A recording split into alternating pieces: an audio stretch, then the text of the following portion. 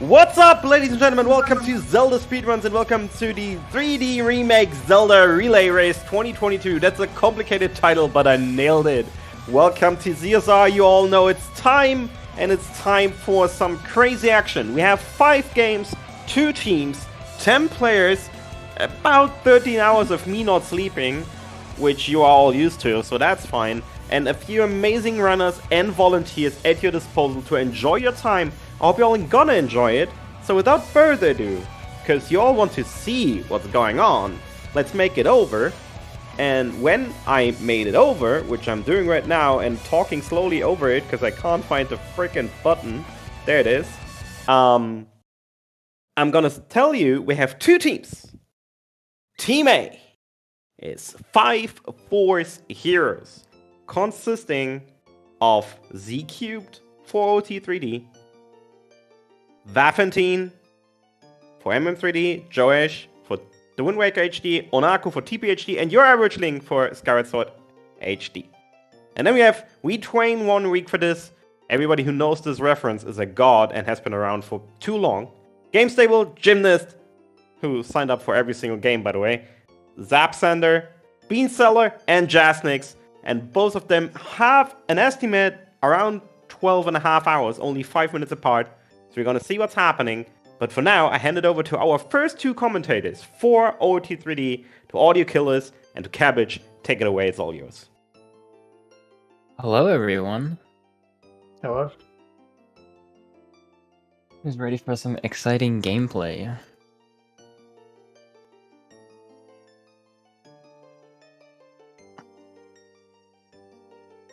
So I guess the first thing to talk about is this run. This is not any percent for Ocarina of Time 3D.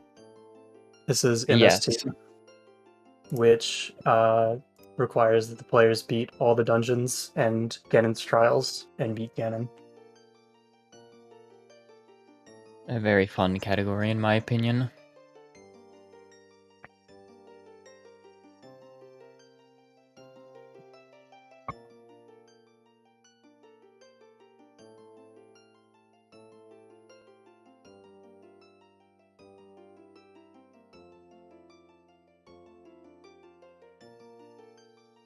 Oh yeah, Zelda Cube. Oh wait, they can't see it on stream, but Zelda Cube did his little Yeah, I love glitch that. file.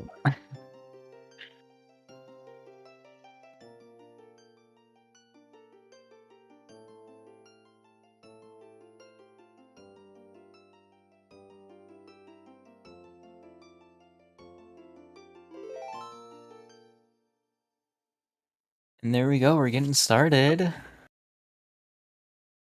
Good luck to both teams. Yes, good luck to both teams. 12 hours later, we'll be done.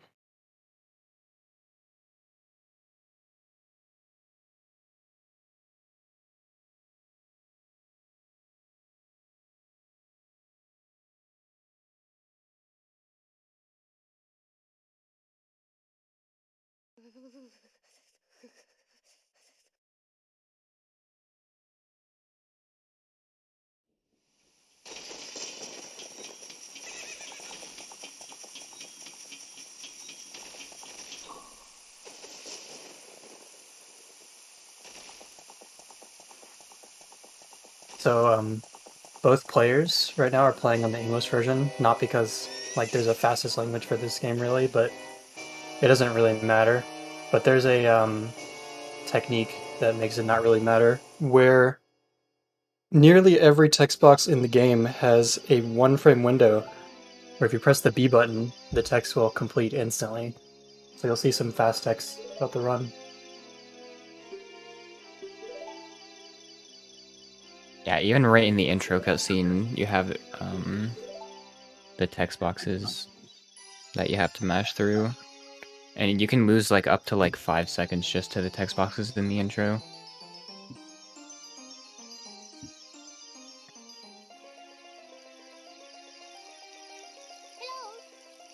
If you look closely here, there's a Deku Shield on top of one of the houses. Feels weird. I always forget about that.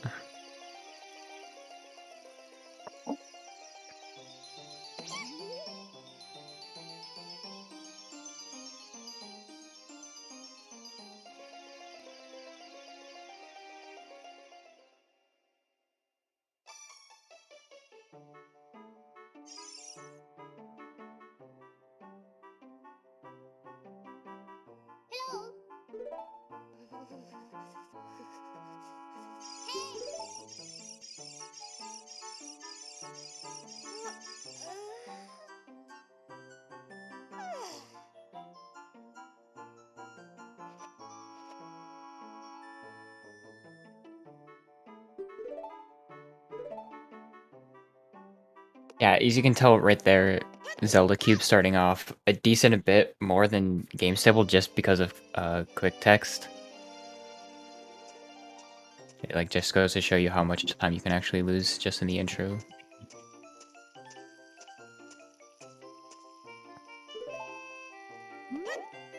Alright, so just standard stuff. We need to get the sword to escape.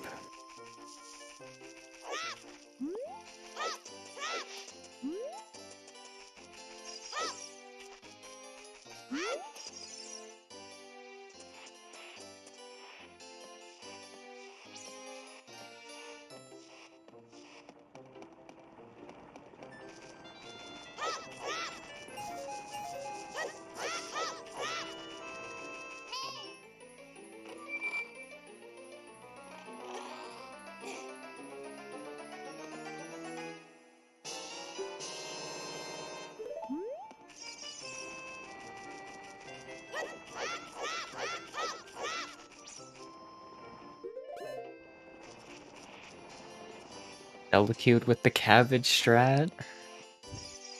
I was wondering if Game Stable was gonna do it or not. Or if he even knew it. I guess not. So the runners here are going to do what's called a triple slash clip, where if you slash your sword 3 times and then put it away, you can get a big burst of speed backwards, and you can just clip right through that guy and get out early. Zelda Cube got a really good time too. Yeah. What was that, like a 4:13? There was like a 4:12. Is insane. That's really good. There we go. Game Stable got it too. Not too far behind.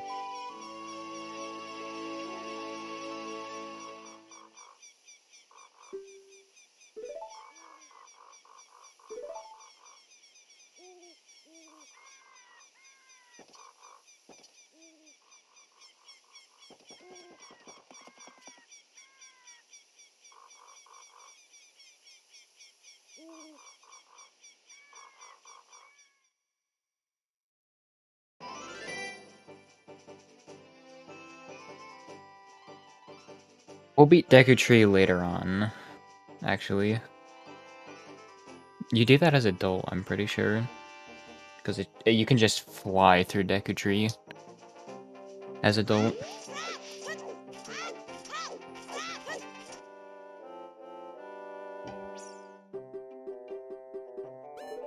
Now we have other ways to get out of the forest.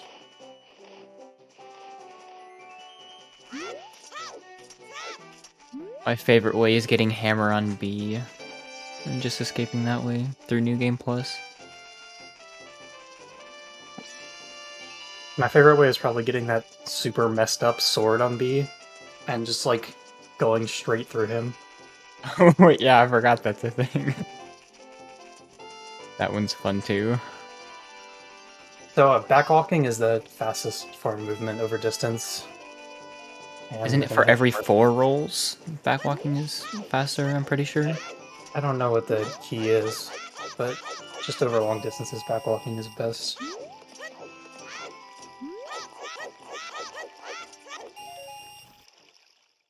We're getting rupees here to buy a couple things later on.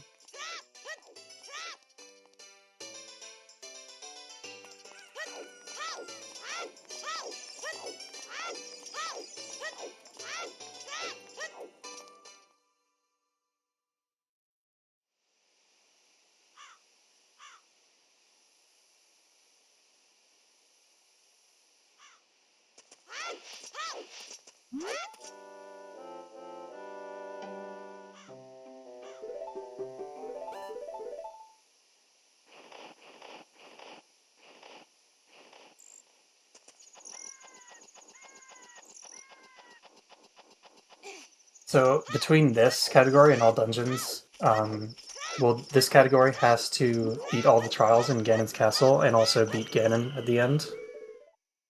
And there are also a few techniques banned, notably Back in Time, which in this game gives you almost every item in the game. And a lot of hearts too. Yeah, a lot of Maybe hearts. 15? 14, I think. Back in Time's kind of broken. It gives you like basically like the lowest upgrade of every item in the game.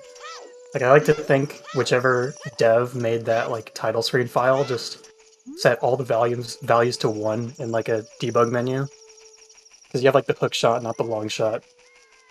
You have the Goron bracelet, but not the gold gauntlets.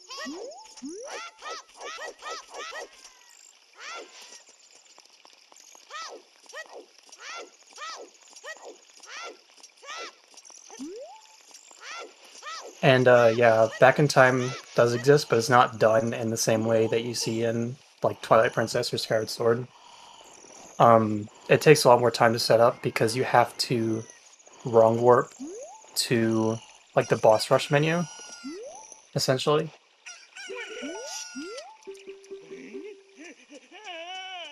It's kind of weird. I don't know how it works completely. Yeah, I don't either.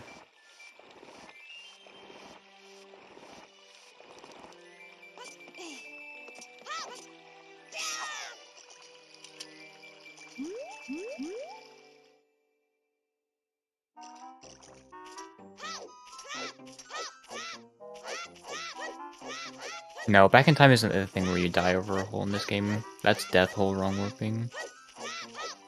We'll get to that. Yes, we'll get to that much later. Hey, audio killers, do you have any fun facts about guards? Not really. I basically just gotta side hop, and if you like side hop in their like line of view, you have to side hop each frame you land on the ground. I'm pretty sure, but I'm not 100% sure, but I'm pretty sure if you side hop into them, they catch you. I don't know if that's a 3D exclusive thing, but I swear I've done that multiple times. But I also could have just missed the frame perfect side hopping. Yeah, I think you're just bad. Or the first guard, my favorite.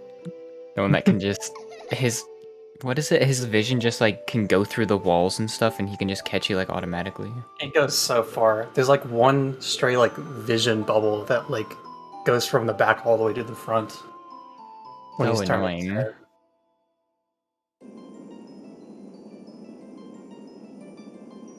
I got scared there for game disabled for a moment.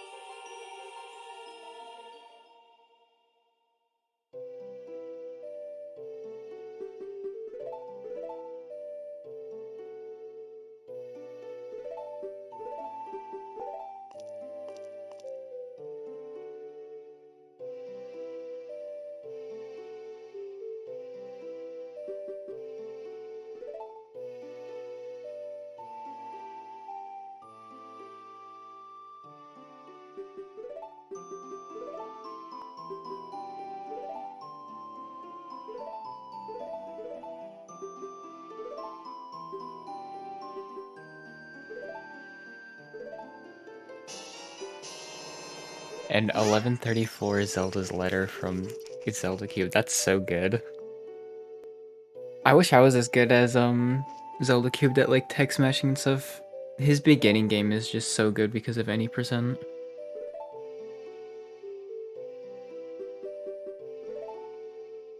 There's lots of opportunities for game stable to catch up later on.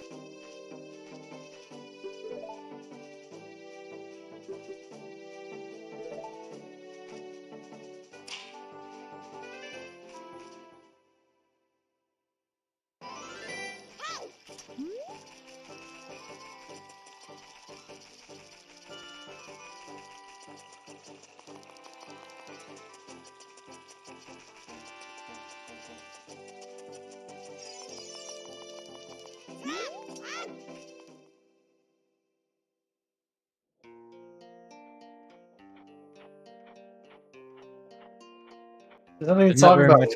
ZL. I was just about to say, there's not much to talk about, unfortunately, here in the beginning. We're gonna get our... We're gonna be talking a lot, like, coming up, though. I'm sorry, Trez. I'm tired, what can I say? I'm not used to waking up this early, even though it's not that early.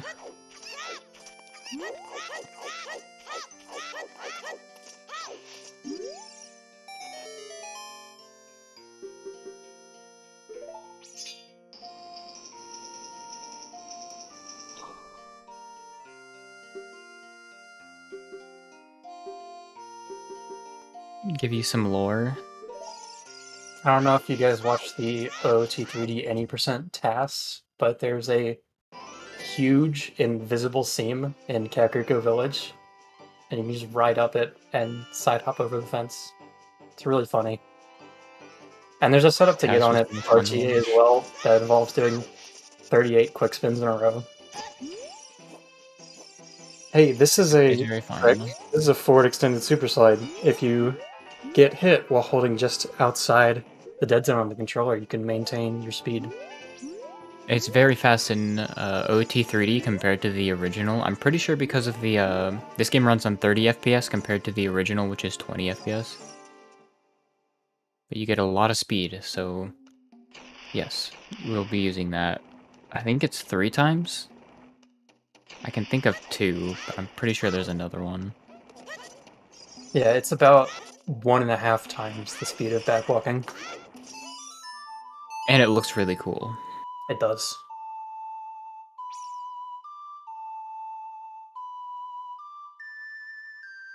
Dang, Game Stable missed it though.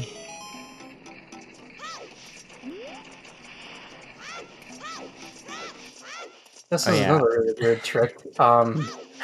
If you just do this movement in Goron City, you can just go through the statue behind Jurinia. Do you know how it works? I have no idea how it works. Half the time if I don't do my specific setup, I don't even get it. All I know is it has to do with loading and unloading the room.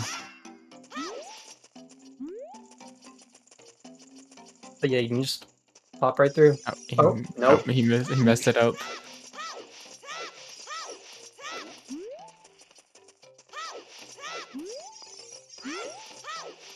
Come on, Z cubed. He's got this, he's got this. Now it's time to bring it around town.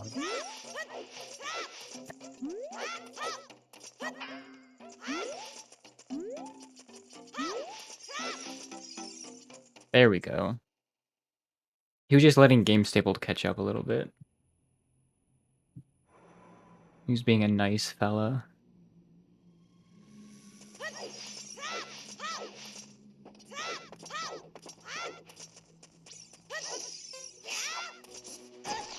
The reason we're doing this is because we want to go get magic early. Which normally you can't just walk up Death Mountain due to the rocks being in the way.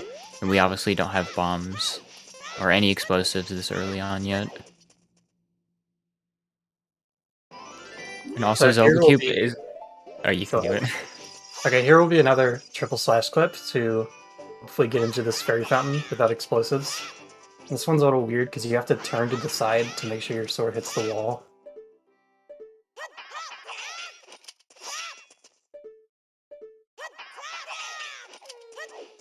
There we go.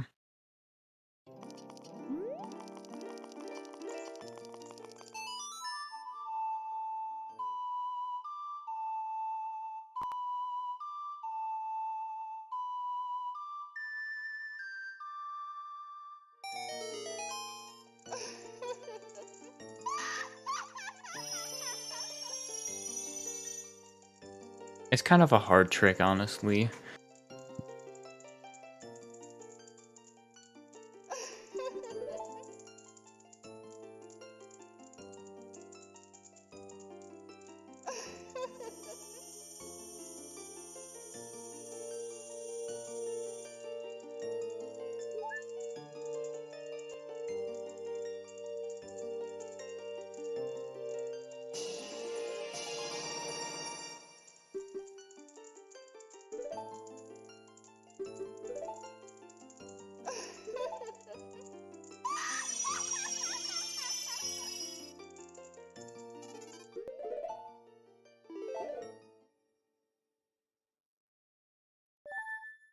Toughest trick in the run,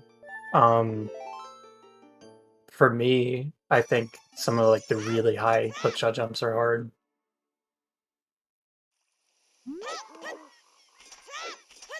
Like one later in the Longest Cavern, I struggle with a lot.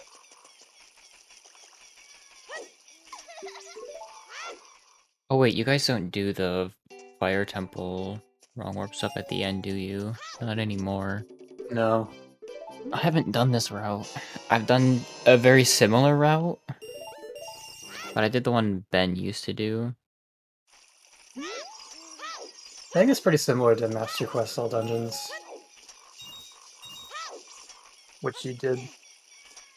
Oh no, it wasn't a Master Quest one. It was one of Ben's record runs that he did, and I just followed that. So now we're using our rupees to buy a Deku Shield and a Deku Stick capacity upgrade. I actually forgot we do this. We're going to be using a lot of sticks this run, so it's just best to get this. It's we're probably my favorite part of the run. We're waiting anyway for Navi to appear after 30 seconds since you enter a loading zone. So it's not all time lost going out of your way to get it. And there's not really any faster way to get Deku Sticks, like a lot of them.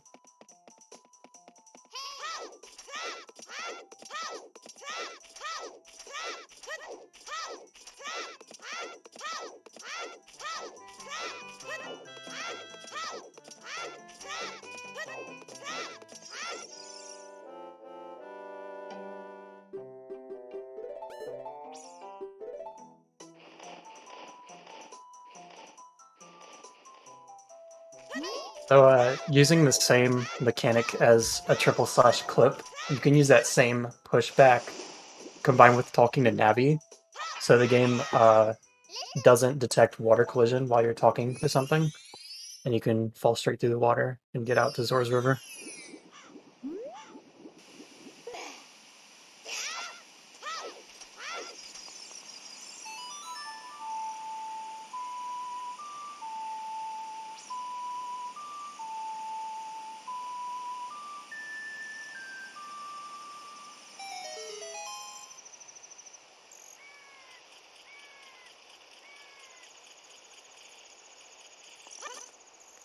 I got scared for Game Civil there. He got the weird camera angle. I thought he wasn't going to make it.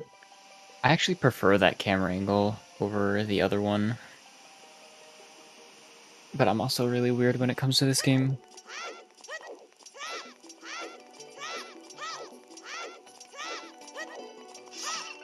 But it's also really easy to mess it up with that camera angle.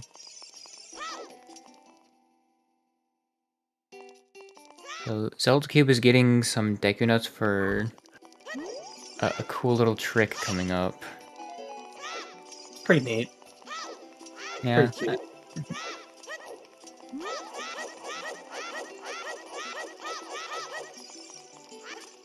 And here's another triple slash clip to get past King Zora without Ruta's letter. That one's really easy. Until it isn't. Until it isn't.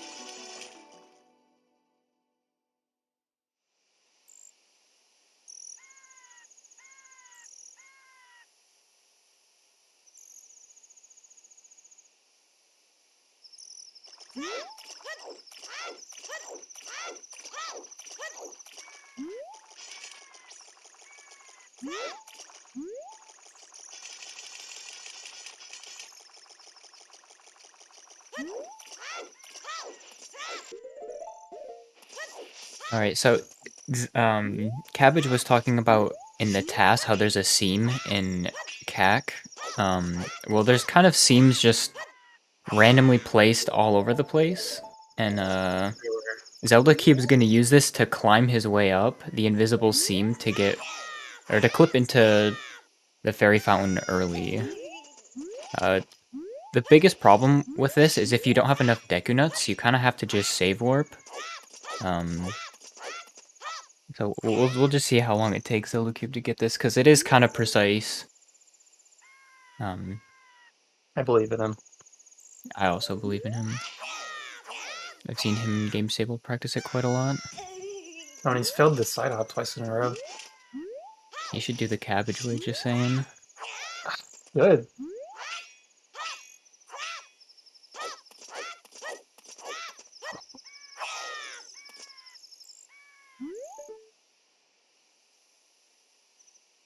Oh, Game Stable actually gets it first.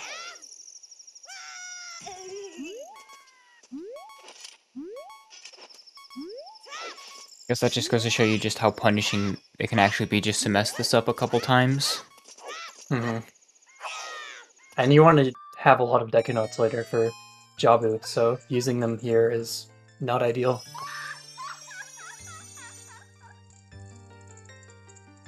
There he goes.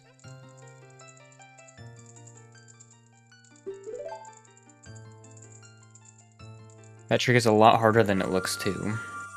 If you didn't think it looked hard, it is very hard. It's very finicky, honestly.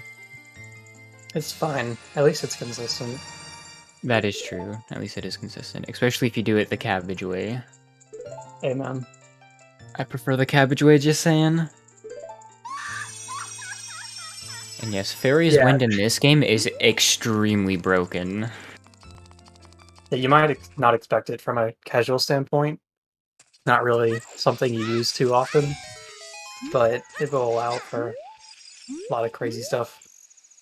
And there's another fess off the Gold Skulltula from the tree. I dropped it. I wish I thought of doing that when I was running like Hundo and stuff. Such a cool little time save. It is so cool.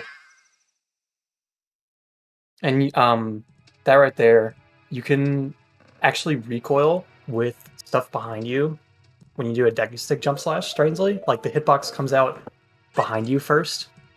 So you can actually jump slash and recoil off of Jabu's mouth to push you in without a fish. Yeah, super fast. Zelda Cube actually got the entire fest too. It's super cool to see. So I'm glad one of them got it.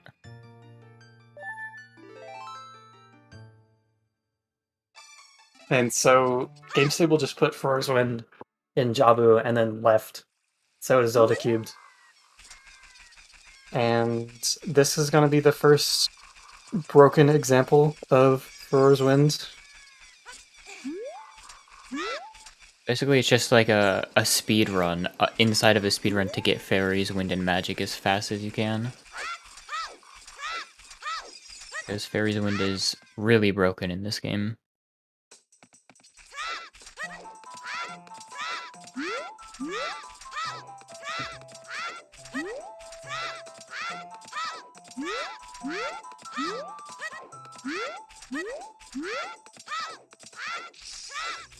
So right after GameStable gets owned by Zeku Scrubs for a little bit, what he's going to do is attempt to enter the grotto here with 0 health, and then quit the game. And what the game does then is it tries to load the title screen because you quit, and it also tries to load the grotto.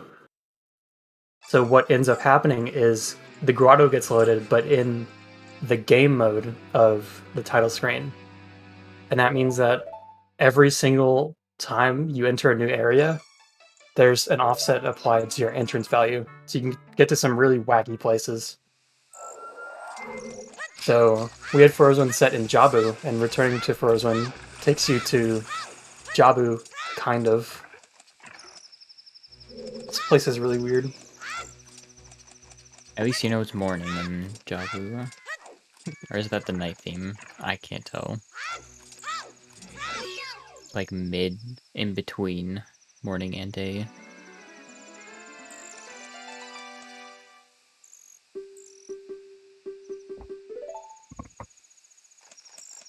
Oh, Zelda Cube is styling on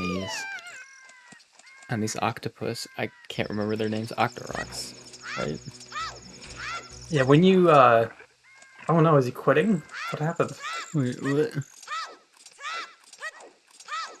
When you death roll wrong over some places, your movement is like restricted. You have to like Z target to walk around anywhere. Yeah, I don't think he knew that's what he had to do. I thought I'm he not might sure be if you got to stuck. turn around, but you can kind of just like hold down and then mash L to turn around. And the reason the runners did that is to skip carrying Ruta around, because normally you have to carry Ruta around after she falls through the hole in that big room with all the holes in the ground.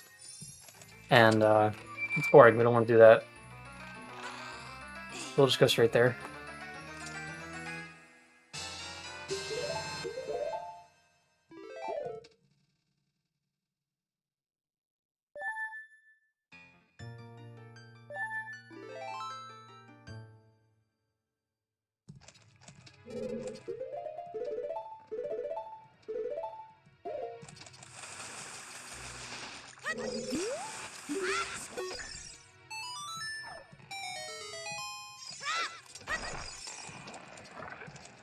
That's also Alright. true gymnast, but there is a way to do that without a projectile, without using Death Roll Wrong Warp. So Games Tabled is trying to place this berry in a specific spot so he can do a mega backflip. Yeah, normally after getting the boomerang, you'd have to kill these tentacles and then lower a platform after defeating Big Octo, but you can kind of just jump across over here. And then by pulling out Zelda's letter as soon as you land on the switch, you can keep the door open for a brief second.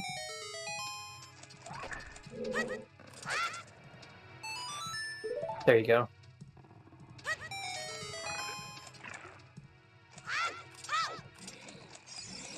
By standing in a specific spot here and throwing the boomerang up, and then just side hopping away, you can just hit the little switch on the top of the room really fast. So I have to climb all the way up there.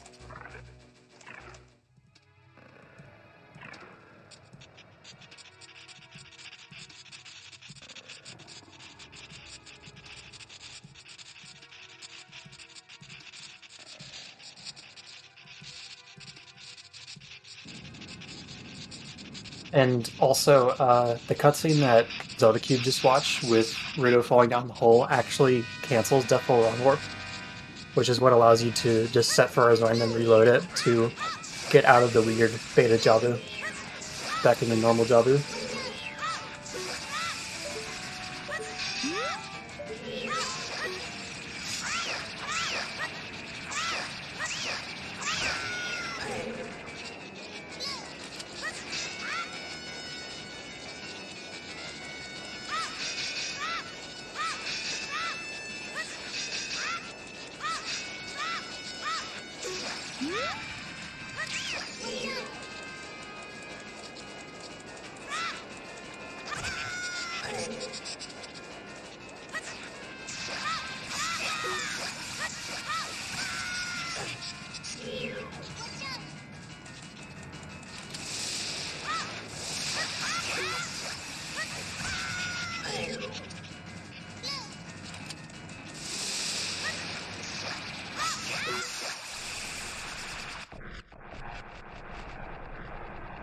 But Baronet didn't give Games Table too much of a trouble.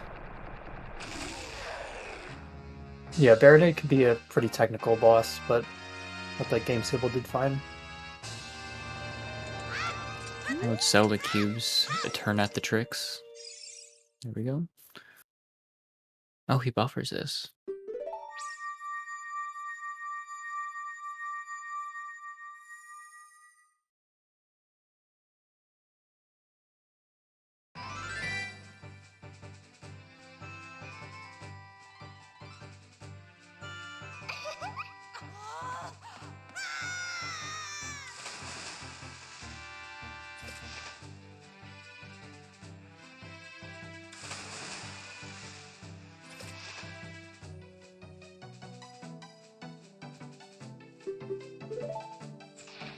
Oh, actually, Games Oh my Table got it. I God. was just about to mention it. Okay, so basically, if you get all 3 of the text boxes as quick text, Ruta will actually she'll start swimming backwards faster than normal. I think it saves 3 seconds on, I don't even think that's on top of just the quick text itself. But it basically just starts her animation for going backwards really fast.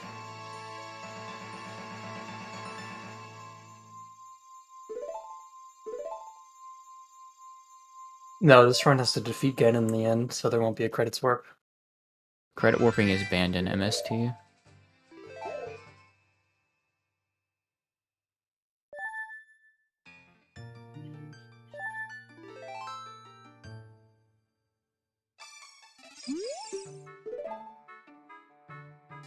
Oh yeah, they added an option to sleep in Link's bed, take a nap. It gives you more magic. We all needed a little nap sometimes.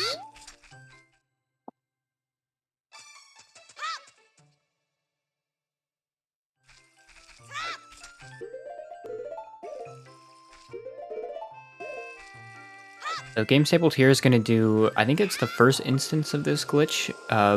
If you go into your item menu and you swap out an item that you can't use with an item you can use, there's one frame where you can actually use the item, and you can use that with Fairy's Wind to set it anywhere. That'll be very useful for a lot of things, actually. It's pretty good. You mostly use it with Furor's Wind, since Furor's Wind is normally only able to be used in dungeons, but restricted items lets you use it anywhere. But there is one instance later in the run where you do it with the bomb, I believe.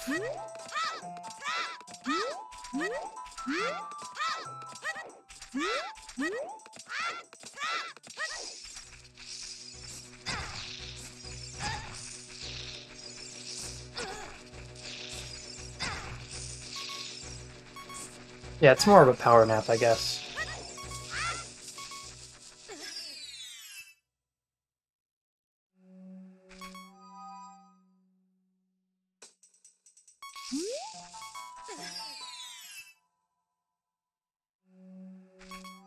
Game Stippled he's just checking out the grotto a couple times, making sure it works.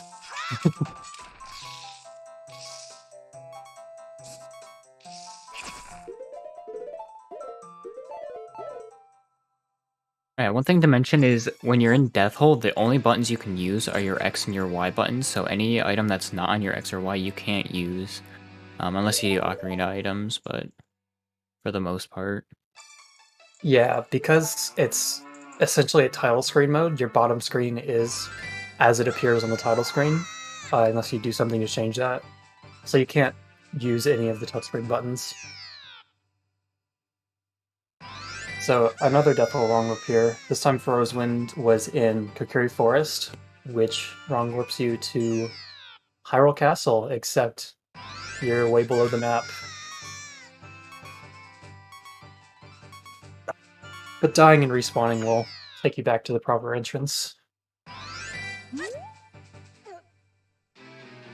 Yeah, so Game Stippled here is going to die when you have no health, and I'm pretty sure if you're falling, you can side hop to the left or the right, or even roll and backflip. You can do like those main actions, so he's going to use that to side hop into some water that's really below the map, really far below the map. Fun fact, if you get caught by these guards while in Death Hole Long Warp, the game will crash. So don't do that. That's what happens when the guards get a raise.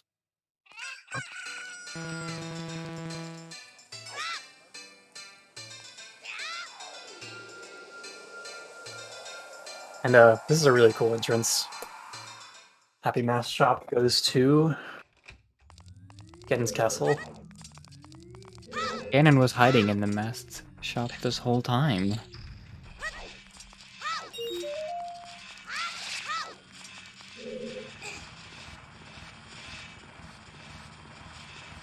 Yeah, time to do all the trials right now.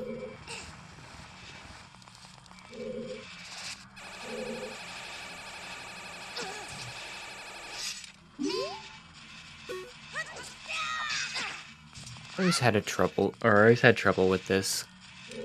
Trying to do this.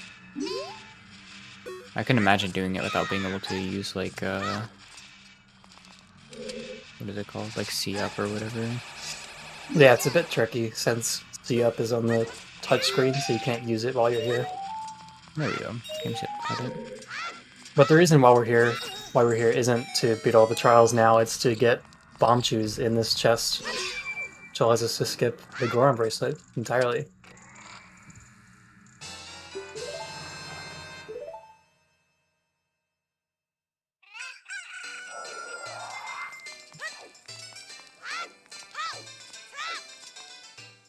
This is also a really cool entrance. Yeah, No, so you very don't good have at infinite health. In this state, you have as much health. You have 3 hearts, unless you get more health. Because you died. I don't know, Malform. I was gonna get past. Yeah, Oh, one thing to note is the cutscene in the beginning of Temple of Time is the only reason you can actually pull this Master Sword without... I'm pretty sure the game crashes. So if you've entered Temple of Time and you try to do this, it will not work, actually. that was pretty easy. You just kind of walk in, and you're right there. Just walk in and take the Master Sword. I don't know why Ganon didn't just do this the whole time.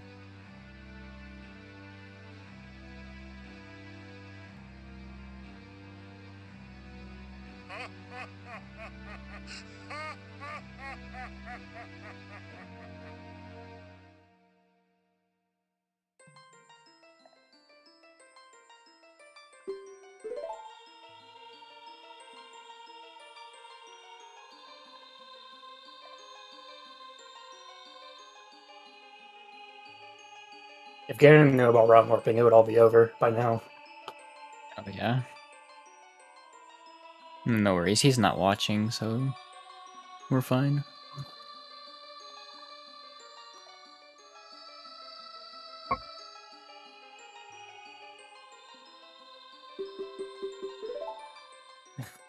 Oh no, Zelda Cube just went back to Ganon's castle and saved I it. was, I was just about to ask why he did that.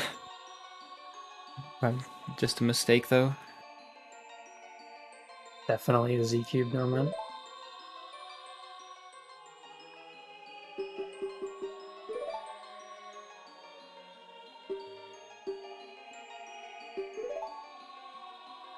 But no worries, there's still a lot of time for Zelda Cube to catch up. There's a lot of interesting glitches that we have to do later on that can lose you a couple minutes.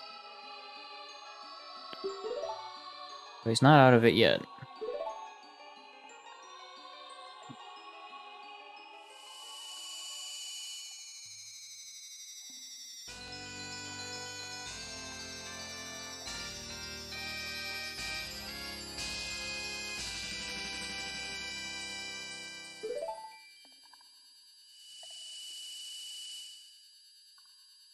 Yeah, it's really easy to mess something up and lose a lot of time.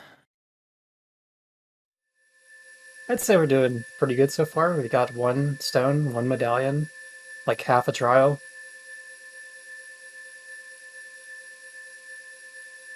Oh, in Death Hole, you can use Fairy's Wind wherever it's not blacked out. Right, yeah. Basically, it just gives you free restricted items anywhere. Yes.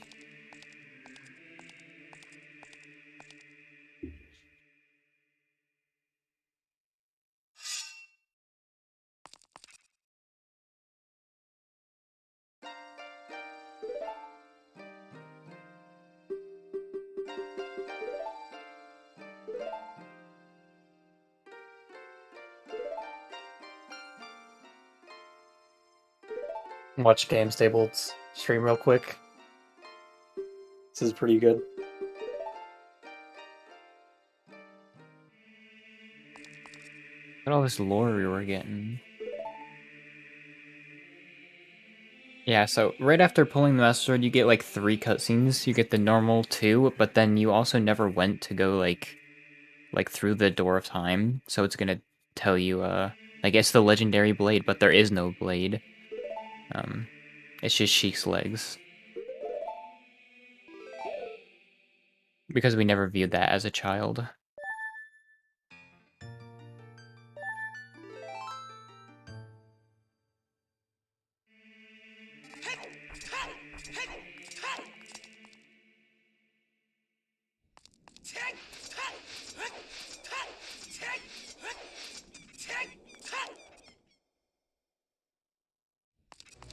Yes, the legendary blade.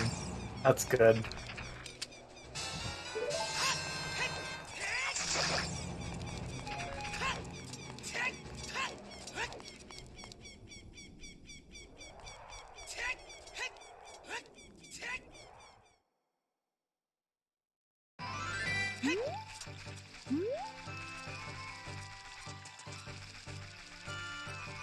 Oh yeah, you do need a lot of magic in this game just because of how many times you use Fairy's Wind. It's pretty good. It's a really good item. It really is. Like, not only just for wrong warps, but also, you'll see here, GameStable is going to use it to skip some backtracking later.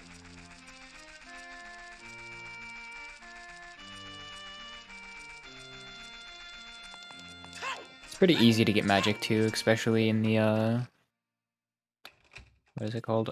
In like the market area as an adult. The Redeads will always give you magic as long as you kill them, which they're super easy to defeat.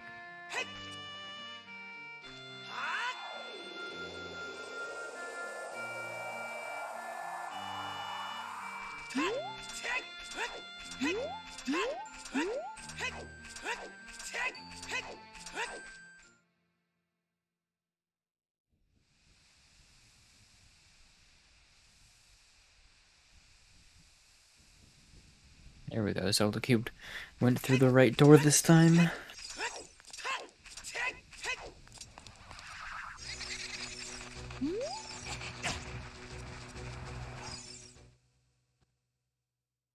And if you notice, in this Temple of Time intro cutscene, Link isn't at the front where he'd normally be.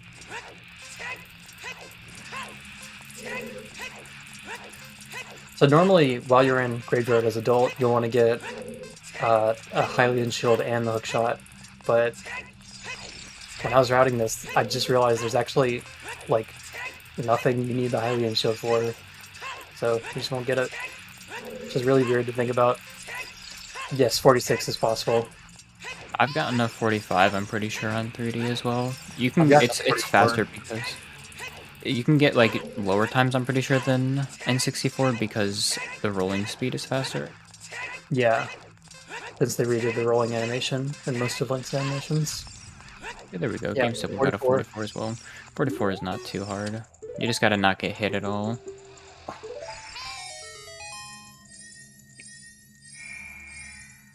I think you can get a 43 as well, if you're really fast. You cut all the corners. If you actually do the death Independent erase recording. while in Death Hole Wrong Warp, the timer on the screen doesn't load in properly, so you can just get a 0 really easily. Oh, that was really fast by GameStable.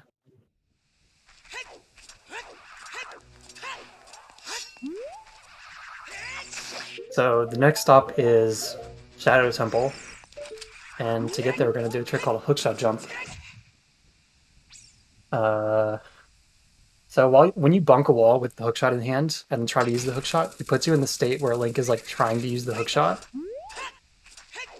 And when the hookshot actually connects, it like gets interrupted. So you just maintain your vertical velocity. You can just fly up and land out of bounds. I love flying in my Zelda games. Pretty good. Yeah, you can long shot the torch at the end in Dampé's little race, but obviously we don't have the hookshot or the long shot, so we would not be able to do that. When we slide out run. here into this unloaded room, the door blocking Shadow Temple isn't there, so you can just walk straight in.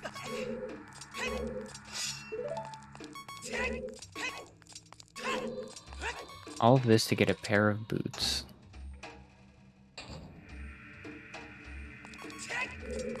Pretty quirky boots. Kind of slidey. I wonder how comfortable the boots are. They look comfortable. Like, just from, like, their model, I guess.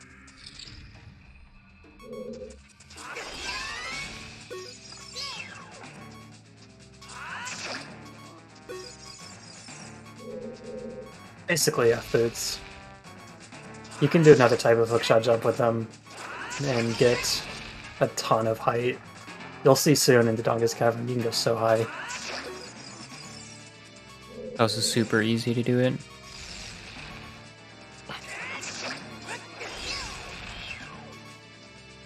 I think you can two-cycle Dead Hand if you do it correctly. I'm pretty sure it's a slash, slash, and jump slash, and then in the second time he's up, you can just slash and then jump slash.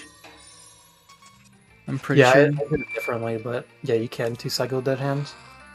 As adult, at least. They just look so comfortable.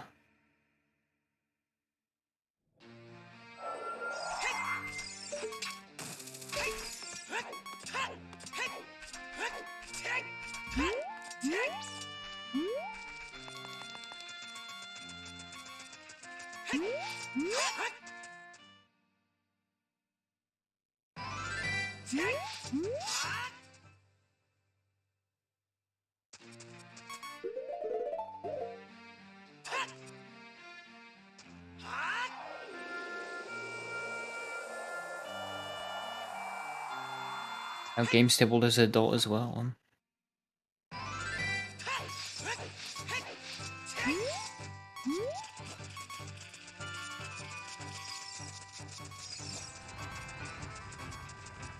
About now is usually when the run becomes really interesting. A lot of warping around places. Mm-hmm. And right here is the one reason why we need to get bomb shoes. It's to blow up this door. Wait, is it? Yeah, it's Nice. the one thing you need some type of explosives for. Bomb shoes or Very bomb nice. bars.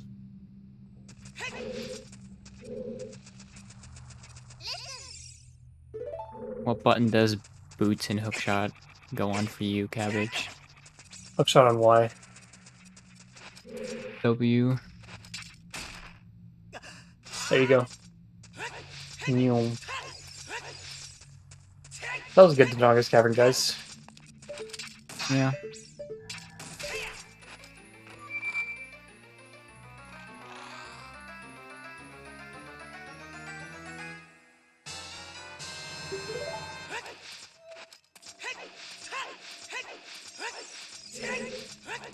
Yeah, clipping in the DC would be pretty nice, but I don't think it would save like that much time because bomb shoes do have other uses in the run, and it doesn't take very much time to go get them. So Game Stable is going to do a hookshot jump here that has to be pretty high in order to reach the loading zone here for the boss. And he got it. That one's a lot harder than it looks, that's for sure.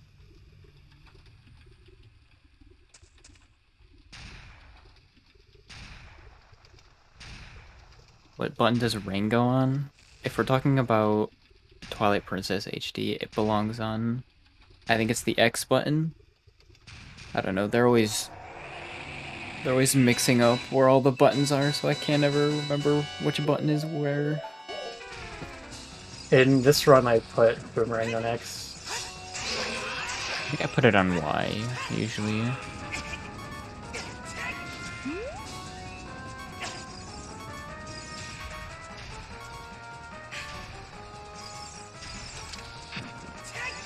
If I'm being honest, audio killers, please don't hate me. Sometimes I do hookshot jumps with hookshot on 1. Dude, I didn't even know you could do that until it wasn't too recent. After I stopped playing, I realized you can do it with the 1 and 2 buttons. It's fun. The timing's pretty easy as well.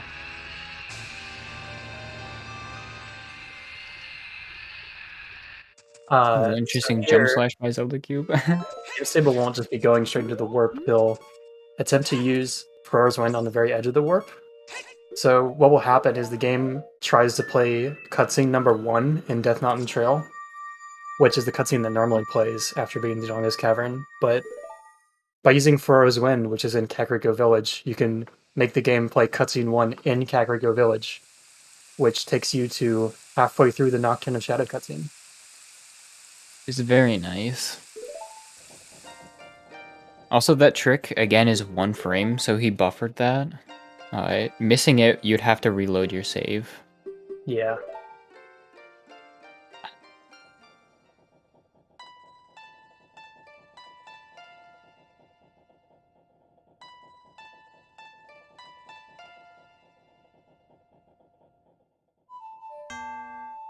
Best song, by the way. Hardest song in the game.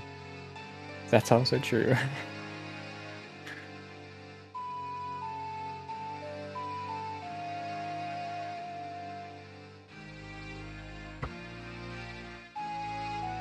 No, I'm very weird when it comes to my equips in this game. Also to note, when you do a wrong warp, like from a blue warp, Furrow's Wind does not get unset. So right after this cutscene, Game Stable will just return Furrow's Wind back up to the higher entrance.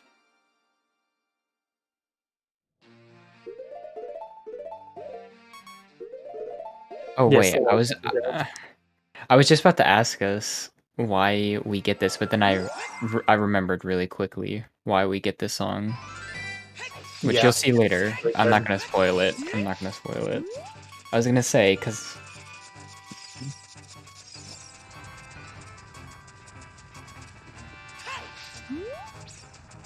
yes, it's a surprise tool that will help us later. There we go. I think Game Stable did the 2 cycle. To be fair, Zelda is also the hardest song in the game.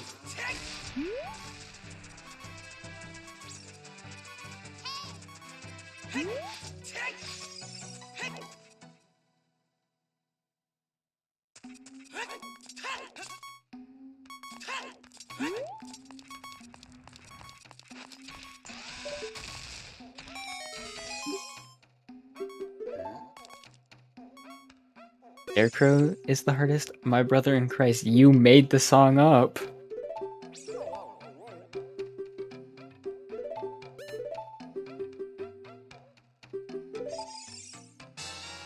Game Stable getting the red shirt. Oh yeah, which tunic is your favorite? Probably the green, honestly. You know what? Fair enough. I think mine would probably have to be blue. Not even that blue's like even that far on like my my favorites of colors. Just looks good. Oh no, Game Stable. There we go. Hey, Cody, that was a hookshot club. What was that? How did you go through that? Basically, if you pull out the hookshot and you're really close to a wall, you can L, like you can target and like spam the L button as you're walking towards a wall, and you'll like clip your hookshot through the wall, so you can hookshot things through most walls. Yeah, you can kind of just put your arm Give me through your the way wall. in there. Yeah. And that there was the cutscene skip to get the Bolero fire without watching the cutscene. He did die though. He's dead. Rest in peace. I didn't even know that floor was like hookshotable until I seen, I think it was Zelda Cube or whoever I watched run this category. Very cool.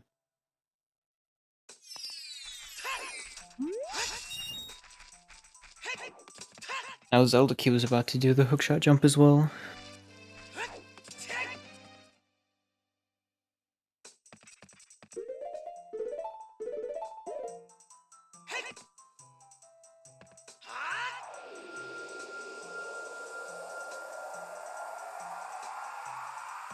There we go, he got it too.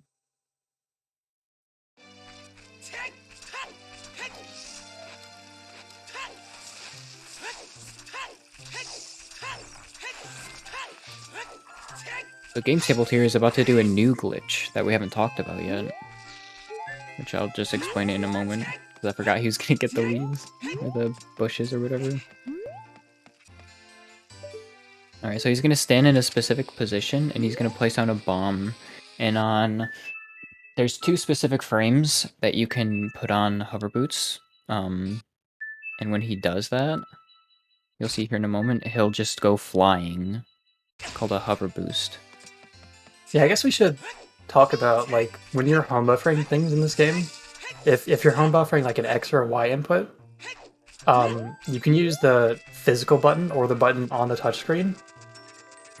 And the touchscreen button has 1 frame of input delay, which means that if you buffer 1 frame early, you can just press the touchscreen button and it'll work.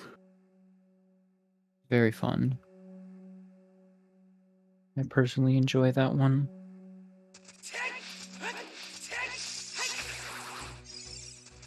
Oh, but doesn't it not work for, like, restricted items? No, it doesn't, because it's still like loading from the menu. Yeah. So that's So something Deck to Tree take here is into another one of the child dungeons that just gets broken open by hookshot jumps. Yes. I actually really like the Deku Tree as adult. Nice C-Cube got the Nocturne Wrong Warp. And so we can just clip out, just like Dodonga's Cavern. Just go straight to the boss, hopefully. There it is. Okay, good. Nice.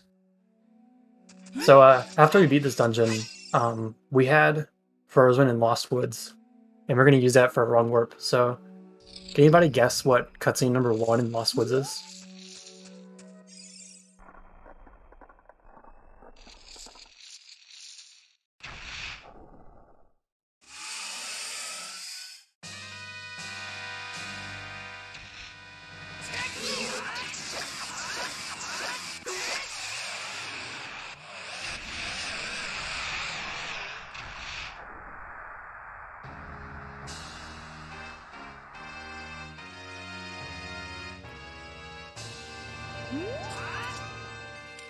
I'll just go right out and say it. It is not the Wind No. Waker intro cutscene.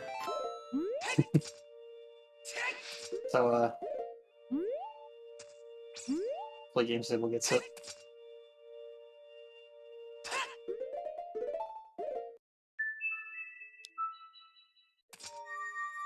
There you go. Well, I actually lied to you guys. We're going to Spirit Temple. So, did anybody guess that? Yeah, anyone? Anyone?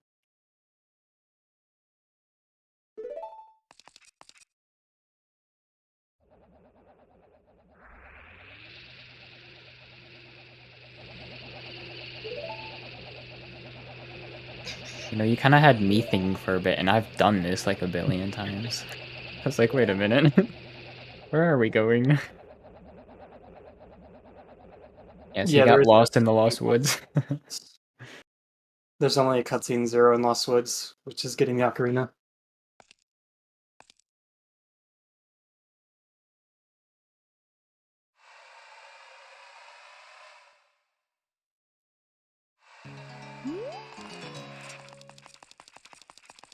Jeremy's able to just backblocks into the loading zone. Oh no. Oh. Ooh. Oh no. So that collision is just kind of weird. You can just kind of walk up it, even though it's like a slippery slope, but game stable fell, unfortunately.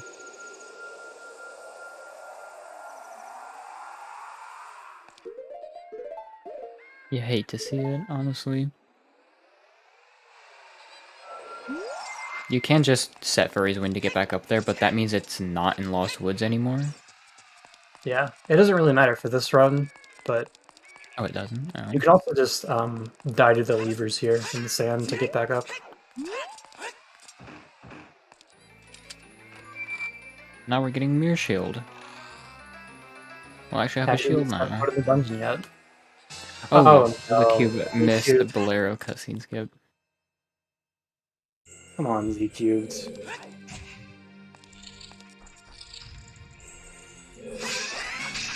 Means he's gonna die right after that cutscene.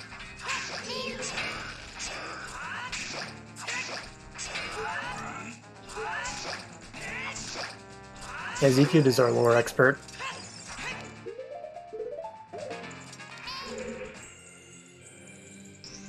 We can all appreciate a good bit of lore, though. Let's be real.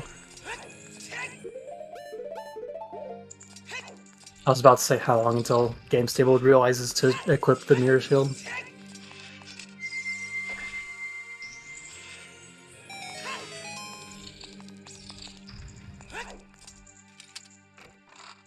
I think Spirit Temple is really good. It's really cool. I agree too. It's not too fast like Dodongo's Cavern or Deku Tree, but it's also not too long. Yeah, it's pretty quick. Good in between. Do some neat hookshot jumps up and go straight to the boss.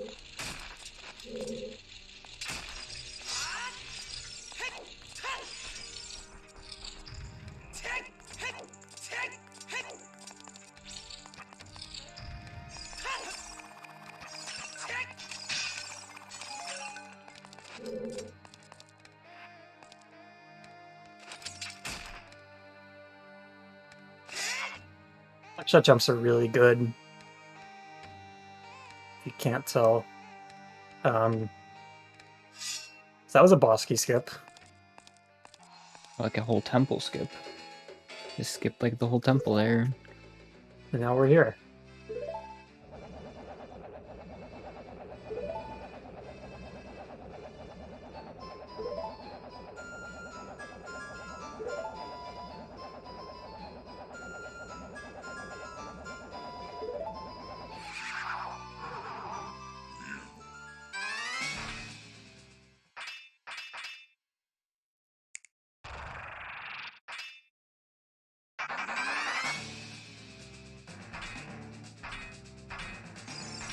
Yeah, what Fox said, you can clip through slanted ceilings with hookshot jumps. Actually did not know that it was specific to slanted ceilings. Good to know.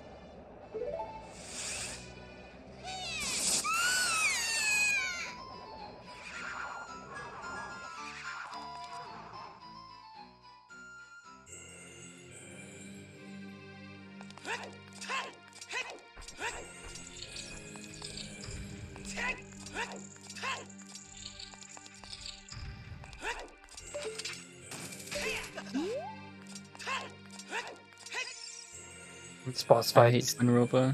boring. Yeah, it kind of sucks. It kind of just takes a long time.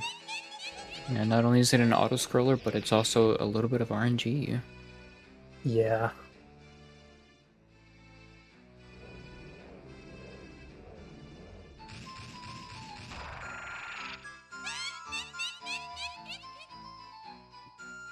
I prefer my games without the RNG in it. That sounds like a skill issue. I should just RNG better, you're right.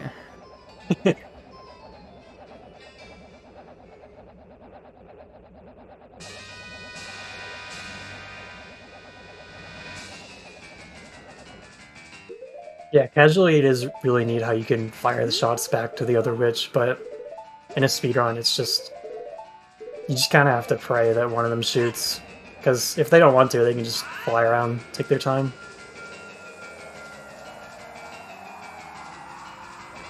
So cute. Oh no. Ooh. Yeah, if you do miss one of the wrong warps, you do have to come out of your game. Otherwise, you just watch the cutscene. And I might be wrong about this, but I think the Kokiri Emerald cutscene will crash as Adult Link. So it's not very good.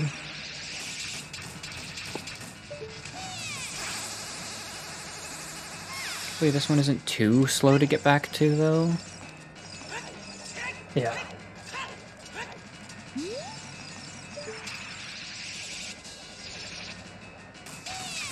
Oh, it doesn't? Must be confusing it with if you watch it in Death Wall, I think it does crash. Yes, the Kukiri Emerald cutscene is very slow, to be fair though. It might as well crash at that point. There we go. Got it though. It really does give you all the lore though.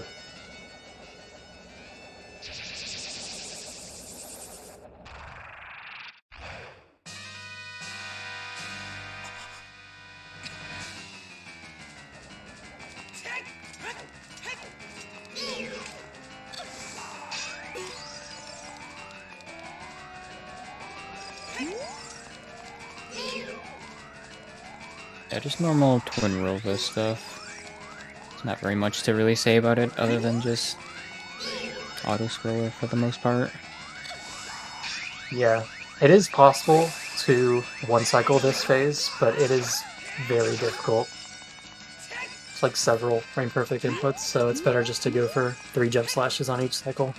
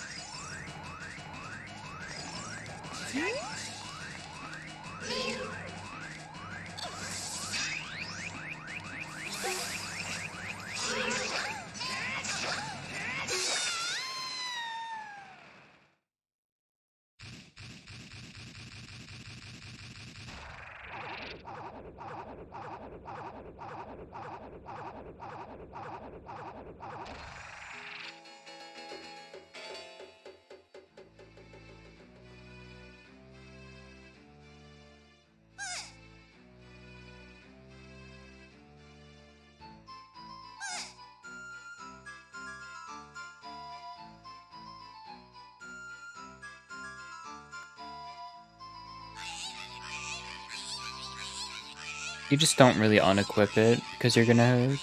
Do you go to Fire Temple? I don't really know what happens for Fire Temple and stuff. I don't know if you just wrong warp to a spot or something. But I do know it is for later. Plus it's just slower to unequip it, compared to when we equipped it, I'm pretty sure. Yeah, I think equipping Goron Tunic here is... Later we're gonna go to Death Mountain Crater and do a wrong warp to Forest Temple. Oh, also you need it for Fire Trial as well. Yeah. Well, I don't know you if you need it, it's but...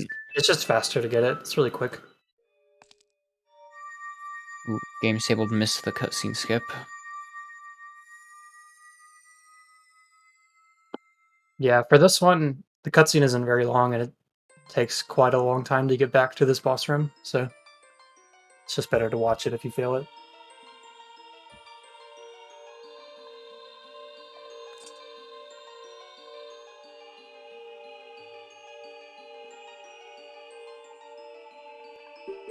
And as game disabled leaves the boss area, Zelda Cube begins.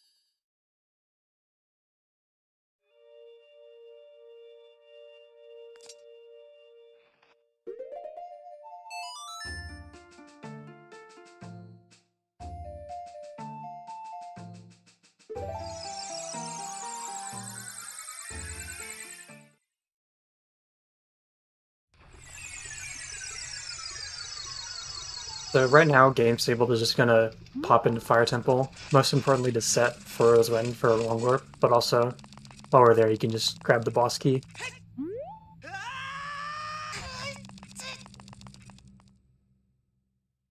How many RI blue warps? 5,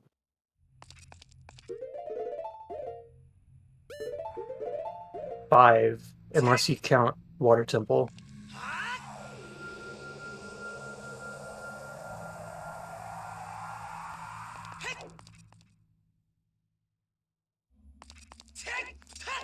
Turn 5.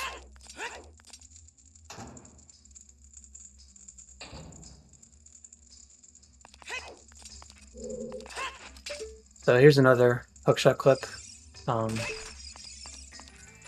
Conveniently, the boss key chest is right there. You just grab it. You can skip the boss key in Fire Temple, but not conveniently for us. The only spots to do it are pretty deep into the dungeon. Yeah, unfortunately. Unless you're playing Master Quest. Unless you're playing Master Quest, of course.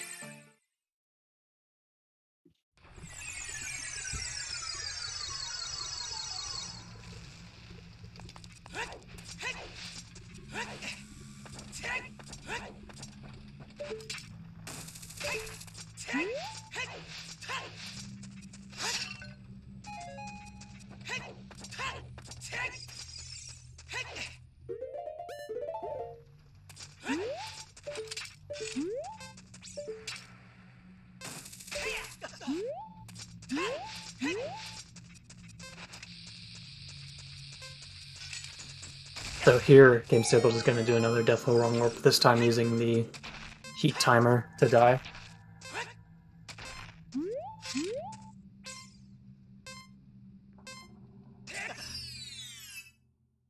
Just a little too early.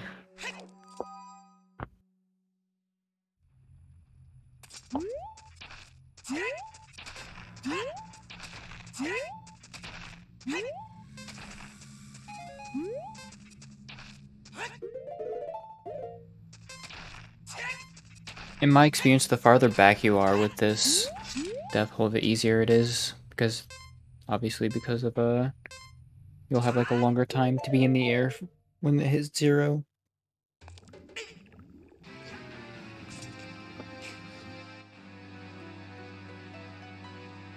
Yeah, just same stuff though for death hole though.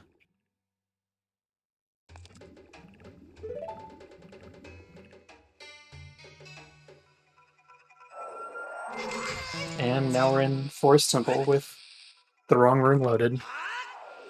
And we just want to get out of Deathful Wrong Warp, so the easiest way to do that is to die and then save and quit, which will put you at the Forest Temple entrance. And you can use repeatedly opening the Ferrar's Wind text box to get hit multiple times by the same bomb.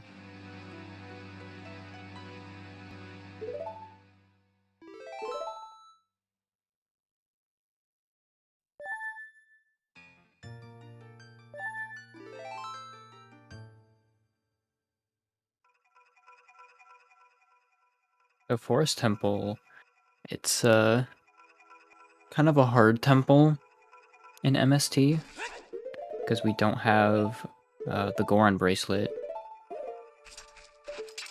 which we'll see coming up. It's a shame.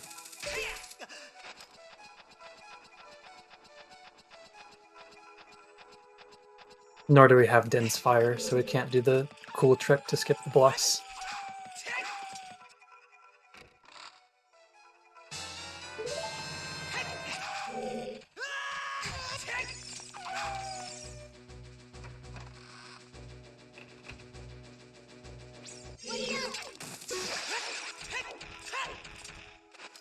Wait, did Zelda Cube get a 3-cycle Twin Robo? I wasn't looking. Probably.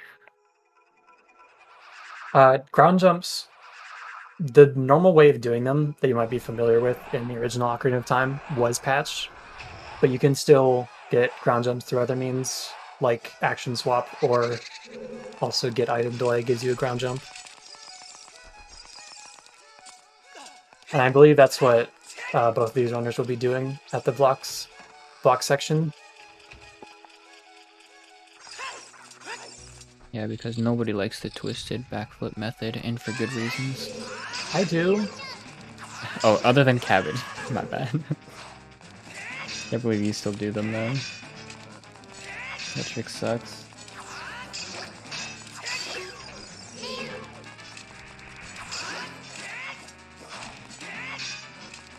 I like to have extra bomb shoes. That is fair. So these guys kind of do a lot of damage to you, so you're kind of just shielding and hoping you don't really get hit.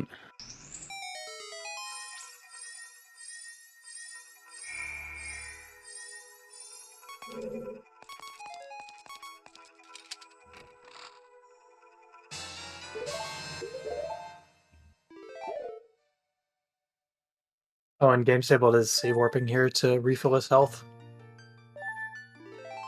Good idea.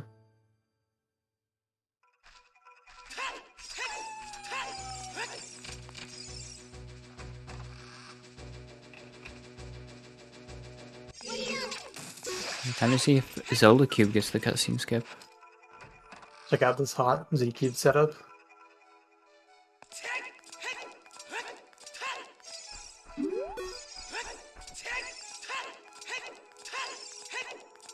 And on GameStable's screen here, this is a ledge clip to clip through this Song of Time block.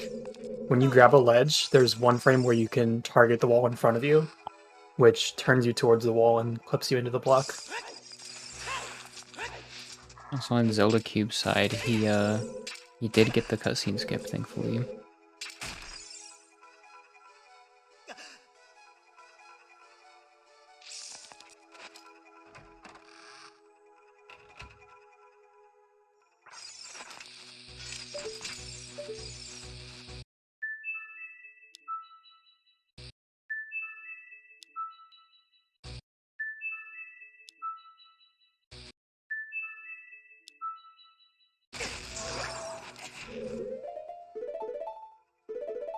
So here's the ground jumps that GameStable is going to be doing. You know about this trick more than I do. So basically how this works is you can only have 3 explosions up on screen. I don't know why though. There's a frame where if you pull out a bomb, you kind of just store the bomb. And then you can kind of just plop it out, and for some reason it gives you a jump. I'm not really too sure why this works, but after messing or after trying one run of the category and seeing the twisted backflips you had to do, it reminded me that you can do this. So I just kind of just came up with a setup to do it. So I could do it in runs, and then I never did another run because I don't really remember why. Honestly, I think Master Quest was just calling my name. Yeah, so what happens is the game thinks you're holding a bomb chew when you're really holding hookshot. So when you try to pull out a bomb chew, it comes out instantly. And since you skipped ever like holding the bomb above your head, bomb or bomb chew, the game still thinks you're like holding it, which is what allows you to do a ground jump. Which is very convenient compared to what you'd have to do normally.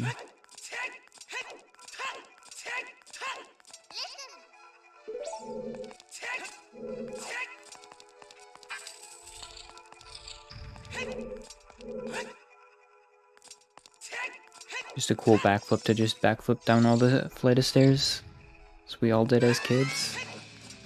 Maybe I was the only one though.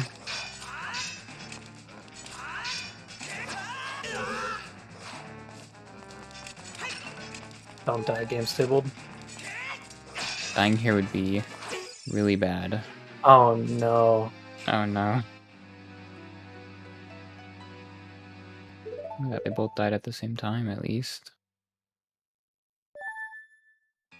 So that just means he has to go all the way back and do the ground jumps again. That's so messed up. That is.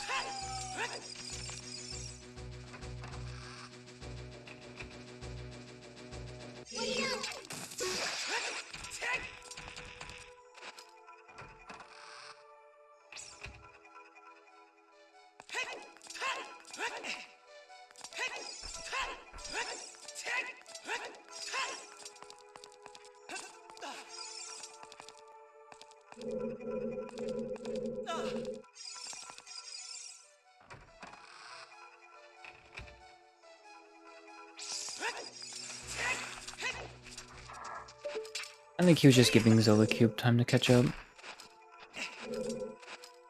I mean, what else could it be? Yeah, exactly. Couldn't be a mistake.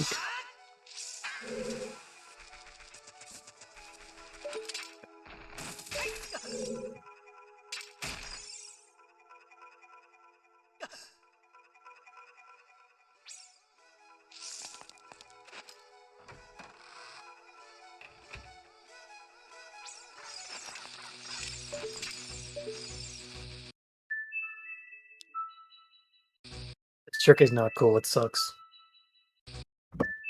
Trick is so bad he wanted to show it twice. How about that? He just He wanted wanted to prove he's an alpha and he can do it multiple times. Yeah, this is one of the tricks in the game for sure. There are a lot of tricks in this game, and this is definitely one of them. This is definitely one of those tricks in this game.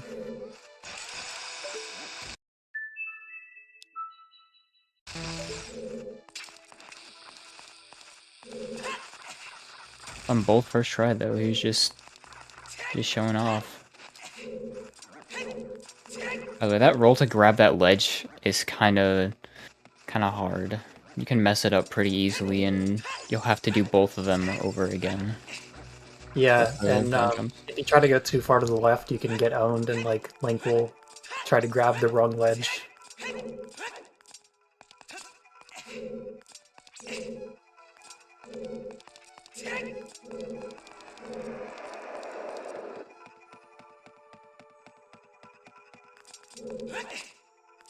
You got this game stable.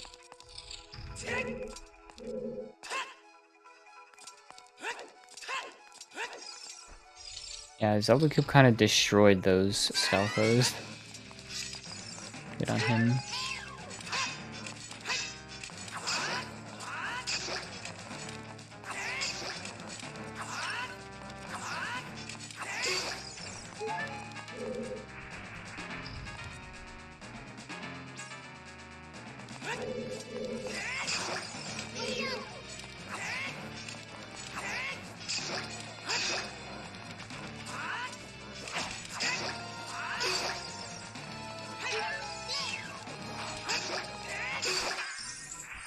Nice.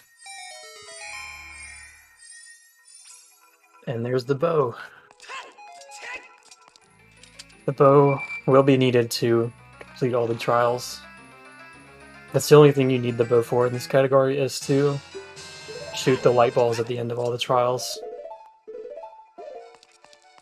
Yeah, because OT3D did a kind of a weird thing when it came to how the bow and the elemental arrows work. And here's a really cool boss key skip. You can hookshot clip out to one of the courtyards that we were in earlier. And while the room is unloaded, you can do a hookshot jump off these vines and hopefully land straight in the boss loading zone. Nice. It's super fast compared to what we used to do. Yeah, and it is really cool to see. I think Zelda Cube got both of them first try as well.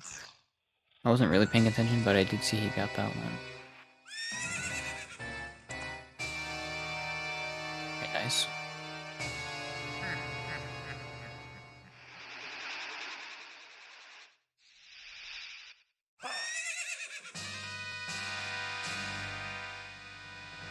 And for fighting Phantom Ganon in the second phase, there's a really fast strat you can do where you shoot Phantom Ganon with the hookshot, which makes him try to dodge it.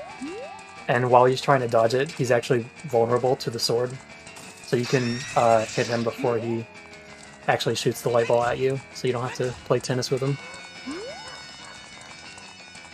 Hopefully Game Stable can get it, but it's kind of precise.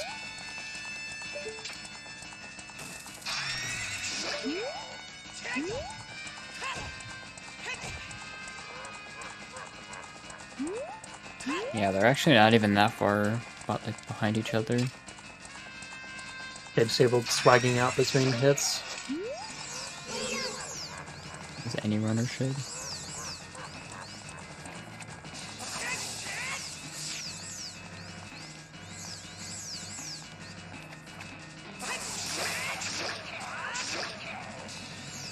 And there's Zelda Cube's getting the bow too, so not too apart now.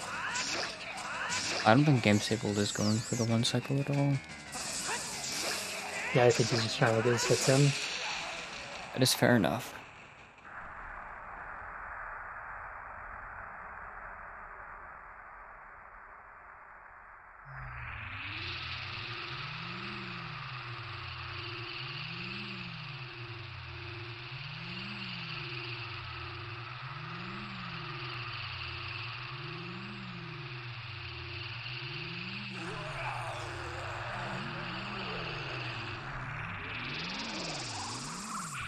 Oh, is he cubed? You got this.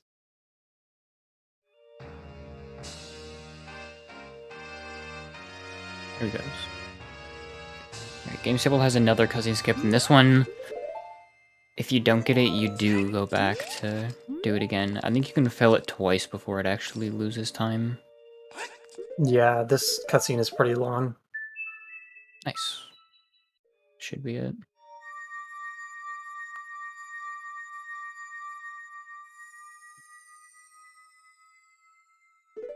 And again, right as GameStable is leaving the boss room, Zelda Cubed is entering.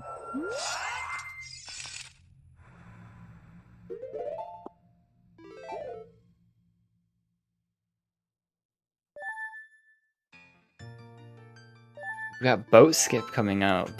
Oh man, this is a wacky trick. This is really good. Trick is really cool though. So, GameStable is about to do a very complex series of Death Hole Long Warps.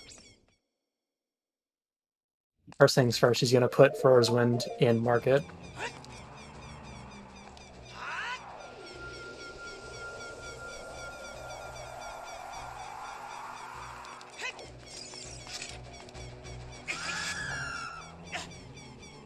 We're gonna use this redempted damage zone. And he wants... I usually get full magic for boat skip just in case all goes south. Yeah, I think you do want full magic for this run, just so you can set Fro's Wind and Bonga Bonga's rune again for the cutscene skip.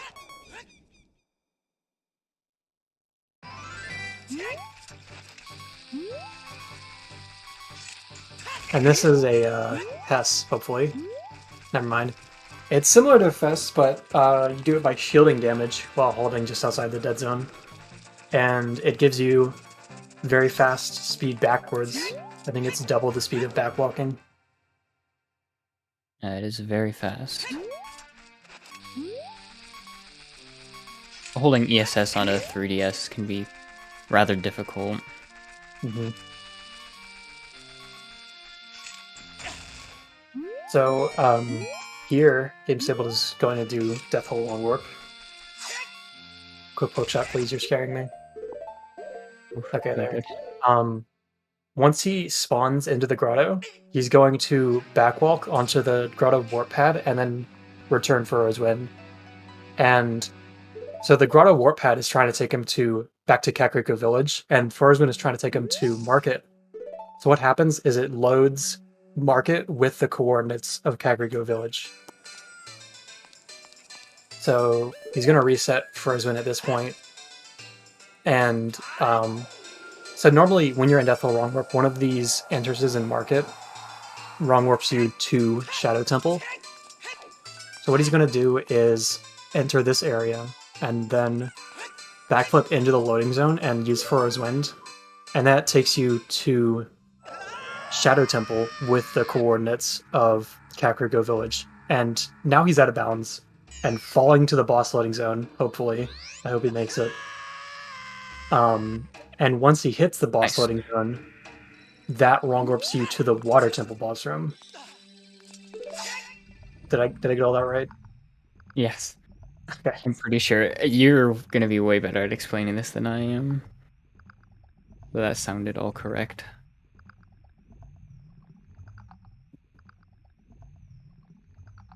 Yeah, so falling into that boss loading zone is a lot harder than it looks. You have to hold a very precise... what is it? Down right for regular quest? Down left. Down left, okay. It seemed like he was falling down right, so... I was close. But that's not all, by the way. Yep.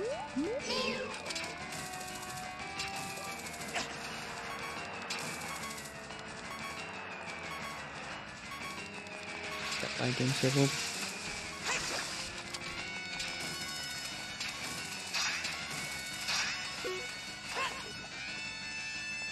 Now he's gonna set Fairy's Wind, which I don't know why, but it'll be in a very special spot.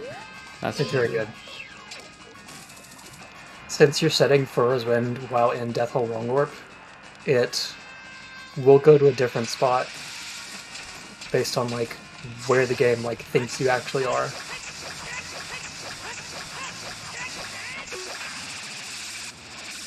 Stable is scaring me. Did not die to Morpho. Good job.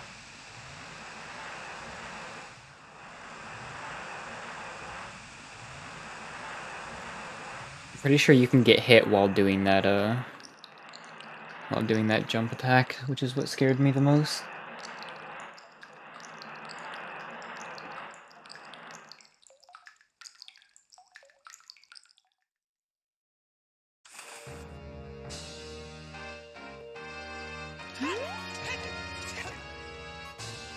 Yeah, and unfortunately, he's just gonna walk into the warp.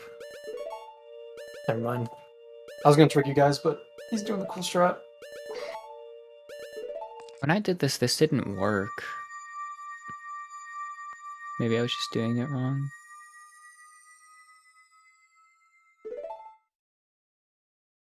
What you can do there is just walk into the warp, and it'll take you to the Chamber of Sages, but you'll have control of Link, so you can just return Furrow's Wind to skip the cutscene.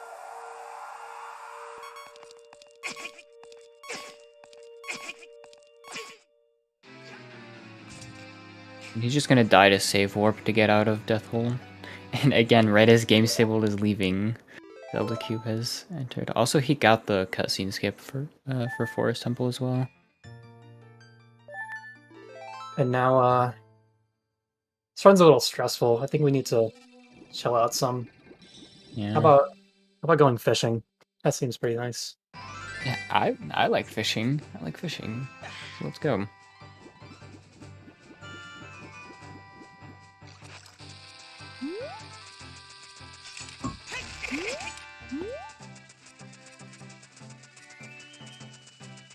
Don't worry, Fox. It's a lot better now. Yeah, this trick is really easy now. Thankfully. Thank you, Pal, by the way. Love Pal. How's the best?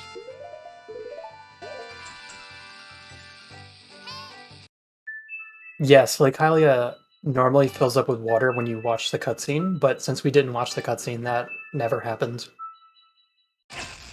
Yeah, I actually didn't realize that until I was doing Master Quest Hundo and I didn't get the cutscene skip, and I was just like, okay, I'll just watch the cutscene. And then I realized that the water was full.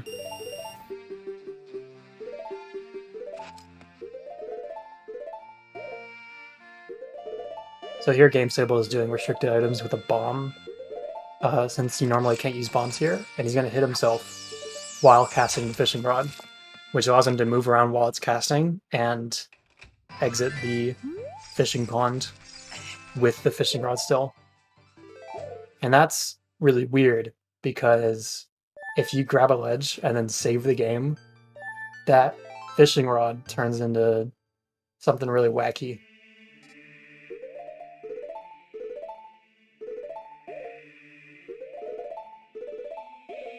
Game Stapled is a thief. He did steal the fishing rod. And now, returning Furrow's Wind that was set in Morpha's room, while in Death Hole Wrong Warp goes to Bonga's room. Since the game thought we were in Bonga's room, kind of, but Death Hole Wrong Warp gave the offset to Morpha's room. So we officially skipped like 90% of Shadow Temple and all of Water Temple. Yep. Other than the boss. Very fun. It's good. It's really good. It's really fast too, compared to what we used to do.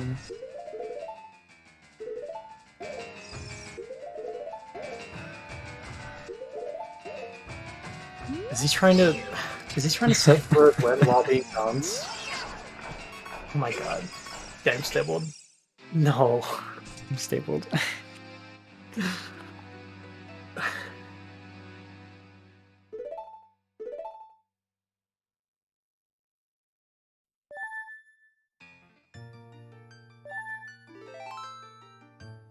I usually wait until after I'm done beating Bongo to do that, just so that doesn't happen. I try to do it like after I stun Bongo. Yeah, that's a good time to do it too. Nice, Keep got his first try.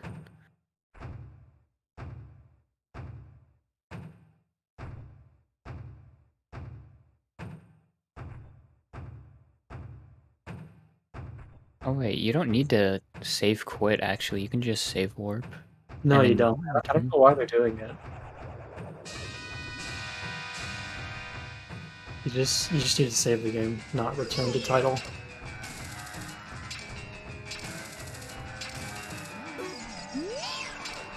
I just want you guys to see the title screen again. It's very nice of them. The title screen uninterrupted by Death Hole Long Warp shenanigans. I don't know if I use the bow here. It's really nice, but I guess he just doesn't want to equip it. Hey, so we have a Hylian Shield on the B button now instead of the fishing rod. But it's not. It's also not a Hylian Shield. It's actually a Deku Stick, but it looks like a Hylian Shield. And when you break it, it looks like a giant's knife. Oh, they are now nearly tied. You can one-cycle Bongo, but it's pretty hard, just due to the timing. Yeah, I can do it though, because I'm a gamer.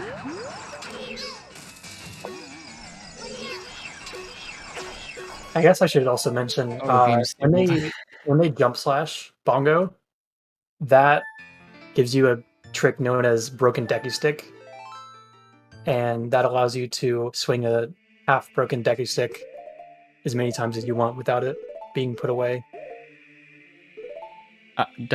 What damage does sticks have in this game? I forget. 2. Same 2? as Okay. Master Sword Slash. Okay, so not much different. Yeah, so it might seem kind of random to get Deku Sticks as adult, but it's going to be very useful. Oh yeah, it's very broken and it saves a lot of time. But first, we have to watch Lax. Lax.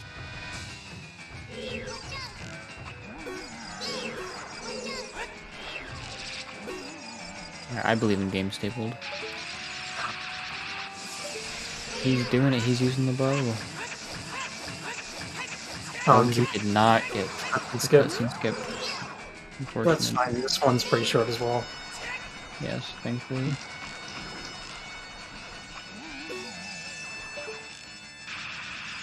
Oh wait, is Zelda got Spirit Cutscene skip, right? Yes. This is gonna be pretty funny.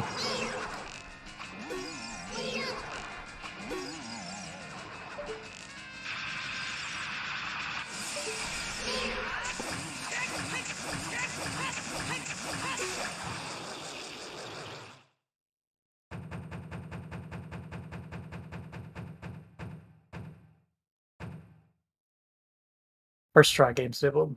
Nice job. Go game stapled.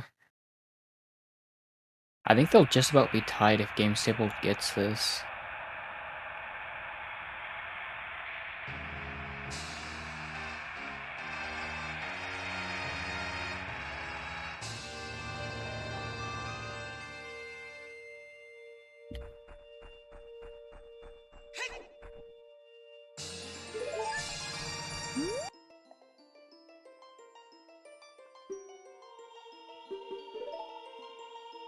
Oh yeah, then the camera just sits here at him for a while. Something strange is if you skip the Spirit cutscene and then watch the Shadow cutscene, then the Shadow cutscene takes you to Desert Colossus. I don't know why that happens. Just I actually did not know that. Also, here's the Walk of Shame to the Light Arrow cutscene, because if you save warp into the Light Arrow cutscene, you won't have Deku Stick on B anymore. Nice. So we have to walk the Walk of Shame. Wait, if you save warp, you don't have sticks on B? Yeah, so what happens is it gives you nothing on B. And then when you go back in time and forward in time again in the light arrow cutscene, that puts sword back on B. That's weird. That is really weird. Also, Zelda Cube got the Hess, but dropped it. There's a lot going on. Game stable almost set for his win on the blue warp, and he got like the clutch 1-frame buffer as well. A lot harder than you'd think it is. Now they're both taking the walk of shame back.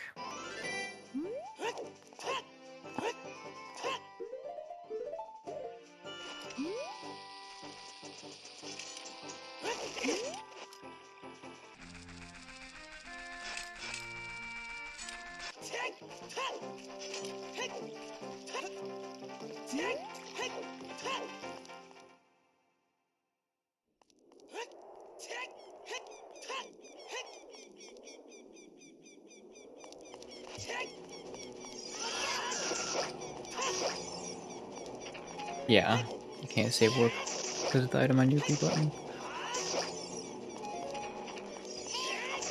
We need more magic, because magic is kind of useful in this category.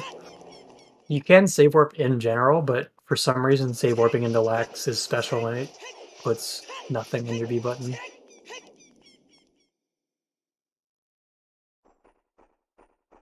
It's really bad because Deku Sticks are very important for both Fire Temple and Ganon's Castle.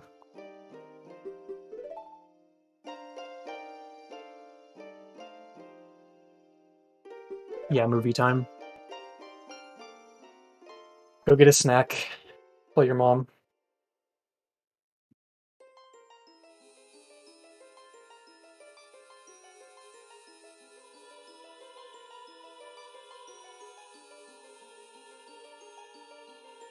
Well, actually, the longest cutscene is the credits.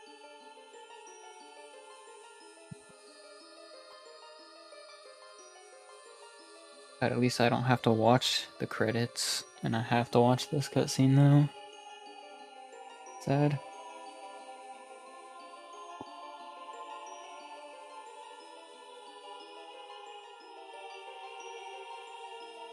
Is now a good time to explain Quick Put Away?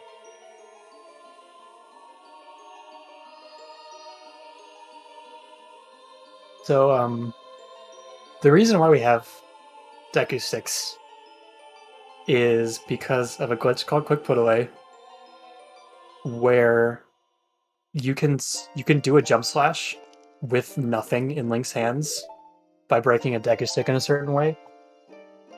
And when you do that, when you swing your sword with nothing in Link's hands, the game basically just interprets garbage data for your damage value, and it ends up having a lot of interesting effects. So, most importantly for this run, it does hammer damage to defeat Volvagia, and it does fire damage, fire arrows damage, to light torches and trials. And it also has other effects, like it can light sun switches, it does boomerang damage. It has more. I think it does slingshot damage, maybe. It's really busted. Yeah, it's crazy.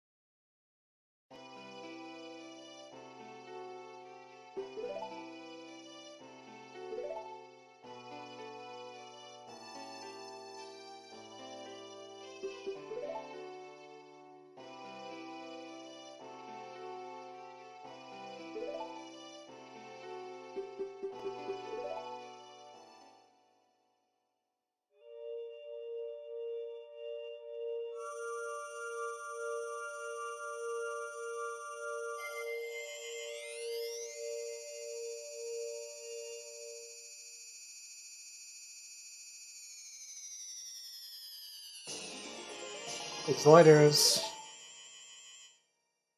We got the light arrows.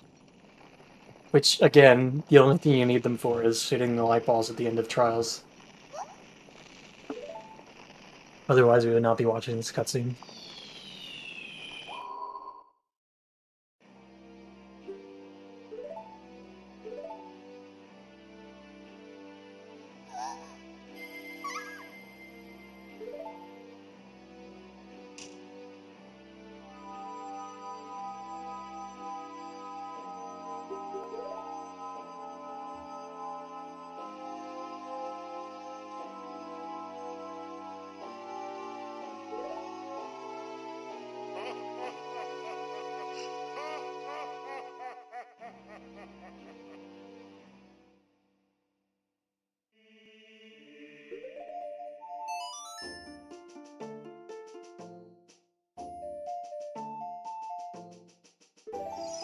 Time to quickly beat Fire Temple, which is the last dungeon we have to beat.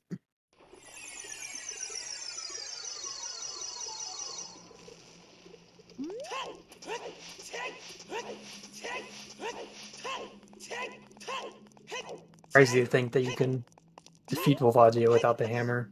It's just so easy. Quick put away. Quick putaways busted for real, for real.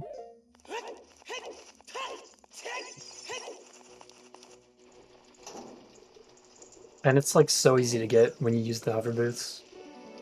I'm so glad that was found. Yeah. There's a lot of uses of quick put away in trials, so it's nice that it's really easy to do.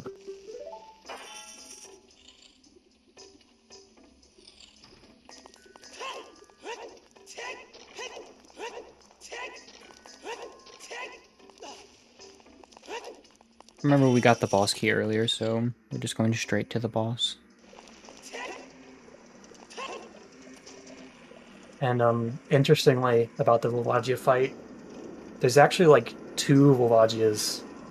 One that sticks Volvagia's head out of the hole, and one that stays underground and flies around.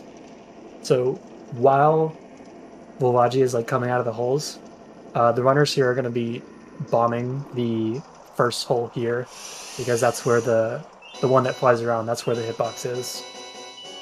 I go GameStable almost started freeing the Goron. He's just trying to be a nice guy.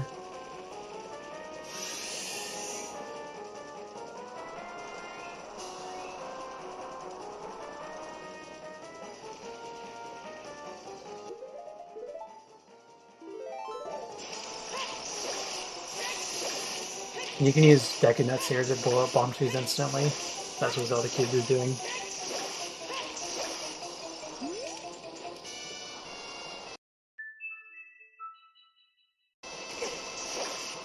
And so here's Zelda Cube getting quick put away. Thankfully, he got really good Volvagia RNG, and Volvagia spawned on the other side of the arena, so he didn't have to like dodge Volvagia as she blew her fire, which made this boss fight really quick.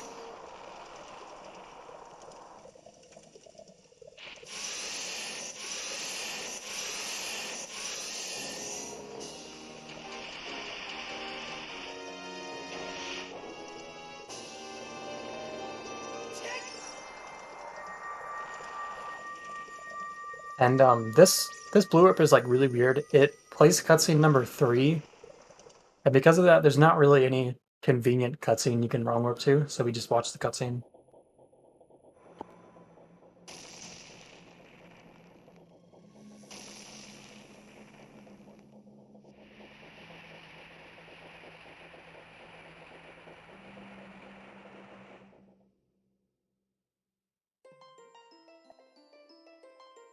Ooh, Oh, GameStable. stable.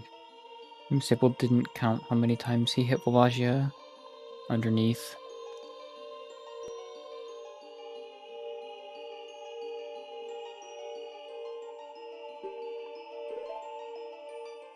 I don't even know how to home for QPA. I think you just hold. Sure. I think you hold A in boots. That's what I'd think.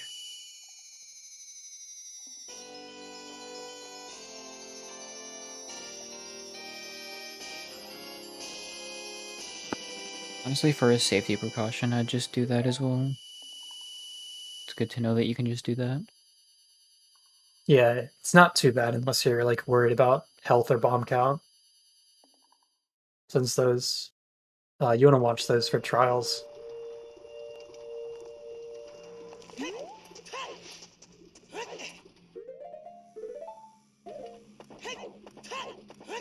You remember when we got the Nocturne of Shadow and then never used it?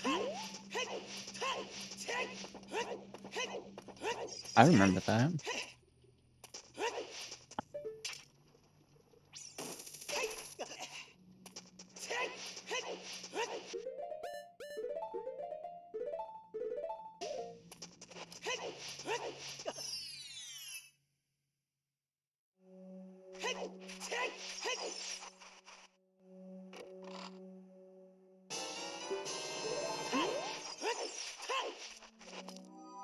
Actually, very convenient that there are bombs there.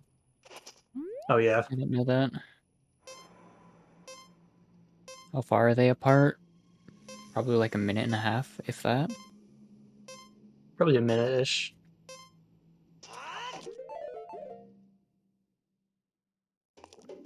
So what Zelda Cube will do here while in Death Hole Wrong Warp is use a bomb and Furo's Wind to do Ocarina items. And he's going to play the Nocturne of Shadow. Something wacky's going to happen. That's also Ocarina items. That's how you'll be able to use any of your items on your bottom screen. And change them out. So now we're in Goodness. Ganon's castle collapsing.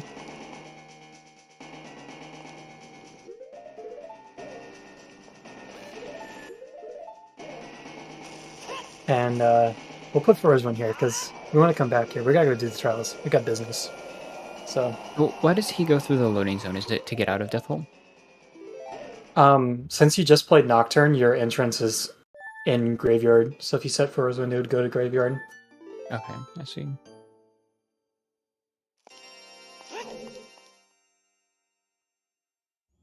Yeah, getting Nocturne is very convenient.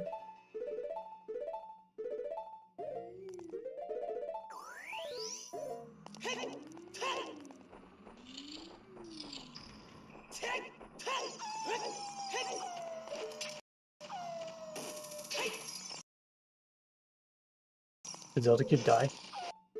I was just about to ask that. Okay, I think we're back. You can tell if that was mine or not. So as you can maybe try to make out here, this is Quick Put Away having Fire Arrows effect to light these torches.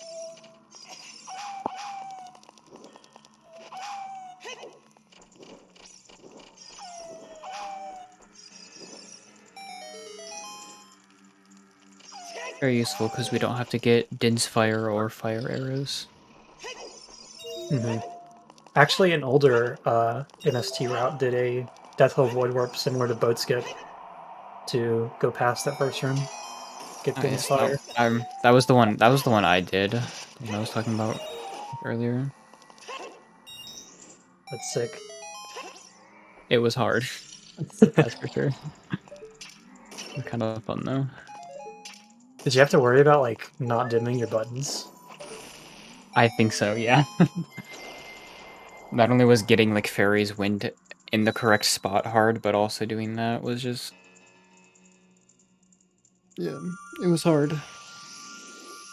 Unbuffered Bomb OI is the future, Fox. I really like Unbuffered Bomb OI. I always get the frames mixed up. Yeah, this could still be anyone's game. Zelda Cube is known for dying at Ganon, actually. Believe it or not. Hopefully he practiced that a lot. It was always very upsetting to see him get really good runs up to Ganon and then just die. Here's the kind of dying. to There you go, actually. this red ice without a bottle to use blue fire. You can do a hookshot clip off the freezer. It's squeeze through. Hopefully Z Cube gets it. It's kind of hard. There you are. Oh yeah, you can't just spin attack these guys because you don't have a sword. Yeah. Deku sticks, interestingly, don't do any damage to freezers. Oh really? Yeah, so you have to use bombs or the hook shot to kill them. And here's Zelda Cube just trying to do a mega flip to clip into this red ice, and is going to use QPA to hit this hammer switch.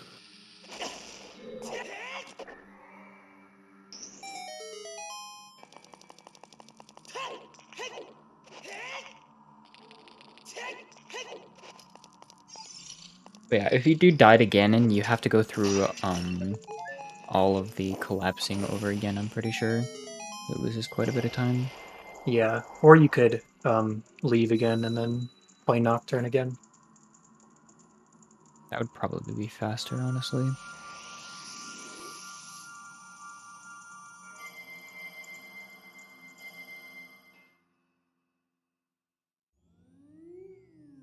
I'm surprised how close this is after Zelda Cube was behind for a while. Like, Yeah, about the dungeon for like an hour.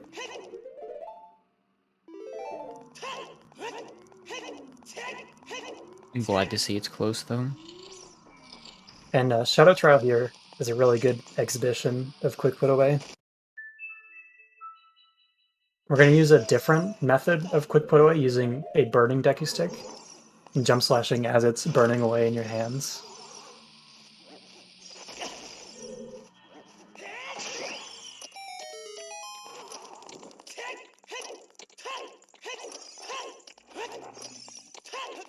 It's kind of a hard strat, so hopefully Zelda Cube gets it. There you go. Nice. So that's why we don't need hammer. And also, we're going to get the gold gauntlets. You can skip them, but it's pretty hard and it only saves like a couple seconds, so generally not worth it.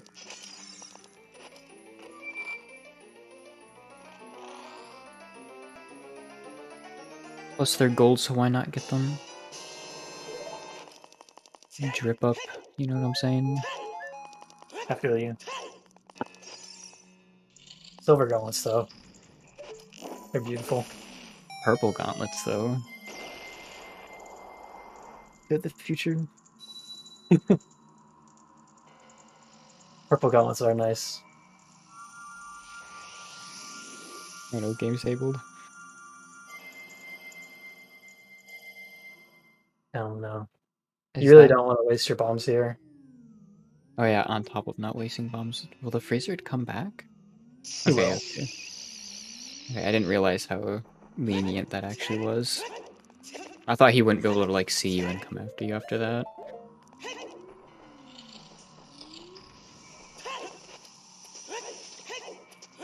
I like Fire Trial, even though it's really hard.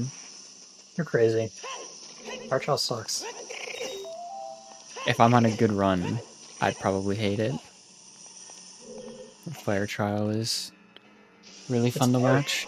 Stressful. It is hard. It is very hard. I like Spirit Trial because you can just cheese the whole thing with quick put away.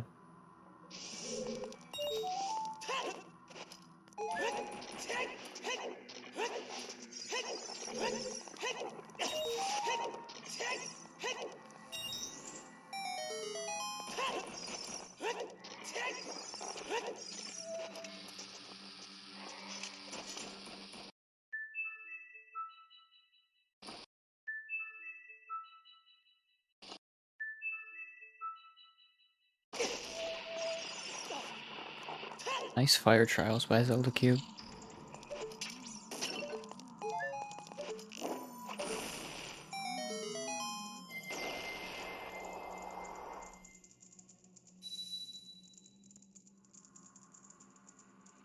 So the way you can skip gold gauntlets to enter light trial is by doing a Hess with hover boots on to land on top of the giant monolith. And from there you can ledge clip in, like we did with Forest Temple, the Song Design block.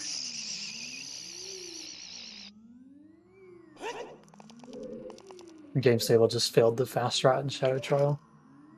Oh no, is he doing it?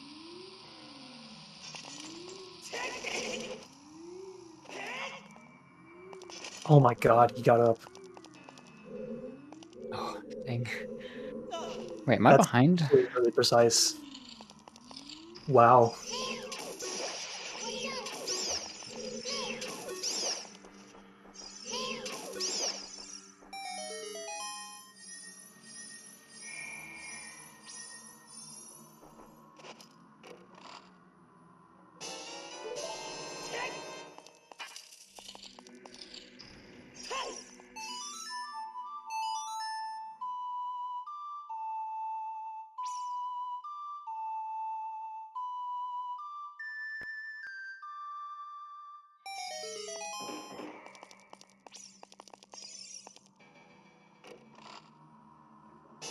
Is there any place to get extra bombs if you're low?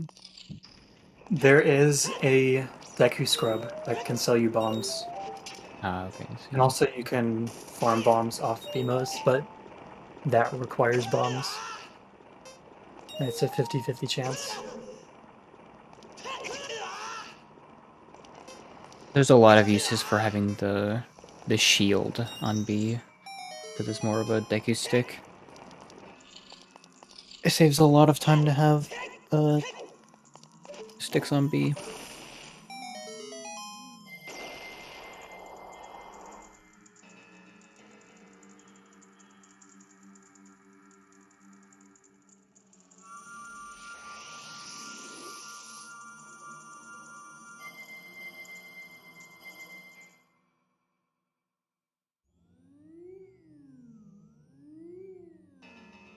These have been pretty good trials, though. Wow, ZQ does a super hard strat for light trial and then doesn't even do the quick strat for spirit trial. Wait, did he clip into the top even though he got gold gauntlets? Oh, Yeah, he did get. Oh no, he did. as The he pro keeps game. going off. He's killing it.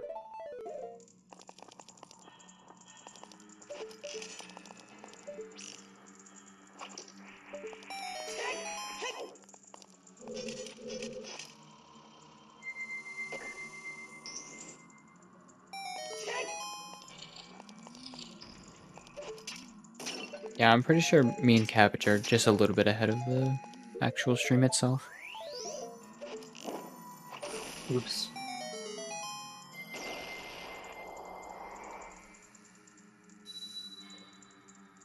Means we'll be able to see who wins first. Let's go.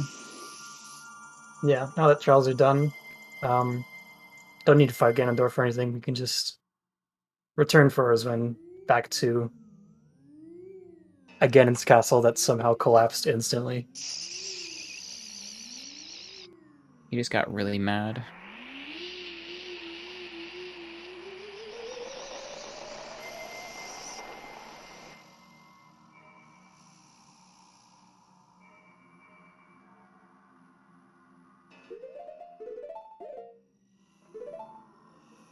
Get that time safe executed.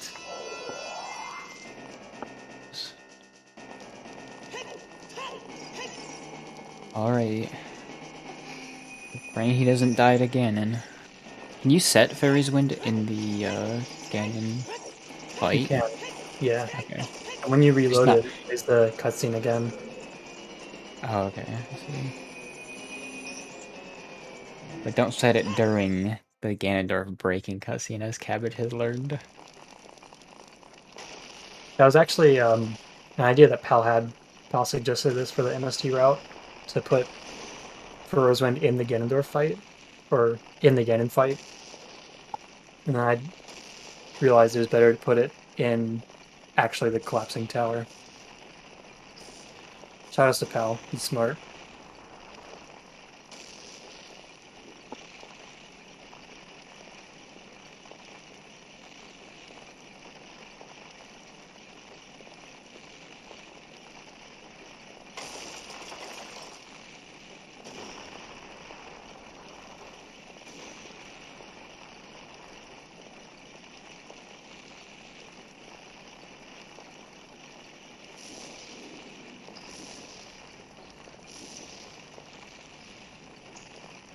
Rest in peace, Ganon's castle. Not while Game Stable's still in it. How could Zelda Cube do it?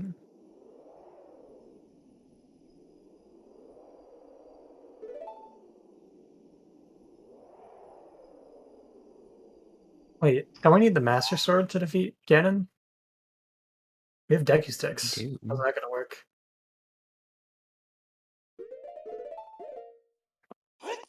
Setting Frozen for safety. I love you, Z-Cubes.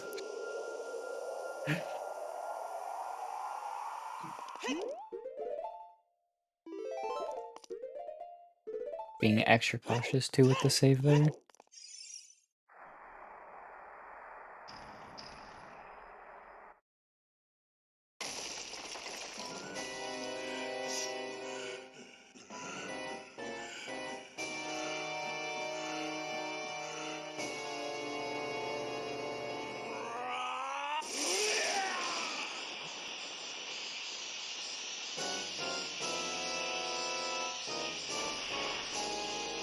Come on, Game Stable, you gotta do the fast QPA strat. You don't need bombs for anything else.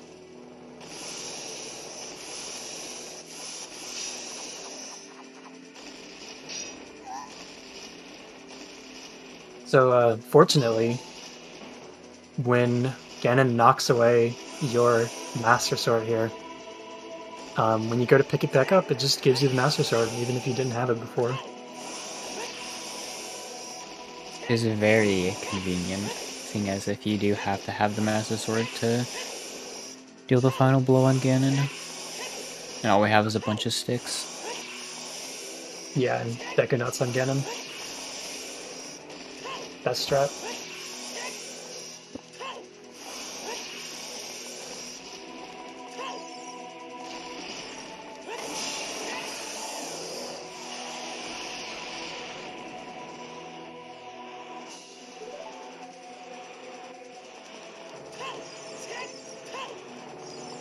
There's not many ways to get Master Sword back on B if you have Stick on B, but this is one of them, thankfully.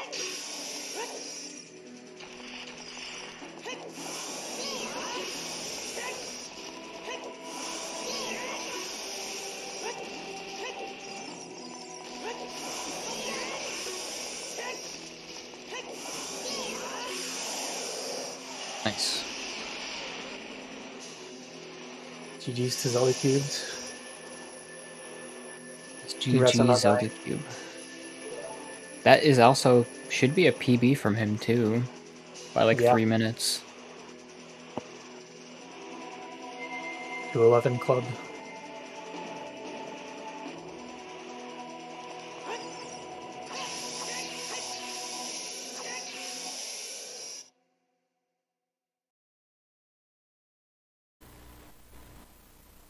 Looks like Game Stable is about 2 or 3 minutes behind. Yeah, it was a pretty close race the whole time, honestly. Well, for the most part. Yeah. Zelda Cube just had an insane trials. I don't think he really messed anything up, all of the trials.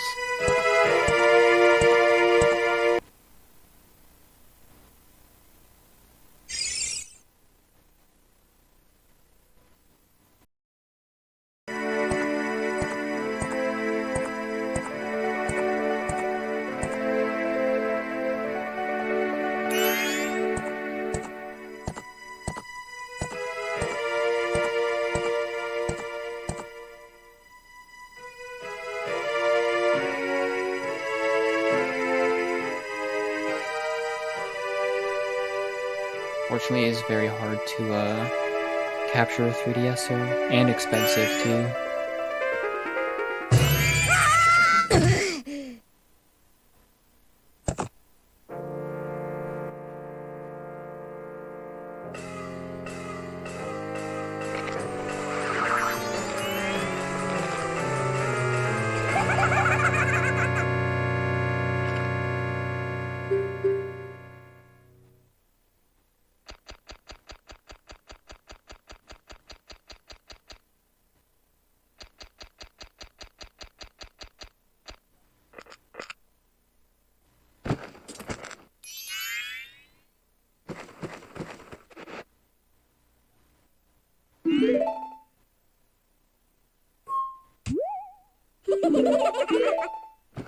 Alrighty, now with a bit of cropping on Vaffentine's side out of the way, which is a bit complex in this case.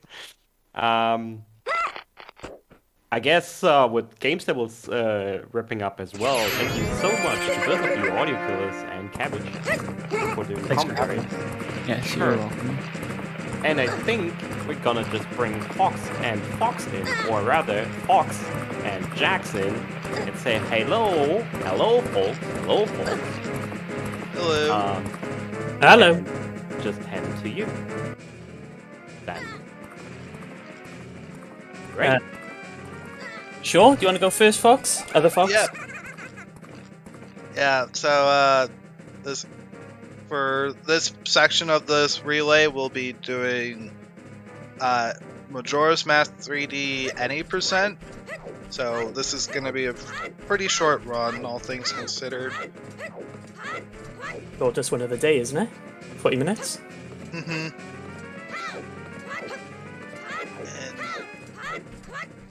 And GameSale is just about to finish here. GG's Game Stable. Introduce that to him. GG's game stabled. Very good run. I think that might also be a PB for him too. This was fun commentating. It was very fun Rest of the commentating. runners. Good luck I'll to head out. everybody. Peace. Goodbye. Alright, so don't interrupt. Yep. So as soon as Uh, Game Stable finishes, we've got Cutscene Simulator for the first half of Majora's Mask. Mm-hmm. Yep, we're gonna be going through first cycle here. Yes, this is going to do the moonwalk. So the run is literally get out of first cycle as soon as possible, and then we run straight over the Deku Palace, do the moonwarp, and then defeat Majora with just a handful of bombs and one Deku stick. Yep.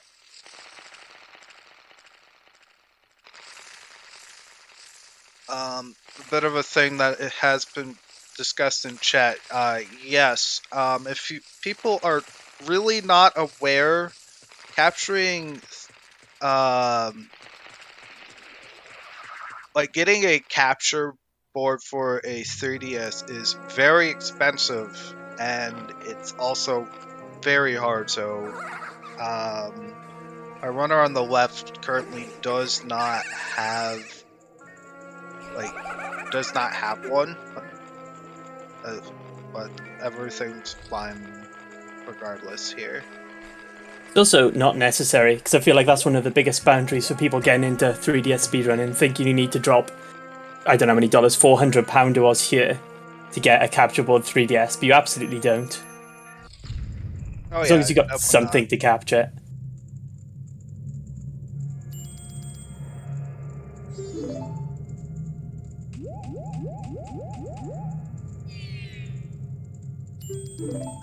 The estimate for this is 40 minutes. Which is pretty generous, because I think both runners are sub 40. I think Jim's about 36, 35 minutes.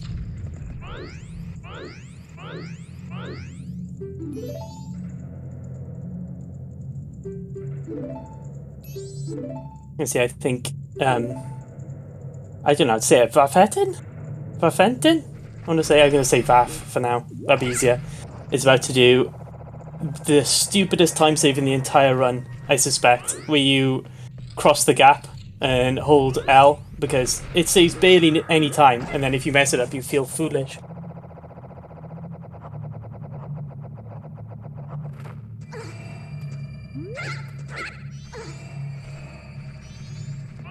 There we go, that's fine.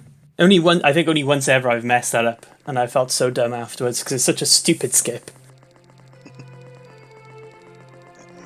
And it's just close enough that you don't even need to use the flyer. You can just side hop and grab the ledge.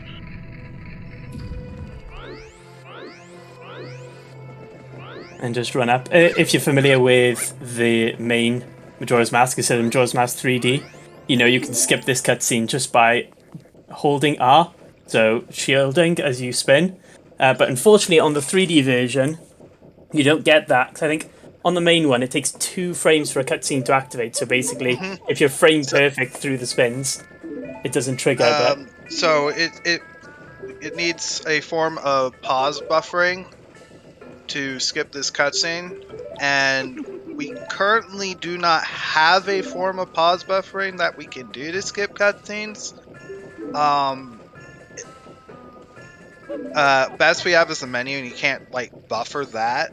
However, later on in the game, you get the Bomber's Notebook, and you can like you just hard get it from the Happy Mask Salesman, and that allows you to buffer, like, to skip cutscenes. If you truly wanted to do it, it's possible to do it with the Bomber's Notebook. yeah, I don't think I've ever done it in a run. I don't even know where you would in a like no wrong warp.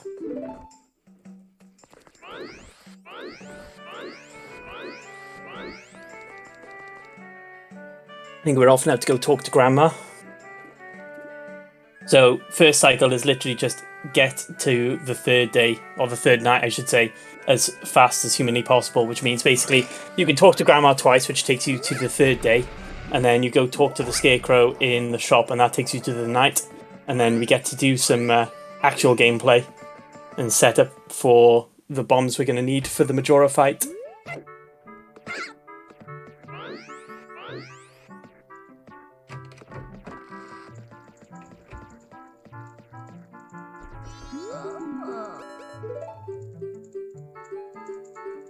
While Jim is getting bullied by Tattle.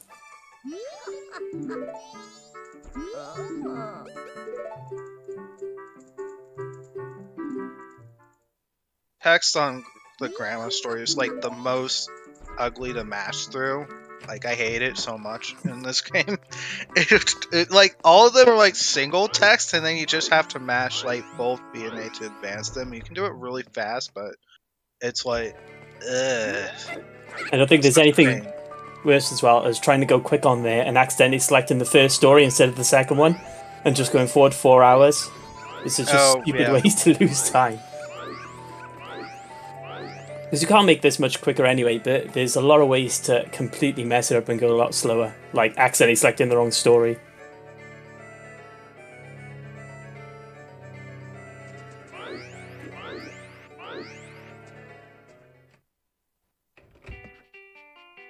Talk to the Scarecrow. I also don't like how the yes option is on the bottom there. I know why, it always feels like the first option should be the yes, and you just mash A to get through it. It throws me off.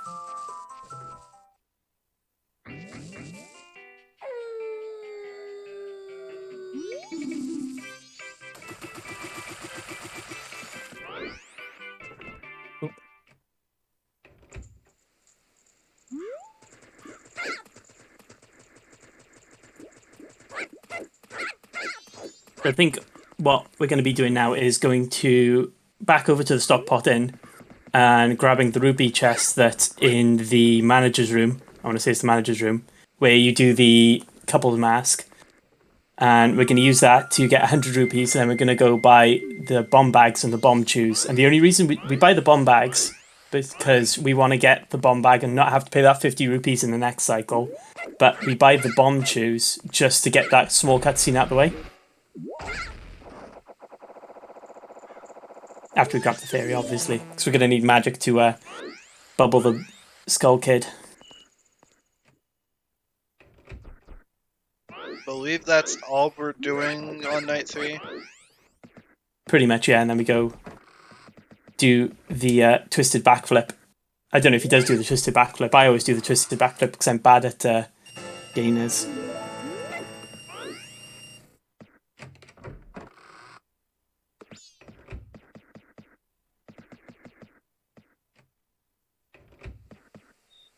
I mean, you can pause buffer gainers, but it's so slow.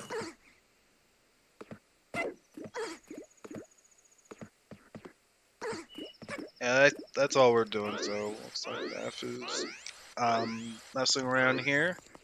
So, yeah. Just got a bit of time to kill before midnight. Go to the Deku playground and go play some games.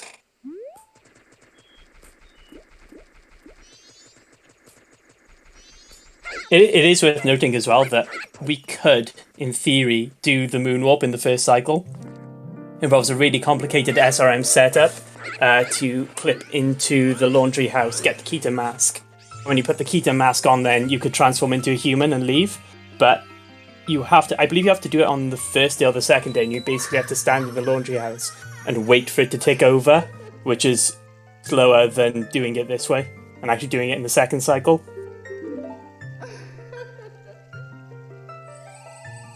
But I think if we were doing like a low percent, I think you would end up doing it that way.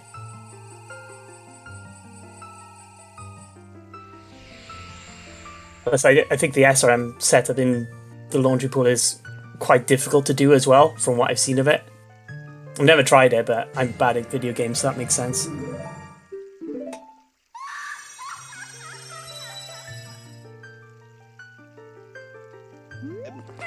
Unfortunately, I don't have much of the solid knowledge on how all the SRM setups work, but they're frankly, I think, like, to sum up how they describe it, you have to literally start from like a reset to actually do an SRM setup. Like, they're more complicated due to a more complicated actor heap, from what I recall. So Yeah. they'll have to do that for any percent here. So I stood by the tower now and waiting. So I'm not 100% how accurate it is, but I imagine, given the 3DS has a lot more memory to play with than the N64, SRM is going to be a lot more complicated to set up on the heap. Which is why I think you have to do so many more actions to get it to work on this compared to like the N64.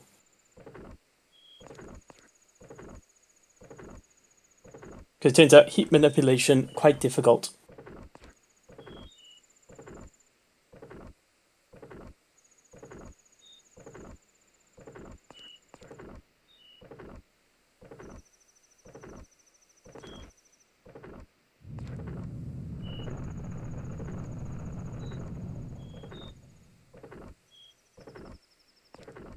It's like trying to explain what heat manipulation even is.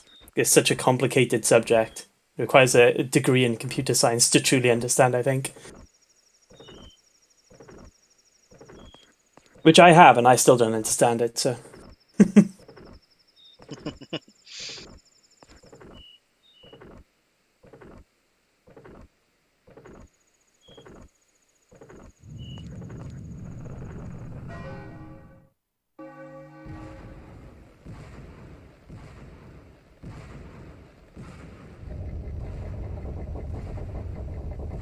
So we've still got a few things. We just gotta get the ocarina here, and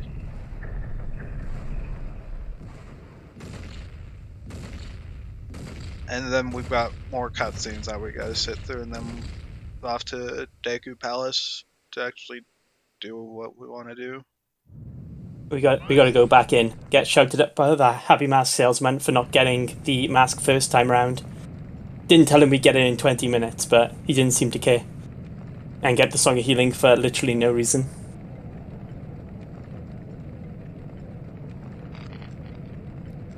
What I just want to do, I think when they first discovered Moonwarp, the route used to go get the Zora mask first, because people had real difficulty defeating Majora without using something like the Zora Boomerang and the magic to actually be able to hit him in the second form.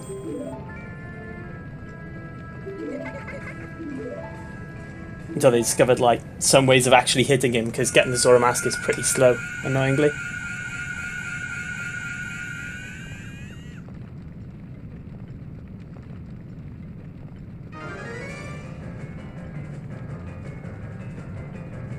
I think Jim's off now to go get the bomb bag, looks like. You see him spinning a lot. It's kind of like the rolling as your human link. It's just the quickest way of moving about, really, other than back walking.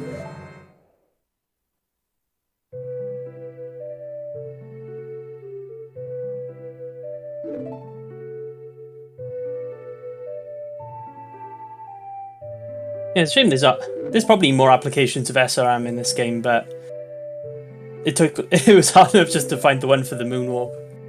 Can't imagine we're going to find something like the N64 one has, where you can just SRM in all the items for 100%.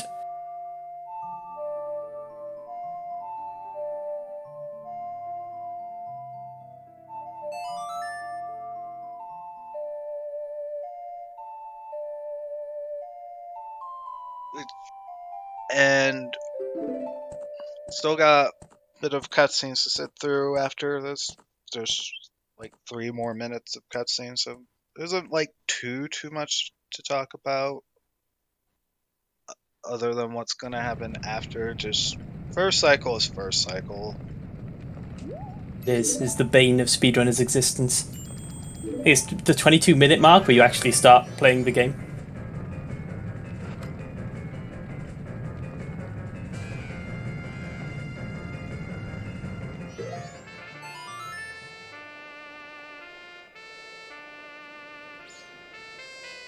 I guess one thing we should like briefly mention: you can play songs very fast in this game. So fast, if you're frame perfect, you can put 7 inputs in, and the song will say it's wrong, even though you played it correctly, because you can over input and put the 7th one in. I've never actually had that, but I've been told it's possible, so I guess I'm too slow.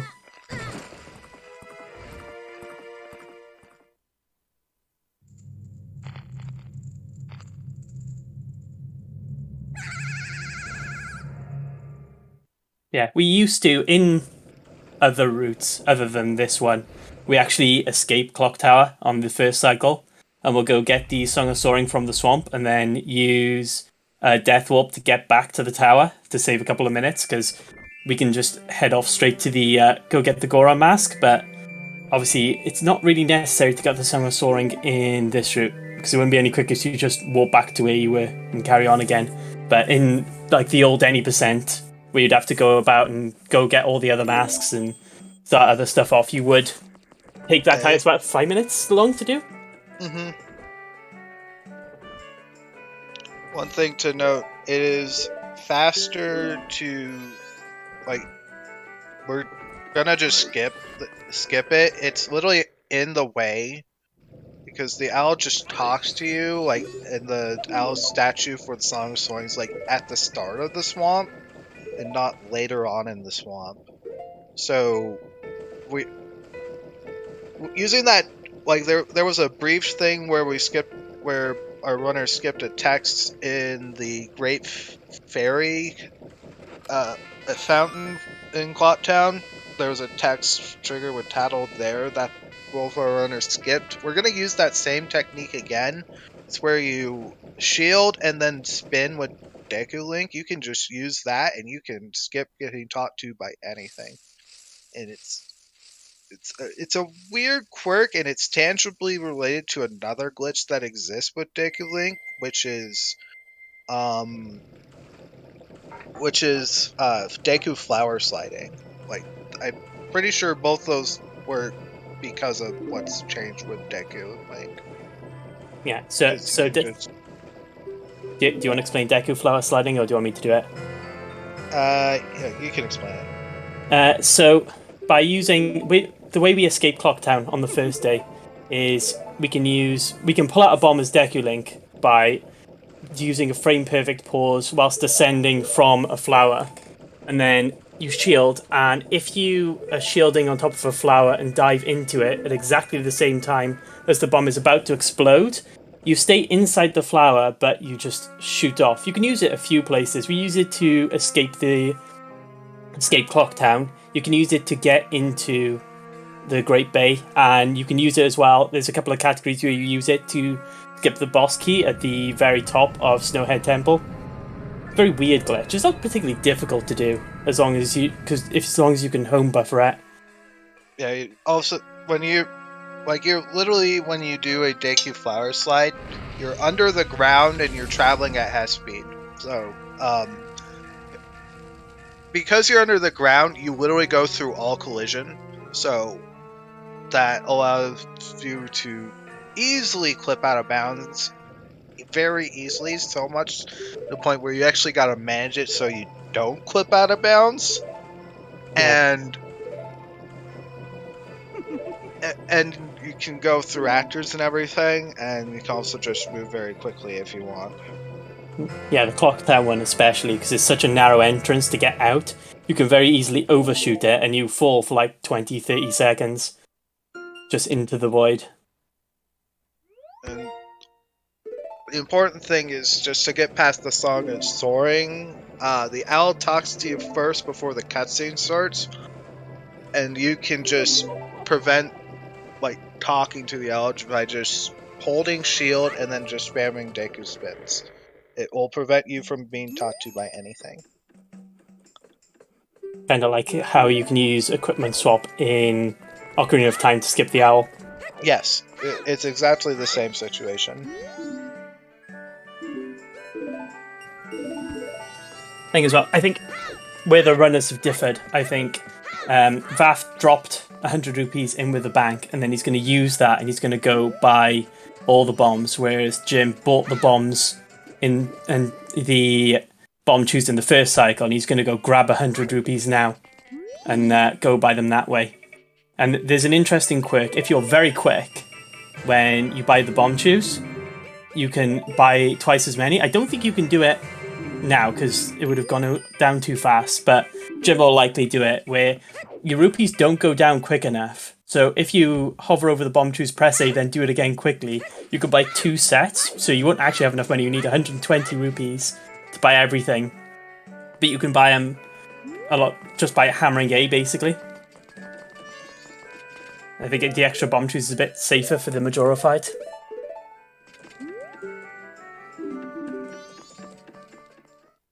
If only it worked that way in real life.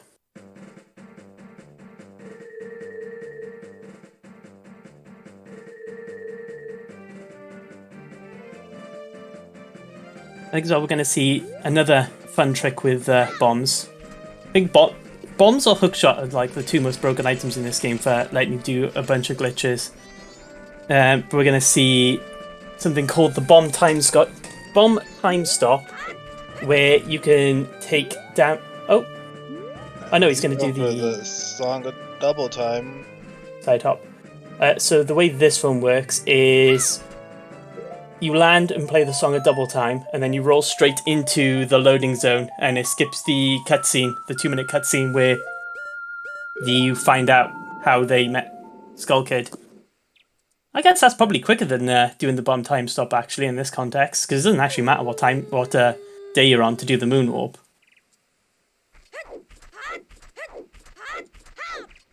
I didn't even think about that. I forgot you could do that.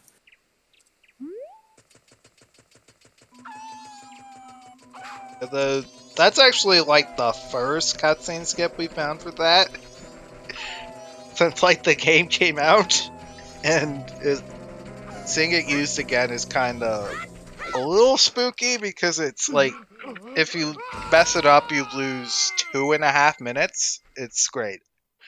So don't fail that if you ever go for it. Yeah, but bomb time stop, you definitely get like multiple attempts at it, whereas you get one attempt at that one. You don't really want to mess that up. But what we really like when you're in a race is a really ballsy play.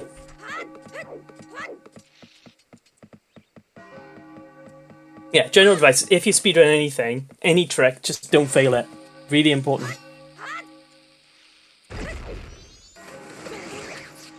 Oh, like go for the long jump to skip the big octo there.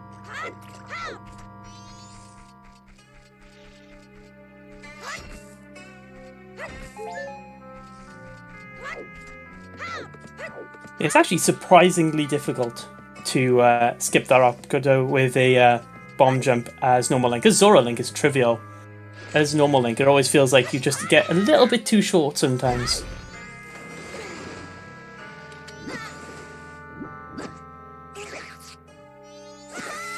I think meanwhile Jim's going to go get the 100 rupees he needs to go buy the bombs.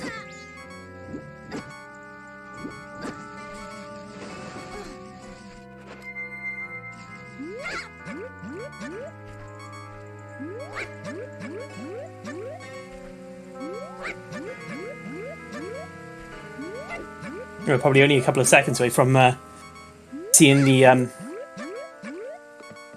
SRM setup be done.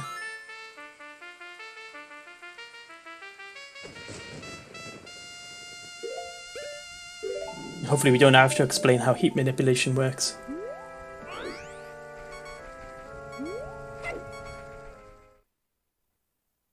I think if we tried to just pull the Deku mask and take it off, entering the loading zone here, but messed it up. So you can kind of just do that. Like masks, like have like a superpower in here. I think this is intentional death. Probably just to get health back. Yeah, if you're looking at Jim as well, you could see he bought a bunch of bombs and 20 bomb chews using the abusing the time span between him pressing A on the second lot of bomb chews and his rupee count not quite dropping below 40 yet.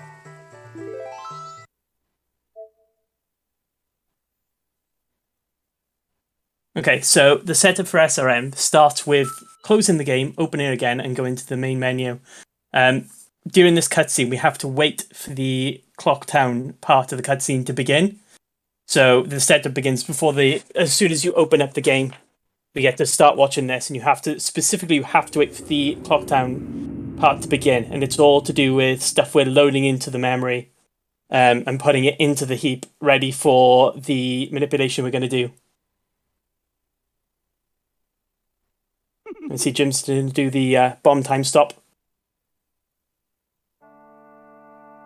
You see, he'll wait until just under his feet is going to go like dark red. And if you let go, because he'll be holding the ocarina button, if you let go of the ocarina button and hold R at the same time, then he'll go into first person view and you can just roll past the cutscene trigger. There's something else we use a couple of times in the speedrun.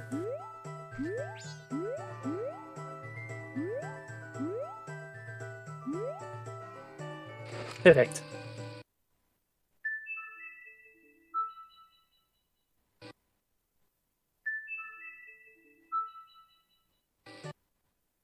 So looks like we're starting the SRM setup. So you need to stand in a...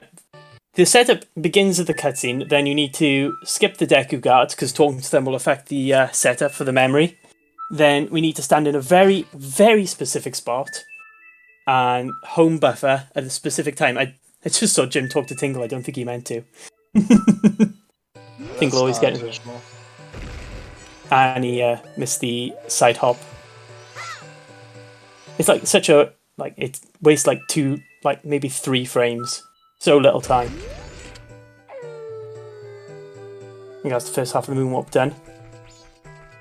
So what he did there is, by manipulating the memory in such a way, he managed to create a stale reference to a bomb that he picked up that exactly the same time as exploded, as exactly at the same time the night transition happened, which meant that he's now holding a bomb that no longer exists.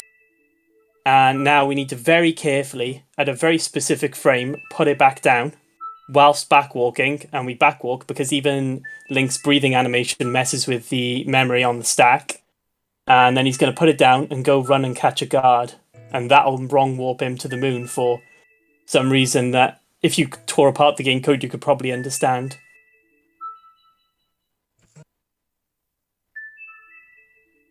Alright, so one thing we really should mention, with a Circle Pad Pro on for this game, you can home buffer frame by frame. That's what's going on here. Yes, so it's probably the most useful thing in Majora's Mask 3D, because there's a lot of frame perfect tricks. But it does come with its risks, like it's not very prone, but it is somewhat prone to crashing the entire console. It's something called a home buffer crash with it. If you just press the home buffer and then you press it again too quickly, it can just cause the entire console to lock up. Just gotta get to the card in time. Ooh. Perfect. Got it. That's first try. I think I'd probably say that part's the easy part first try. It's the Majora fight is in trouble. Now we get to see Jim do it. No pressure.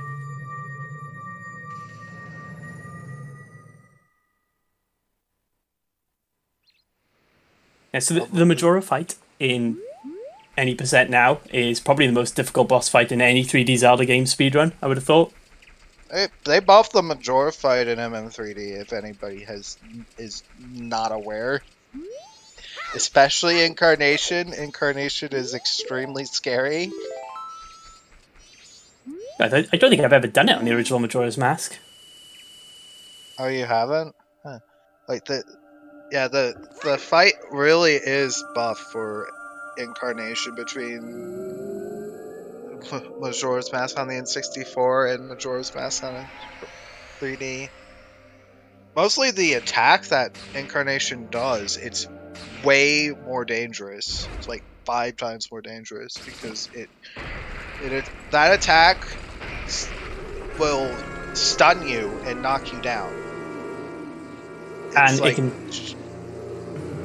go ahead. It can get you again, so you'll fall down, you'll stand up, and it can immediately latch you again. You get stun locked. It's happened to me too many times in runs. And the only way to really do it is either get out of the way or block with your shield. See, it looks like Jim's got the first part of the moonwalk down.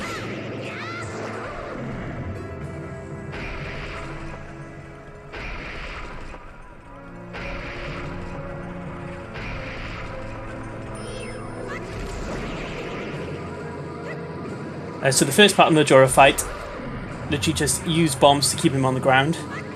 And we face the wall very specifically because the remains won't hit you if you're not looking at them. So we just use the tried and tested tactic of, if we don't look at them, they're not there. Because if they hit you, they will deal a lot of damage, and we only have 3 hearts.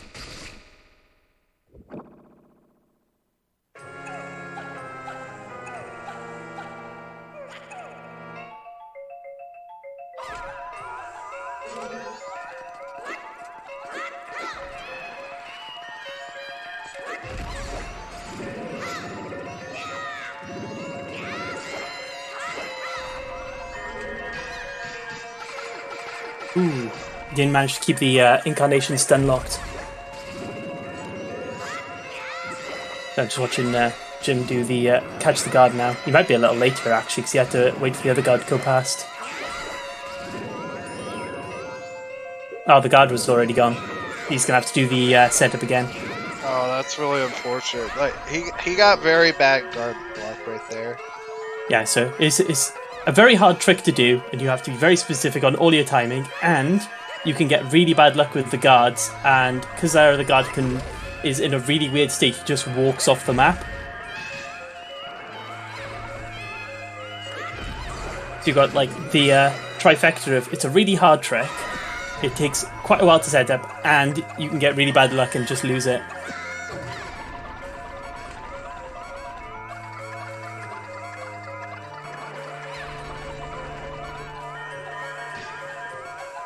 It's probably even worse in because you do this trick in all masks as well, and that's after 2 hours.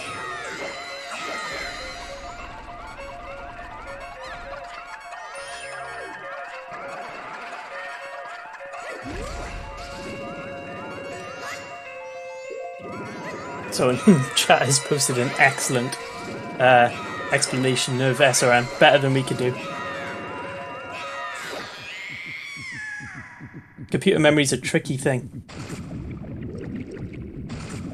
That's Incarnation.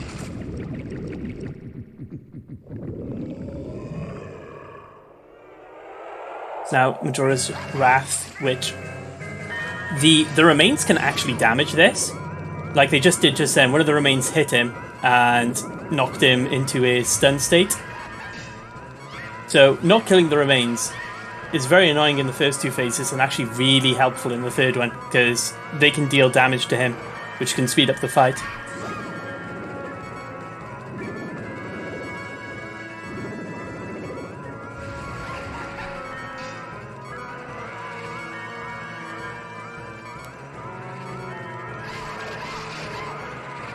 Especially since all we got is that dinky little sword.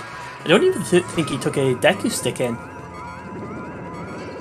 So you can use an infinite Deku stick by pulling out the Deku Stick, then pulling out the Ocarina. And you have an invisible Deku Stick that doesn't break.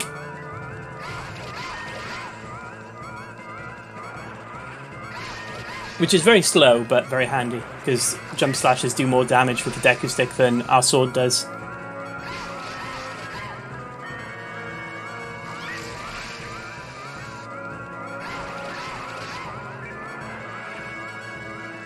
Oh, he's only got one heart as well on the incarnation.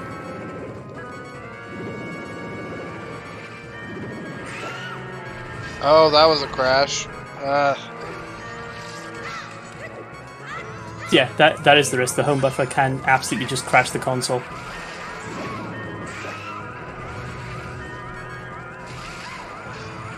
Although the other day practicing something, my 3DS crashed so hard it took 10 minutes to turn off, so it's quite lucky I came straight back up.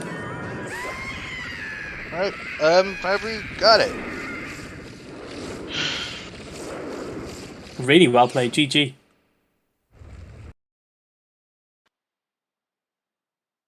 Yeah, Moon Warp is it's precise, and then you have the guard RNG on top of it. It's really, really bad in that regard. That's why we run no wrong warp.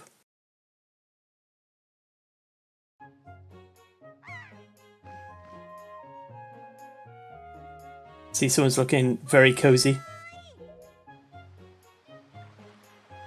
Josh looking tremendously cozy in starting off Wind Waker.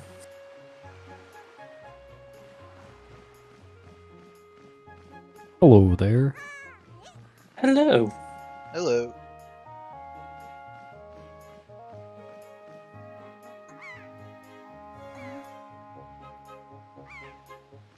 So hopefully third time lucky on the moon warp now. At least we get to see what happens when it goes wrong. You've got an example of it working first time and what's far more likely to happen to you if you try it. GG to everyone who has finished so far. It's been a fun relay.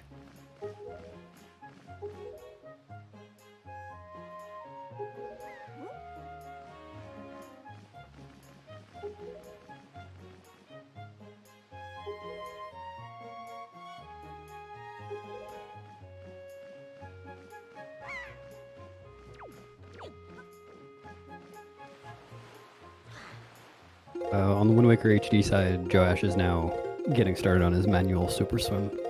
He's going to pause buffer repeatedly to gain a bunch of negative speed in the water, since every time Link turns around he gets 3 units of speed behind him.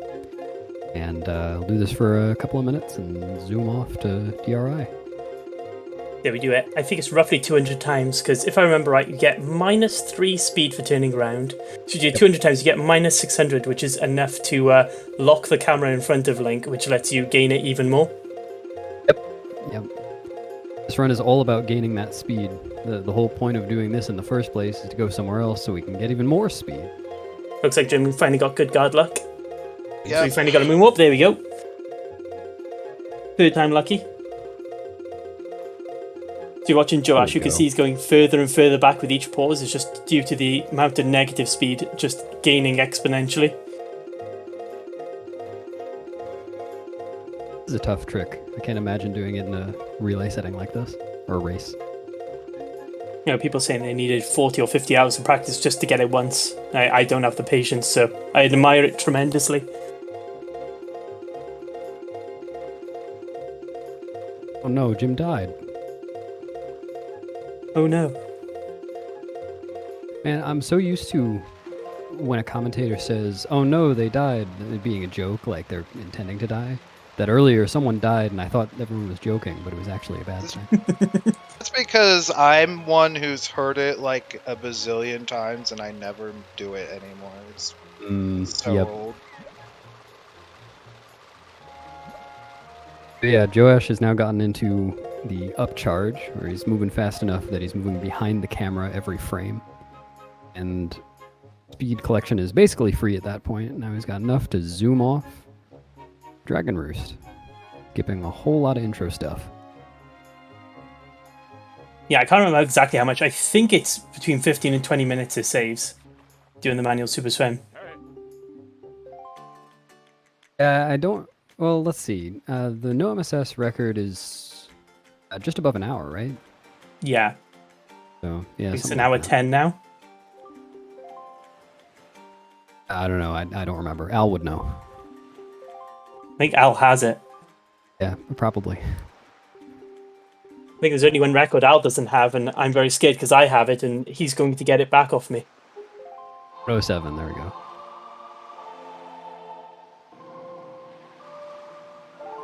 And so Jim's doing the Ocarina Invisible Deku Stick glitch.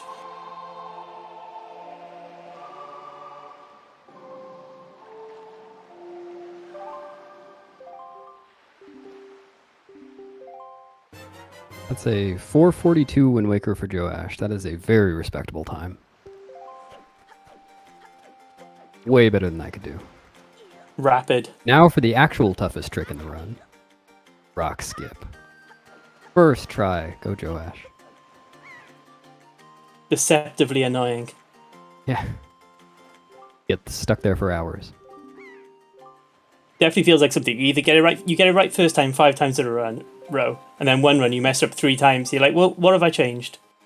Mm-hmm.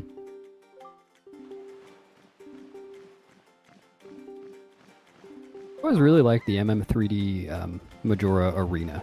Looks great. I love everything about MM3D. The best video game. Oh, I think Jim's dead. Yeah, Jim died Yeah, to that's incarnation. Oh, Yeah, Yeah, so- he got hit once and it's over. Good. Just got stun locked. Yes. Oh, but you spawn back in the fight. Mm-hmm. Yes, but you have to start again from. I don't know. Does your bomb count go back to what it was when you entered the fight, or does it go down? It goes down. Ooh, so even worse. I don't know if it just went from like a last save point.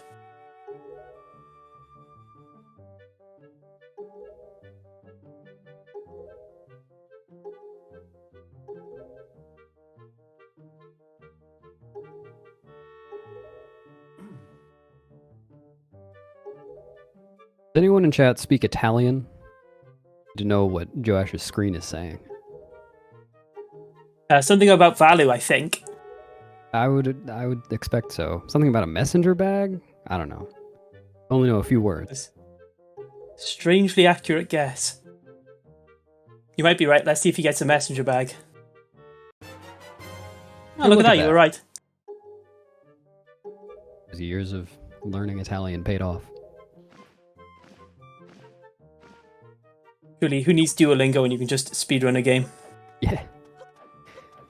So Joe Ash is on Italian because that's the fastest language for Wind Waker HD. You'd expect it to be Japanese, like on the original, but Japanese text... excuse me, actually everything except Japanese text was sped up for the HD remake. Japanese text still moves at the original speed. Makes this the second Zelda game where it's quickest in Italian, alongside Breath of the Wild. I didn't know that about Breath of the Wild. Breath of the Wild, it depends which category you run. Some are German, some are Italian. Mm. Wind Waker HD 90%. The record's 45 minutes. And today's runs will probably be a little bit longer. I don't expect Joe Ash or Zab to go for Puppet Ganon skip. No, that is a relay. very, very difficult. So between 45 and 50 minutes, roughly. Okay, Jim's on the Majora's Wrath now. Hey, Jim. I believe. Yeah. Seems like a really tough run to finish. Mm-hmm. It is by far one of the hardest. I think the old any percent before we found SRM was one of the easier Zelda games to speedrun, and it became the hardest very quickly. I mean, not the hardest. I think the original Wind Waker is probably harder.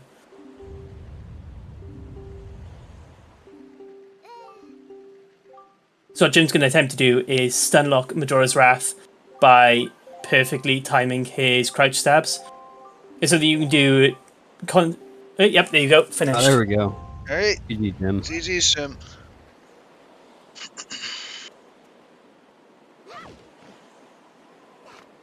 On Joash's side, he's about to be entering Dragon Roost, and all of this is in preparation for getting the grapple, which is going to be really important for the rest of the run. Biggest glitch in this entire game is item sliding, or at least the biggest movement glitch. And you need a first-person item for that. This is the most convenient one.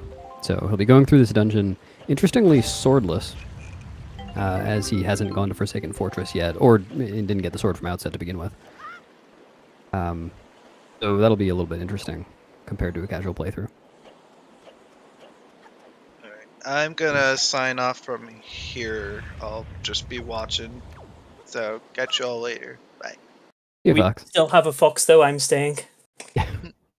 Always gotta have at least one. You never know when you need one.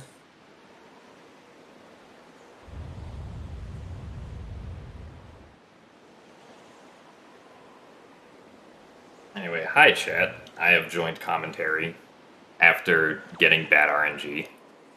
That was very bad luck. Jim. Yeah, that was a... Like I said, that seems like a really tough run to finish. I don't think I'll ever try that one. Definitely would not recommend for grinding. Run no wrong warp instead. It's much easier. I second that. Anyway, it looks like we have Joash starting his manual super swim over here. I'm sure it was already explained, but he needs to pause buffer and flick back and forth on the control stick, generally at least about 200 times for the manual super swim, so that's what he's going through at the moment. Excuse me, Sab, not Joash. Exploiting Nintendo's habit of forgetting to cap negative speed. Works out well for us. And we have Joash getting the first small key in Dragon Roost Cavern of the 4 that he will be getting on making his way up to the grappling hook. Dragon Roost Cavern is actually pretty interesting because we go through it with no items, pretty much. We don't have a sword, we don't have a shield, so we pretty much just have to make do with what the dungeon gives us, which is actually quite a bit. There's usually pots or rocks or skulls in every room that we can use to like throw at enemies or throw to break a barrier in the case of the first room. And also the bomb flowers. Yeah.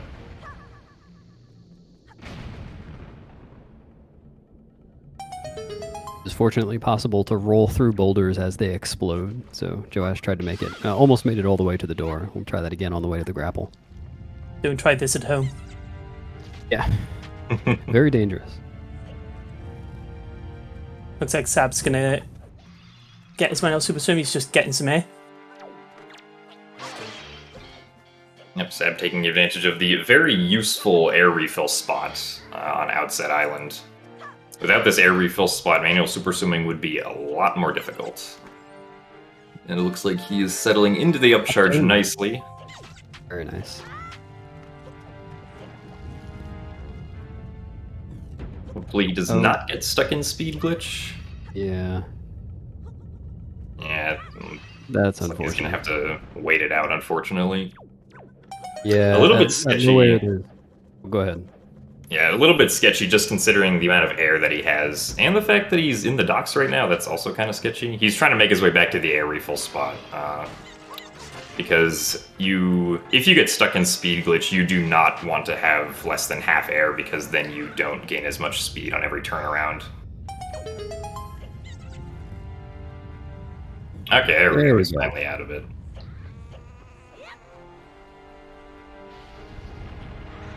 It really takes someone who's great at MSS to be able to back something like that up. Yeah. It's very often in a PB attempt, that would just be a reset.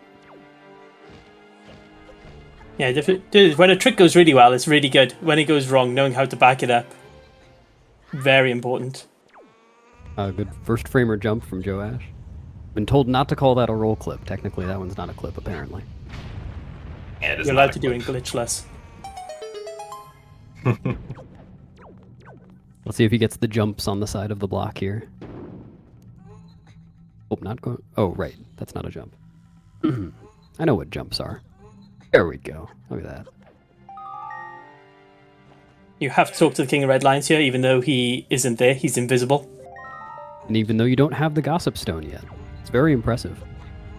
Yeah, Gossip Stone triggers... They don't really care if you have the Gossip Stone or not, they just automatically activate anyway.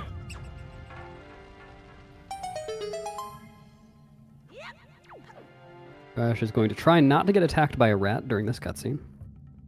Oh, okay, good. Those rats when you're running 100%. The worst. I've been hit by 4 rats, or I guess 4 different hits, probably not 4 different rats, in that one room before. That is unfortunate. It was something. Thankfully, the We cargo need just rock kind of skip. flies away here. Oh, we were joking about the rock jump being the hardest, and Sabs. I'll say that. Yeah. That's where I it can go wasn't wrong. joking. Yeah, he's not quite getting an angle far enough to right. There he goes. All right. Deceptively annoying. Yeah.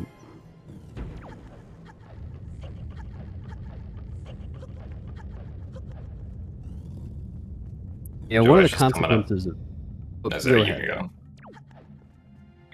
go. Alright, Joash was coming up on the triple Bokoblin room. He unfortunately missed the chair throw onto the Bokoblin to knock it down. Since we want to get this Bokoblin sword for defeating the other Bokoblins, one of the very convenient mechanics, despite the fact that we have no sword, we can just pick up other enemies' weapons and use their weapons against them. Yeah, and as Jim mentioned earlier, the fact that there are just things to pick up in every room in DRC means that it's possible to do all of this without a sword, which is great, but it also does introduce some enemy RNG into the dungeon that you normally wouldn't really have to deal with if you had a sword. Gonna skip past that, I can't remember what they're called. Worm thing. Magtail. Thank you. Yeah. So interesting thing Goma about... people without a sword, but why would you need to beat Goma? Yeah, it's Like true. a beatable. Goma, Kalidemos, I mean, they're pretty much all beatable without a sword. Except for Ganondorf, I guess, and Phantom Ganon. Who needs a sword in 2022? Well, this game is very adamant about giving Link a sword, as we'll see later. This run features a lot of, it's lucky they included that in it. Yeah.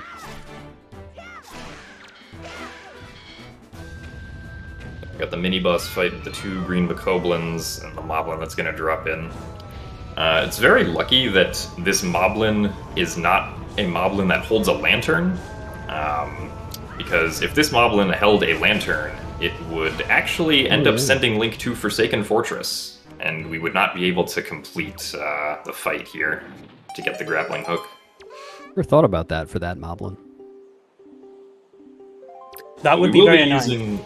Yeah, we will be using that mechanic in just a little bit, though. Because the runners do need to beat Forsaken Fortress 1 if they want to be able to beat the game. One thing you can watch for on Sab's side is the equips. One thing I always like to point out about Wind Waker HD runs is that the equips are happening on the fly without, pulling up a menu because they have equips on the gamepad. And they squeeze in some equips in really, really tight spaces sometimes, so watch Sab's screen for the bottle equip soon. Also, Joash's screen for zooming around with item sliding. I guess that's kind of more exciting. Yeah, so you'll notice, even though he's saved at the top of the first dungeon, he's back at outset. That's just because the game uses save flags where it thinks where you should be. And because we haven't done all the stuff needed to leave outset, it thinks when you save you need to be at outset, so it just puts you back there, which is actually very useful. Because it does something similar with Windfall Island, where it thinks you need to be there and it just puts you back there every time you save.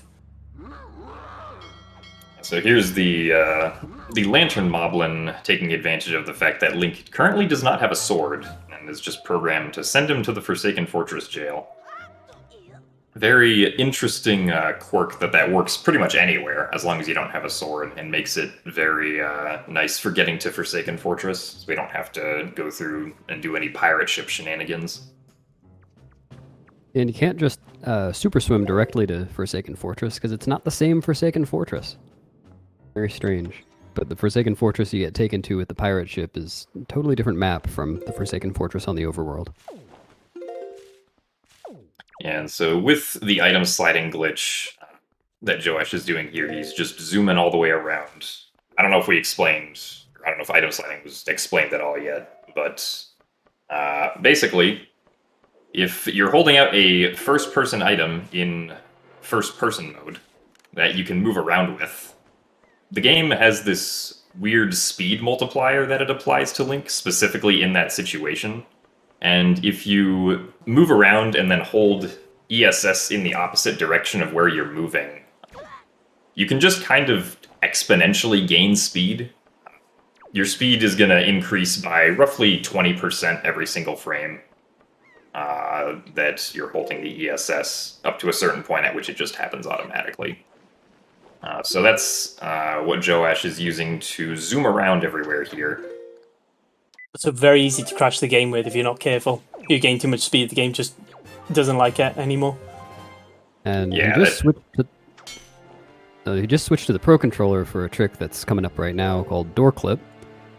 He's going to skip the cutscenes that would normally happen at the end of Forsaken Fortress by clipping into the door frame, and then getting onto the options menu on the same frame that he hits the load zone with a setup. For a trick called Pause Storage, which you may have seen before. It's very recognizable because we'll just be seeing the options screen for a little bit. Basically, what's going to happen is the options screen is going to be up during the cutscene while the cutscene is still playing.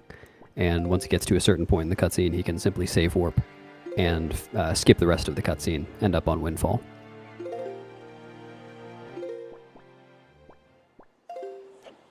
This Might is a very notice- tough trick. You might notice as well that at one point he just ran down to the steps at the beginning of Forsaken Fortress because you need to hit a trigger point which is where you would ordinarily get the Gossip Stone. I can't remember what effect it has if you don't do that, but the game doesn't like it. There we go. Got the clip. So he just needs to do a side hop. Oh no, he's going to do the walk-in method. Much safer. Yeah. You can just side hop there and time a home buffer, but it is two buttons pressed on the exact same frame, and if you fail it, you're watching the whole cutscene. Now we get the lovely gameplay of just looking at the pause menu for a bit. Yep. The game's still going on in the background, but he can't see it either. He just has to know what's going on. And you he's can got still to... hear the audio though, so right. you can kind of know where you are. Yeah, and there are fades too between the different parts of the cutscene. For this cutscene in particular, he has to wait a bit before he save warps, because otherwise he won't end up on Windfall. But for future uses of this, he'll be able to save warp immediately. This one's a bit of an exception.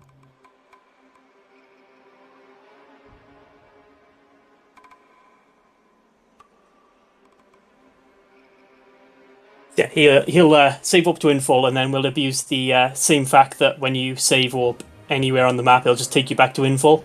Because we need to go grab a bunch of stuff before we can head down to Hyrule.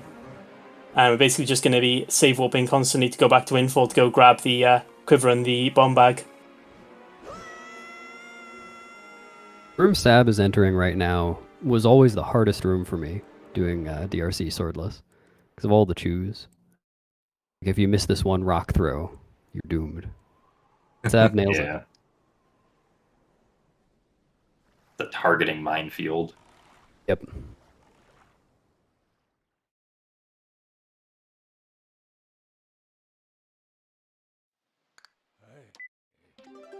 So So Joash is switching back to the gamepad, and when he does that, the game essentially goes back to being paused and gives him the ability to save and quit the game, despite the fact that it's in the middle of the cutscene. So that is the main power of pause storage. It allows us to be able to save and quit during cutscenes. So we can simply just save and quit after, for instance, the cutscene or the flag for watching a cutscene has been set, and then skip the rest of the cutscene. Now we have to Oh, that get was a fast. very Yeah, specific that was amount of really speed good. for a very specific place to clip into the fairy fountain. Because because you can't get into there otherwise, to grab the bomb bag, and then you'll do the same thing again on another fairy island to get the quiver. And interestingly, getting the bomb bag and the quiver don't give you bombs and the bow respectively. So Joash and Zab are both going to have to clip into fairy fountains to get the bomb bag and the quiver, which normally would be upgrades. And then get the bow through light arrows in Hyrule, and get bombs with a very strange method in one of the trials. Get a bomb. So there's fairy fountain number 1, number 2 coming up. That was just such a quick clip from Joash. I expected to be seeing that fairy island a little bit longer. Yeah, you can definitely get stuck just trying to get the proper amount of speed for clipping into the fairy fountains, because you do need, as Jags mentioned, a very specific amount to clip in the right location. See if Joash can go 2 for 2 on the first tries here. And if you really mess off, you shoot off the island and into the sea. Yeah. Also, I wonder if Zab is going to go for the tree clip. Instead, we might see a different method of this on Zab's side. Unfortunately, the first fairy fountain clip was very quick. This one's being less kind. Yeah, so if you shoot through the island like that, that means that you had too much speed. And then if you just sort of brush up against the back of like the coral, then that means you had too little speed. It depends as well. Your control stick inputs really matter. Like if you're holding even slightly too far back, you can gain. I guess too much speed if you're fighting too far back. I haven't run this game in like a year now. There we go. It goes. All right. Say, Maru.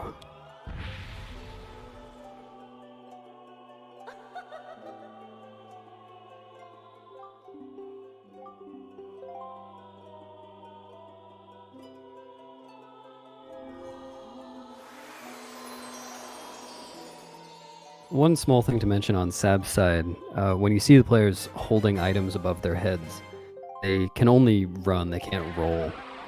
Or rather, they can't roll, but they can run and they can side hop, and you'll see them side hopping more often than not, as that's faster than running. Sab is also taking a very strange path up the stairs to avoid bonking. Bonking on stairs is just awful in this game. Especially those ones because they collapse behind you. Well, yeah, true. I don't think you can bonk on the collapsible part, can you? I didn't think so till I did it once. Oh. Yeah, there's some very specific spots you can, but generally you won't.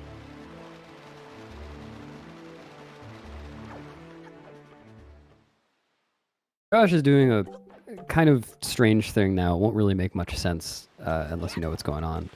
He is going to intentionally void out by just reaching the edge of the map. And the reason he's going to do that is to spawn back in King of Red Lions so that he can save and return to the King of Red Lions later. This will be useful for Deku Tree cutscene skip and after skipping Homerock.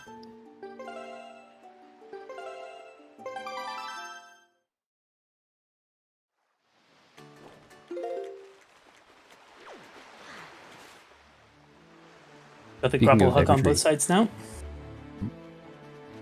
Yeah, grapple for Sab.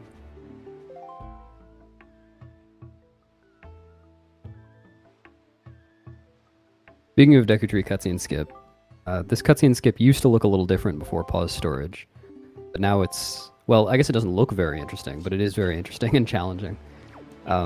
Remember from pause storage before in Forsaken Fortress, Joash had his options menu up while the cutscene was playing. Well, this time the options menu is going to be up while he's playing. He's going to have to navigate blind into this area inside Forest Haven and fight off all the chews from the Deku Tree to begin the Deku Tree cutscene. All totally blind. He won't be able to see anything, just like you. He'll just be able to work on audio cues and setups. And if he does that successfully, then he'll be able to save warp out of the Deku Tree cutscene and go get the leaf afterwards without watching it. Also, really important when you go into the pause storage, you have to move the cursor to the top of the menu. Because if you press B to use the sword, normally it just closes the option menu and you lose pause storage. Yep. Yeah, there's a lot going on right now, even though you don't see anything on the screen.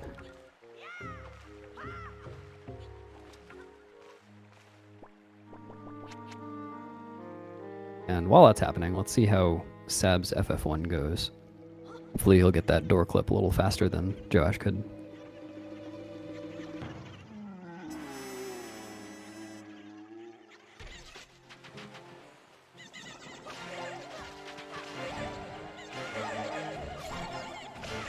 Is it good? Item slide movement is so difficult to do, right? Yeah, and FF1 is just like made of paper. One wrong move and you clip straight through it. So it's like Generally, item sliding will be able to clip you through like any sort of slanted floor without any difficulty at all. And there's a lot of slanted floors here. Yep. It's like almost like Joash got the cutscene skip. almost like the developers didn't intend you to go that fast. Yeah. Almost Probably like that. not.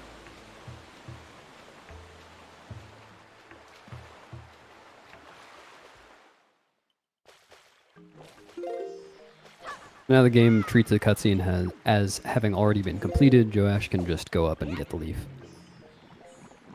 Oh, nice. I've got a good club. Doing the safe setup again. When you slash your sword, you move a very certain distance forward. So we can do really specific setups where we like press L against the wall to set our angle, hop and then slash the sword a specific amount of times, and then we know exactly where we are, so we can get really accurate entrances into load zones. Joash gets to do a very flashy trick here and skip a bulb. He'll land on some invisible collision on this upper leaf. Looks flashy, saves very little time.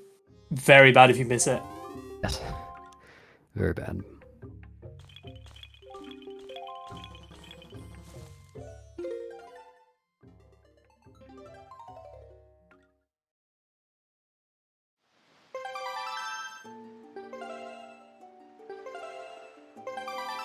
And the only reason we did all that is we need the Deku Leaf for getting out of bounds in Ganon's castle. And for the Morth hover at the end. Oh yeah, and the Morph Hover. But this is pretty low speed. Is he going to make it? I think I'll probably recharge some speed Oh, at Bomb yeah. Isle. Yeah. Makes Can sense. sometimes be difficult to tell how much speed you have. Yeah, especially on Beetle. There we Now, go. Joash has collected all of the things he needs to finish the game, so he just needs to get to the end. So he's going back to Forsaken Fortress. Usually, this is not when you would beat Forsaken Fortress the second time. You'd have to finish the first two dungeons and Tower of the Gods, and go down to Hyrule, and then come back, and then do this. Now, one thing about that is that because he didn't go down to Hyrule, he doesn't have the Master Sword. And there's a scripted puppet Ganon, Phantom Ganon, not Zant, fight here that requires the Master Sword. So he's going to be careful to not hit the trigger for that fight, because if he does, he simply can't do it. He would just have to reload his previous save. You're going to be very careful with this leafing. And switch controllers for the pause storage. We get to Very do the door clip again.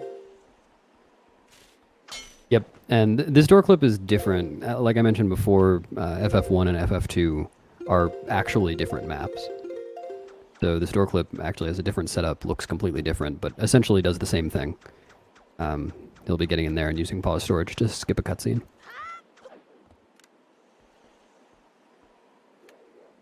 Then you see the same setup again with the specific side hops and sword slashes to get into position. Oh yeah, I missed Seb's clip into the fairy fountain. I'll have to watch the next one. I think this is the first one.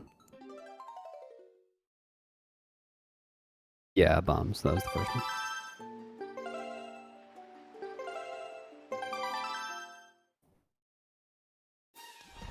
Having now skipped the cutscene, Joash is in the Helmarok fight and swimming. And he can't do this fight either because he didn't pick up the Skull Hammer because he couldn't fight Phantom Ganon.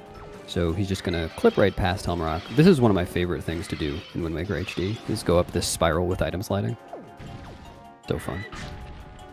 And if you get behind the bird quick enough, you can use the bird to push you out of bounds, which lets you walk around the arena. Oh yeah, so let's watch Sab's tree clip here. This looks so difficult. Just a different method from what Joash did of getting in. But what's nice about this method is you never really get stuck the way Joash did, getting a little bit too little and a little bit too much speed. Basically the game does the work for you and continues to decrement your speed as you're sliding until it gets to the right value to clip you in. But it's just so hard to balance Link on that tree. It takes a lot of skill. So nice clip there. Yeah, Not Josh, that the other one doesn't take skill. on Josh, as he now has the Master Sword and the Shield and the Hero's Clothes, although I don't think they stay. That's because the cutscenes are made in such a way where they expect you to have the item, and if you don't have it, it just gives it to you, which is very generous. Yeah, so specifically whenever Link draws his weapons, like he draws his sword and shield in these cutscenes, the game kind of just hard codes whatever sword or shield should be there for him. So, and thankfully we get to keep that sword and shield, which is very useful because if not, then this run would be a lot more difficult in the end. Is Master Sword required for the Ganon fight? It's required to deal damage to Phantom Ganon for light arrows. Oh, yeah. And in all dungeons, we do another cutscene that gives us the Mirror Shield, which means we don't have to go get it from the Earth Temple. Yeah, that one's very convenient.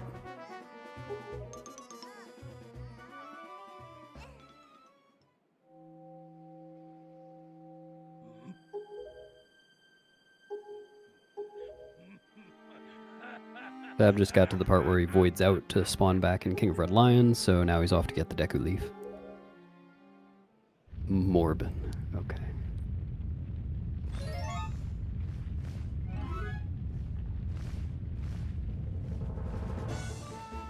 Oh, one other fun thing to note about all these item slides, while Joash is in this extremely long cutscene in the middle of the run, is that the runners don't have a map of the ocean. I mean, maybe they're looking at one on the side, but I kind of doubt it. They didn't get the map in the run, so they can't be looking at the gamepad and seeing which quadrant they're in and how fast they're going and where they're headed. They just know the ocean very well. Yeah, that was definitely a before the implementation of the manual super sim into the run. That was definitely something that at least I took for granted, was being able to just see where I was item sliding in the overworld with Link moving on the map on the gamepad screen. And then when that went away, I was like, oh, this is a lot harder now. Yeah. Especially in Endless Night. Yeah, I was going to say in Endless Night, when you have to do the 3 orbs, you don't have a map to see where you're going for the Triangle Islands. Yeah.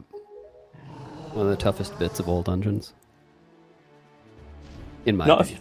Not if you run no MSS, it isn't. Yeah, true. Oh, so Sab is now doing a side hop pause storage, which is... So he failed it on the way in, because it is a frame perfect input. And so he just did it on the way out, and now he's doing the blind Deku Tree cutscene skip. But that is the reason that they both did setups for the pause storage at the top of Forsaken Fortress. It's because in the case of the Deku Tree, or Forest Haven, they just have to leave and come back in. But for those cutscene skips, that would be disastrous to have failed it. There is one cutscene skip coming up, though, for Puppet Ganon that requires a side hop. So hopefully neither of them misses that. So now, after a mere 37 minutes or so, Joash is in Hyrule to finish the game. It is possible to skip needing the side hop to get into that fight, but it is very long-winded. You have to go from the bottom of the stairs and roll all the way up. Oh, I had never seen that one. That was like when pause storage was very first discovered. That's how people did it. When Joash is now trying to clip all the way through Hyrule Castle to get to the barrier. I don't know what he's doing at the barrier. He didn't get all the Triforce pieces, so I don't know what's going on here. I think he's trying to play a song to the barrier to tame it, I believe. There he Barrier goes. lullaby. Yeah.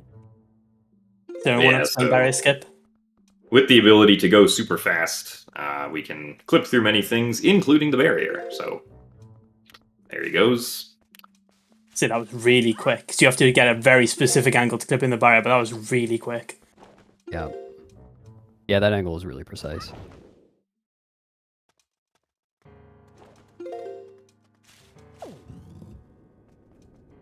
And just like that, he's zooming on in to Ganon's tower. Oh, and he'll be skipping the trials that are normally here, but he actually has to enter one of them first, because as I mentioned before, he doesn't have bombs yet, he just has a bomb bag. And interestingly, most bomb drops, like in the overworld, are programmed to not be bomb drops if you don't have bombs already as an item. But there's one guaranteed bomb drop here that's pretty convenient. So he clipped into this trial just to get that, and now is going to do a very similar clip again to skip all of the trials.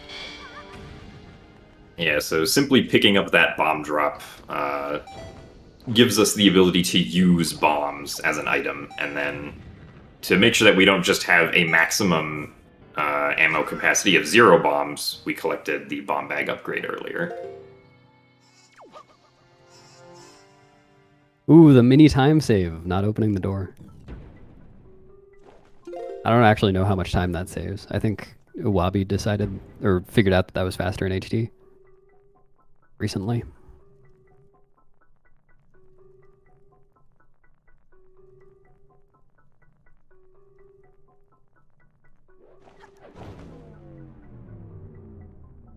And very similarly, it's now time to get the bow to go with his quiver that he got earlier.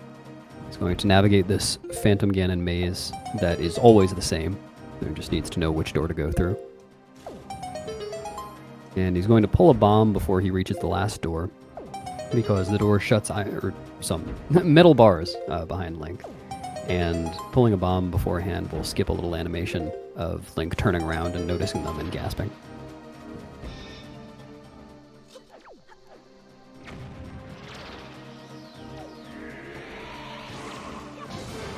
See, Sab's about to do the door clip.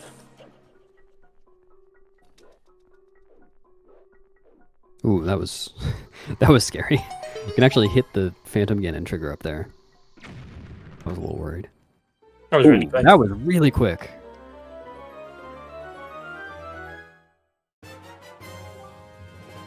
It's deceptive when you see someone do that quick. Like how hard it is to get the first time and having to practice it. Oh yeah.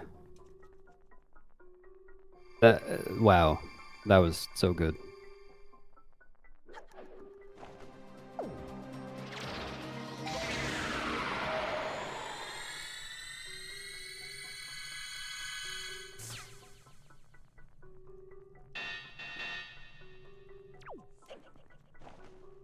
Now Sab's doing my favorite part.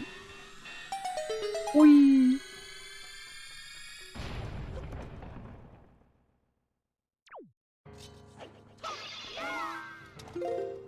So Joash now is gonna be skipping, oh okay, he's not skipping the enemies on the first patch. Whoops.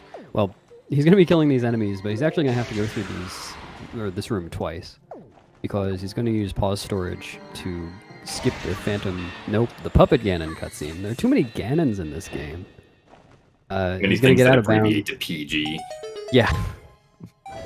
He's gonna get out of bounds by clipping on this column, and then he's gonna be doing the side hop method of pause storage. Hopefully he gets that. If you want to do it the really safe way, you go back down out of this room. You get pause storage coming into this, and you have to roll all the way up the stairs. But that was a frame early on the wrong side. He's erring on the side of caution here. Ooh. Probably safer to be better to be safe than sorry on this one. Okay, there we go. Nice. Got it. That is a scary one. You get one try. Well, yeah. You get one try if you actually input the side hop.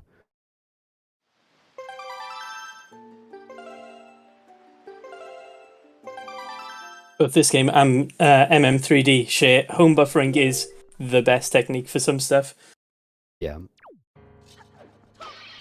Yeah, so because he had to save warp out of that cutscene, he's coming through this room again. And if he hadn't killed all the enemies before, he would have to now. He did. So there. And because we skipped that cutscene, we go straight into the Puppet Ganon fight. Yeah. And he did not damage down, so I'm going to assume he's not doing up again and skip. Yeah.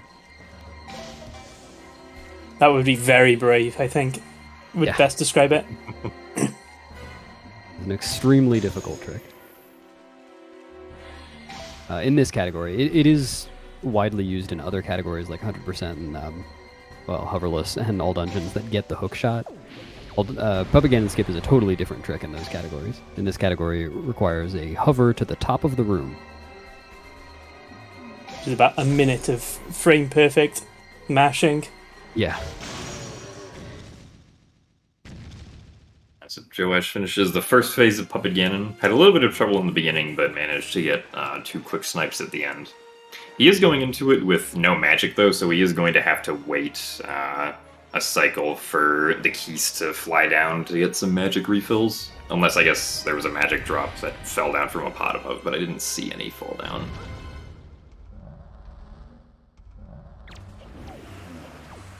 Well, Joash is still fighting Puppet Ganon, but Sab just lit Ganon on fire, so I think Sab wins, right? Yeah, I mean, if you just stop there, it looks like you defeated Ganon. I don't think Joash realized he didn't have magic. Oh, He, yeah. he hit the tail that was like, oh no. So is he gonna get a cool shot here? Trunk just shot. missed it. I can never remember which one's which. Haven't been around for very long. Thankfully, the keys are being nice with the magic drops. Sometimes the keys are mean and just don't give you magic.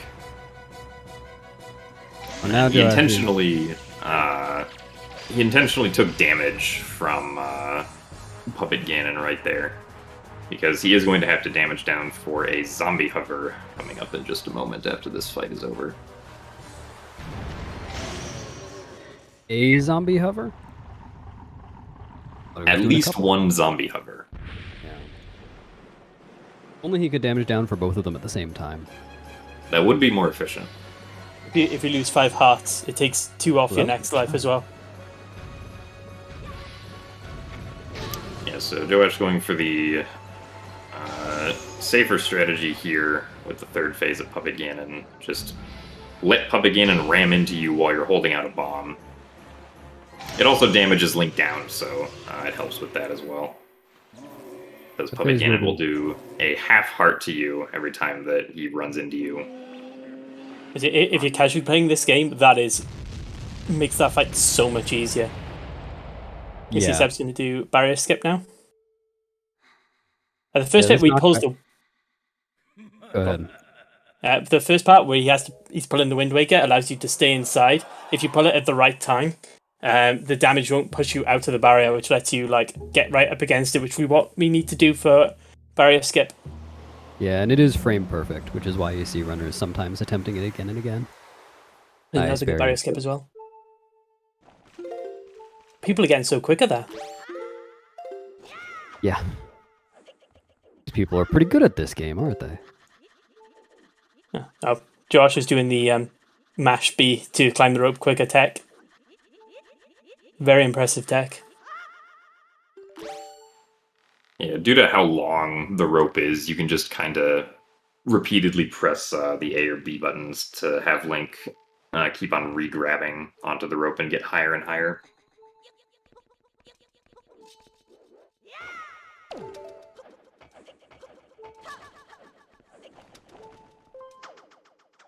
So now what Josh needs to do is he needs to get a morph into a very specific place so that he can push it up on top of the platform and then kill it with a fire arrow so that it spawns a heart, which he will then use he'll intentionally take enough damage to die and then do what's called a zombie hover by pressing B repeatedly to reach the platform and then collect the heart the morph leaves there.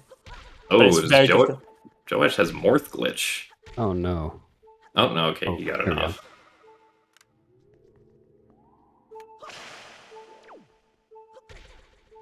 Yeah, so now he has to bonk against the pot if he wants to get it off.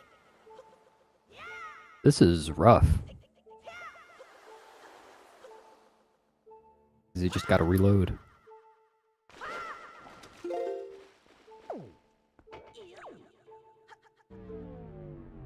I guess, did he finish the Puppet Ganon fight with the Morph on him? I don't remember if that... I know that going into a loading zone with a Morph can cause it.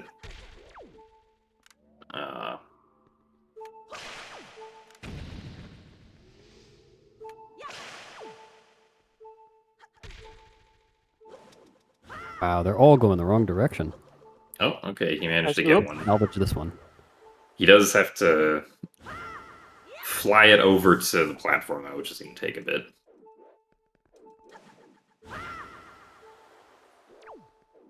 Yeah, so normally Morphs are supposed to jump off of Link when he rolls.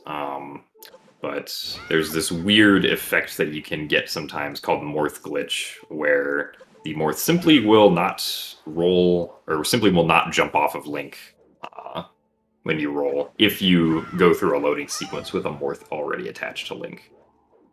There used to be a version of this trick before the Morph Hover called the Fairy Hover, which is completely luck-based. So this is still the better alternative, having to mess about with this Morph.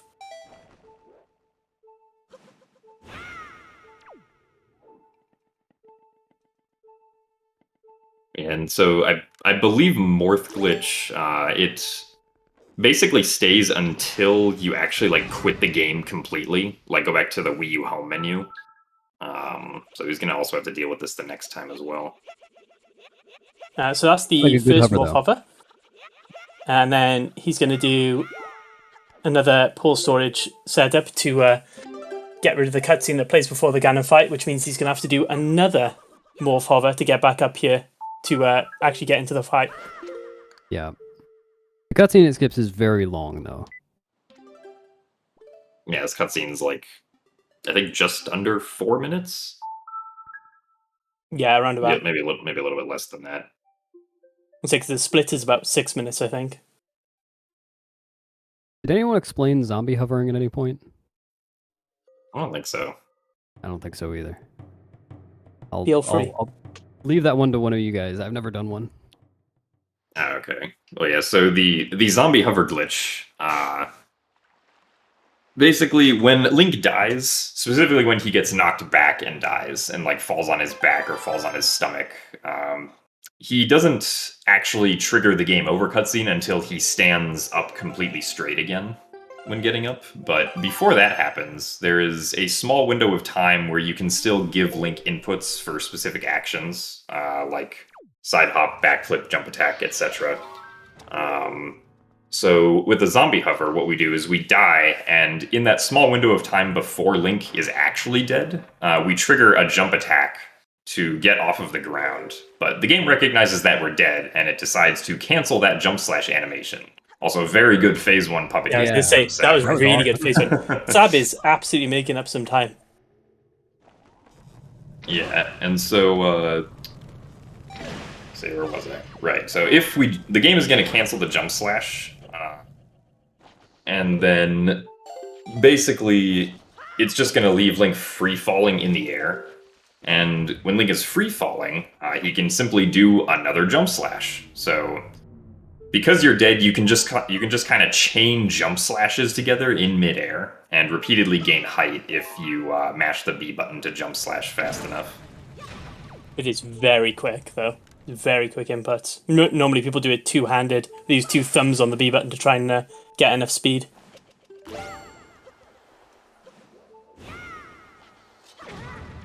And of course, if you want to survive a zombie hover, you need to have some sort of health source to land on at the end, which is where the Morph with the heart comes into play. And all of this is happening simply because the runners don't have the hook shot, which normally you would get in one of the latter dungeons. Excuse me, dungeons in the game. It is a bit out of the way for any percent, unfortunately. Yeah.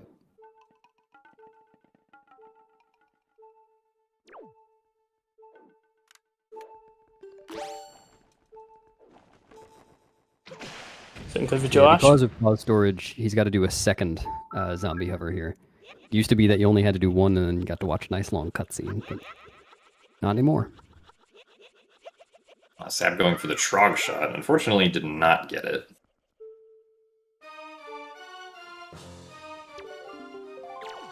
And Joash is now in the Ganon fight. where he's got to be careful not to take any damage, because he only has one heart, and one hit from Ganon will kill him. Or a hit from Zelda, actually. Got to avoid her shots, too. Right, you can grapple Zelda to get hearts, but he's deciding to play brave. Yep.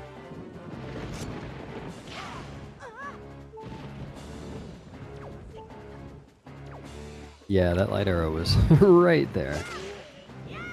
But Joash has done this before.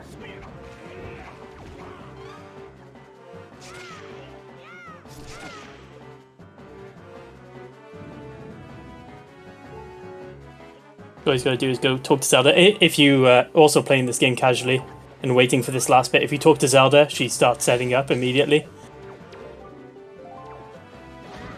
But this gets awkward now. Oh, Oh no! Oh no! That is unfortunate. This race just got a lot closer. Yeah. That's it. Another zombie hover again.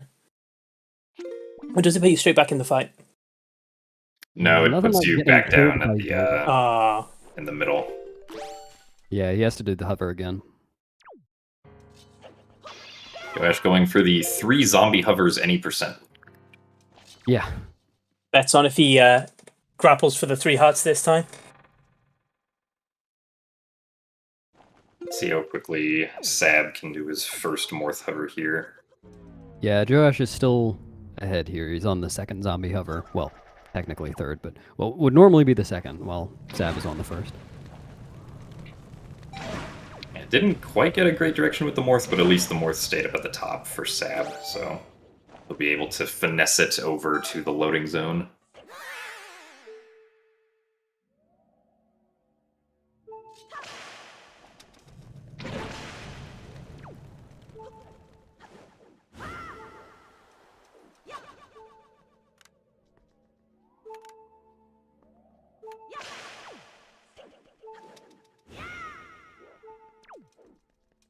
Joash also getting a good roll and now finessing his Morth over as well, while also being sure to take damage.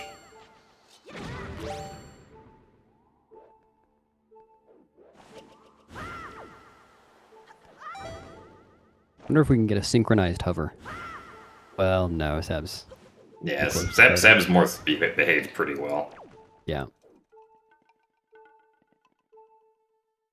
So yeah, the reason that you see the home menu come up there is because the runners are, at least I presume that each of the runners is switching to two-handed mashing. That was a spooky when they do hover. that.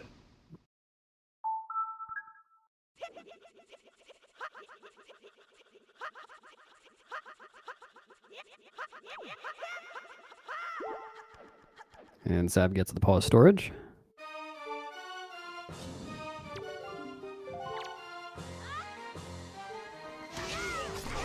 Joash still not going for hearts, at least not yet.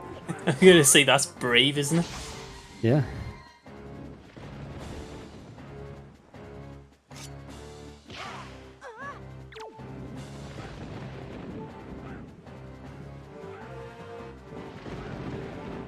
Ganondorf not giving Joash very good RNG. Ganondorf needs to do a very specific attack for you to make progress in the second phase. I guess one of 2 specific attacks. Alright, Zelda. Don't kill him this time. Okay, there we go. That's good. Alright. GG Joash. I saw that and I felt the inclination to split. Yeah.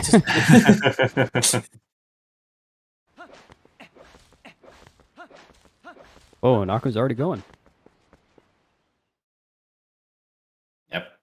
The relay is in full force.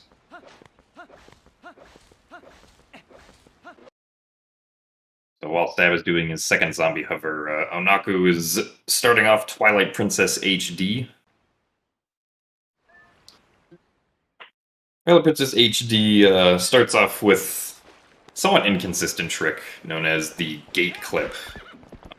Onaku is going to be using Epona to try and clip through the gate that blocks access to Farron right here at the beginning. I've never run Twilight Princess, I have no clue what he's doing. What's up, everyone? Up to E3. Yeah, so Onaku just basically has to put opponent against the gate and repeatedly bonk against it, and eventually he'll go through. There he goes. Nice. It's very Got quick. through. Yeah, pretty decently quickly.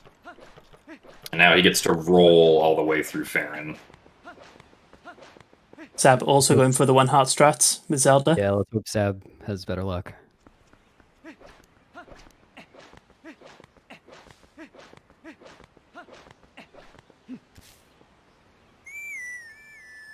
Sub Jasnix, sub Skins. There's definitely a lot more horsing around in TPHD than TPSD. Yeah, opponent gets used quite often in this run. A little bit later, we'll be using opponent to skip guard mines completely. That'll be fun. Yeah, because they made it control so much worse in HD, but it's so much more useful. True. There we go. It's like Sab's GG done. Sab. Very nice. And with that, we'll hand over to the TP runners. Yep. GG, everyone. Sab. GG Sab. Holy crap. Have a nice rest of the relay, everybody. Have a good one.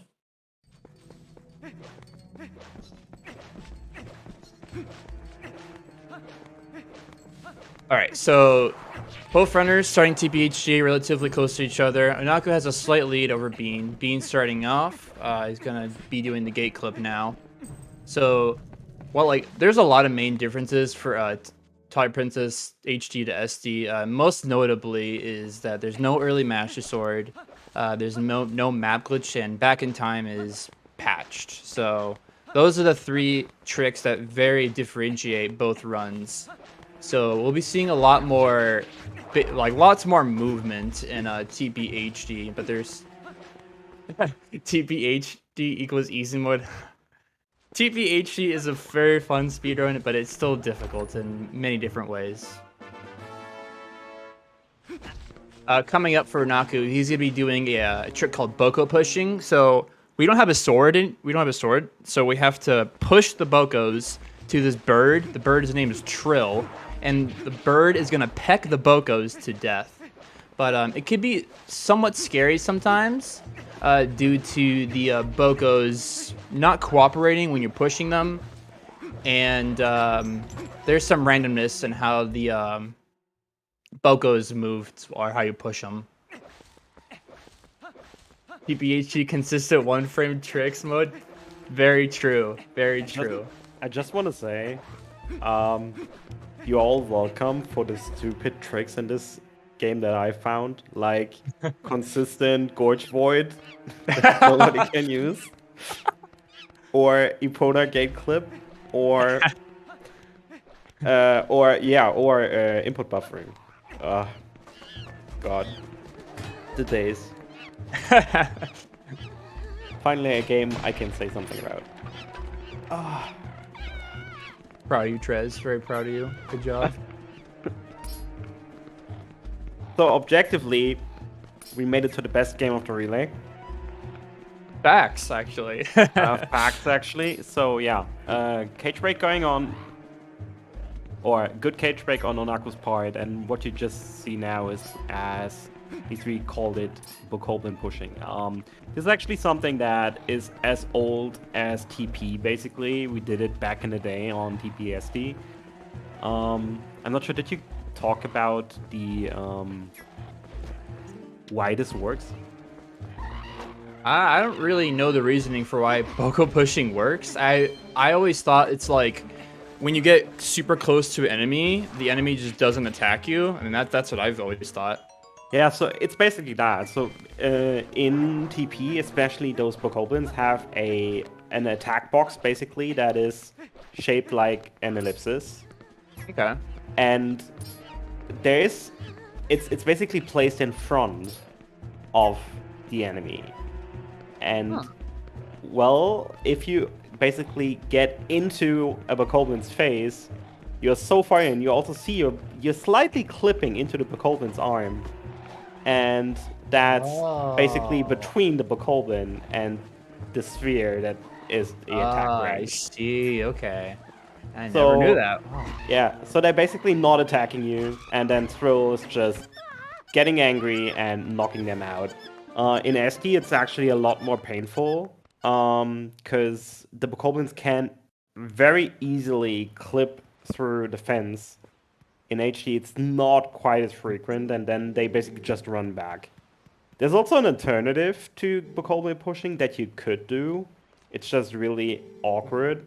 There's a really tiny spot in the Yeah, you ramp can drown.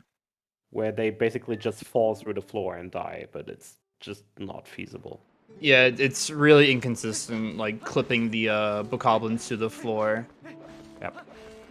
So Inaku just got finished with I would say one of the heavy reset points of TPHD is the opponent gate clip in Boko pushing. So now, what he's going to be doing now is he's going to be going all the way up to pretty much lake bed, and then we're going to see the other heavy reset trick. So there's tons of movement. We're going to need also 100 rubies before the end of Forest Temple, because we need a bottle to do the Epona dive later after Elden Twilights. So this is actually a fairly good start for Unaku, and Bean is catching up slightly. Yep.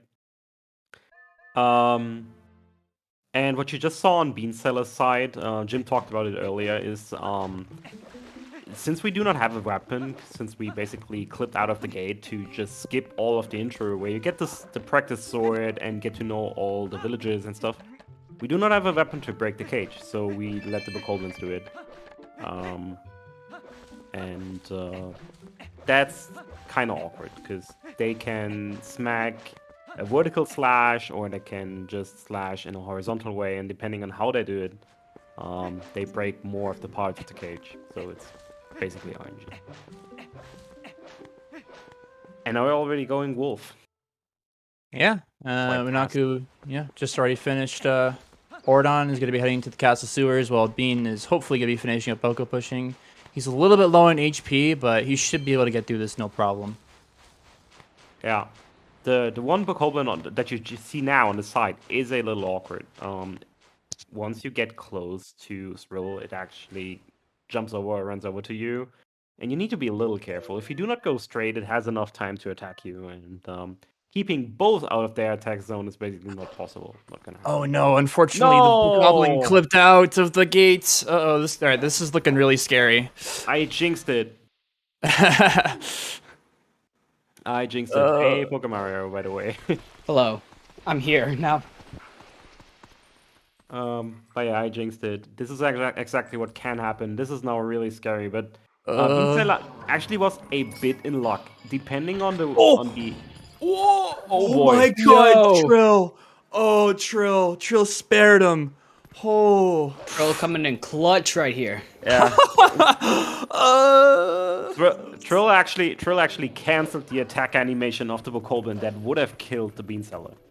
But yeah, Beanseller got lucky in all of this, because depending on the angle that the bokoblin clips out, it can basically run all the way back to the ramp, and that's really terrible. Oh yeah, both made it past, and now Boko pushing is a pain for everyone. Now we're on Midna, and I'm gonna head out and enjoy my peace and enjoy the best sidekick in Zelda history. That is true. Thank you, Trez, for stepping in. Best sidekick, absolutely. Alright, so now Beanseller's doing the good old goats. Goats are somewhat RNG. They can be very moody, actually. They can either be very fragile, they'll move really quickly, or sometimes they'll just sit there and do nothing. And these goats are not looking too good for Bean, but... Yeah, goats they never do what you want. There's always like at least one goat that just doesn't do what they're supposed to do. Goats are very rude. Like I think at one point I had like a minute 20 goats too, because I had like 5 goats that did not cooperate. No, not Howard's. No.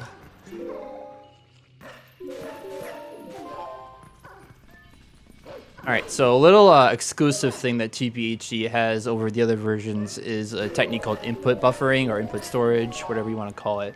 So after a cutscene or a text box, whatever it is, you can actually hold down the dash button or the roll button or a jump attack input, and it will give you a frame perfect, jump attack, dash, side hop, backflip, all that good stuff. So we use that during the somewhat for tech skips and just small time saves here and there.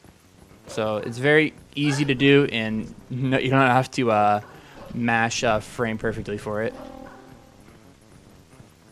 TPHD usually takes around let's say like a low 3-hour time. So 3:15, 3:20, around that area. Current estimate on ZSR says 3:35. Yeah. So, like a really good run is a 3:15, 3:14, and stuff like that. It's the second longest of them all. Yeah, second longest 50%. For the longest time, it was like the longest 3D Zelda in general. Until Skyward Sword HD. Yeah. All right, so now we have to get the Sword and Shield. So you can technically do Sword and Shield skip, but if we do that, we won't have a sword to kill things, and we need to progress the game that way. It's not like Wind Waker, we have pots and skulls everywhere that you can throw at enemies and take their and weapons. It's also not like Wind Waker where cutscenes would give you items. Yeah, exactly. So do you just like not have the items in the cutscenes, or does the game give it to you but you don't get to keep it? I'm not really sure, to be honest. I'm gonna imagine that you just don't have the items in the cutscene. Considering, like, if you have like the Master Sword early, then it still shows the Master Sword. Thank you, Joash, for the raid. Party 11, appreciate it. Little technique on the roofs here. This guy's hitbox is pretty big, so you could just completely miss the platforms and you still the triggers still scare him. And now we got this ledge. This ledge can be somewhat problematic, but we'll see how the ledge feels today. Looks You like either a get good, it first try, or it takes like 5 attempts. Yep. But look, there you go. First try Good there. stuff. Good stuff to Nako getting that first try. Really nice.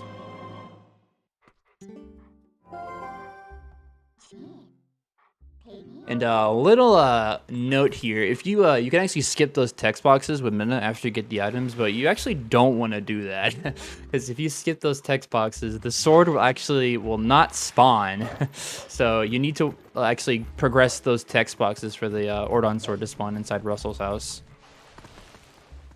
Bit unfortunate that the sword is the second item you get over the shield, because you don't need the shield, you just need the sword. So if there's a way to get the sword first, it would probably be faster to get the sword than do sword and shield skip. Yeah. Maybe. But I'm not sure if it would be worth going for even then. Yeah. Bean got some nice health. He was at a quarter or 1/4 of a heart, so glad that he won't be dying in sewers at all to the birds or the Calgaroks.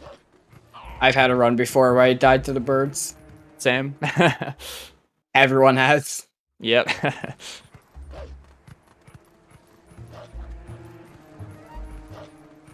Alright, so we got our first Shadow Beast fight coming up. Not much really happening. We're just going to do 2 quick spins by rotating the left stick in a circle motion, and yeah, that'll take care of the Shadow Messenger really quickly, and then we'll move on to Fair and Twilight. I guess since we're heading into the first Twilight section, I should mention the differences between the SD and HD version yet again. In the GameCube version and Wii version, there are a total of 18 tiers. No, it's 18, right? No, it's 16 or 18. 16, yeah, it's 16. It's 16.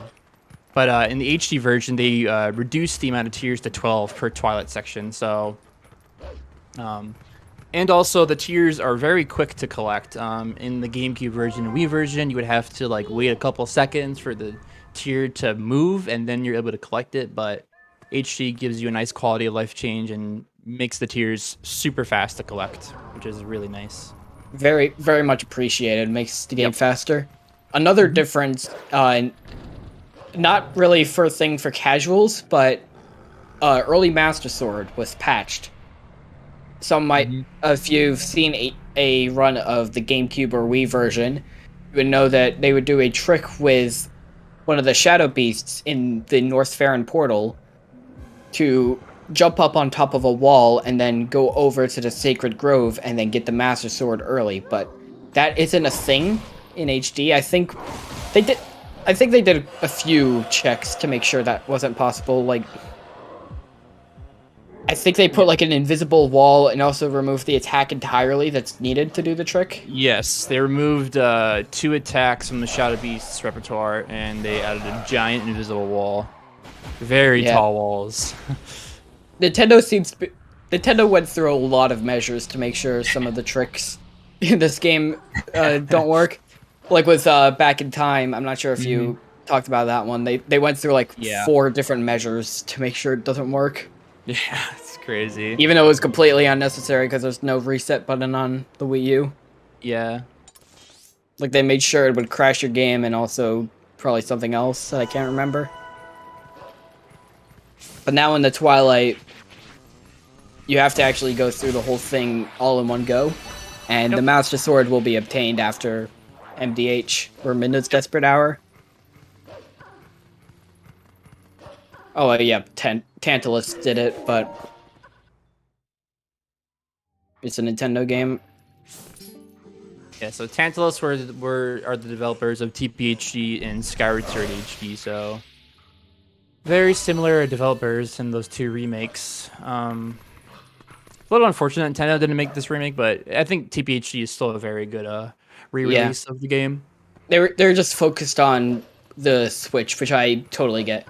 Yep. You know, they had like 2 major games coming out the same year as their console, so they definitely wanted to put their resources into Breath of the Wild, Odyssey, and the Switch itself. Yep. I wish Grezzo made this, so it'd be a glitchy mess. Grezzo, oh boy. Not to be confused with Tantalus, yes, the sandship boss, yeah. I thought they were one and the same, you know. I thought the boss did make the game. Yeah.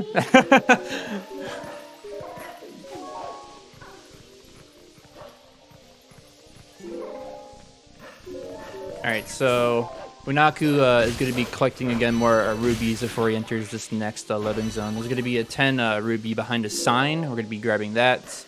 And then all the rest of our rubies are going to be tamed inside Forest Temple. There's a ton of ruby options inside Forest Temple, so it should be pretty simple to get 100 rubies. And we also have the Monkey Escort right after Fair and Twilight to collect some rubies as well. The game hard requires that you have at least 300 rupees at some point to be able to get access to City in the Sky, so that's why it's very important that we get rupees throughout the run. Mm-hmm.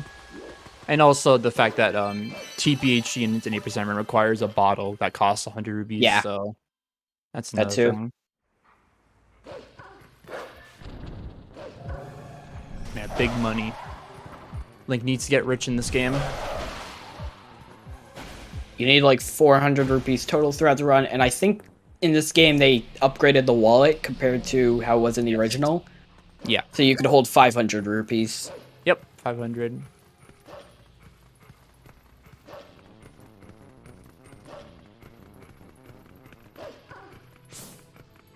There's going to be a small manipulation with this bug on the in front of Unaku here. See if we can get it. Nice manipulation. There it is. And then be able to take out these 2 bugs very, very quickly.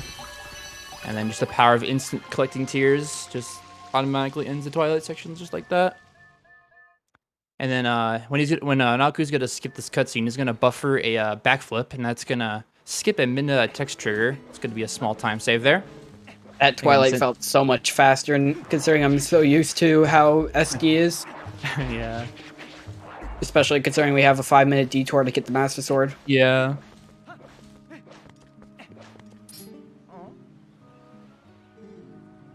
Alright, Alright, so Koro is going to be our guy we're going to buy the bottle from after Forest Temple, so we'll be seeing him a little bit.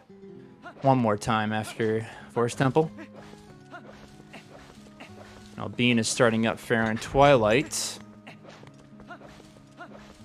Anaku's going to be on his way to the Monkey Escort.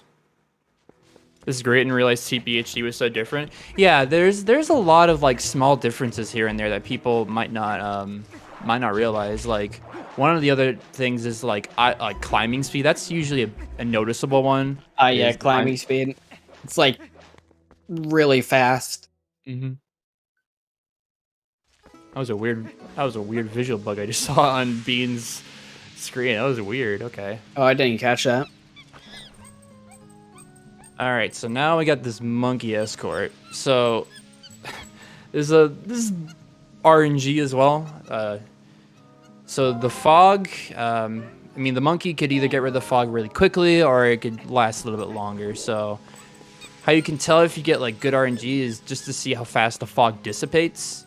So let's see for an example right here. All right, so right there it dissipated really quickly. That means you got good RNG. And let's see this. See, the fog's taking a little bit longer, and so that was a slow cycle there.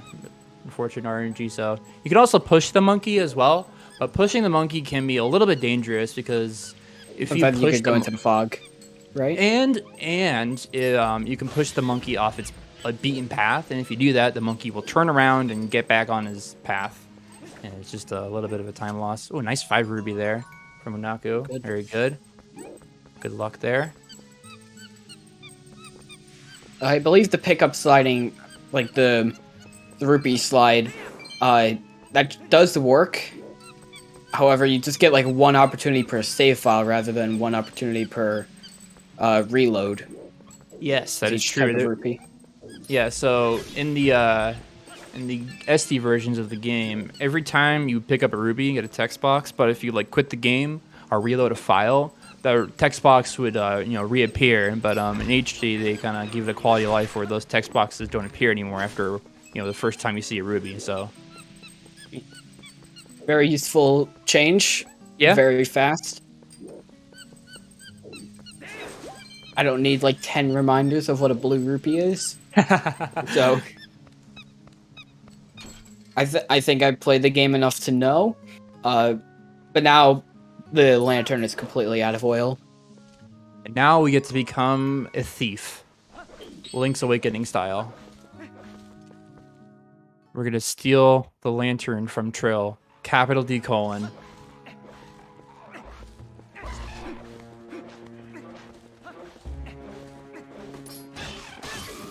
Can't believe he'd commit such a crime. I know. How dare he? I feel guilty. He stole. Oh no. All right, so now we got Oh yeah, go ahead. Another difference between the SD version and the HD version in terms of routing is that SD would get the wolf later. They do a Howling Stone to be able to get a wolf, but here you get the ending blow just right before Forest Temple. Yeah. It wouldn't really make sense to skip this the golden wolf in front of the Forest Temple anyways, so it's nice that's here. I don't even think it's possible to. Yeah.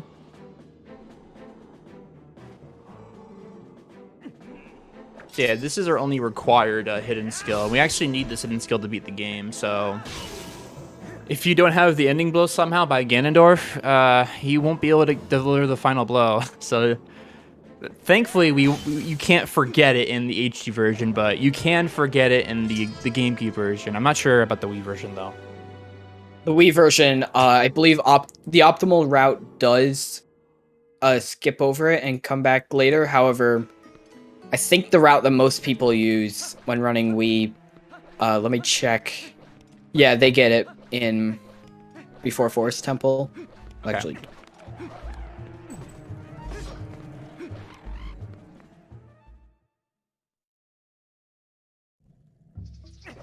Alright, so now entering Forest Temple here. Unaku's going to have his lantern out. He's going to be wasting oil on purpose.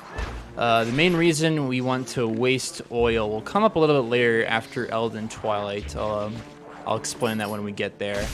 But for now, we need to just make our way through Forest Temple. We need to get 100 rubies for the end of Forest Temple, so we can buy that bottle from Koro to perform the Epona dive after Elden Twilight.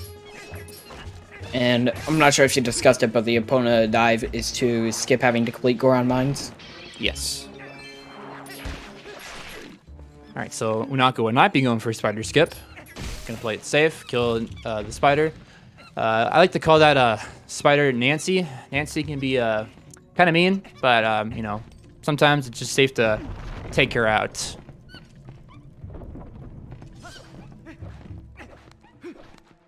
And we have to progress through Forest Temple pretty casually up until we save the second monkey, and then we're gonna perform our sequence break into Forest Temple. We're gonna basically clip inside of a bridge, and then we're gonna jump to a second bridge, and then do this. Just jump through a bridge or whatever. A second set of bridges to get to Ook really quickly. We'll see that a little bit later. SD runs would do back in time to set an early boss flag to be able to basically trick the game into thinking you have like 32 monkeys, which HD can't do because, again, lack of back in time. Yep.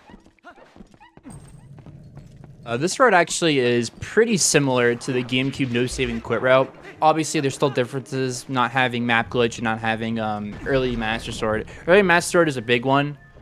Because it just allows us to be inhuman. It allows us to be human in Twilight, and it's that's one of the main importances of like early Master Sword is just being able to be human in those. Well, I guess sections. also that being Wolf in the overworld because Wolf moves faster. Mm-hmm. And warping. Yeah, fast travel. I feel like HD runners would love a fast travel between between Elden Twilight and getting the Iron Boots. That'd be great. Instead of however long Epona is. Yeah, we get Iron Boots after Zora Armor, actually. So yeah, Zora Armor is another big difference between SD and HD. Because in SD, you could skip the Zora Armor because the first tunnel of Lakebed, if you save and quit, in SD, you go right to the end, because with early Master Sword, the game thinks something about like you already completing the dungeon, and thus that's where it puts you. With HD, you don't have that, and it puts you still at the start of the tunnel, and you don't have enough air to be able to get to the other end without drowning. Mm-hmm. You can technically skip Zora Armor in TPHE, but it's TAS. Don't recommend it in RTA setting, but TAS, yeah. Everything else in the game can be done, because I think air refill with bombs still works in HD. Yes, it does. Yeah. Yeah, drowning is bad. I recommend not doing so. Mm-hmm.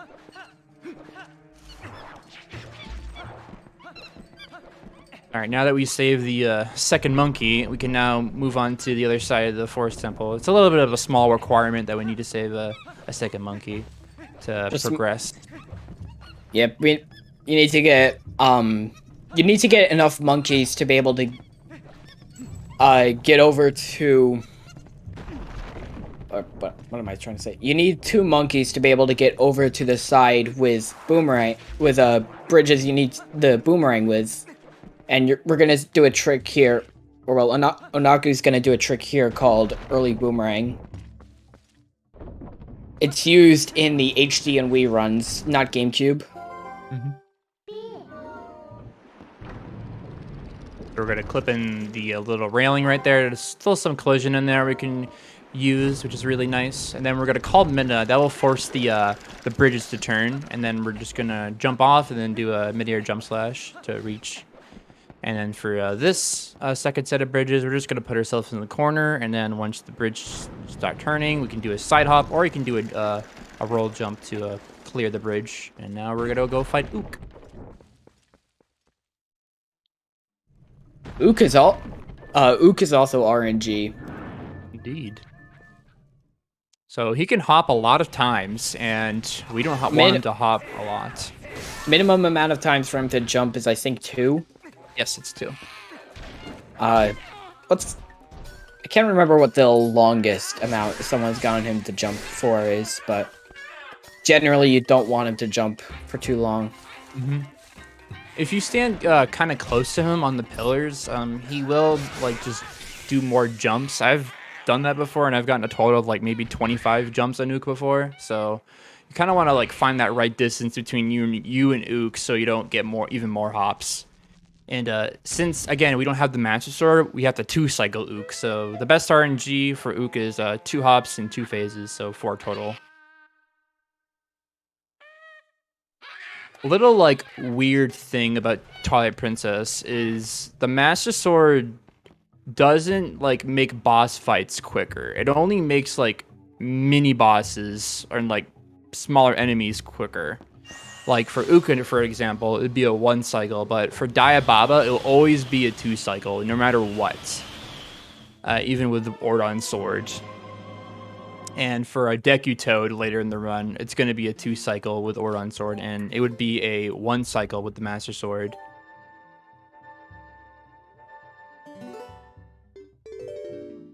Naku's only 17 seconds plus PB. Oh, nice. That sounds cool. Yeah, that's pretty good. Okay, so that is that's the boomerang obtained.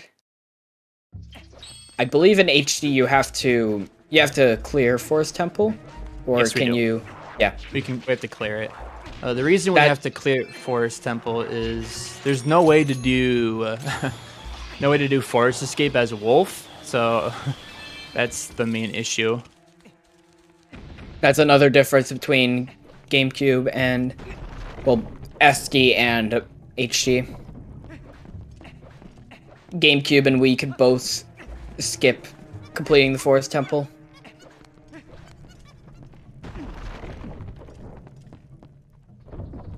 Yeah, since we have the Gale Boomerang, we can now do a trick called Boomerang LJAs, which is a very overpowering trick in Twilight Princess in general. Yeah. Even basic LJAs are very strong. So LJA stands for a long jump attack. So when we're gonna get to Diababa, the first boss, we're gonna see the Gale Boomerang LJAs in action. Oh yeah, you also have to beat Forest Temple to warp the bridge. That is another thing. Yep. Yeah, I forgot that. So Naku has over 100 rupees, but you actually want to try and get over at least 110, because after Lanayru Twilight, we're gonna have to be we'd have to talk to Fire and pay him 10 rupees to get back to Castletown to start the wagon escort, and he'll be getting some rubies probably at Elden Twilight, most likely. So how the boomerang long jump attack works is that when you throw the boomerang, you're targeting it. So if you pull out your sword and do a jump attack, Link will move as far as he'll move very fast to try and catch up with the boomerang, because that's what's targeted. And if the boomerang is over a void or is above ground that is higher than Link's current position, that's what makes him move very fast. So you can't just like throw it down and then do a jump attack. That doesn't work. Also interestingly, it doesn't work on the Wii version because motion controls break the target with the boomerang. So it's unintentional. I would say it's unintentionally patched, but the Wii version released first, so they accidentally added a glitch. Oh yeah. Oh my god. That's silly. That is so silly. Alright, so Unaku is going to be doing a strat called Ookless. So in this fight casually, you would have Ook help you out and bring these bombling to throw them at Diababa. But you can bring 2 bombs into the second phase and then juggle them really well to not have Ook appear at all. And the reason this works is because whenever you throw the Gale Boomerang into the bombs, the timer kind of refreshes every single time. So you can constantly juggle the bombs, and then it's just a really cool strat. It is probably my favorite trick in TP general, honestly. Yeah, it looks really sick. Very good Ukulus from Inaku. Bean just getting his Gale Boomerang, very nice. So runners are still kind of close to each other. Very nice to see. Always very nice. And actually, I didn't mention this. Is when we're save warping here, we can use the Wolf Link amiibo that came with TPHD, and we want to use that to return to the game itself, because going through the splash screen or the title screen and all that stuff, file select is slow. But with the amiibo, by just tapping it on the NFC port or tag on the gamepad, you can load the first save file and save like 3 seconds every time you save warp. So, pay to win time save. How much time does it save overall in the run? Saves about 15 seconds total throughout the run. So that's the first of the 6 dungeons in the game that you're required to beat in HD. Yep. You could completely skip over Goron Mines and Temple of Time, and Snow Peak Ruins you need to only go up to getting the ball and chain, because that item is hard required. It is unfortunate that item is hard required too. It's very unfortunate. Yeah, it would be I think, like, of everything that TP can get, that's probably the thing I want to see done the most. Yeah, skip the most, yeah. Be a blessing. Outside of, like, maybe early Hyrule Castle. Yeah. So if anyone wants to do some glitch hunting for this game, those are the 2 tricks to look for. A way to, like, well, if you do early Hyrule Castle, then you could also skip over Snow Peak Ruins. So, yeah, go for early Hyrule Castle. Alright, Unaku just bought his bottle for 100 rubies, and now he is all set for the opponent dive later in the run. And so now we're going to be rolling. We're going to roll a lot through Hyrule Field. Get those frame-perfect rolls, everyone. I wish I could get frame-perfect rolls all the time. So the rolling mechanics in TP are very, very interesting. So, like, if you roll on flat ground, you're going to get your max speed. But if you start rolling up a hill, you're going to lose some speed from it. But if you frame perfectly roll up hills while having that max speed, you will not lose any of your speed at all. So it's a lot. It's very important. I think going down hills is the same speed as flat ground, or yeah. With stairs as well, when you roll up stairs, you get your fastest roll as well, which is because stairs count as individual planes of flat ground. So, but there's a small example in Arbiters, but we're not even there yet. It's like a minor time save too. It's not the biggest. Stairs are very weird in this game because some stairs you can roll up, some you will bonk, and there's no way of telling, like, which ones you can roll up and which ones you can't until you bonk. Yep. Like the ones in the main room for Lake Bed, you cannot. Yeah, that's a notable one. I recommend not rolling upstairs in real life either. Yeah, that sounds very painful. Gonna test that IRL? No, don't. Please do not. We do not condone harming yourself. Please do not. Alright, Unaku's gonna do his best Gorge Void impression. Link is a trained professional. Ah, no, he hit the B button instead of the A button. That's so unfortunate, man. He held the B button, not the A button. Dang it. He just lost a minute. Oh, well, there goes Link. Very nice, Ukulus from Bean as well. Very nice. Just press B, Kappa. What about rolling downstairs? I mean, I'm not sure if that'd be more painful or less painful. I But don't at know. least you I would don't get know. to your destination that way. Jeez. I'd recommend not doing that either. Yeah. Same.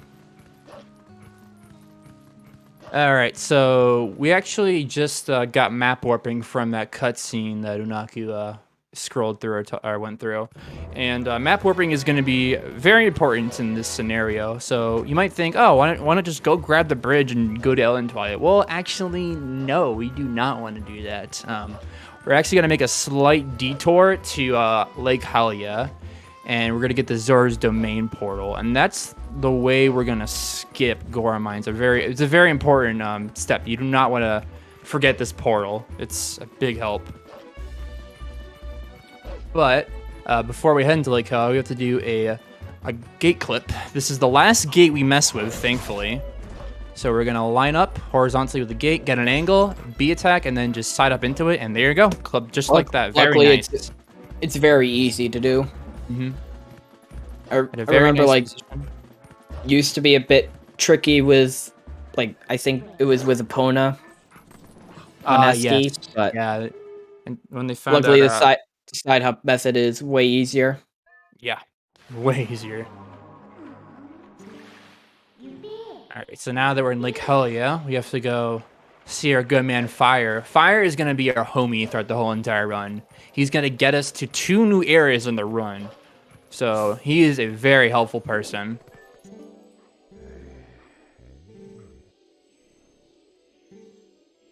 Side up makes you go through doors. Noted. Yeah, walls are just a suggestion in this game, by the way. Like, you'll see some very some weird clipping going on in like Snow Peak and whatnot. Except for the invisible walls. Those ones. Yeah, those ones are not fun. dirty. Yeah. So this Kargarok here is RNG. There is a 1 cycle, but the way he flies around the arena can be dependent on if you get good luck or not. Well, this looks very interesting. Very interesting pattern. So he's taking his time. That Kargarok took his time a little bit, but it's still okay. So we're gonna get up on the hill, and then we're gonna do a backflip, and then we're gonna do another jump attack to get a nice 1 cycle here. I'm looking at the Beanstalk screen, and you got the mailman. Why don't I know there's like a way with an LJ out of bounds to skip the mailman? So it's just that why is that not done in HD? Is there? So that's kind of like a small thing we haven't really timed that well. I've heard people say it saves like maybe 4 seconds to skip the mailman or something like that. But you'd have to do a second mailman skip before the opponent dive. So it's just not timed properly. We don't actually. I don't think we know if it saves a lot of time, but I used to do it in runs, but I was like, I don't really care for it. I just want consistency. So you can do it. It's just, I don't know. We don't know how much time it saves really. Another funny thing about mailman skips on the Wii version, on 1.0, the trigger for it is so small you could just do a jump attack over it. That's insane. Jeez. So that was every mailman trigger, and I think some other triggers. Alright, so Unaku just did a trick called the Kargarok clip. So there's a little like spot in between 2 walls where you can clip the Kargarok out of bounds. So it saves about 8 seconds, I believe. 8 or 6. So it's a small time save here and there, but failing it, you lose like half a minute. So it's a little risky sometimes to go for.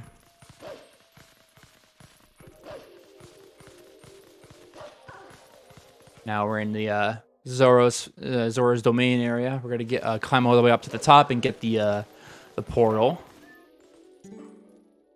and then we're gonna warp back to, I believe it's, I don't remember what the name of the portal is. It's like, is it southern or is it northern? It must be northern Faron. And then we're gonna warp the bridge to Kakariko or over the gorge. Yeah, the bridge is in northern Faron. Okay. I never remember.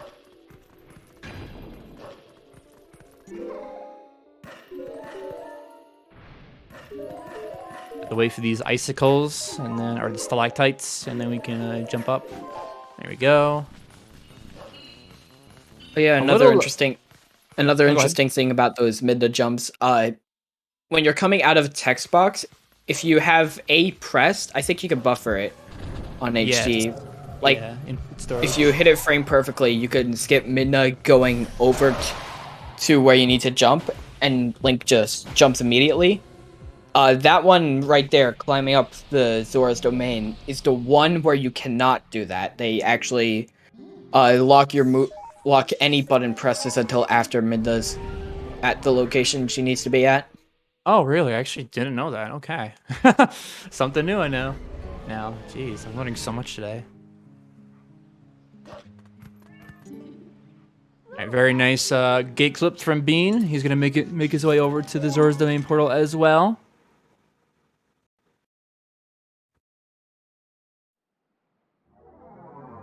Is Unako gonna get Bomb House rubies? Yes, he probably is, most likely. So there is a way to do Bomb House skip in this game, but it's incredibly difficult. It is immensely difficult. The main reason why Bomb House skip is incredibly difficult is because you need to hold perfect up on the control stick.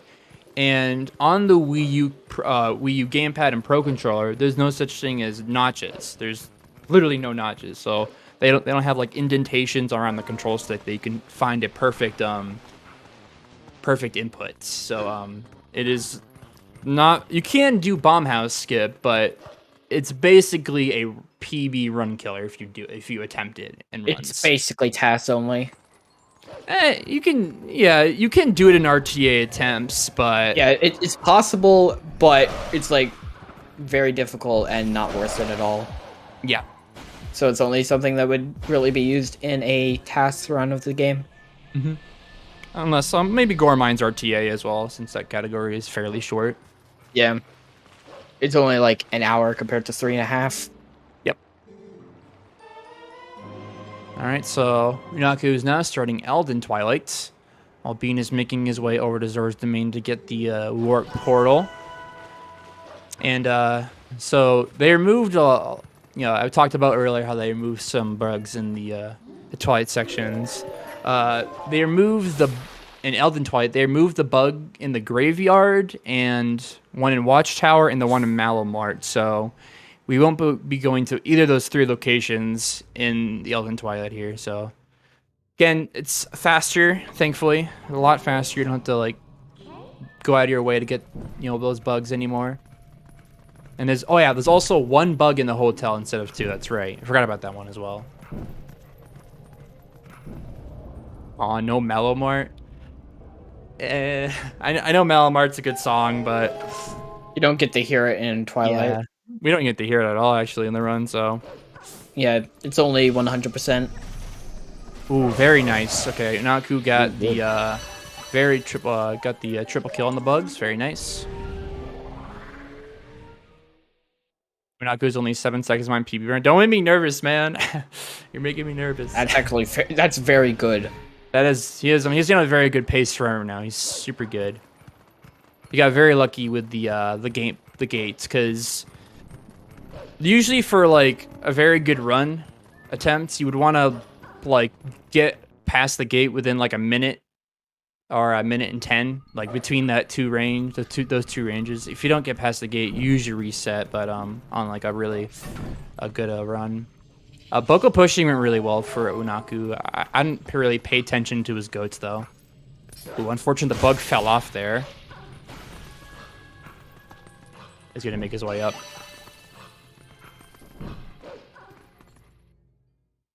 Yeah, Unaku has been playing really well recently. He's been getting some really good paces recently, so... I'm expecting Unaku to get record within, like, 2 weeks. Yeah, I wouldn't be surprised if you got world record this run, to be honest. Imagine getting record in a relay. That'd be insane, man. I've also been doing world record attempts now as well, so Unaku and I have like a small rivalry going on with 80%.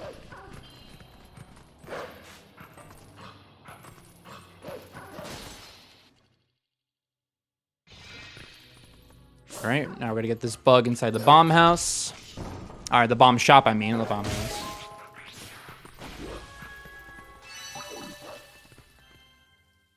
All right, it's possible so to dash. If you dash out the door there without before Link turns blue. oh my god, he's going for bomb house skip. This guy's a mad lad. Okay, Unaku is going for bomb house skip. He's a mad lad if he gets it. He's a mad lad. He is going for bomb house skip. Oh my god, he actually just got bomb house skip. No Dude, way. what? What? He's insane. He's actually insane. Okay, he's insane. He is insane. Okay. What an actual mad lad. What a mad lad. Okay. That is a very hard trick to do. That is extremely hard. Like I said, you need to hold perfect up for that trick and have a very specific angle. Holy jeez. That was insane. Insane. What a god tier runner. Holy crap. Jeez, that was... Yeah. Crazy. This is the record run. This will happen. Jeez. MB4 cut notches into his Wii U controller. How much do you lose if you fail it? You lose like a minute if you fail it. It's Would it be allowed for someone to use a notched controller? Like, has there been a discussion on that? Not really. I don't think there has been discussions on notch controllers in the TPHD community. I know for Wind Waker HD's community, notches are banned, but I'm not sure for TPHD specifically. Bomb house skip saves around like 20 seconds if you do it really quickly. I feel like it may be somewhat worth having that kind of discussion, considering that it makes a trick that is very difficult pretty easy. If you have a notch controller. Yep. So it could give some players unfair advantages.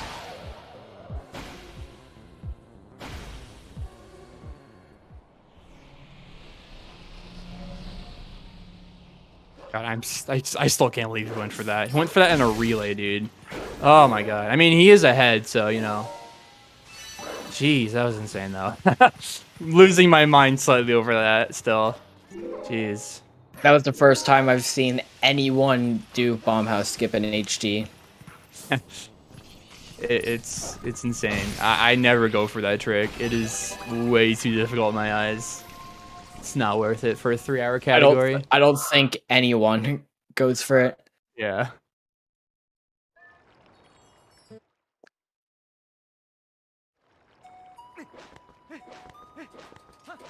You appreciate any extra head start I can get versus Jaznix? Well, it's good to hear average Link or Yao. Alright, so now that Ellen Twilight has been completed, now we're going to be taming Epona, then we're going to be doing the Epona dive, as I mentioned earlier. So we need to have a low amount of lantern oil, and the reason for that is we want to have the cutscene of Link pouring the oil into his lantern last a while, because it will completely, skip over the void trigger that happens when you fall down. So, and then you'll be able to ride Epona all the way to the Lanayru Twilight trigger. Thankfully, the Lanayru Twilight trigger goes all the way out of bounds. So it is very fortunate that that's a thing. Yeah, this is already PvP pace. I figured it after you got bomb house skip. Yeah.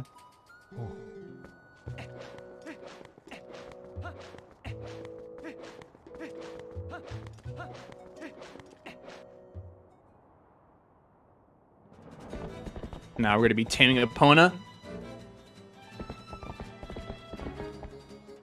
But, there's still a chance that a lot of things can happen in a roller coaster pace run like this, nerves can get to you very easily. There's still a very difficult trick coming up later in the run after MDH, so there's still potential for things to happen in this run, so let's not get too attached to this run. No attachies, as I like to say. Record for TPHD is a 3:15. Yeah, it's a 3:15:48 by Jim. Yep, you're correct, Jaquade.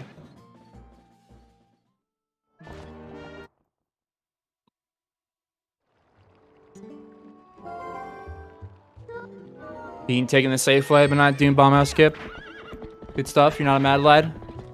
I actually appreciate that. Playing it safe. Naku's just crazy. I'm not sure what's crazier, the fact that Onaku went for bomb house skip or the fact that he got it.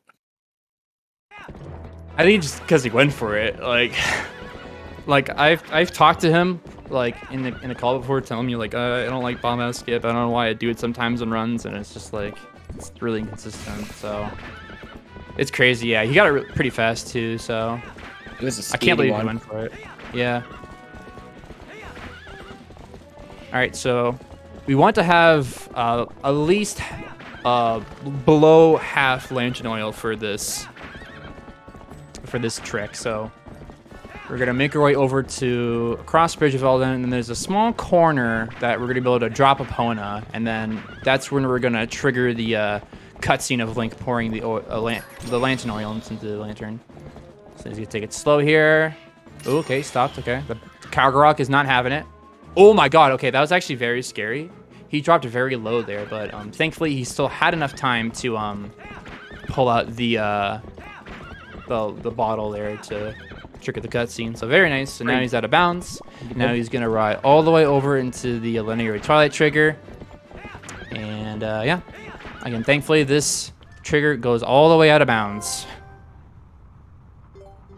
And by doing this, Goron Mines is completely skipped. Yep. No need to do it at all.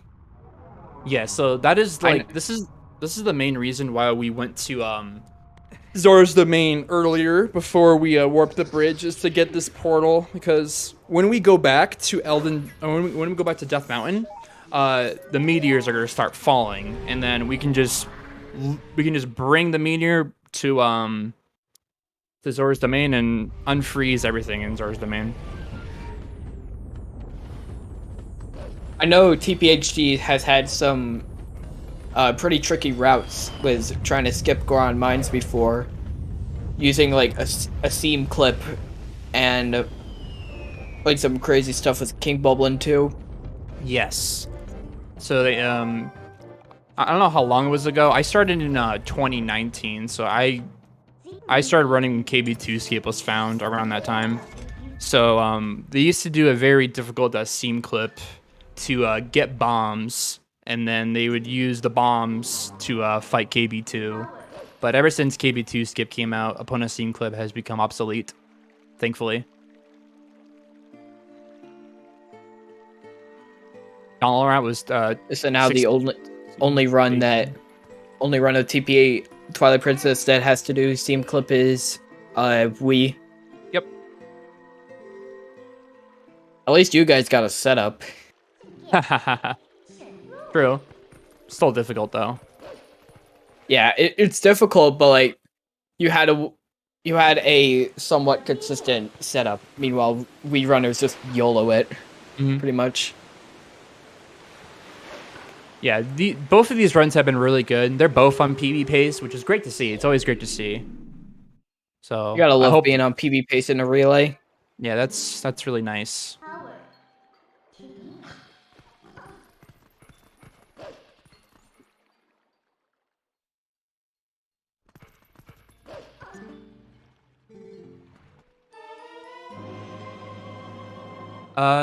Does anyone know if Unaku's actually timing this run right now? Does he have like splits open somewhere? Because I'm not too sure if he has his splits open or not.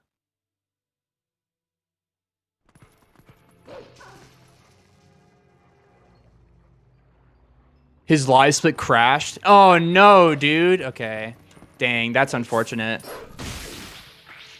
Oh no, that sucks. All right, so so he's not really good. He's gonna have to retime this run. If it is a PB. If it is a PB, yeah. But you know, there's always like so much that can go wrong, so it's not guaranteed. Yeah, it's not guaranteed. There's still early Snow Peak. Pretty much there's still early Snow Peak. There's still like the late game dungeons. There's exactly. Sir Arbiters. Arbiters is, in my opinion, the worst dungeon in the game. Speedrun wise, I'm not a fan of Arbiters either. Yeah, there's just too much RNG in that dungeon for me, honestly. Not really the RNG, it's just that I'm bad at it. But the thing is, I'm bad at it because I don't practice it. But I don't practice it because I don't like doing it. It's like a triforce of bad. Yeah. I practice a lot of AG too. Even then,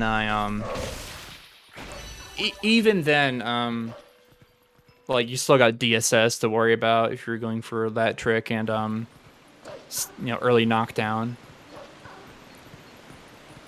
and Stallard. And even like Stallard phase 1 can be rough sometimes due to how the Stallard troops spawn. Jim's world record finishes Linear Twilight at 109.02. You use that to compare. I'll keep updated with times.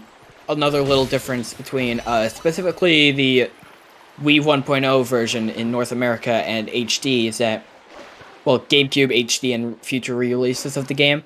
On Wii 1.0, if the bugs fall in the water, they sink all the way to the bottom before they explode. But then they changed that in later versions so that they explode when they touch the water. That sounds awful to deal with. Oh my god. Yeah, you have to, like, runners tend to, like, try to make sure they land on a lily pad. I just don't care because they never land on a lily pad for me anyway. It's awful. Right. Nice. Bean getting that opponent dive really nice and easy, and we're getting a nice zoom in on opponent's butt. Quality content over here. Yeah.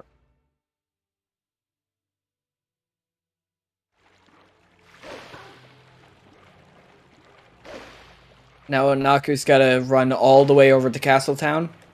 Just for, like, one bug. Yeah, for one bug. Takes about, like, a minute to dash all the way over to Hyrule Castle. It's crazy. Yeah. Pretty much, like, in my opinion, the run, like, really starts after Linear Twilight, because then you have, like... I would say, like, after Linear Twilight, like, that's probably one of the harder parts of the run, in my opinion, is... Because then you have Bow, you have Lake Bed, and then, MDH, even can be sometimes mean, and obviously early Snow Peak. And then even after early Snow Peak, you still got all the rest of the dungeons to deal with, like Arbiter's City, Palace, and Hyrule. So, yeah. The late game is fairly difficult to play really well in, so we'll see how that goes later in the run. Yeah, Jim had a really good late game, and his early game wasn't too good, unfortunately. Major, I guess you could say major differences between the world record and current runs right now is runners like myself and Unaku are going for tricks like Death Sword skip and Area Alpha skip, while the world record didn't, which is like, small time saves here and there that really differentiate, I would say, good paced runs these days.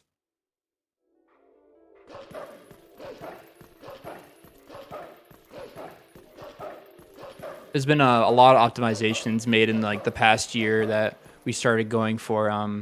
I know there was also the ice block clipped, which helped HD a lot more because in Snow Peak there wasn't you couldn't clip through the floor. You had to like slowly go past an ice block. But since they added ice block clip, it's very nice. It's a very nice time save.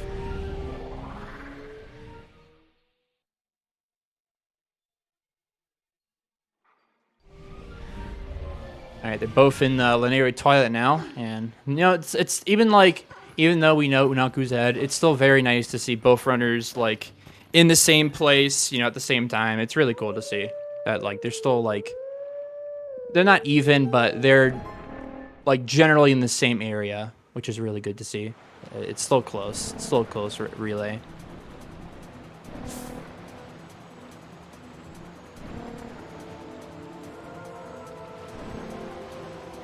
So we have to take care of these 3 bugs in the Cargo Rock flight here. And they removed one of the bugs in the HD version here, which is really nice. We did point it out, but something funny with them removing bugs is that after the Lake Hylia portal, the camera usually focuses to an area where you have to go to get another bug, but they removed that bug. So now, if you were to follow where the camera's pointing you to, it just leads to nothing. Yeah, so the one bug they actually moved around is in this spot here. So in the GameCube and Wii version, you would have to hop across these platforms, but where Bean is going right now is where they moved that bug. They moved it up this little bridge here, and it's a lot quicker and faster and easier, so you don't have to worry about platforming at all.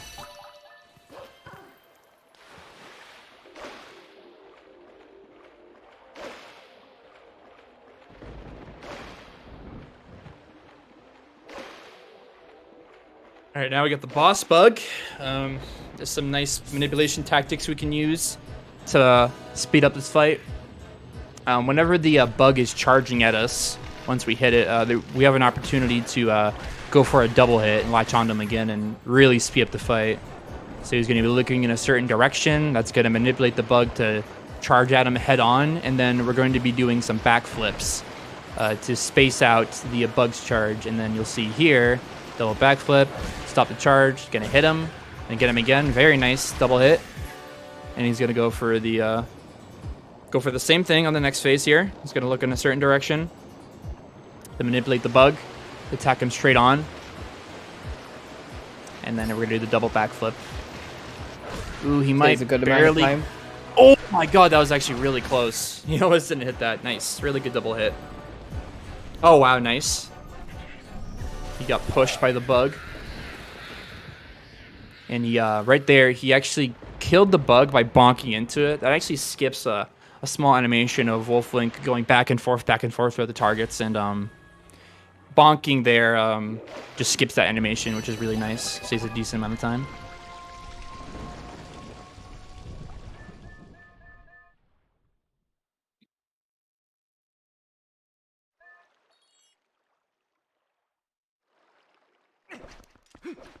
And now we're back to human gameplay.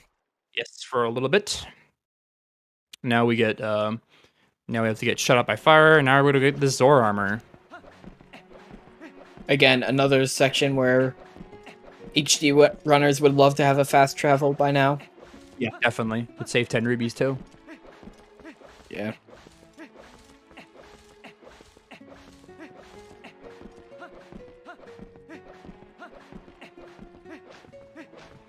Unaku got him in over Jim. We don't really know. We think we hope so. We do. Wait, he had a 107.46. Okay, so yeah, he's a minute over then. Okay, so he's ahead by 116. Okay, cool. Yeah, that's very good. Being a minute ahead of record in a relay, you know, pretty all right time. It's not. I can't speak. It's not something you see every day, really, to be honest. So it's quite a spectacle. It's gonna be pretty cool if this was record. Yep.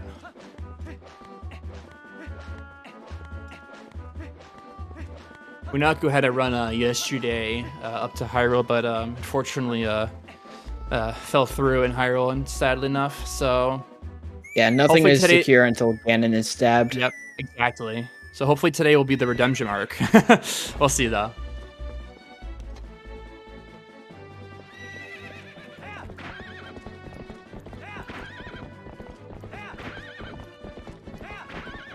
Or he falls off his horse. Not like you're gonna lose time.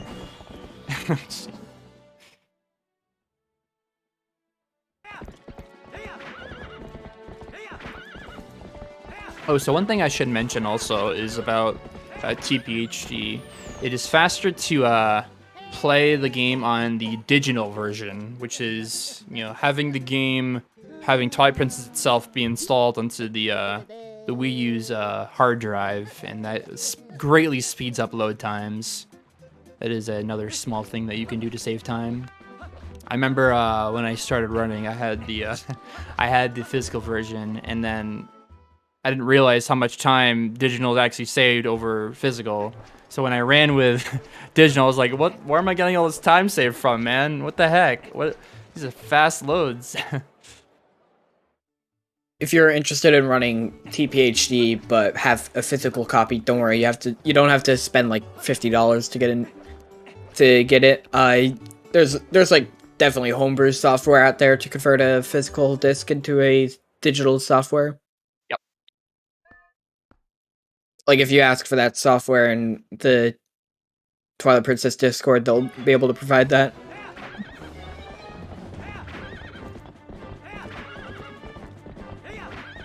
All right, Well, so now we got the have- escort and Yeah, King Bubbling to skip. So what we're gonna do here is we're gonna put Epona close to this ledge, or yeah, they could call it a ledge or a wall, and then we're gonna walk in between Epona's neck, or under her neck, and then it didn't clip, but that angle looks like it should still work. Oh, okay, got pushed through the wall. Ah, there we There go. we Very go. nice. Very nice clip. Very, very quick. Very fast. So falling in the void there puts us past the bridge, which, you know, at the bridge is where you fight King Bull for the second time, and that completely skips the fight. It saves a good amount of time. I think I watched a marathon run of TPHG a while back, and I saw what they had to do. They had to like ready a bomb, and then they had to make sure that they threw it at the perfect time at King Bull, and it looked so ridiculous. Yeah, no, I don't. Good. It looked ridiculous. Probably wasn't that easy to do either. So it's very Yeah. good that there's that method. Just get the bow, Kappa.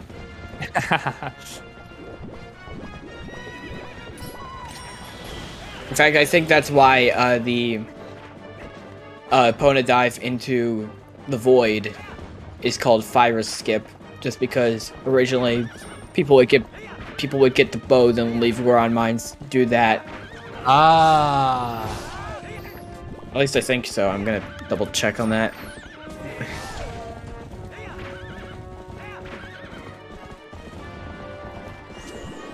Yeah, in like March 2016, it was adopted.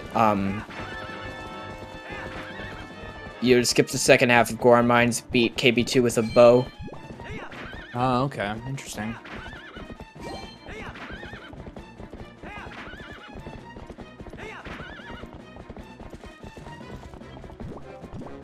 Alright, so we actually left the carriage behind there. We had to kill a Kargarok with a bomb attached to its feet. We want to kill at least one of the Kargaroks, because if we don't, the game will not let us progress to the next area. So it's like a small lock we have to do before we can progress with the escort mission. Oh yeah, like Anaku had to do an LJ over there. Oh yeah, he also skipped a minute text trigger there with the boomerang LJA. So originally you'd have to wait for the carriage, but you can just use the Gale boomerang, throw it out of bounds, and then just jump attack all the way across into the loading zone. Because the wagon is slow. Yes, the wagon is very slow.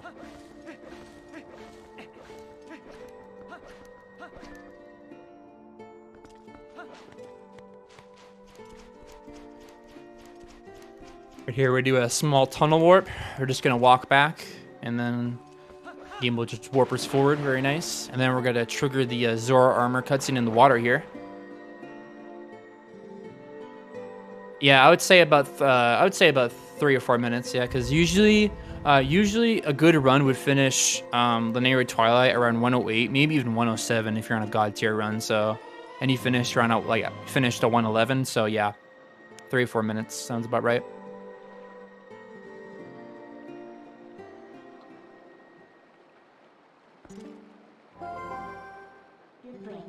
Alright, so now I get the Zora armor, and now it is time for RNG.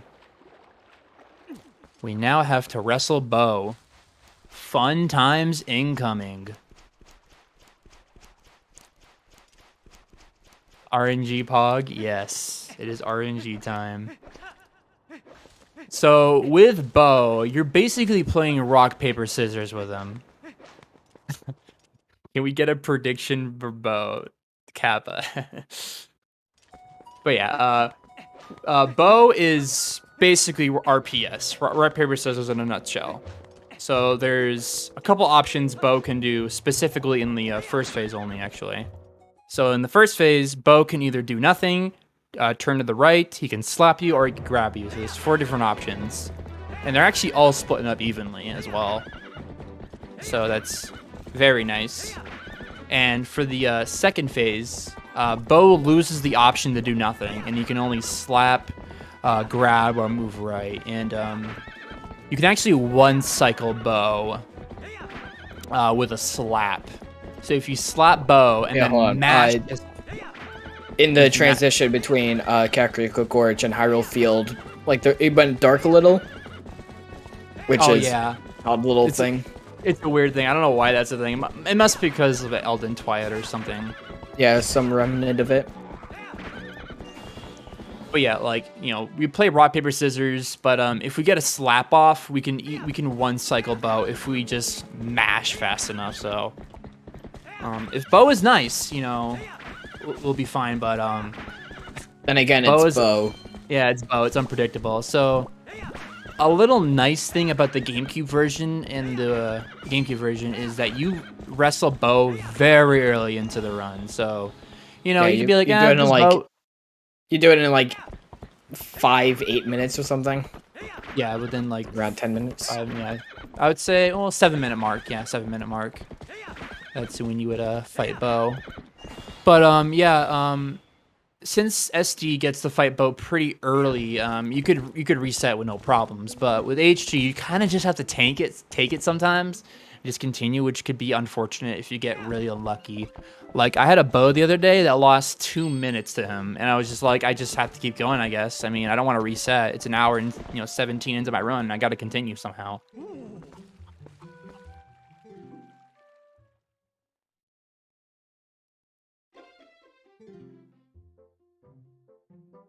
So let's hope Bo is nice today. We'll see. Yep. Also, a little fun factoid here. So you're not supposed to have Zoro armor by this point, obviously. You're supposed to just have your hero's tunic, but obviously since we did the route the way it is, we have the Zoro armor. And a little thing you might notice, if you look at Link's neck, it kind of just doesn't have a neck. It's just kind of just like this black piece of collision on his neck. I think it's like some remnants of the Zoro armor. See, he's got this little black thing on his neck. And the game gets a bit confused because you're not wearing the clothes you're supposed to be wearing. Another thing is here, if you can actually switch tunics during this fight, and if you switch tunics at any point, your game crashes. So don't swap tunics. You will crash. Pretty alright. Yeah, pretty okay first phase. Bo gave him a little bit of trouble, but he was nice. Alright, let's see the second phase here. Alright, he grabbed, unfortunately. Okay, he went right. Maybe one cycle? Oh, wow, yeah, barely. So, if you notice there, he was actually holding right. He was holding the control stick to the right there, and he was able to one cycle him really well there. So, that was actually not bad. Not bad of a Bo. Very good.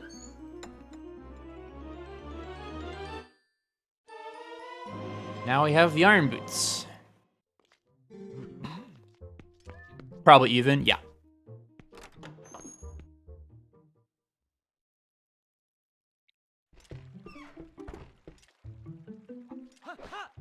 $119.13. Yeah, that's a sub one.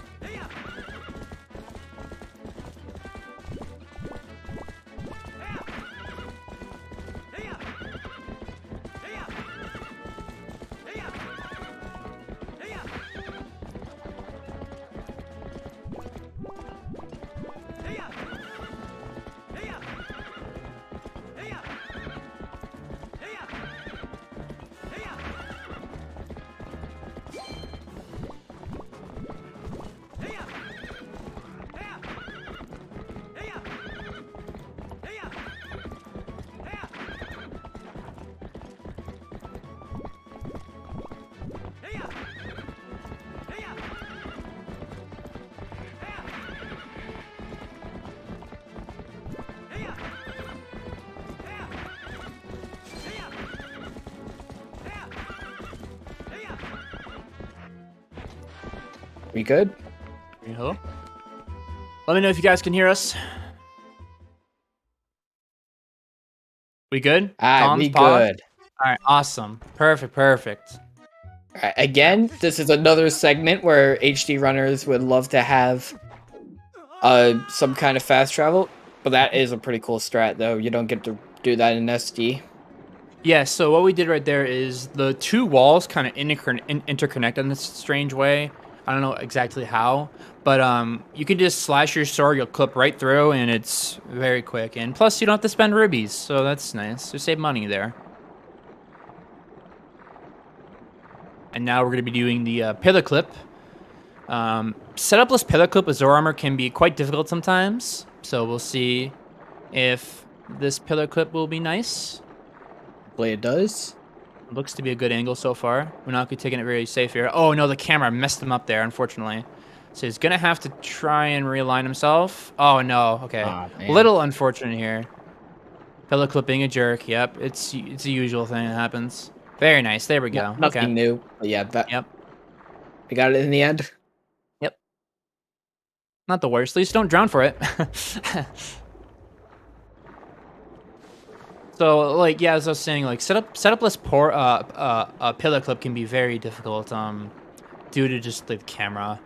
There is a way to set it up really well to get it instantly, but obviously you're gonna waste time setting it up than going over doing it setupless, you know. So it's also the tunnel I was talking about earlier when I said that you needed Zora armor to clear. Yeah, so if you have Master Sword when you enter in this tunnel and you save warp, the game will put you outside of the water tunnel, put you on the ground here. But we don't have Master Sword yet. Yep, unfortunately. So this is one of the dungeons where you really get to see the power of, like, Gale Boomerang LJAs. So you'll just see, like, we're going to target up there, and then we're just going to zoom all the way up there. And then the next room, we get to do a really cool-looking Gale Boomerang LJA. Yeah, Unaku is in the lead right now. Yeah, Unaku is ahead by around 4 minutes, yeah. Yeah, Unaku is also technically in Water pace currently. So he's going to do a target roll twice, side up to the right, and then he's going to target 2 specific spots on the chandelier and over there on the right side, and then we're just going to go, whee! Nice. This is also the second of the dungeons that are required to beat in the run. Yep. Because if you don't beat this dungeon, you can't go through the Midnight's Desperate Hour, which prevents you from unlocking the Gerudo Desert, which not only locks you out of Arbiter's Grounds, but locks you out of the Mirror of Twilight, which is needed to get the Palace of Twilight, which is needed to Hyrule Castle. That's a really, like, that's kind of like the sad thing about TP speedruns is, like, there's so many walls you have to get through just to progress the game. There's so many, like, required things that you have to do, and I guess that's a good thing how well developed this game really is compared to, like, other games like Wind Waker. So yeah, compared to, like, something like Ocarina of Time, where there's probably, like, 5 ways to enter every dungeon early. Yeah. Like, you don't really have that with Twilight Princess. Mm-hmm. Which I actually quite like about the game as a speedrun. Yeah.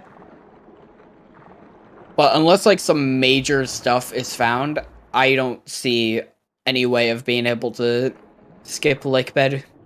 Mm-hmm. Also, that's a trick with the pot. If you put the pot down as was shown there, you can kind of, like, squeeze yourself through the wall and skip right over to Deku Toad. Yeah, so that also eliminates the use of bombs. So we actually used to get bombs in TPHG runs, but ever since early Snow Peak, we're now skipping bombs simply because the ball and chain, basically the ball and chain just replaces bombs.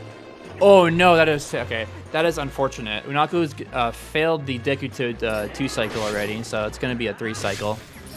So what you need to do the 2 cycle, so what you need to do the 2 cycle Deku Toad is you need to do 10 slashes in 2 sets, basically. So 20 hits total. But it can be very difficult sometimes to combo those attacks because there's a certain, like, number of frames you need to combo within to get the 2 hits and the 10 slashes. If you're too fast... If you had bombs, you'd be able to throw them in his mouth to be able to skip having to kill all those little tadpoles. Mm-hmm. But yeah, another thing with the Deku 2 cycle is that sometimes if you're even too fast, you're gonna miss a slash somehow, and it's just you have to time them like pretty much really well if you don't want to miss a slash. It's a very strict timing. Yeah, it's a bit tricky.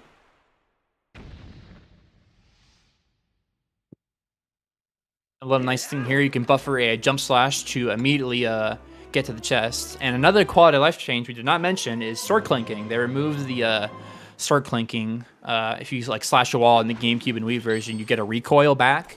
But they patched that in the HD version, which is really nice. You can't do a jump attack there without clinking off the chest, which I think overall would be slower. Mm-hmm.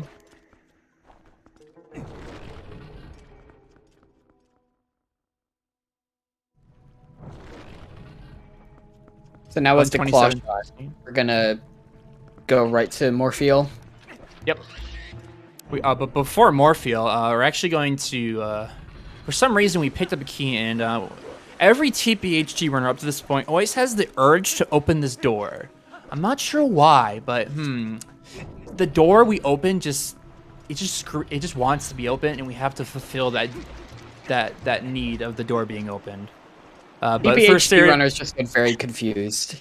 Yes. So once we climb up the staircase, the real reason why we're gonna open this door up top, or the next set of doors, is there's an HD exclusive trick called gate unloading. It's a trick. Well, basically, there's two gates. All right. One gate is in Lakebed. Another gate is in City in the Sky. And if you load the gate in Lakebed, the gate in Sydney Sky is completely unloaded, and it saves a lot of time to get to Arialphos. It saves a lot of time. So we open that door, those two sets of doors. Now the gate in City will be completely unloaded, and the only way to have it be unloaded in City is by playing through the game and not quitting the software. At any point of the time, any point you quit the software, the gates will reload. Oh no, Naku just he didn't line up correctly for the boss key skip. Oh no, dude, that's a big F. So he was a little bit off the mark. What you want to aim for is one of the chains. If you aim for one of the chains, then do the side hop, you'll make it onto the railing perfectly. But yeah, that's like 30 seconds, yeah. But good backup. Very bad, but luckily he's still ahead. Very nice. Yeah, still doing well. Still gonna be ahead. Very fast. Yeah, it was a good recovery. Very good recovery.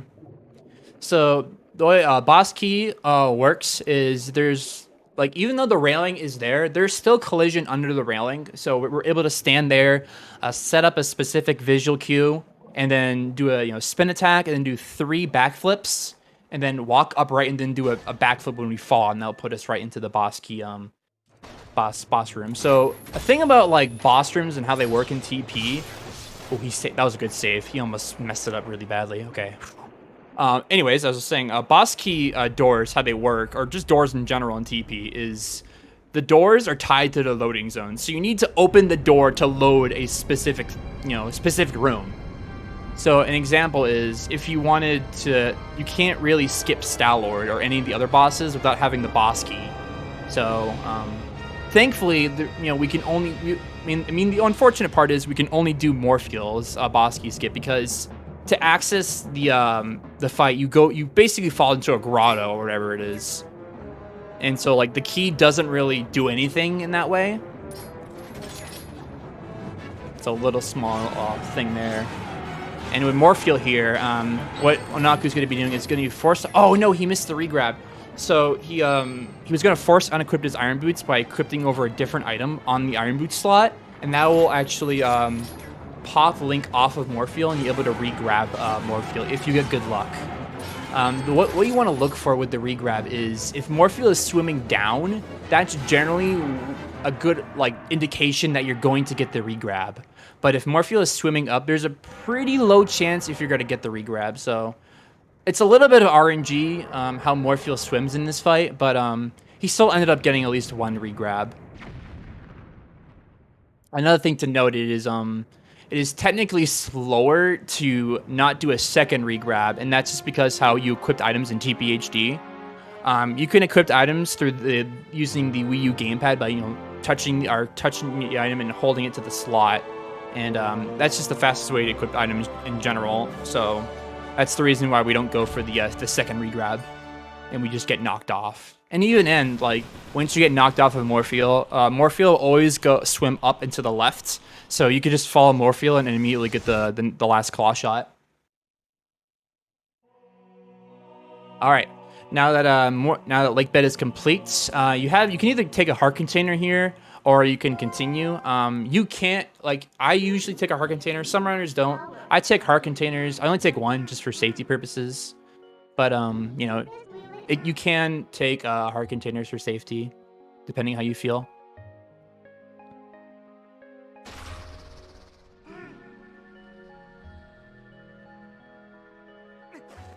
Looks like Naku's going to be playing it safe and getting the heart container. I think it's a smart decision. Yeah, another thing about Lakebed Temple's boss key skip. There are more methods of doing it on SD, but are patched in HD. There is using the vine. In both GameCube and Wii, you can use a bomb's explosion to push you through one of the vines. Then you just swim into the loading zone. Well, you swim over to some solid ground, which you then move yourself over to where you get pretty much up-warped over to where the loading zone is. That is patched in TPHD. The Wii version actually has another way of doing it using just a claw shot with some angling, because angling on the Wii version is in third person. Who has world record? Jim. Yeah, Jim's had world record for a very long time. Yeah, Jim's second half was really good, but again, him not doing a DSS or Alpha is kind of it's probably the time save that is most important in the late game runs is Area Alpha skip. Area Alpha skip saves a lot of time, especially Area Alpha skip. It saves like 30 seconds or something over killing him, or 25. Yeah, it's a good amount, but unfortunately it's a bit tricky because with gyro, and it's a very specific like pixel that you have to use the claw shot on, so gyro can really mess with that. Yeah, so you can also play with the Pro Controller as well. I'm actually the only top runner in quotation marks that runs with Pro Controller. So if you wanted to speedrun with Pro Controller, you can. The only option you lose from playing Procon is gyro aiming. That is the only thing you lose. You can still cook your items to your gamepad. You can still use the amiibo. You can still, warp to different locations with the gamepad by tapping on the location where you want to go. So the only thing you lose is gyro aiming, which is honestly not bad. Just switch between the two mid-run. Yeah. You could technically switch between the run if you really wanted to, but you can't switch them mid-gameplay. You have to switch them by save warping. So you'd have to go through the title screen and then select the controller you want to use. You can't go into the options menu. I didn't realize you could do that. I thought it was gonna be like Wind Waker HD, where you could just do it in an options menu mid-game. Yeah, it's not like Wind Waker HD, sadly. Yeah, that could make that a viable option. Mm-hmm. And another thing about aerial foe skip is that sometimes the claw shot can just straight up lie to you. And what I mean by that is it can give you the diamond showing you, oh, look, this is it. This is the spot you're aiming at, and it's going to work. But when you fire it, it just doesn't work sometimes. My theory on it is that it's probably the claw shot is not aligned properly with the actual reticle. But it could also be the fact that it's position-based as well. Could be multiple reasons, honestly. So air alpha skip is inherently more difficult on HG, just because of the claw shot reticle and how you aim it.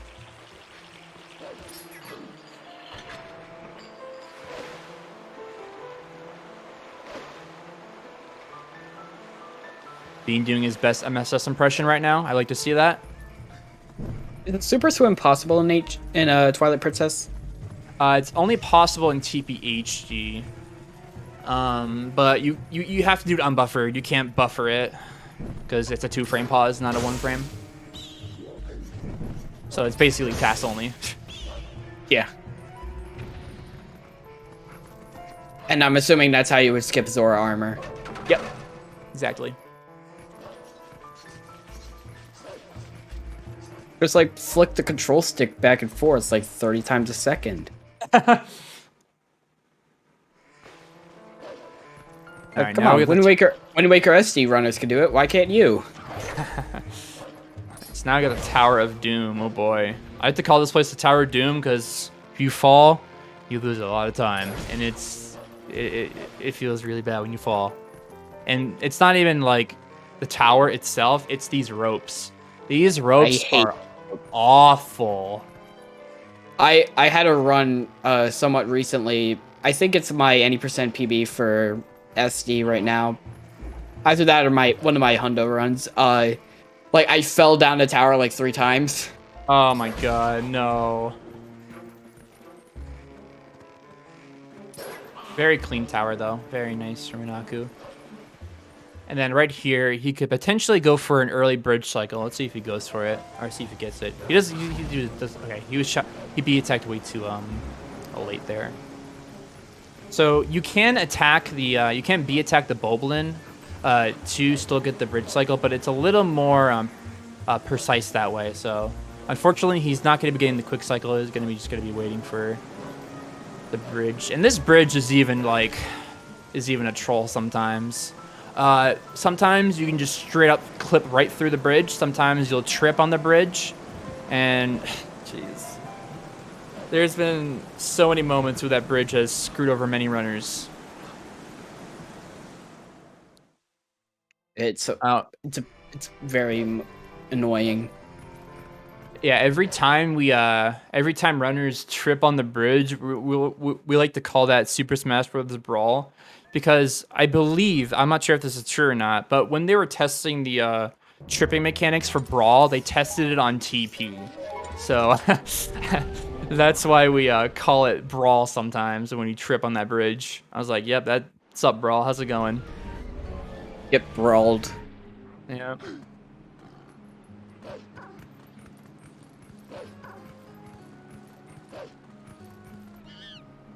Alright, so now that we're done with MDH, we're finally get the Master Sword, and then we get the hardest trick in TPHG, in my opinion.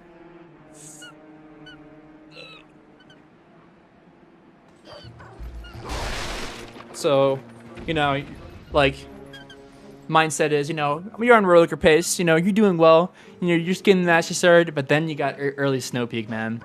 Early Snow Peak, oof, man. It is very difficult. Very annoying. To tell you an example of how difficult early Snow Peak is, when the trick came out, it took me maybe 3 days to get it once. It took me like 3 days just to get the trick once. And at the time, there was really not many setups for the trick, but thankfully, since time has passed, there's been plenty of people have made setups for the trick that makes it more viable for runs, which is really nice because it saves a lot of time, actually. Yeah, without it, you'd have to get like the upgraded fishing rod. You'd have to get the senses. You'd have to talk with Eshi, I think, whatever her name was. You get the sketch, and then you get the coal earring, and then you have to fish for the reef fish. Yep. Yeah, no one wants to do that. So yeah, you might notice is the reason we did opponent gate clip in the beginning of the round is to skip those items. Like we skipped the fishing rod, we skipped the wooden sword, we skipped the slingshot, we even skipped a bottle actually. So all of doing gate clip, we skipped all those items entirely. And so if you do the early Snow Peak route, you're forced to do it. You can't just go see Ashy or whatever. And even then, you have to complete Arbiters first to spawn Ashy, I believe.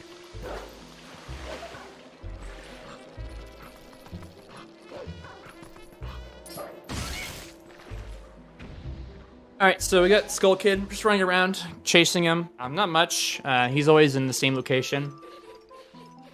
And then after we hit him the 3 times, we have another fight, and then we have the hardest puzzle in the game, Kappa. Yeah, you have to raise the mirror to spawn Ashy. Yeah, that's what I thought.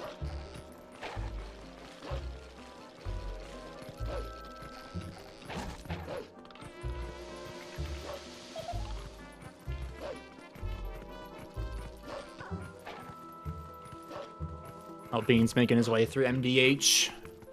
Having a, he's been golding quite a bit. I'm looking at his splits. His gold at Enter Forest Temple and Lakebed Temple, so he's also on PB pace. But again, you're on PB pace, you're getting Master Sword, you have early Snow Peak, so you could just lose your run there, like lose your PB attempt. So again, pretty much after early Snow Peak, the run is very calm. The run is super calm. It's actually very similar to HD whenever you enter Gerudo Desert. Or even Arbiters, actually. Yeah, it's very similar after you enter Arbiters. Every trick is pretty much the same besides, like, one thing, and that's Stallard Skip. So, you can't do Stallard Skip on HD because when they re-released this game, they patched a mechanic called L sliding. It's basically whenever you shoot the claw shot in the GameCube version, you can slide it with it by holding the L button and moving the control stick. So they unfortunately patched it, so Stallard Skip is not doable in the HD version. Something I just want to mention before I forget about the Master Sword puzzle. Despite the fact that GameCube and HD are mirrored compared to what people who play the Wii version see, the solution, the fastest solution, is actually the same on all versions, no matter the orientation. Yeah. Left, down, up, up, up, right, right, down, down, down, left, up. Up. Yep.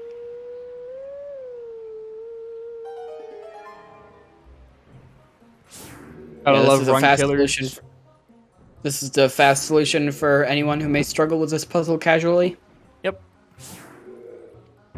Gotta love 2 hours into the run killer shows in the run. Yeah. So I mean, there's a lot of like run killers in Twilight Princess in general. Like if you play the GameCube version, a lot of the run killers are in the early game, and even then, like an hour and 20 minutes into your run, you have to fight Morpheo without Zoro armor, and it's sometimes just unbearable to deal with.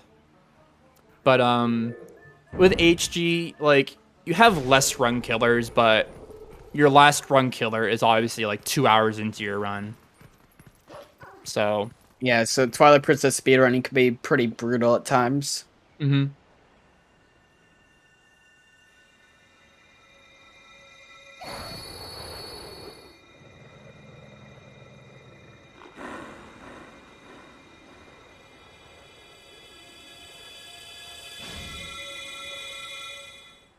All right, got a nice cutscene here. It's a good time to, like, you know, drink some water, take a break. Minus 53. Okay, so yeah, about a minute. Still in good pace, especially for a relay. Mm-hmm. But yeah, like this cutscene, they made cutscenes skippable in this game, yet for some reason they didn't make this cutscene skippable. Yeah, some cutscenes are unskippable, like getting the Master Sword, Squidna, and Squidna, yeah. Even the Argorok cutscenes are so long.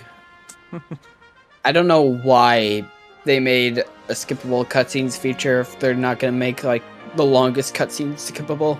I know, right? Hey, at least you don't have to play through the entire game and play through a hard mode to be able to skip cutscenes. True. Squidna, I love that name. I'm glad you do.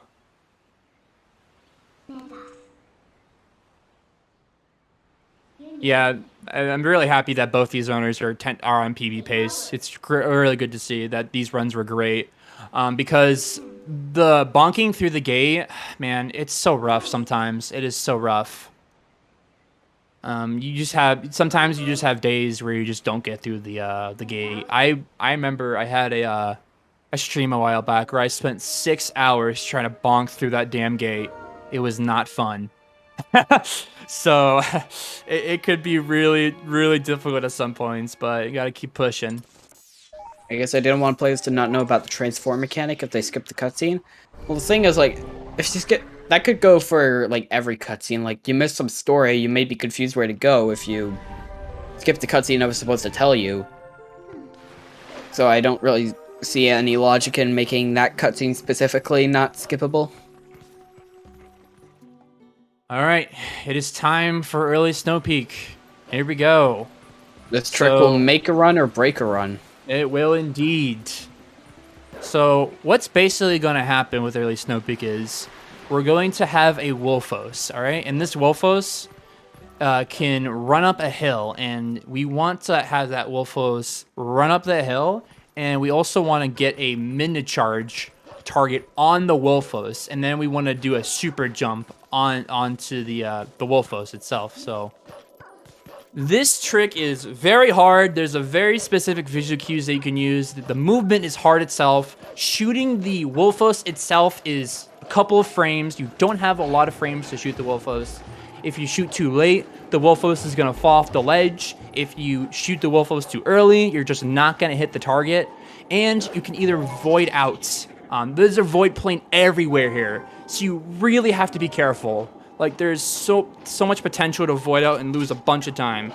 So he's gonna set up a specific angle and a visual cue, and then he's gonna go into first person, look at a specific Wolfos, aim up, and then shoot at a specific time, transform into Wolf Link, hold B button to get the input storage, and then he's gonna do specific movement. Okay. What the hell? He just went for unbuffered. Okay, he's crazy. With this trick, you want to buffer your pauses. You want to pause buffer this trick. If you do not pause buffer... Onaku is just insane. Let's run. He's throwing up all the stops. But yeah, like, you do not want to do this trick unbuffered. Okay, now he's doing it buffered, so he's just going to pause a bunch of times, wait for the target, got the target, back up, and there we go. We got the trick. Very nice. So second try. That's not bad. That's pretty good, yeah. I feel sorry for you HG runners for having to do that trick. Looks like hell to do. It's gotten a lot better. It's gotten a lot better, but we deal with it. Very good early Snow Peak. Second try. Didn't lose that much time, so I would say he's still on a pretty good pace. Still on PB pace easily. So that is the hardest trick in TPHG conquered. I remember that's like the last major reset point for many people. That is the last, like, in quotation marks, hardest trick. Like, for an example, when this trick was first discovered, I was excited about it, and then Unaku messaged in the chat, "You do not want to be excited for this trick." And I'm just like, why? It's time save. It was so funny. And then I realized how terrible this trick really was. Tricks like that, tricks with like that kind of difficulty, and I'm just like, how do people discover this? Yeah, big shout outs to Ek who found the trick actually. He's the one who found early Snow Peak when he was tassing, so big shout out to him, honestly. Yeah.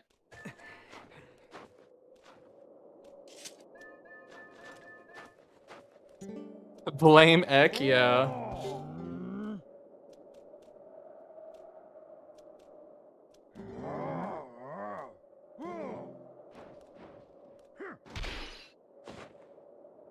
You think Inagi's life split crashing is doing a lot for him? I mean, he could always retime the run. I do understand how a timer can affect your motivation. I've had runs where I've accidentally reset my splits and be like, damn it, dude, I wanted to keep my times and I wanted to continue this. I don't have to retime this whole entire run. But yeah, having splits, like being able to see your comparisons could be like very bad, especially if you want to finish a run, because like you can see that you're very behind and you're just feeling bad about the run and wanting to reset, or you can see that you're very far ahead and then you just get very nervous. and you start playing worse because of nerves. So another difference is it's a little small one, but when you're playing the GameCube version and Wii version, you can't really see that well during when you're snowboarding here, because we actually skip a messenger fight by doing that LGA into the void. So we in the HD version, since the hardware is better, we can actually see, and also actors are spawned like rubies. So I'm pretty sure rupees are spawned on Wii as well. It's just GameCube really? or not. Okay, Yeah, interesting. because the Wii has a larger amount of memory compared to GameCube. Yeah.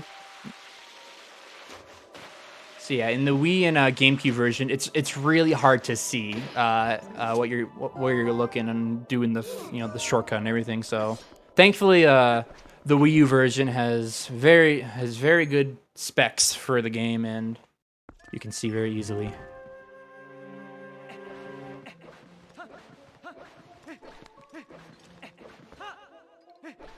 All right, so now we're gonna go through Snow Peak really quickly. We're gonna do an LJA across this gap, and then right here we're gonna see more clipping through the walls or floors. You just Again, walls are a suggestion. Yeah, or I guess like I said, ceilings. Yeah, Is it a ceiling or is it a floor? It's a floor. It's a floor because you can stand on it. With a ceiling, I guess you can't really. I don't know. Anyways, right here we have another. I would say a recent discovery is the ice block clip I mentioned. So we're gonna transfer into Wolf. Turn left, just not move ourselves a little bit to the left, and then we can clip inside the ice block. Oh, is he clipped in? He's clipped in. Yeah. Nice. So you can just clip to the ice block, and it saves getting a key. Saves time getting a key going down to the lower floors. Also, it's a good thing that you can't clank off the chest in the previous room with the LJ. Yep. Also, here's another walls again, are also a suggestion. You could just clip through that, and then you can open the door just like that. Now, a thing you might notice here is the mini boss actually starts right away. That is an effect of what's called early boss flags. It's very useful in the GameCube version and the Wii version of the speedrun, but it's slightly used in this version just because how Sacred Grove functions. It gives us that early boss flags, and then we're able to transfer that into Snow Peak with Darkhammer, and then we don't have to watch the cutscene of him spawning in. So EBF gets rid of that cutscene entirely, and he's just spawned right in the middle of the room. Mm-hmm. The SD runs use the early boss flag to not only get all the monkeys for Forest Temple, but also to spawn Deku Toad early because they do a different lake bed route. Mm-hmm. He lost 39 seconds to unbuffered. Wow. Big time loss, but still technically on record pace. Yeah. So if he gets DSS, if he just gets Area Alpha skip, he's easily on record pace still. It's just a matter of fact, Zelda then. Yeah, we all know Zelda's the nicest. Yeah. Alright, so we're gonna get our last 100 rubies. So in the room after the ball and chain, we picked up on 100, then we save warped. And then before we leave here, we're gonna grab another 100, and there we go. Bean's on his early Snow Peak now, so let's hope it goes well for him. And Unaku's just gonna be making his way over to Arbiters. Bean is trying to get this Wolfos to move so he can jump up there and not void outs. Oh, he lost 14 seconds unbuffered. Okay. I thought he lost 39.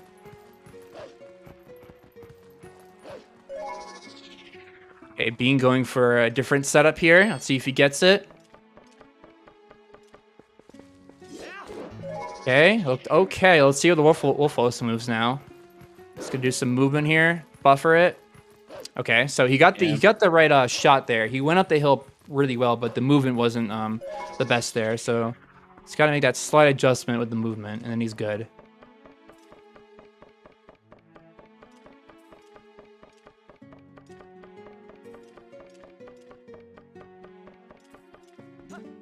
Okay, the two spawned. Just gonna go for the left guy over here.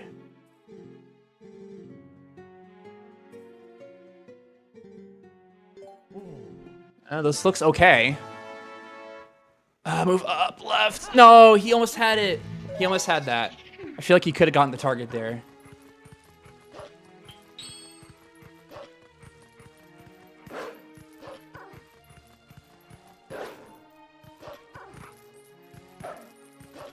Okay, going for it again.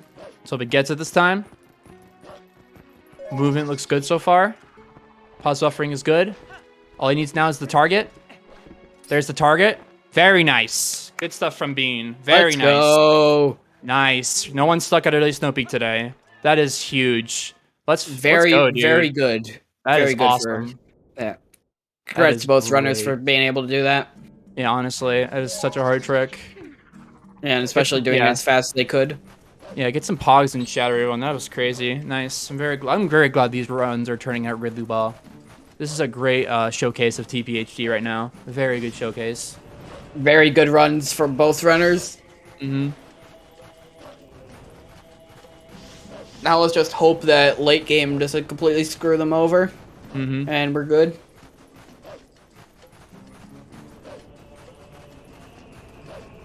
Nothing feels worse than seeing a run get hard stuck somewhere. Exactly. I know how you feel. Yeah.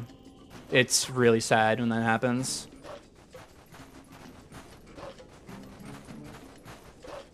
"56 cycle Zelda." You know what? I don't think like either a knock or Bean Seller would be mad at a 56 cycle Zelda, because that's just like it's like so crazy that it's once in a lifetime. Okay, so since you had the ball and chain, we can knock down that pillar. If we didn't have the ball and chain, we'd have to take one of the boars and knock down the fence that way. But since the ball and chain is a very strong item, you do it that way. You could also clip through like the second barrier. I remember in my any percent PB, I was basically reading the new route that I was using as I was going along with no practice, so I didn't know how to clip through that. And I was learning mid-run, but luckily it's not really that difficult. You just gotta get a good positioning. Yeah, so Bubble Camp here can be a little bit scary for different reasons. One, there's so many like Bulbins trying to hit you. This LJA is very scary, and getting onto this tent is also very scary. Very nice though, very nice. Very clean Bulbin Camp there. A lot of different things can happen. It is actually technically faster to put on Zora armor as well before Boblin Camp, so you know you also have to worry about taking double damage at Boblin Camp if you if you get shot by a Bulbin archer. Yeah, but it seems that Onaku took it off for safety, which is completely understandable. I do the same thing. Yeah. Do the same thing for both Snow Peak and Arbiters, because fire and ice both do like 10 times damage. Yeah, it is a lot more. Interesting little thing, not really relevant to the run, but something that I find pretty neat. If you fall in lava in SD, you take 2 hearts of damage, while in HD you only take 1. But if you have Zora armor on, even if you have like the max of 20 hearts, if you have Zora armor on and you fall in lava, that's an instant death in SD, but it's not in HD. Why would it be faster to have been putting on Zora armor and sitting in the save ward? Because after Aru, you can swim to fire than jumping down the tower in Wolf Link moving your way over there.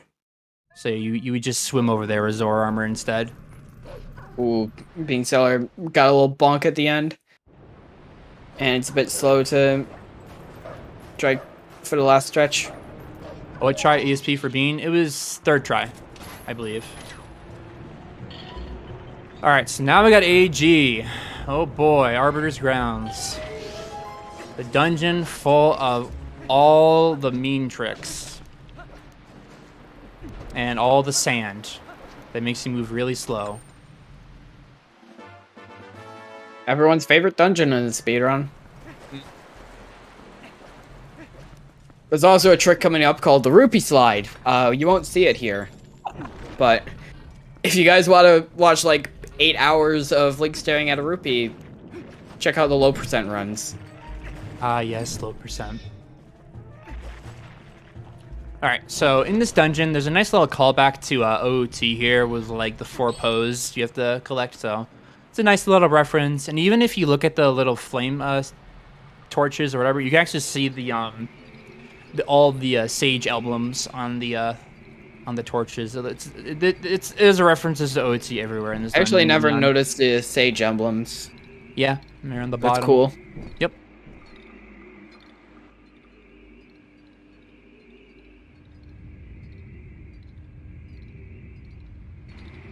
All right, so first off, we're gonna ignore this first Poe, and then we're gonna do a trick called Poe 1 skip. Oh boy, I like this trick. This trick is very finicky. What you have to do is we're gonna boomerang LJA over to this pillar, and then we can kind of like upwarp on top of this pillar in the sand, and then we can do a roll jump to the ledge. So here comes the roll jump. Oh yeah, Moldorm being a Moldorm itself. Yeah, they're being annoying. Okay, so he's gonna turn the camera, align himself. Very nice. There's the roll jump. Very good. Very good Poe 1 skip. And then you just get LJ over. That trick can suck sometimes, so it's good that you got it pretty fast. Yeah.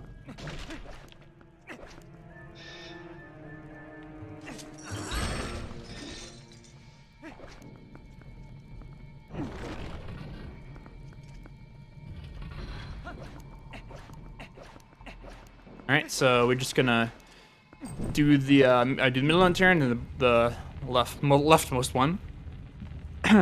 Excuse me. If only Stalfos and OT die that easily, just crouch stab, bro. Just jump slash crouch stab and you're good. Oh yeah, another little difference between HD and SD. When you get the Master Sword, you can transform between wolf and human. And on the Wii U gamepad, there's a button to quick transform. You don't have to call Midna every time. Yeah, I forgot to mention that. So this Poe right here has it has some RNG manip to him. He got the RNG manip. Oh wait, he didn't? Oh yeah, he did. Okay, good. So with these Poes, which one you hit, you have to do a different action to get the good RNG manip. So for an example, if you oh no, he missed. Okay, now the Poe is going to be back to full HP now, actually. And so now that's very not good. He tried to go for a faster strat with killing the Poe, but he unfortunately missed it. He can't see what Poe he got, so he has to wait. Oh no, it was okay. I thought, okay, what? All right, whatever. I guess he was still at 1 HP. Interesting. Oh, I guess he rolls back to full HP if he gets up from the ground. My bad. Yeah. Yeah. If he gets back up to the ground, he gets full HP.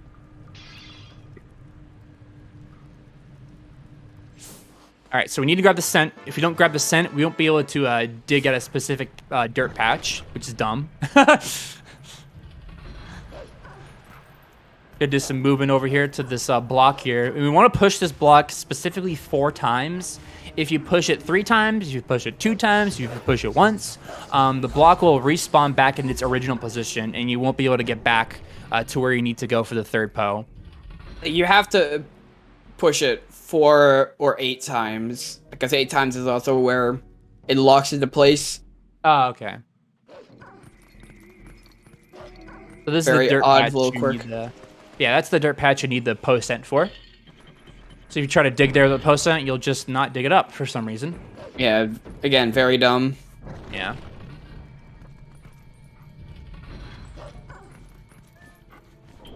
But yeah, you might notice also Unaku just ignored the first Poe. That Poe is actually not even required to kill. You're only required to kill. I don't know what the requirements are really, but 4. you only kill 3 Poes out of the 4.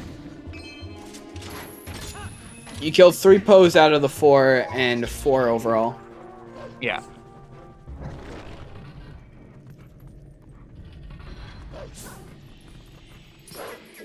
Another small thing you can do with the 2nd and 3rd Poe is whenever you first see them, they kind of like talk at you. You know, these spill their mumbo jumbo at you.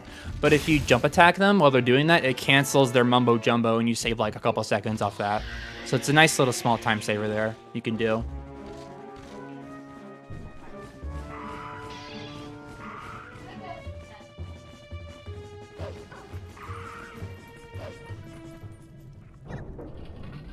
OP dirt patch, yeah. Can I RBM the dirt patch? No, you cannot. With hacking, probably, Yeah. but not with our current knowledge.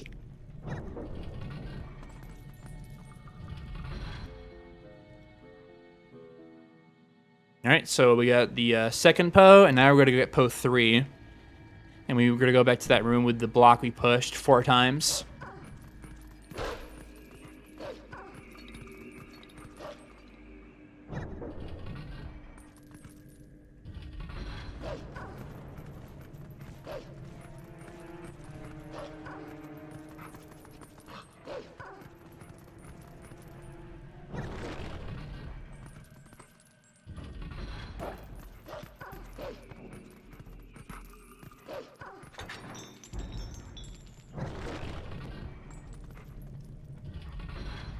Can I RBM my energy level back to full? Sure.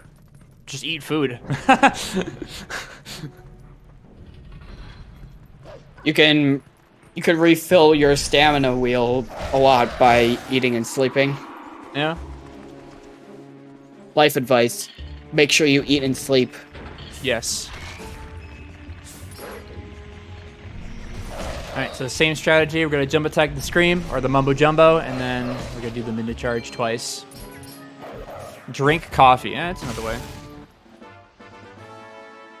Well, I find for me, I'm still low energy. I just have like a faster heart rate. Just don't be hungry, Lamau. Oh my god. Coffee is the ultimate performance enhancing drug. Nah, man. Gamer fuel is where it's at. Gotta get that G fuel, man. Caffeine is a drug, so people at coffee shops are legal drug dealers.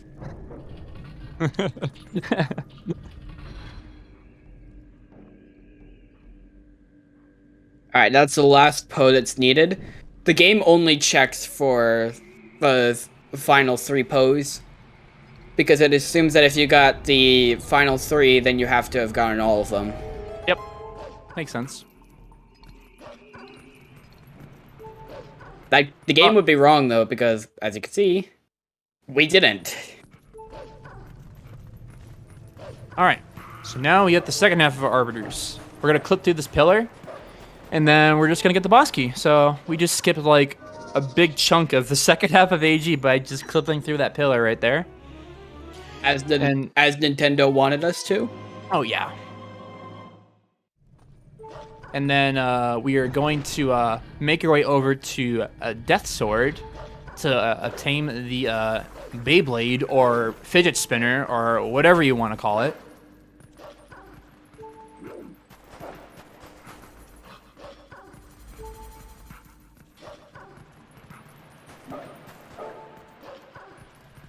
And we'll see if Onaku is going to go for Death Sword skip.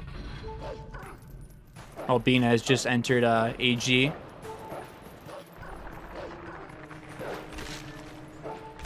"35 seconds ahead. Okay. So since we don't have, again, bombs here, we're just going to be using the ball and chain to take care of these Stalfos very quickly. It is very fortunate that we can use the ball and chain to kill the Stalfos. That is just... Yeah, especially without bombs. Yeah, like, ugh. Fighting Stalfos without either bombs or ball and chain is a nightmare. How does Onaku compare to Bean Seller right now? Okay, so let me think. So Onaku is just entering Death Sword, and yeah, 8 minutes around, because it takes around 8 minutes to finish the first half, and then it takes maybe 2 minutes, 2.5 minutes to get the spinner here, depending if you do Death Sword skip or not. So it's going to be less than 8 minutes here if he gets Death Sword skip here. Well, it looks like he's going to go for it. Yep. All right, see if he gets the RNG. Mad lad. You got the RNG. All right, good. Let's see if the setup is good. The setup is really important. It depends how many frames you get to do the trick. That looks like a low frame setup. Yeah, that was a low frame setup. Unfortunate. Dang. So that's a big time loss right there. Yeah. Didn't get the RNG he wanted, so he's gonna look for it again. It's a bit unfortunate. It happens though. It's a pretty tricky trick. Yeah. All right, going for it again. Got the good RNG. See what the setup is. Setup is still a little bit weird here. I don't think this will work. Oh wow, that it worked. did. Okay, that was very surprising. Nice. Okay. Not bad. He's still not going to be saving very time good. from that now. Unfortunately, he's going to be losing quite a bit of time from that. Since he did fail it and have to just bother Death Sword again for the trick. At least he got it. That's a good thing.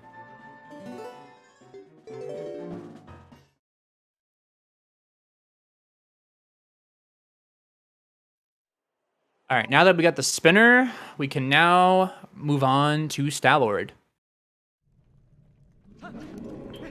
23 seconds ahead. I believe. Or did he lose 23 seconds, Jaznix?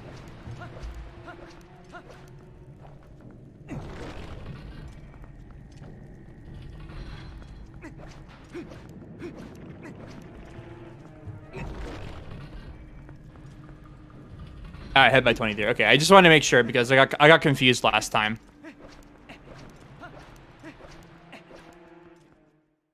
So if you're paying attention to Bean's screen there, he got a right spawn on the Poe. So for the right Poe, you want to do a side up to the right, very specifically in that way. He also got the second Poe, the second part of the Poe to be up, which is the good. best RNG. Yep. So that was a very good Poe from Bean. Very nice. Looks like he got Poe on skip pretty solidly too, I would think.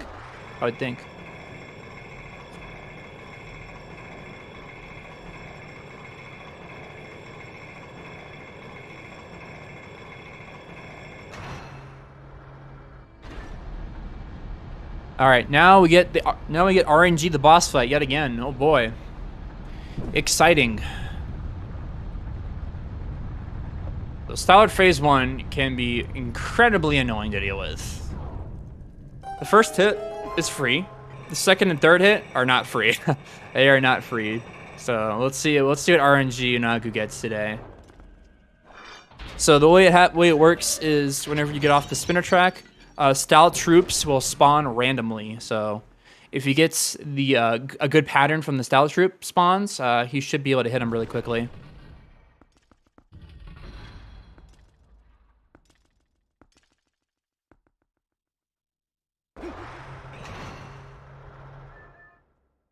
Yeah, teabagging to open doors, yeah. All right, so first hit again is always free. Now let's see what kind of RNG he gets today.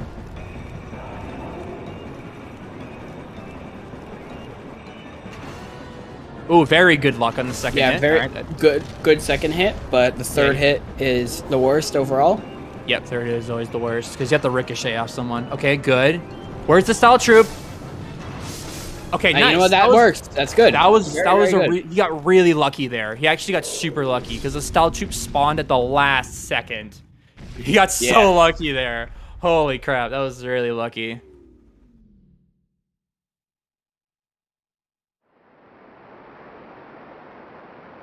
All right, now we have to do a trick called early knockdown. So if you roll 5 times, walk a little bit and hug the wall, and you get on the spinner track, Stalord's head will be really close to Link, and you'll be able to knock him down and one cycle him really quickly.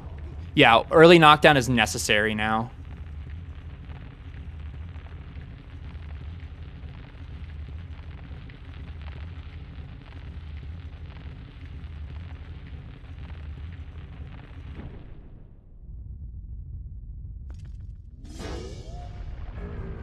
All right, let's see what happens. And for these rolls, you don't want them to be frame perfect, because if you're too fast, you're not going to be able to get the early knockdown. 1, 2, 3, 4, 5. He was frame perfect on most of his rolls. He walked. Oh, wow, he still got it. Nice, very good. So he waited a second, then he got on the spinner track, just like we needed to. That was perfect. Very good early knockdown. GameCube and HD runners have an easy time with one cycle as well. Wii runners not so much because we can't do quick spins quite like that. Fun fact, it is actually frames faster to do clockwise, because clockwise is like, clockwise is faster. Just by like a frame or two, maybe. So he lost 4 frames, SMH, Unaku. How dare he? That's gotta be the difference between this run and record. Those 4 damn frames. Clockwise is fast because it's faster. Okay, I'm sorry. My English isn't good, okay? I'm sorry. I'm not good at speaking. Clockwise? He's... That's as bad as claw on Y.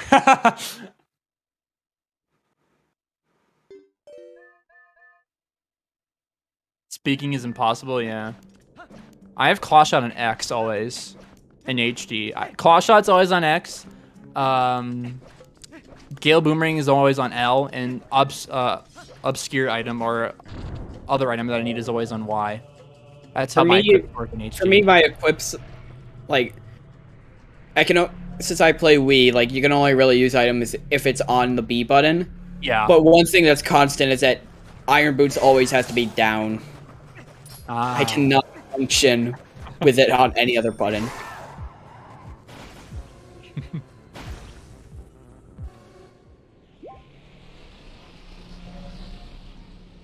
Alright, so we have to raise the mirror to progress. In the GameCube version, I'm not sure if this works in the Wii version, but you can zoom into the map and then warp to your next location without raising the mirror, and it saves time. So yeah, that's on Wii as well. Okay, yeah, so it's a small thing HD can't do, sadly.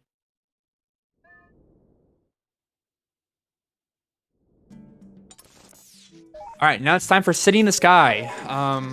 Pretty much, there's one very hard trick left, and the rest is basically movement and a small amount of RNG. The last like hard trick is aerial foe skip, in my opinion. That is the last hard trick for me, in my opinion. So yeah, that trick is pretty tricky. It's a tricky trick. I'll stop. It's very tricky on HD, especially compared to GameCube. Yeah. Like thanks, Gyro. Earlier. Yeah. Oh yeah, early City in the Sky. They tried patching this. Hey, at least they tried, you know. Hey, they tried. So, this early City in the Sky sequence break does not work with quick transform, but it works with regular transforming. For some weird reason, Tantalus was like, yeah, we'll just patch the way we do it, like how like how we intend them to, do it or whatever, attempt to do it. But no, we can just regular transforming just works. Okay, but like, is there any difference with like how Link gets positioned between quick transform and minute transform? Yeah, I want to say yeah. There is a slight difference. Yeah. I mean, yeah, there has to be some kind of difference, or else it wouldn't work like that.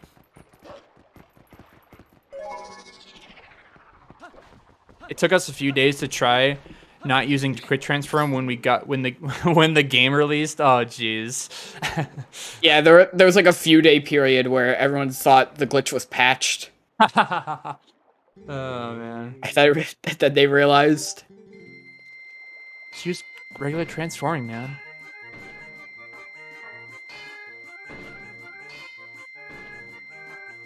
Alright, Bean taking the safe option, not going for Death Sword skip. I respect it. So all I want to do for Death Sword is just do the triple slash. It's kind of a similar thing to Deku Toad, but you have more time to input the slashes, which is nice.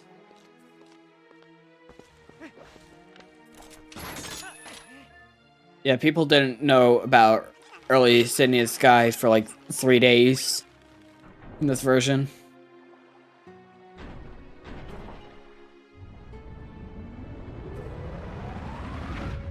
Is that mini boss new to the remake? I don't remember it. What, Death Sword? Death Sword is not new. He's in every version of TP. They didn't really add any new I mean, they did add new content to TPHD. The newest thing. It's amiibo only. Yeah, the newest thing they added to TPHD is from the Cave of Shadows from the Wolf Link amiibo. which is basically a Cave of Ordeals, but only for Wolf-Link. I still wonder why that cannon is supposed to be able to walk. It's just alive, man. The cannon is just alive.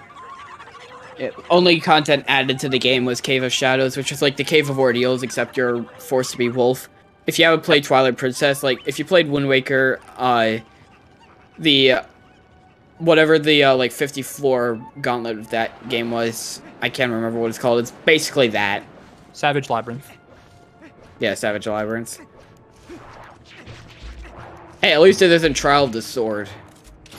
I love Trial of the Sword, dude. I really like Trial of the Sword, actually. I told myself I'll beat it, but I like tried an hour of it. Haven't done it yet. Alright, more Boomerang LJs across these gaps. And then right here we have a very weird sequence break. Is if we open this door as far away as possible as Wolf-Link, we can skip an active fan trigger for this room. So above, you saw a fan briefly. That fan was turned off. And if you would to walk forward just a little bit more, you would trigger that fan. It's a small thing that I actually don't know why they didn't patch that. If I would think that would be a thing they would patch in HD, but they didn't. Yeah. Trial of the Sword, aka using bombs to dismount horseback bokos. I actually haven't thought of that. I need to do that. Thanks for the strategy. Very nice LJ across the gap again. This dungeon, we're also going to see usage of a trick that isn't an SD and was set up earlier. Yeah, skate and loading. It is true. I don't get why it works in the game. Like, I honestly, like, my theory is, like, they just have the same flag in memory, so I don't know. It just gets unloaded. I don't know. It's weird. Yeah, it's very weird considering it doesn't work on SD, so they definitely changed something for whatever reason. It's like we have to just say it's like developer intended, I guess, because I don't know. Like it was banned in glitchless, but we recently changed the rule set to allow it in glitchless because it's just basically how the game was made, you know? Like we don't really do anything to manipulate the game to do that because we have to go in that room anyway in glitchless. If the devs intended it, if the devs did not intend it, then they shouldn't have put it in the game. Yep.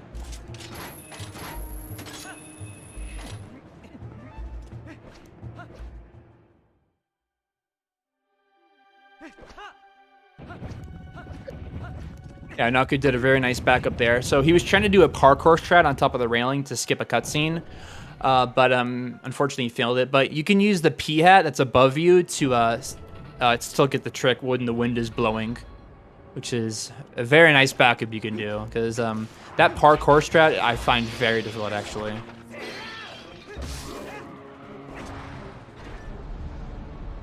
I find it pretty easy, but in my any percent PB, I kind of like zoned out and forgot to do it. So, Argrok actually came through. Then I realized, wait a minute, something isn't right here. All right, so Bean's about to do his early knockdown. See if he gets it. Well, Unaku makes his way over to that gate I mentioned back in Lake Bed.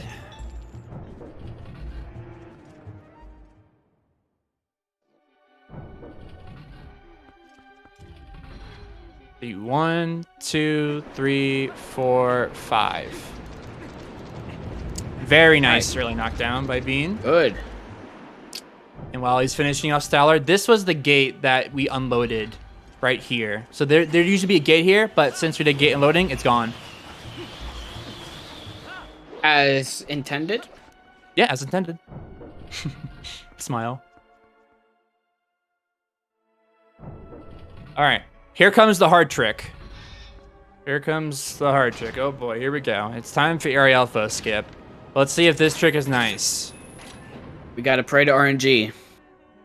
Not really, but we just gotta hope we got a good position, I guess. I want to think this trick is Gyro RNG. Yeah, I mean gyro RNG, yeah. Handshake RNG.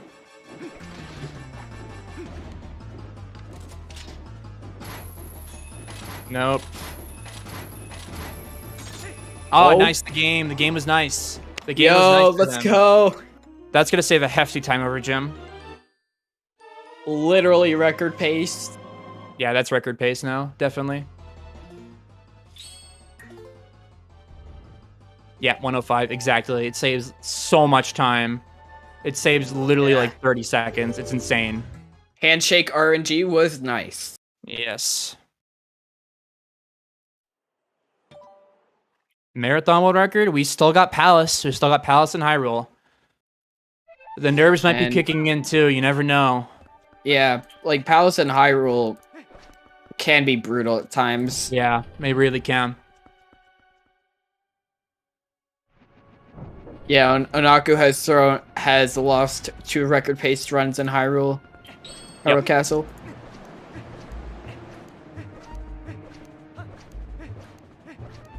Again, it's not guaranteed to be a record until the end of the run. Yeah, until we stab Ganondorf. That's when we'll know. Until that final ending blow. You never know. Yeah. Anything can happen. Yep. Like, even if like it was just all cutscenes until the end. Who knows? Anything can happen. Yes, Onaku is on world record pace by 1 minute and 5 seconds. So he's on 3:14 pace currently. Yeah, which would be pretty decent time overall. Yep. Pretty okay-ish time, you know? Yeah.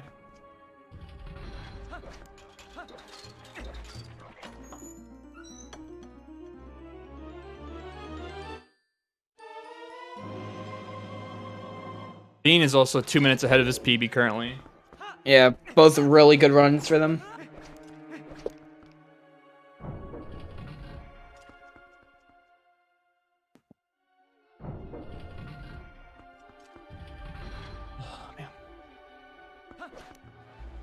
This is another cool double LJ we can do here. With the Gale Boomerang. We're gonna climb on top of these fans. And get on the second one. And then do the double LJ across. Yeah, Bean had a really good style already. Golded our EG. By a lot. No!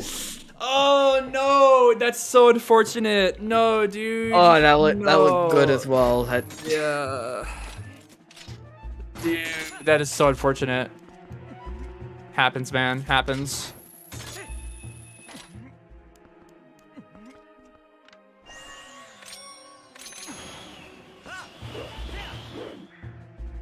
Oh my god! Dude, that is the double. It's Jaro. He's so nervous. His hands are shaking, man. And I completely get being nervous. Like, this is a really good run. Oh man, this is so sad to see. He's nervous, man. Frick. He's still going to be ahead of record, I believe. After this. As long as he gets it here. Yeah. Oh, the Burge. Okay, he should be. This is good. What? It's patched, man. Dude, it's patched. They patched it mid-run. Dude, what? It's actually patched. What? It's actually patched. Dude, what? This is extremely unfortunate, dude. I feel so sorry for Onaku right now. I have never. Oh my, jeez, man. Okay, it better work this time. I swear. There we go. Finally. Okay. That is so unfortunate. That's gotta cost him like 45 seconds or even a minute. Yeah. Yeah. Like, record is still possible, but it's gonna be pretty tight. You're gonna need good RNG for the rest of the run. What cycle Zelda does record get? I don't know, actually. Because I feel like good paced runs, you either get like 7 cycle or you get 12 cycle. No in between. Mm-hmm. Yeah, it was actually on record pace by over a minute. Mm-hmm. Yeah, he was on record pace, the Korra. He was a minute ahead by double claws, and then he failed the double LJ 3 times. Each falls like 30 seconds. Oof. Yikes, man. I didn't know it was that bad. Yikes. Happens. It happens. I actually lost the run to that LJ as well. So I understand how it feels. Yeah, this is still a very good run. I mean, even if it's not world record pace, this has been a fantastic showing, honestly. Yeah. I was expecting at least one of the runners to get stuck at Epona Bonk and Gate or even early Snow Peak. I'm just glad we've gotten this far. I mean, we'll be able to tell after Argrok just like what kind of pace this Yeah. is still. Rob Shot being mean to him currently. There we go. Oh, there's a 7 cycling record. That might Oof. make it a bit tricky. Yeah. We're gonna grab some HP. Yep, smart. You're gonna need the health for Palace.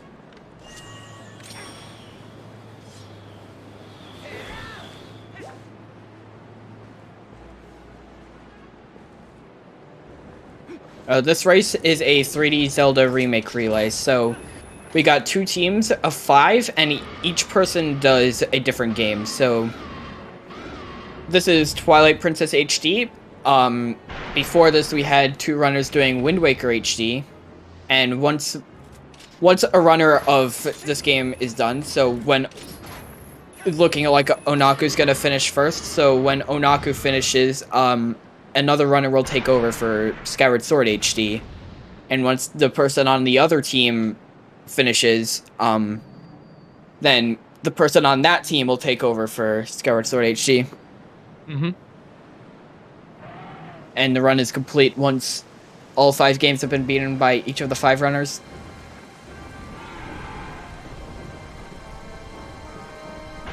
Alright, so here we go, Argarok. This fight is rather straightforward in the speedrun. What we can do is, when this fight starts, we're going to void out immediately. The reason we're going to be voiding out immediately is, whenever the second phase starts, Argarok is going to be flying around the arena. But if we void out, we can reset his position so he's not flying around, and keep him steady in one spot. Yes, Unaku is ahead, while Bean is catching up slightly here and there. So we're going to void out on purpose to reset Argarok's position, and then what we're going to do is we're going to climb all the way up these pillars here, whatever you want to call them. Yeah, they're pillars. And then we're going to equip my Iron Boots, and then we're going to wait for the Argarok's roar, and after the roar, we're going to retract the claw shot a little bit downwards, and then whenever the fire goes inside the P-hat, we're going to claw shot the next P-hat, and then that will actually cancel Argarok's flame, and then we'll be able to claw shot him fairly quickly. And we're going to do that twice, and then for the third phase, we're going to do something different. P-hat? Leave me alone, Jaznix, okay? Just because I said P-hat wrong doesn't mean you have to flame me for it, okay? Sag.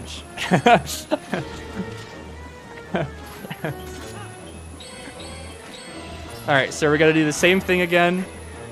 The second phase. I mean, when the P-hats get lit on fire, they definitely are P-hot. True, that is true.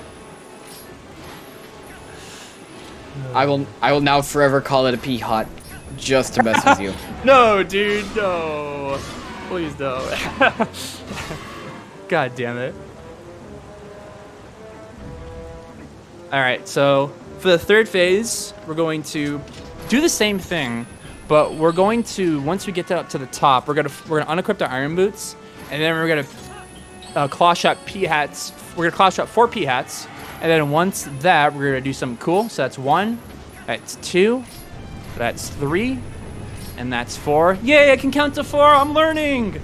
And then whenever the flame reaches the previous P-hat, we're gonna equip the Iron Boots. That's gonna cancel Argarok's flame, and then once he starts breathing again, we're going to unequip them, and then we can easily claw shot him just like that. Easy clap. Good fight, the P-hots were nice. Mm-hmm. Oh my god. Jazzix, please.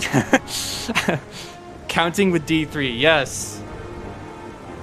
Looks like Bean is going for the 1 cycle for on Airy Alpha. So this is the alternate strat you can do against the besides doing the skip. So I think he should be dead here, right? Unless he won't be dead. The strat is very weird. Okay, he is dead. Nice. Okay. Good stuff. Interesting little quirk with the Air Alphas fight. If you do the last hit, like the frame he starts flying back up in the air, the music will stop, but the fight will continue. Oh my, yes, I remember doing that one time. Actually, I think he might actually die, but like it doesn't do the cutscene or anything.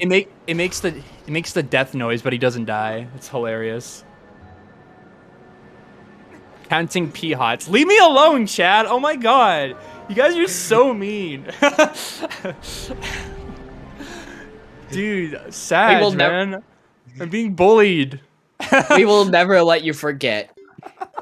Oh, jeez, man.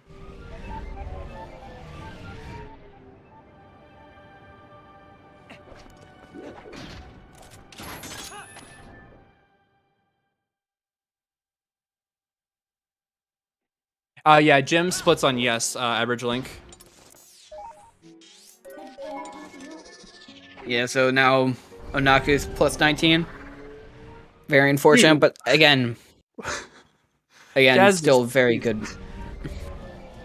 Jazzix, please. Unaku's still on P-Hot base. Leave me alone, guys. Oh my god.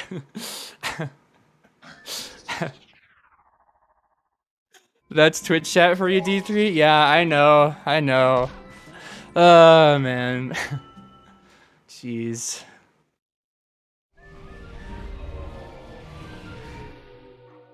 I sometimes like my P-Hot. Come on, Trez! What the hell, man? Oh. No! It's pretty hot outside. Oh my god, I tried. now a pun. It's over.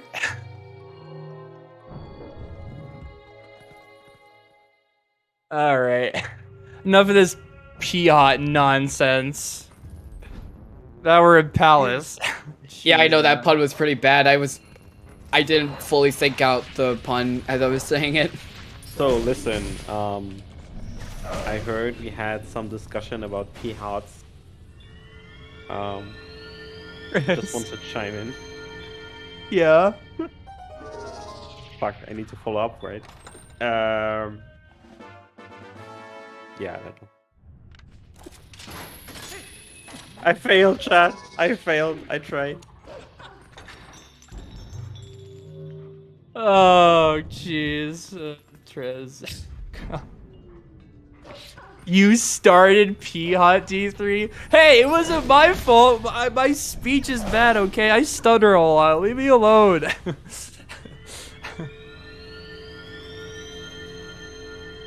They all say P-Hot, but never talk about hot peas. Oh my god, Viv. Oh, I am being destroyed right now. Jeez. Again, you'll never be allowed to forget it. I probably won't. It's gonna be a thing in my chat now when I stream. Oh, jeez. Yeah, I'll make sure of that for you. Don't worry. Oh god. Oh my god. I swear.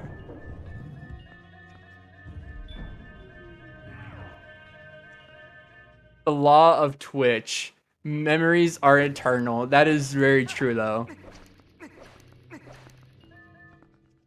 It's okay, D3. English is really the optimal language, so I don't blame you. Thanks. I'm glad. I'm glad you agree, Viv. Can we have a hot pea emote? Oh my god. That's never gonna end. Alright, let's get back to the game now, shall we? So, with Phantom Zamp, we can actually listen to where he spawns by listening to a very specific audio cue. Thankfully, TP has very good audio, so if you're wearing headphones, you can hear exactly where he spawns. And then you want to do, and then you want to do a slash and then 3 spins, or no, 2 spins, and then on the for the third phase, you want to do 3 spins to finish him off. And then taking the soul back is can be quite difficult actually at some points. You just want to be You just want to make sure you're shooting hoops. Like you want to get those 3 throws into those sockets, into the baskets. Yeah, chat's winning the race right now. Yeah, chat is winning over me right now, totally. 100%. D3P huts are good in the microwave for 20 seconds. Oh my god, chat. Leave me alone. Real D3. No. The pea hots, the peas are hot always. Yes, they are. Jeez. I remember one time in an any percent run, I was trying to open the door while holding one of the souls, but then I accidentally threw it, then went through the door, so I had to go all the way back. Oh, that's that run awful. still PB'd. I just lost like 5 minutes or something. No, Not good. dude. Probably not 5 minutes. I'm sure I wasn't that slow. Look, again, it was like at the start of my any percent career, so probably 5 minutes. I'll be going for a pea hot skip in my run later. Let's hope it's not so hot I fall in lava and die. Monka S. Jeez. It's... yeah. Okay. I think I've had enough. Oh, jeez, man. What happens if you throw the soul into the void? I think it just respawns at those little waiting areas that it has. Yeah.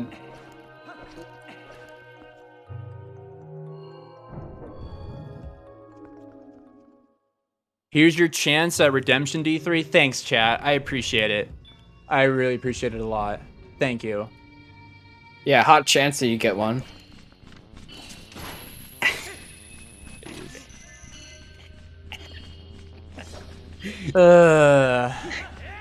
No, shut up, Jazzix. I'm not talking about the Argorok fight. I'm not doing it.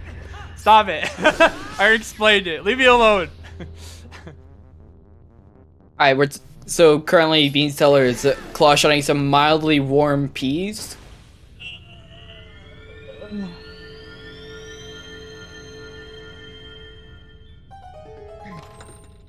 Jeez, man. I can't really chat right now.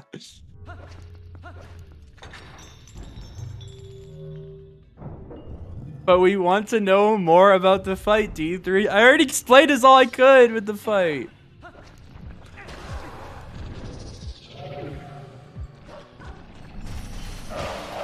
Oh, man.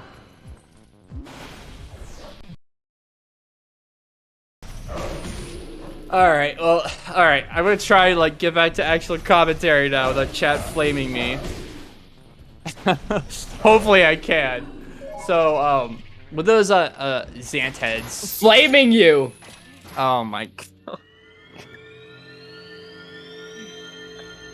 I can't right now.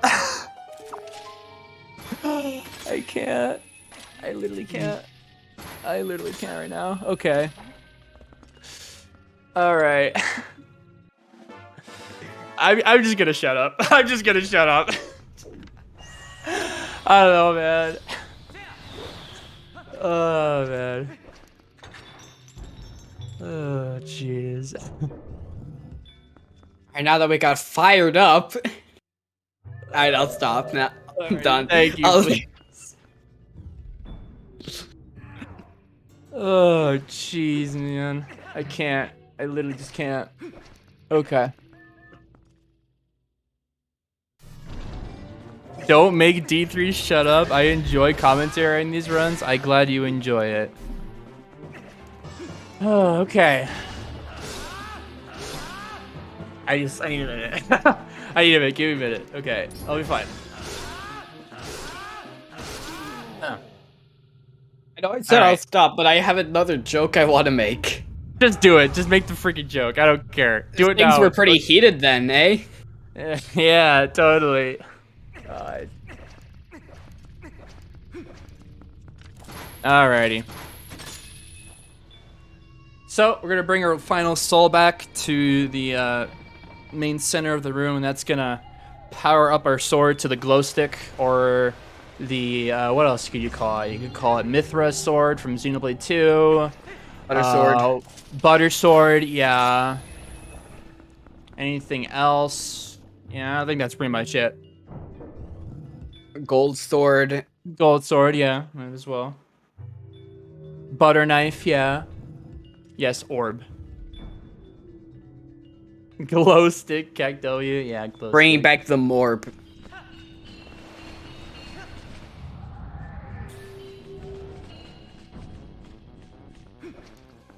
All right, someone update me on Light Sword where Naku is. I'm pretty sure it's like not possible, but I would like to know exactly. Actually, I'm really curious.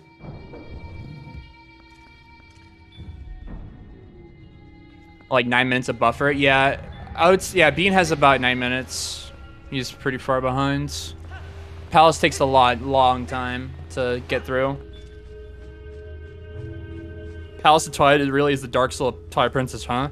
Yeah, I could see it being like very difficult. Just even like speedruns, it's just like it's simple. I think it's the longest dungeon. Yeah, it's definitely one of the longest dungeons. It definitely is. But it does seem like it never ends at some point. But it is a very simple dungeon, I would say. A lot of simple movements, but a lot of can be Oh, I just noticed upon the Dark Souls. What? The Dark my Souls. God. I just realized that now too. Nice one, Jaquay. Nice one. Good pun. Good pun.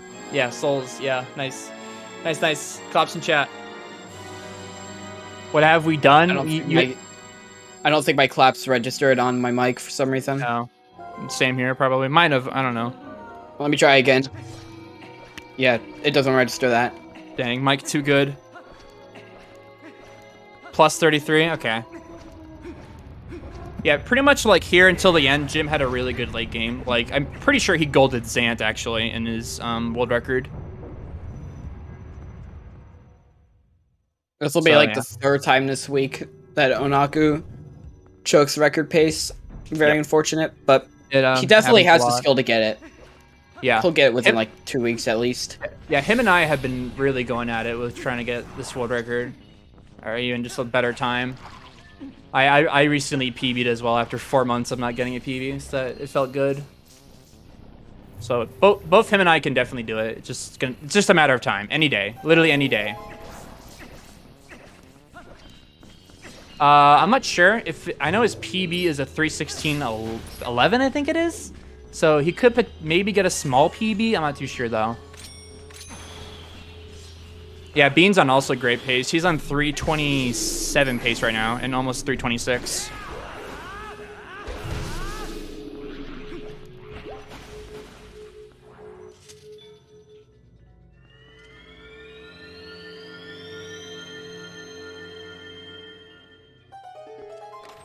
Alright, so in these rooms up to Zant, there's some very minor, like, long jump attacks you can do, or boomerang LJs you can do, but they save very minimal time. So, like, this one right here he's going to be doing is going to just aim above the door and to the right. You want to make sure you don't aim too close to the door, because out of bounds, there's still, like, a box where, you know, the door is out of bounds, and if the boomerang goes over that box, that counts as it being inbounds for like a couple seconds. So you have to be really careful when aiming the boomerang for these LJs. All of those LGAs just give me anxiety every time I see them. Yep.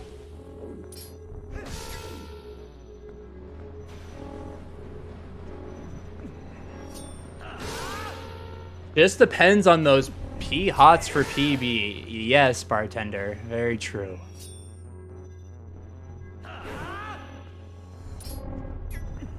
There's another LJ you can do here, but it looks like he's not going to go for it, yeah. This one barely saves any time, too, so... Like, all these LJAs that you could be doing literally save, like, a second max.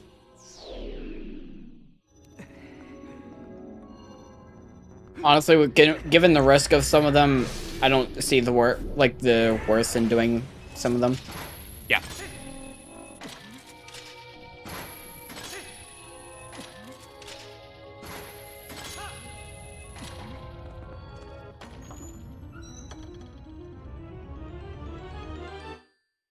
All right, we got the boss key now, and then right here we can actually roll through the fog there.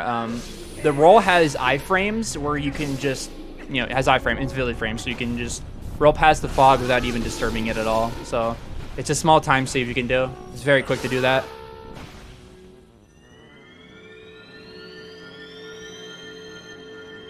Like you want to make sure you roll like through the fog at the start of your roll, not at the end. Like during your end part of the roll is where you like don't have any iframes, but like towards like the beginning part, you have a very small amount of iframes.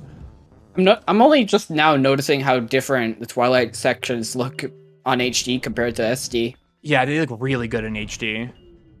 Yeah, I don't know what they did specifically to make these better, but looks really good. They did a fantastic job with Palace in the remake.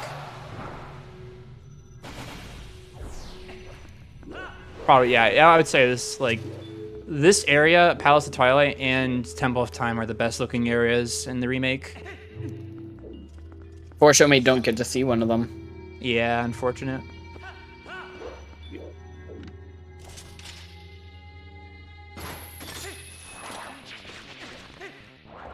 All right, so there's going to be an LJ coming up here. Looks like he's going to just go for the claw shot, but he's going to go for a early platform cycle here. That platform moving above him is on a cycle throughout the whole entire room, and if you're fast enough, you can reach it before it continues on past you. And it saves a good amount of time. And looks like he got it here. Very nice, very clean. See where the Xanted is going to spawn today. Nice, good RNG. Very good RNG for the Xanted.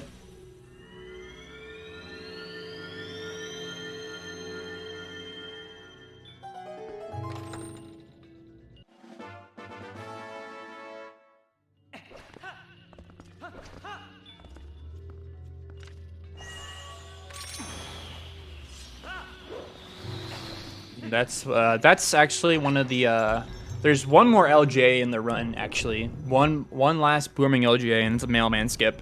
And then the boomerang has done its use in the run for glitches. May rest. Yeah, it may rest in peace, boomerang. You did a fantastic job. Until like next run. Yep, till next run.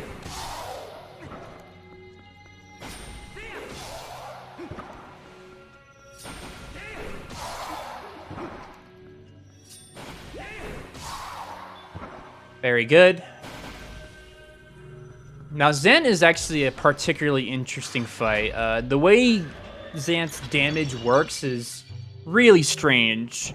So your combo does do damage, but the last flash of your 4-hit combo does the most amount of damage and ends the cycle ends the phases as fast as possible. So it doesn't matter like if you do a quick spin or not. You just want to get those like 4th hit combos in, or your final slash in the combo, and that will end the phase as quickly as possible. Mortal Draw makes this fight very easy, but you only have that in hundos, so you have to do some weird trickery with your combos,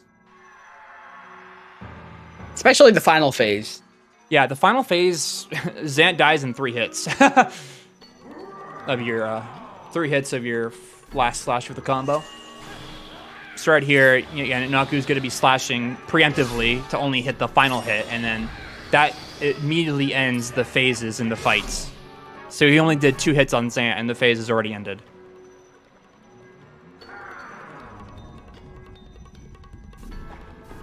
And right here, there's a type of manipulation. Hopefully he gets it. He did not get it. Sometimes Zant could fire his blasts early, and here's going to be a 2 cycle. It's 2 frames, or 1 cycle. Oh, I missed it, so that was early. So you can end that phase in 1 cycle, but it's a 2-frame window. It is very hard to hit. You have to time your final slash really well. You lose about maybe like 10-15 seconds, depending what RNG you get after if you fail it, because Zant can teleport as random number of times as he can. I'm pretty sure it's not endless, but he does hop a lot, or teleport a lot if you miss the 1 cycle. And then right here for the water phase, we're going to do a fast strat. in the second cycle. Yeah, so in GameCube here, you'd use water bombs to refill your air, but again, we have Zoro armor, so there's no worries here. When I ran GameCube before, I've lost sub 3 paces to this fight because of how stressed I was. So it's nice that I get to relax in HD with this fight. Stance is pretty chill. Yeah. Well, I mean, there are some like tricky stuff with combos. And that's the fast cycle where he's just going to wait a little bit until the Zant head rises enough. And then he's going to swim to the farthest Zant head away because Zant spawns the farthest Zant head away. So he waits for the threshold for him to spawn, and then he, swims towards it. Anyway, this is the best phase of the fight. Yeah, because of the music, Cat Jam. But sadly, the music's over. In terms of music, I think the Snow Peak phase is my favorite, actually. Yeah, I agree. I mean, like, Blizzard's music is just the best in general. Mm-hmm.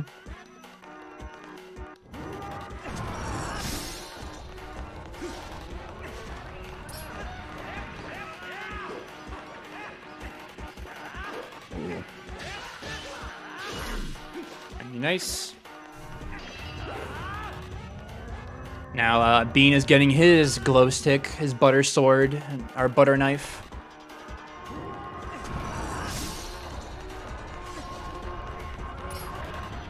Yeah, this phase can be kind of just really, like, the ice phase can be really weird just because the ice physics are really dumb.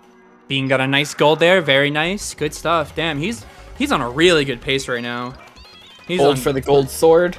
Yeah, nice, man. Cena's in such a good pace right now. So right here, again, he's going to be focused on hitting the final hit of his combo to do the most damage to him. Yeah. And then again, Mortal Draw makes that phase a lot easier, at least for me. Because you just, like, mash A.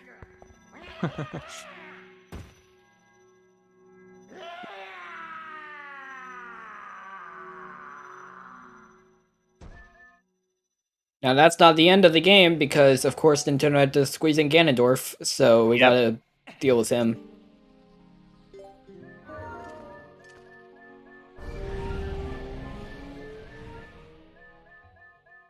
Being dealing with these rodents, unfortunately, they're being a big hassle to him. When you miss the orb into the basket, it just gets so annoying. Plus 31. I hate those little guys so much. Yeah, the rodents are mad annoying. Absolute worst.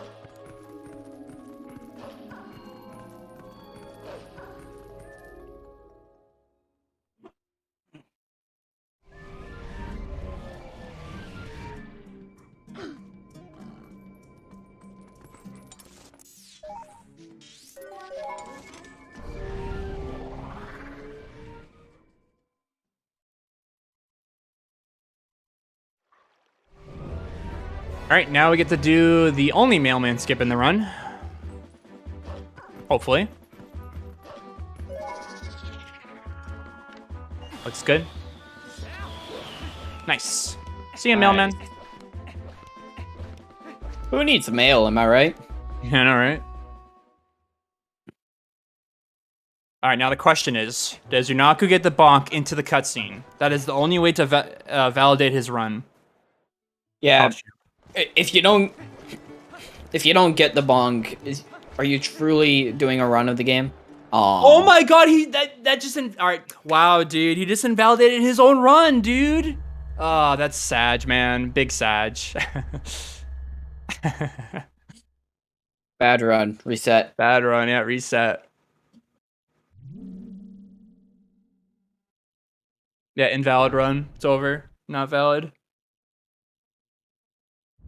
Anyway, here's another very long cutscene that you can't skip because I don't know, the devs really liked this cutscene. They were very proud of it. They're very proud of Minna turning into a tentacle monster. Wait, why is the run invalid? It's a joke that we have in the TP community. Is if you miss that bonk, because that bonk doesn't really lose any time. So we just kind of joke around with it.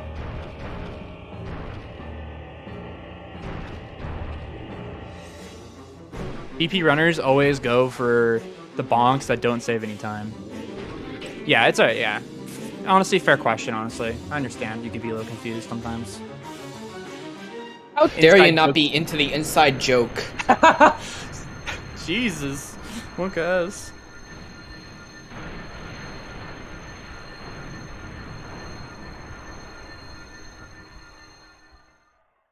Yeah, capital D colon, honestly.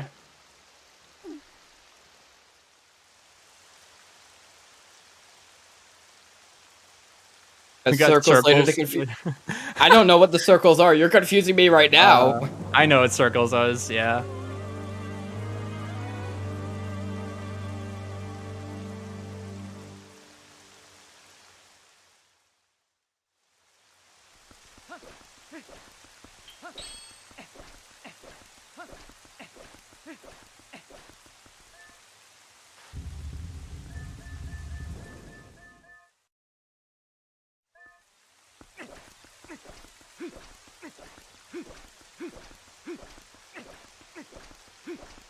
All right, so Sunaku is going to be going for a interesting strat here. He's going to be going for a moon boot strat. So what moon boots is when you do a jump slash and the first frame you take off the iron boots, you can force on equip them, and then your jump attack or ending blow will be have a lot more height. Oh man, sadly he did not get the prompt though. He's gonna go for it again though. See if he gets the prompt this time. He's looking for the ending blow prompt, which he's not getting. Did Bean get boss key? I don't know. I wasn't paying attention. Did he? Yeah, he did. He did? Okay. He still can't. He's still trying to go for it. At this point, this is losing time. There we go. He got it. So now he's going to force unequipped, and he's going to land up top. He actually might fall down. Yep. I knew it. Ah, no. Yep. I knew that was going to happen. Yeah. I don't go for that strat because I don't know. You're at the end of the run, so I don't know.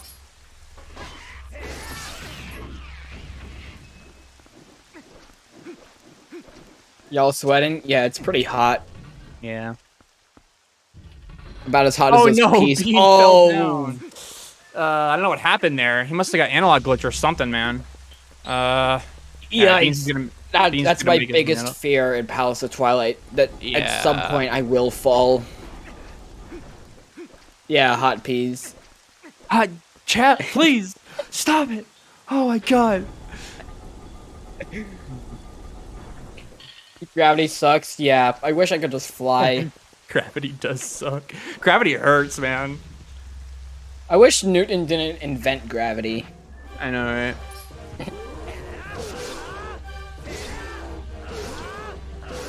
Alright, welcome to KB4, the second time we fought KB. Yep. Because, you know, that's how numbers work. Yep. Alright, Bean was able to get a heart, thankfully. Yeah. Gonna make his way up. Gonna be losing time, but still on a very good PB pace.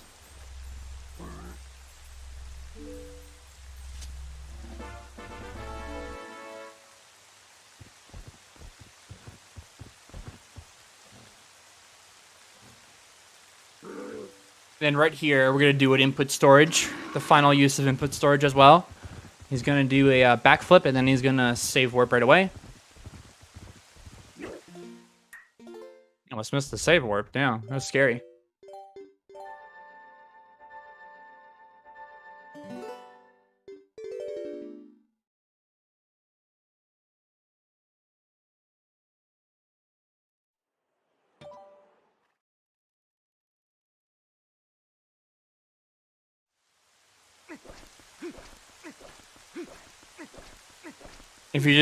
If we all just ignore gravity, it can't bother us. True though. Just gotta ignore it. Just gotta force ourselves to fly. Alright, so we got a barrier skip here. You can skip these barriers by doing specific actions. So we did jump slash there, and then we're gonna skip the cutscene as fast as possible. And yeah, that'll make us skip the fight there. Gotta cook the iron boots here to fall faster on the reclining of the claw shot. And then we're just gonna drop, and he's gonna force unequipped. There we go. If a tree makes a noise in the woods but nobody is around, does it fall? Yeah, it makes a noise. If you said you make a noise, it's already made a noise, even if no one has heard it.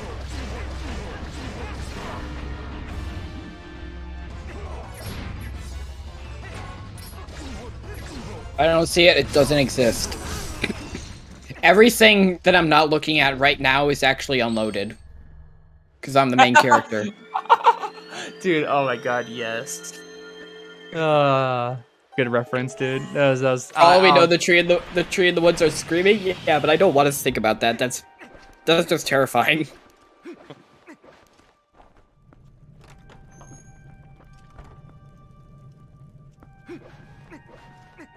Maybe the tree made a noise because it was hot. Can you guys stop flaming me? Oh my god, chat.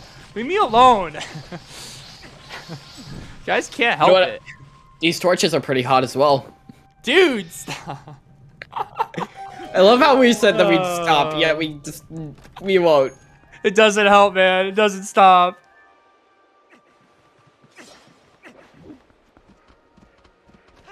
Flaming hot pizza. Oh my god, dude. That's a good one, though. A tree screams D3. Nah. Yeah, okay. Yeah, I'm not a fan of the idea of trees screaming. Thankfully, it will not be in chat when SSHD. I got stuff to do after this. SSHE has a region that's hot. And it has 2 of them.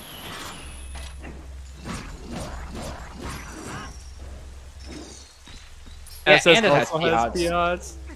Why'd I say P-Hots? No, dude. That's what the message just said. Hey, you know what? No, that time your English was working correctly because you read it. You read the message correctly. Dude. I was. Hey, you know what? I'm making you feel better about yourself. You read something correctly.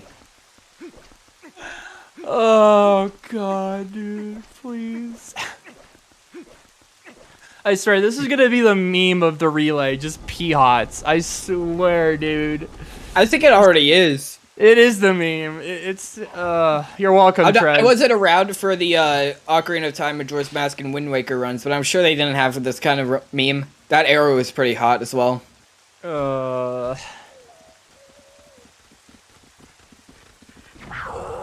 Jeez, man.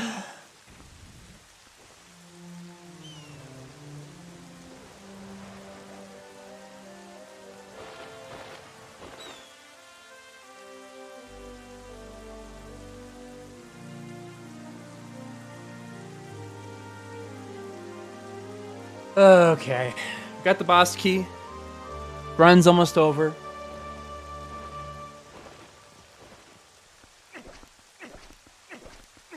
Gotta climb up the Zelda, and that's it. And then we have the final fight.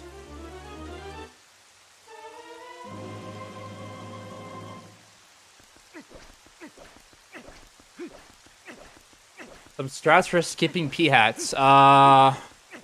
I'm not gonna tell you any strats, I'm sorry. Put on the cool sunglasses.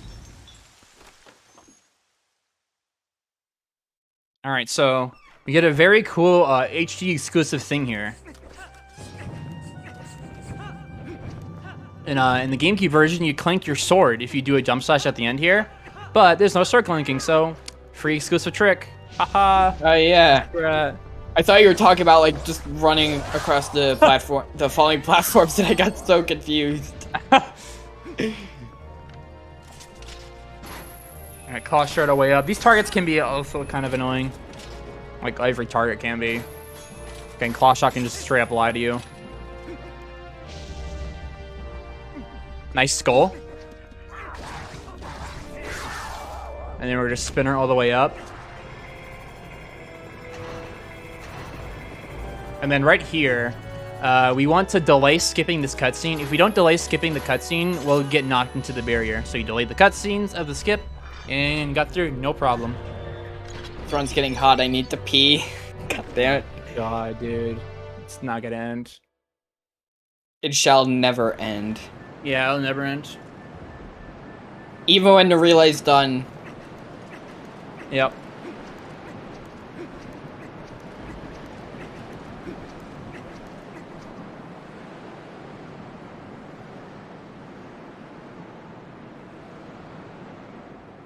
Tennis time? It is indeed tennis time. So now we got RNG Central. Zelda can do a random number of attacks. She can take a random amount of time between her attacks. The best RNG you can get is a 7 cycle, but obviously it matters how fast she throws out the attacks. So that's actually pretty good. So that's 1. So let's count, chat. Count with me, chat. We got 1.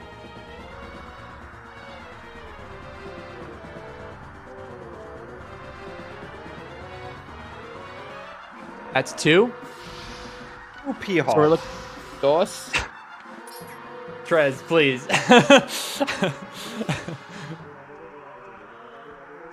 Count through D3 again? Yeah, you know it. Alright, this is 3. 3 P-Hawks. Tres. Oh god. Alright, this will not be a 7 cycle. This will be an 8. 8 at best. Yeah, 8 at best. That is 4. Cuatro.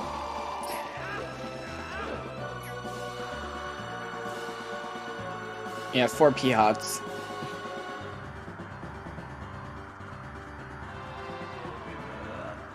5. 5.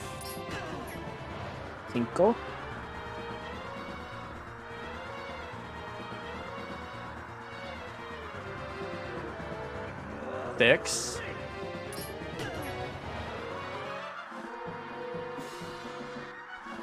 'Yeah, it's been pretty quick. Oh, that was a fast attack. That was 7. Yeah, fast Zelda, hot pace. Oh, wow. Yeah, that was a... Oh, no. Okay, this will be a 9 then. Unfortunate. Unlucky. All right, we got a 9.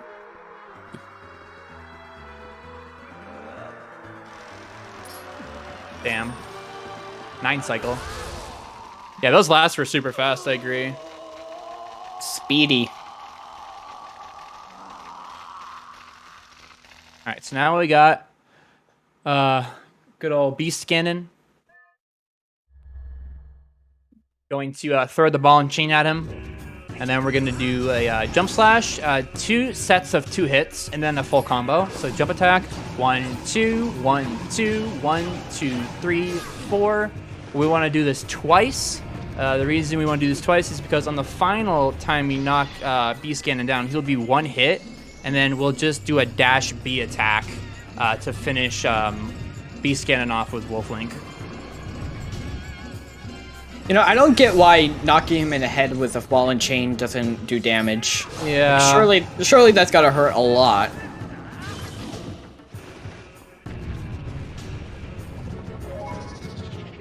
All right, now we got final phase. Always has to be taken out, or final section or cycle, whatever you call it.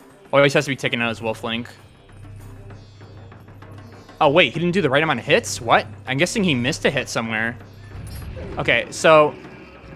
He seemed to miss the slash here. Let's see if he noticed. Okay, he did notice. Okay, very good from Anaku recognizing that he missed the slash. Yeah. So usually on the final hit, he'll spawn right away, and that's another reason why we get him to a 1 HP. He'll give us always a 1 spawn. Oh, Bean Seller got knocked into the barrier. Ooh, just save warp. He can save warp. You can just save warp. Save warping is best to do if you fail the barrier skips.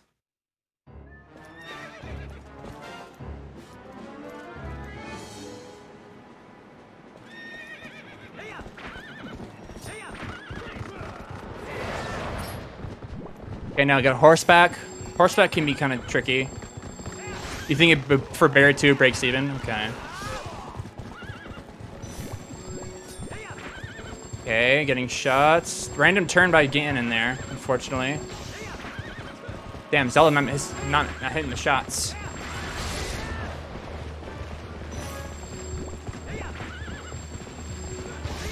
Got him one there. Very nice.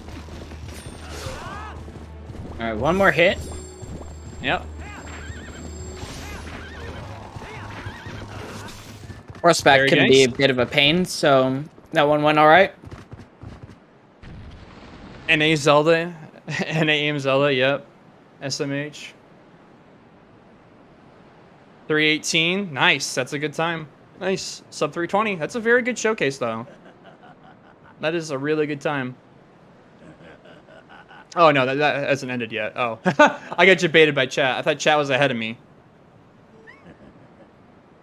I don't think chat doesn't know. Chat's behind us, I think. Okay, so I want to say 318.15. Yeah, chat's at best like 5 seconds behind us or something. Or at worst. Somewhere around there.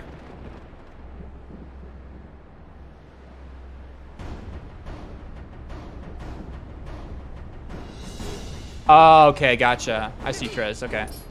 Smart. And that'll be it. GG's to Anaku. Time. Very good. No iron boots, man. No iron boots, though, in a Sag. GG's. Big GG's to Anaku. Yes. Very good run. That was such a clean run. 318.03. Very, very good. Yeah. Looks up gets SSHG starting up right now on Yal's side. So best of luck to Yal, dude. Best of luck. Good luck to the SSHD runners. Yep. And the commentators for the game as well. Yeah. Be sure to check out Unaku at his Twitch channel, Unaku TV. He does Toy Princess HD any percent attempts, and I've been doing attempts as well. Twitch.tv/G3related. So if you want to see some more TPHD, the two of us and even Bean are grinding the game. So be sure to check out all the TPHD runners. TPHD looks very fun. Mm-hmm. If you want to start speedrunning it, there's a Discord for it. You can easily access it through the speedrun.com page or the ZSR page. Yep, discord.gg/TP. Yeah, or just type that in. It's very simple. Yep. All right. So thanks for the TPHD commentary to D3 and Pokemon Mario. So yeah. As with all the things in life, we're saving the best things for the last as well, which is gonna be Skyward Sword HD. You have no clue what you're talking about. Well, I've seen Skyward Sword's the second best of the 3D Zeldas. I'm quickly gonna give... It's alright to be wrong, but anyhow, we're in SSHD on your average link side. The one thing you will immediately notice if you've only seen speedruns of the Wii version is that we now have instant text in Skyward Sword HD. So, like, when Yal opens the practice sword chest here, the text is just gonna fly by instantaneously, pretty much. Also, loading zones are faster. The game is 60 frames per second. And, yeah. Also, we're getting Practice Sword, which is something we would never get in a run of the Wii version, because unlike the Wii version, we don't have really very many major glitches at all. Because Back in Time doesn't work on the Switch because we can't soft reset the console. Yeah. Hackers have actually found out that if we had a way to soft reset the game, we actually could still access bit, which is really funny. They didn't even bother to fix it, but yeah. So yeah, I hope you're prepared for the next 4.5 to 5 hours of just yeah. So of just us talking basically. So yeah, go grab a drink or something. We're gonna be in for a cozy ride in here. All right, well, I am going to head out. It was a pleasure commentating for this relay for TPHG. I love TPHG. It's my favorite of the remakes, and I love running TPHG as well. So I'll also give.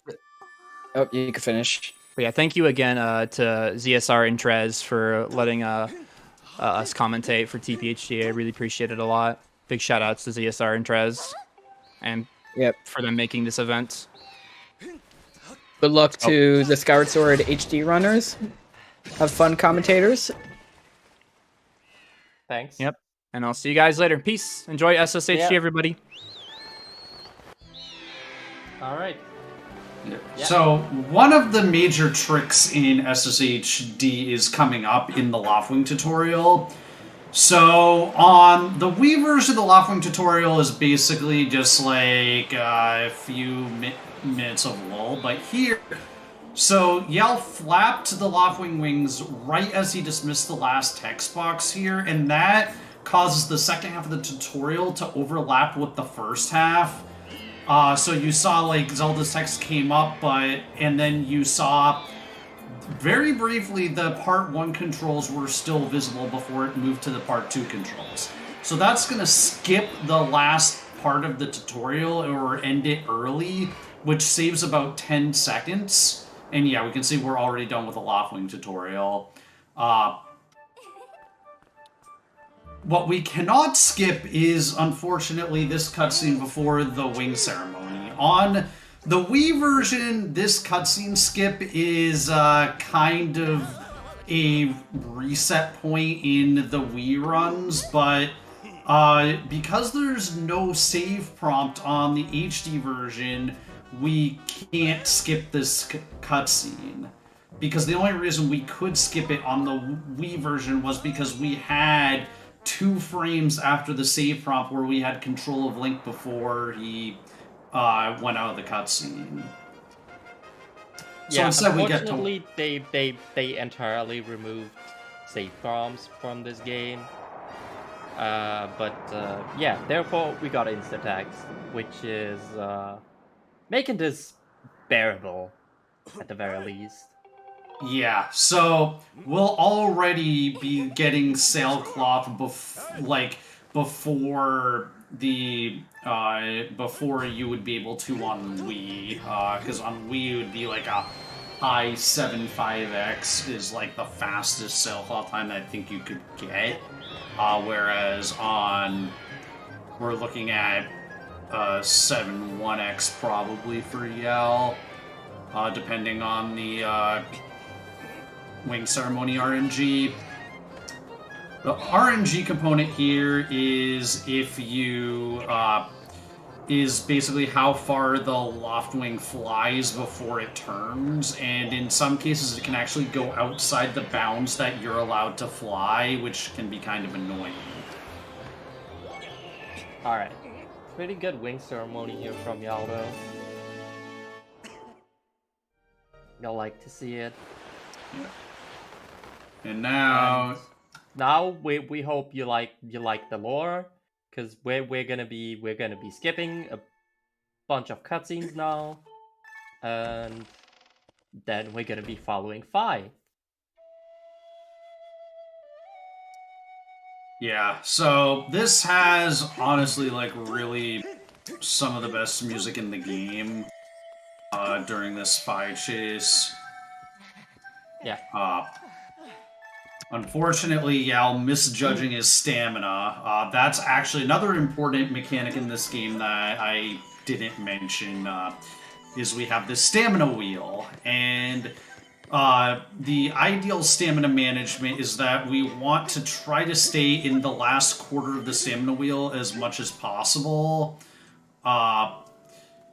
And because the last quarter fills at... or the last quarter depletes at twice, or at half the rate as the other 3 quarters. Yeah, given the fact that it refills though as fast as the other quarters, it makes sense that we're just basically always trying to stay on the last quarter. Yeah. Up here, these keys can sometimes troll you and just knock you down. So, but I think okay, yeah, oh god. You jinxed it. But he didn't get knocked all the way down. He managed to regrab the vine, so he didn't really lose that much time to that. Yeah. If you get knocked all the way down, it's really painful, and on a PB attempt, it's usually a reset.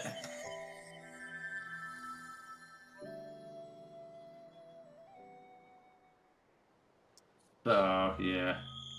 Now we can enter the goddess statue and get the goddess sword. I also like always looking over here to Bean again, because if y'all's team, so we're if we're going by estimates, then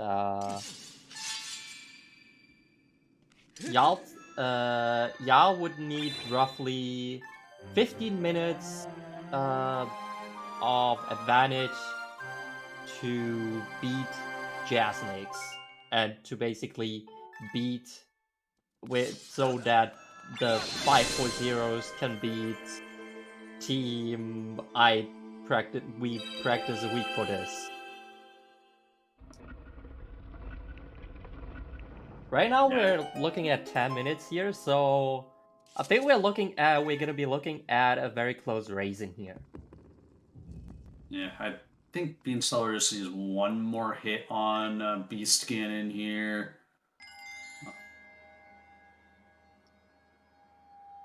Oh, maybe a couple hits, but one last cycle anyways. Okay, I need to step in here. I need to step in. That's just... The two of you trying to talk about TPHD, I can't stand it. Somebody with some knowledge coming in. Just kidding. Well, thanks for saving us. Just kidding. Just wanted to say quickly, now that Beansteller is about to finish, in about 2 minutes pretty much, they will start with a 13-minute difference, while the two estimates of your average link and Jasnix were 20 minutes, or there was a 20 minutes difference between the two. However, your average link already said he's planning on a much better time, so this could really come down to Horde Skip or something. Does Horde Skip still exist in HD? Yes. Yeah. Yeah, it could come down to something like that if both have a good run. So... Okay, one major difference between the versions that's going to come up here is that the Phi text that's around the Farron pillar was made optional in HD, so we can just fly right down to the pillar, whereas on the original version you would fly straight and then dive into the pillar to skip the Phi text. And Beansteller getting knocked down by the Shadow Riders there. Unfortunate. Yeah.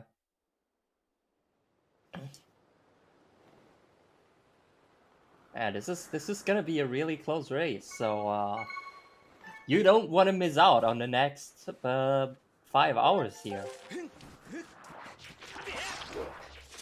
Also, if Bean doesn't completely miss the rest of horseback, no, okay. So this is gonna be a 339, 33, and it's 329.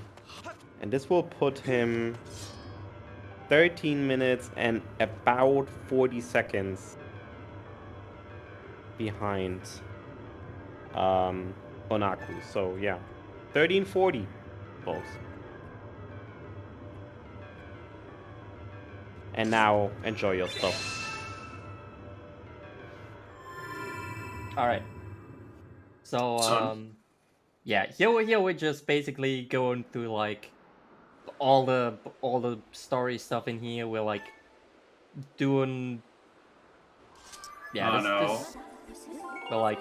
So Yell made a mistake here with the text. Actually said yes, but demonstrating that it barely matters in HD because of the instant text. If you make a wrong text selection on the Wii version, you are really you're really punished for it. Whereas in HD, it's a couple extra text boxes, which is like half a second. Also, but GG's to Bean, by the way. finishing. Apparently with the PB as well.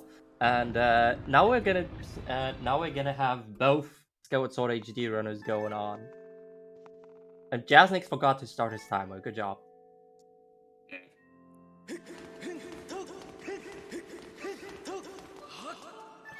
So, Yell getting the first of 2 bottles we get in the run.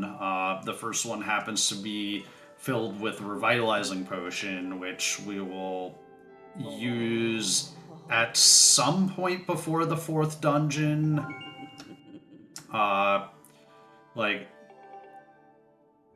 It's honestly, it kind of just winds up being a little bit of a safety that you have for the first third of the run, just because it's a very quick bottle to pick up, and we ideally want to pick up 2 bottles over the course of the run to make getting into Fire Sanctuary as quick as possible.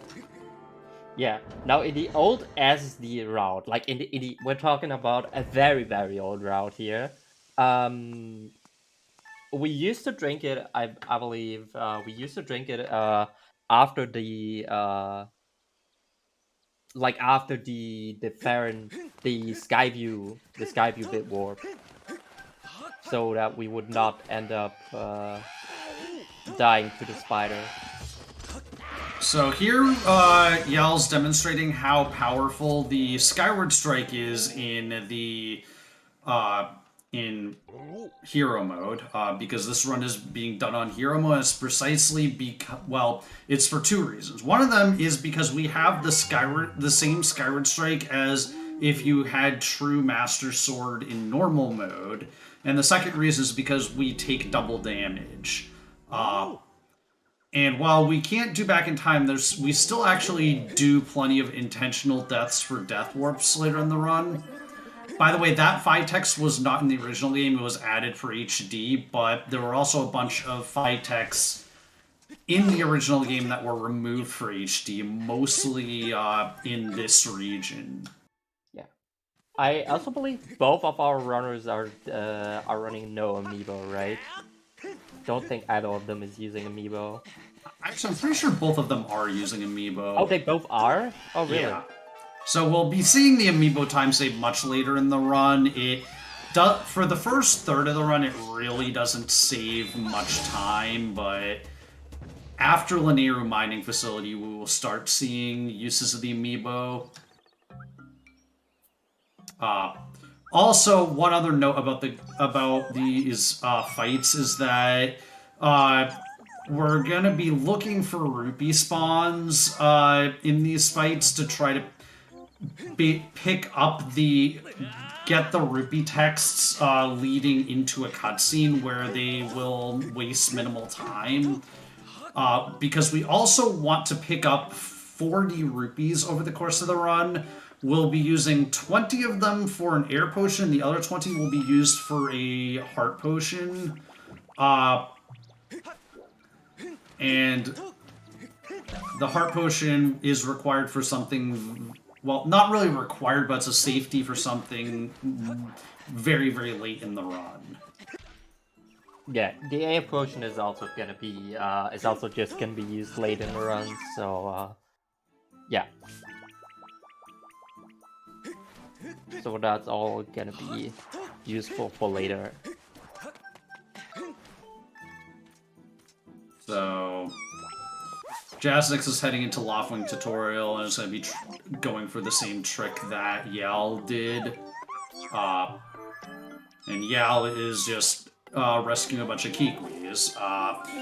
So after talking to this Kikwi, then he's going to be rescuing 3 more Kikwis before talking to the Kikwi Elder to get the slingshot. So this is kind of a resident sleeper part of the run, but there's a lot of really tight movement here and stamina management that's important to going fast. Yeah, and also we've got lots of roll, maybe.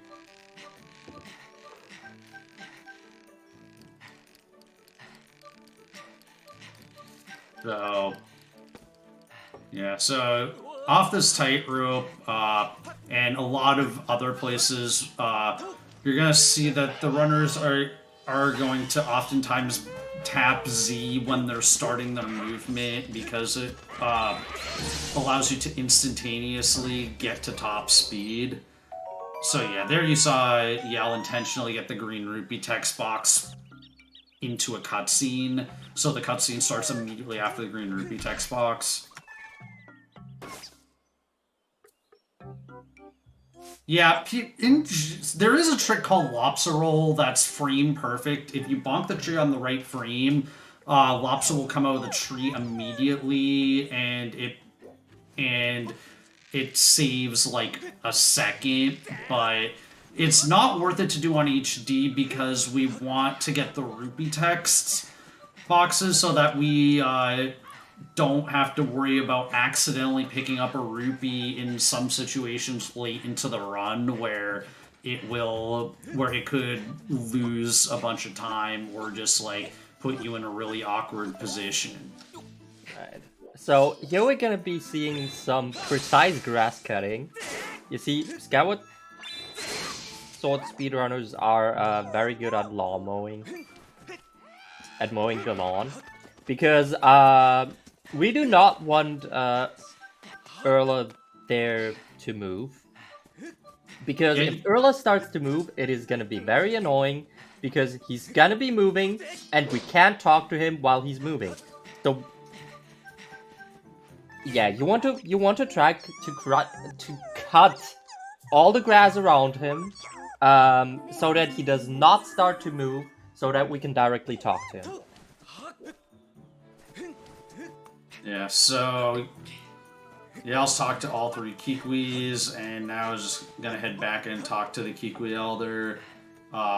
Also, one other change in HD is that we have free cam, and you'll see that Yell is going to be using that free cam throughout the run just to make movement a little bit easier. The one annoying thing about the free cam is you cannot move the free cam while you're sprinting. But when you're not sprinting, like while you're waiting for your stamina to refill, you'll oftentimes move the camera around just to make move the next portion of movement a little bit easier. Right.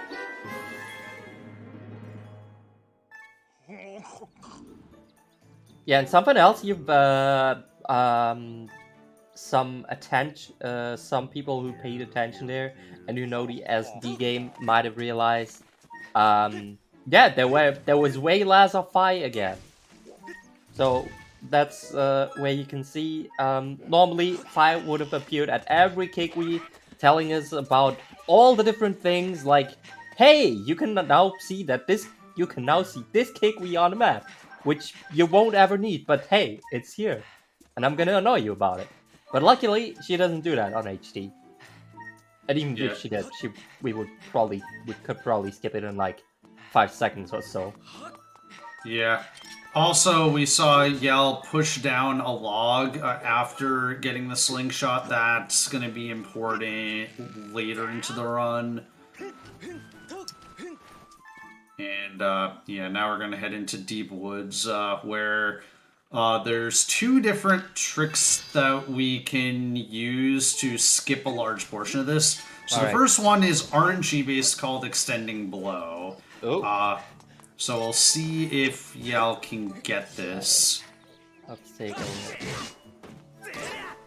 No. Ooh, that looked like it might have been a good setup, but I think Yell might not have been close enough to, or mistimed it. So he did a spin attack instead. And then, so now the backup for that is Cube Warp. So he is going to move this Bokoblin into a specific situation, or a specific position. Alright, nice. Yeah, so there's a cut. You go ahead. Yeah, there's a cutscene tied to that Goddess Cube. And so, because there's a cutscene tied to that Goddess Cube, it causes you to move, it warps you to right in front of that Goddess Cube, which allows you to skip most of the Deep Woods movement. Alright, so now we're coming up on Skyview here, which is gonna be what longtime viewers of Skyward Sword are gonna realize immediately is, well, obviously we can't do the bit warp in here, because, well, we don't have access to bit. So we gotta go all the long way through this dungeon. And also hitting that... hit the slingshot target. Yeah, aiming the slingshot is really weird on HD. It's like, so, like, I don't know, I find it to be harder to aim the slingshot on HD than the original version. And also, even in the original version, sometimes you can wind up, like, hitting the Deku Baba instead of the switch behind it.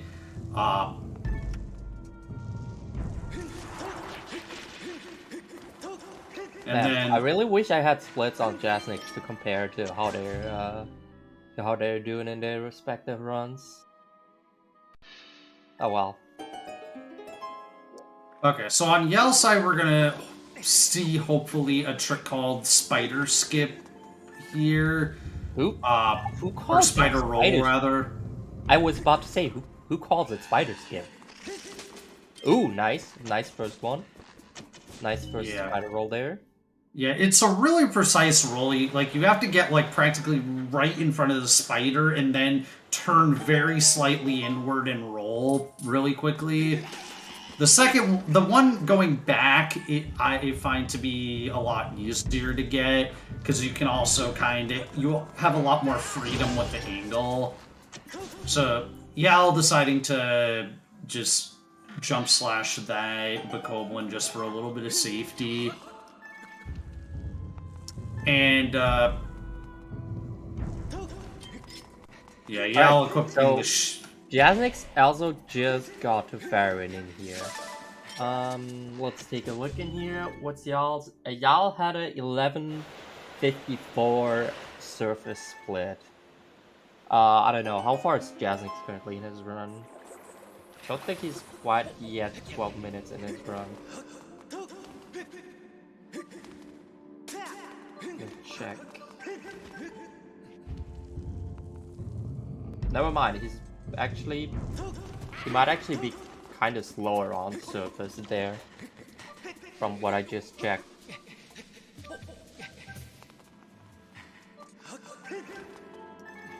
Yeah, so in this room here, we need to kill the spider to get into position for this puzzle.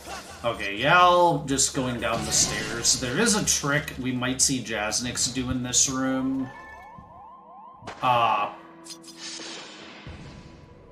Where you can side hop off the stairs and be in a more optimal position to deal with that spider. So yeah, all of everything we did in Skyview up to this point was just to get that small key.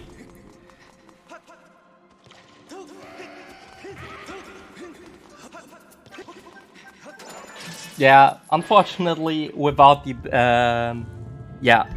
without the bit warp here, it's gonna be, we'll have to get all the keys in here as well, and yeah, the keys in this dungeons are unfortunately some of the slowest parts.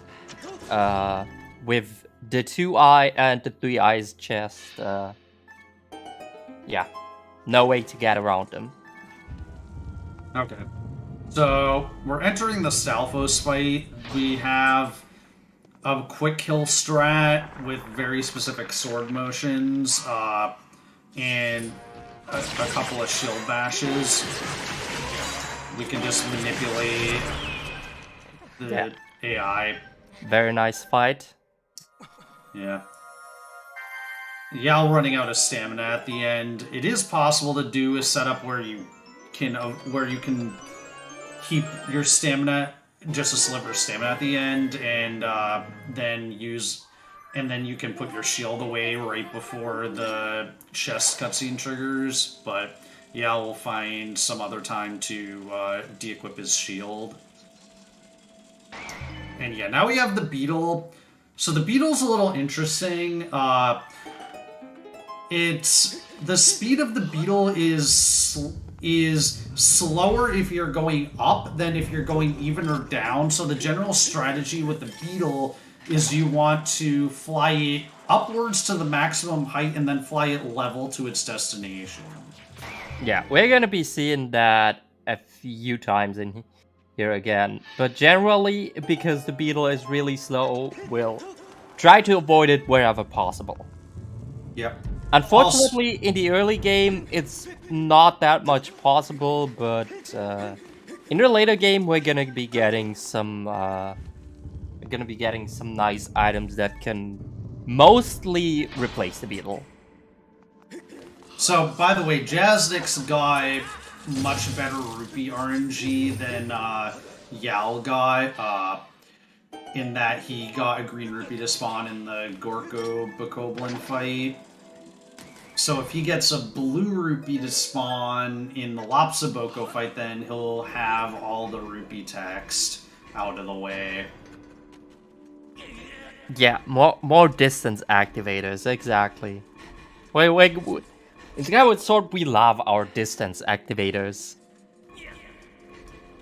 Yeah, I'll have a little Except bit of for the trouble. beetle. We don't love that so much, because that's slow.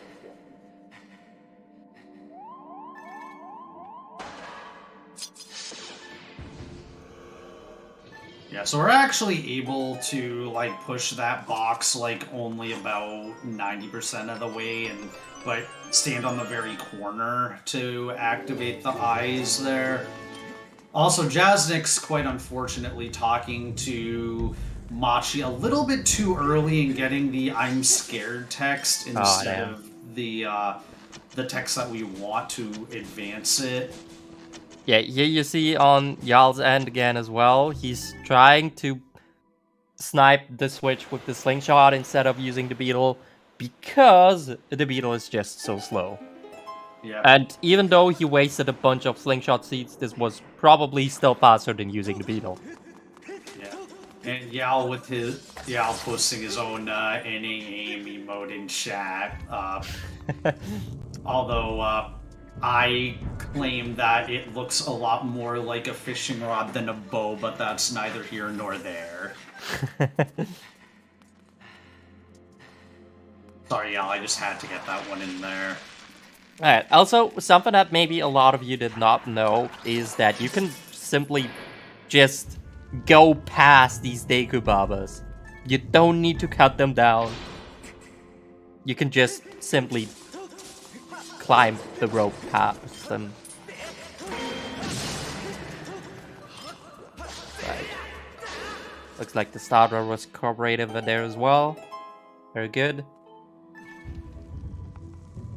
Alright, and now we're gonna be seeing Yal Skyward Strike the spider in here and jump past it instead of using the beetle to cut it. Very nice. Yeah. This Once was... again... Sorry. Or yeah, you can continue. Yeah, I was just about to say, once again, I use where we skip the beetle, and... Yeah, because the beetle is slow, in case you haven't realized it by now. Yeah. Also, like, that strat is mandatory on the Wii version when you do the spiders, or when you do the bit warp, but, yeah, it just saves a tiny bit of time to do it on HD. But this game is a lot of tiny little time saves that add up over the course of the run. Yeah. Once again, taking the slingshot over the beetle. Oh, that was kind of close there. Alright, and here we can take the vines backwards instead of just climbing back up and going back with the rope. Okay, and now we're using our trusty H that we just got and put it into the door. Yeah, so this is going to start our first boss fight, Girahim. this gives a lot of casual players some grief on their first playthroughs, but like we have reliable strats for getting through it. Yeah. You're a very nice demonstration of the motion controls in this game, my opinion. If they work. Which I should also on HD they don't always. Yeah. That was one darts. We want to avoid the darts attack here as much as possible because we can't really damage him with that. Yeah. They do a very slight amount of damage, but nothing against like an actual sword slash. Yeah. Also, vertical darts are the worst because Girahim will jump back when you get vertical darts, and Yal got at least 2 sets of vertical darts that I saw. So he got. Yeah, I was about to say as well, 3 darts. I think I counted 3. Yeah, he got very unfortunate RNG. In fact, I'd say Yal's gotten very unfortunate RNG just all together throughout this run thus far. He's still ahead of his PB by about 20 seconds, though. Alright, and that was one of the 3 heart containers we're gonna be getting. Yeah. It is actually faster to get the Skyview heart container. For reasons that we will discuss a little bit later into the run, but spoiler alert, we will be returning to the dungeon, and and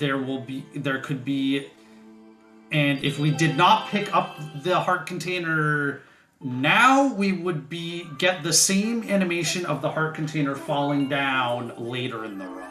And we don't want that. Yeah, not just... You don't want that. Also, the doors leading out of the boss rooms are all on a cycle.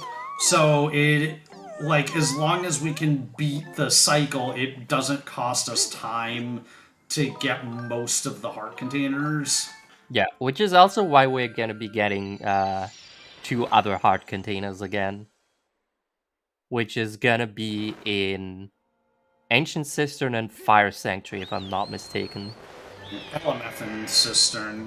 LMF and Cistern? Alright. Yeah, actually, it's not as bad, I think, to get the Fire Sanctuary one in HD, but it's if you go for the optimal Spiral Charge tutorial skip, but you still want to... It's still better to get the LMF one than the Fire Sanctuary one.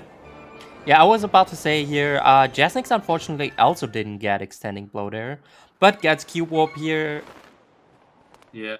I know Jasnix has decided to not go for Extending Blow in his runs because it's RNG, and on the Wii version, it was about a 25% chance to get Extending Blow, and it's less on HD, we think, because of the increased frame rate means there's more potential bad Boko launch distances. I think they gentlemen's agreed to do EB, to at least try EB for this race. Yeah, reasonable, but yeah, I'm just saying just in general that Jasnix, for his PB attempts. Jasnix not wasting as many slingshot seeds here as Yal does. Yeah. So also I should mention, Jasnix has been grinding out HD for probably at least a couple months now, whereas Yal has been doing a lot more of the original version and only switched to HD in the past 2 to 3 weeks, so we are likely to see Jasnix just overall have just be perhaps a little bit more clean with things that are specific to HD. Alright, so Yal is now in Elden, a very P-hard region. Yep. We are not letting D3 let that one go. No. We're gonna have some more P-hards later on. So don't worry about that. Yep. So, again, we get to see the very beginning of Elden, something you don't really get to see on speedruns of the original game.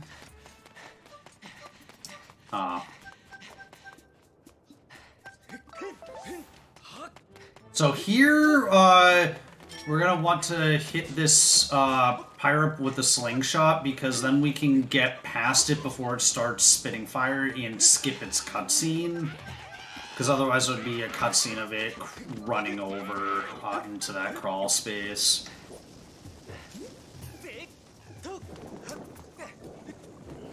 Alright.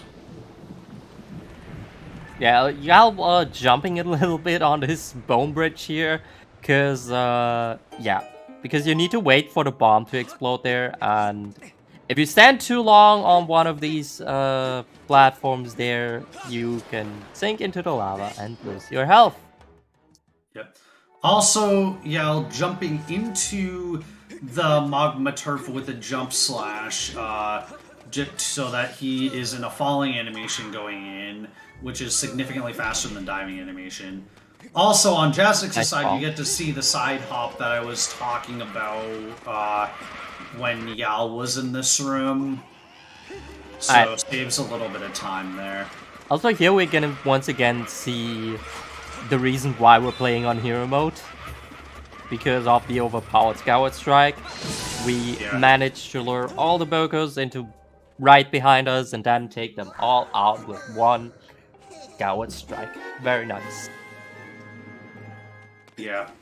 And also, Yal was able to make it all the way into the magma's trigger, like, before the magma text saying, like, yay, you took care of all of them. Which saved him a couple seconds of movement. Also, here's some, as you've seen, there's some weird hitboxes. We can just place the bomb directly in front of the pyre, and the pyre explodes, but we're not taking any damage. All right, let's take a look. Is y'all gonna get circles in here? No. All right, so y'all's run is invalid. Maybe Jasnix can validate his run later. Yeah. So, also one thing that you may have noticed is that we're not bothering to check any bird statues, which is something you would do on the original version. And that's because on the HD version, you get bird statues automatically by going into certain loading zones. And it's not entirely clear why they made that change, but I presume it's in part due to the amiibo functionality, so that you'd have a bird statue to land at if you were to use the amiibo to warp out of the surface and then fly back to that pillar. I mean, you'd still have like the initial bird statue of like every region. But yeah, I although guess you don't even get those ones. Yeah, you don't even get those ones automatically on the original version. The only one that you get automatically in the original version is the one at Sealed Grounds. That's true. But yeah, so now... yeah, guys. So, yeah. You know, in the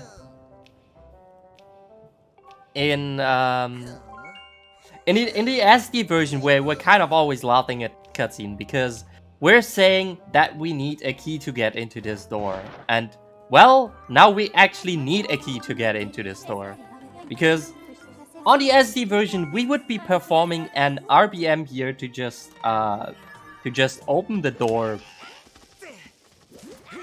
but yeah, Because this is HD, we cannot do bit, meaning we have to get all the key pieces here. Yeah, and small optimization here is that so we throw the bomb to the bolt rock that's on the sand slope, and we try to pick up that first key piece at the same time so that the cutscenes are consecutive with each other. So the first 3 key pieces are really close by, and Yal's going to the third one right now. The other 2 are on another sand slope that's a little bit further away, which is what makes picking up these keys really slow. So we're also going to be seeing the auto-saving mechanic in HD here. Yal's going to be running towards this statue, and then you're going to see auto-saving in the corner. So now Yal is saved in front of the Earth Temple. So now, when Yal gets his 5th key piece, he's going to be able to Death Warp and be right in front of Earth Temple to insert the key. Yeah. First off, he needs to get down though. He's got way too much health currently to Death Warp. That's why he's gonna be deliberately taking some damage along the way to the 5th key piece. One was that bomb. He's gonna be taking some force damage as well when he's making his first steps near the volcano summit. He's gonna be losing 1 heart there. Then he's gonna be using 1 other bomb to take damage on later on. Then he's down to 1 heart, 2 hearts. And then 1 bomb again will kill him.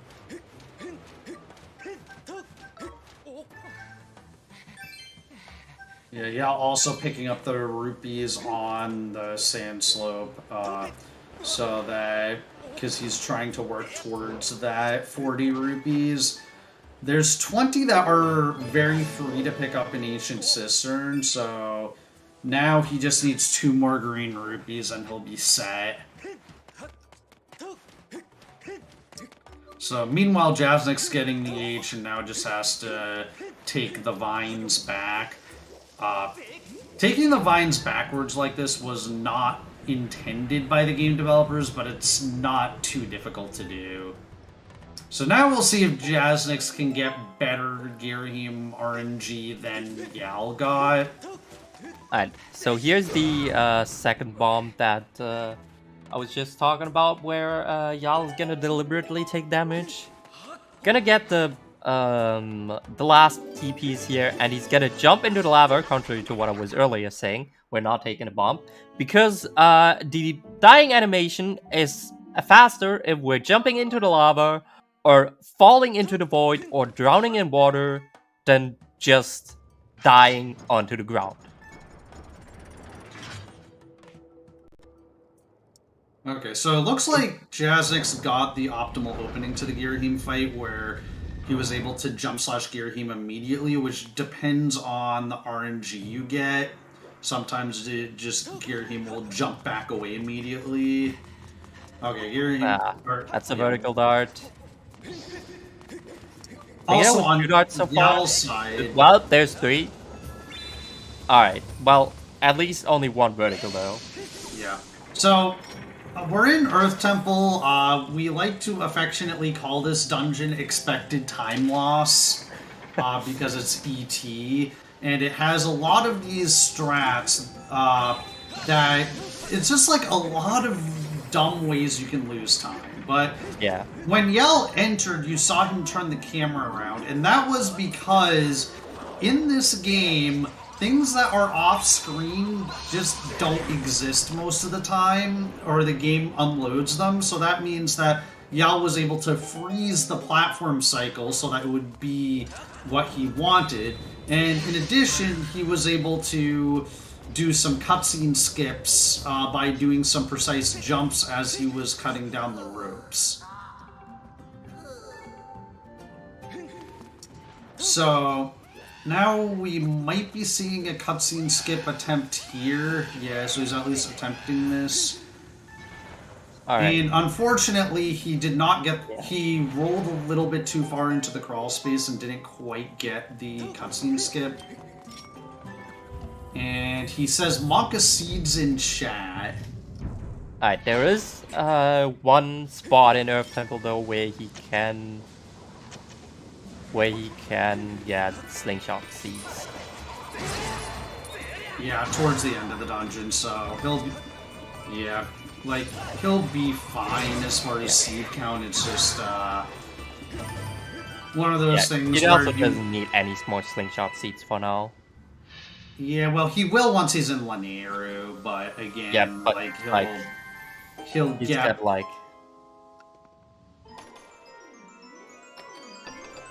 Yeah, he'll have 8 entering Lanayru, which should be fine, because there's another seed pickup fairly early in Lanayru.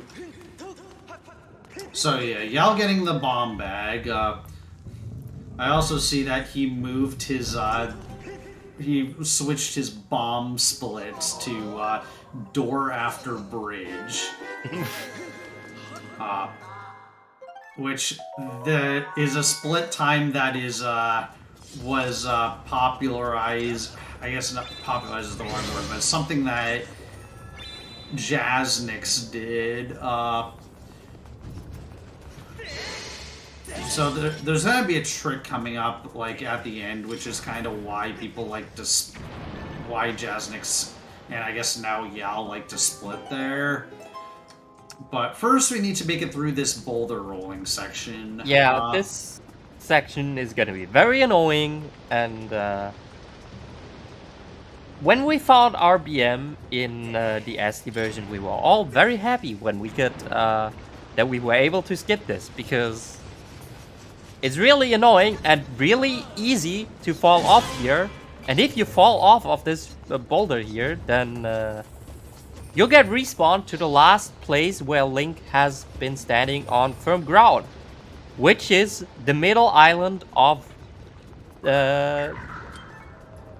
which is the Earth Temple middle island, all the way back at the beginning of this section.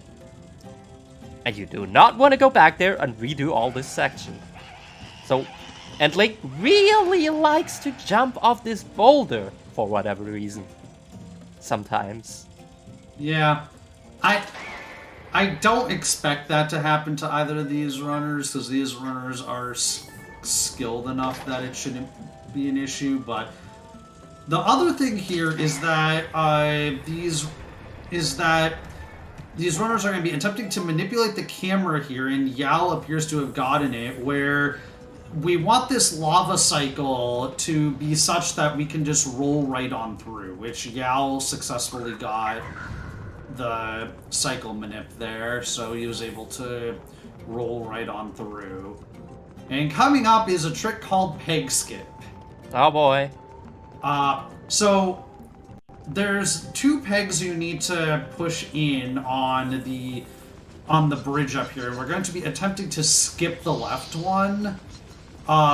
So what Yal's going to be trying to do is line up an angle here so that as soon as he's done pushing in this peg, he can front hop into there. And now I see why he said cool thanks Keese in chat. Well, it could have been worse. Yeah. It's actually not a terrible way to fail it. The worst way to fail this trick is to be slightly off on the front, on the angle, and front hop into the lava. I have definitely never done that before.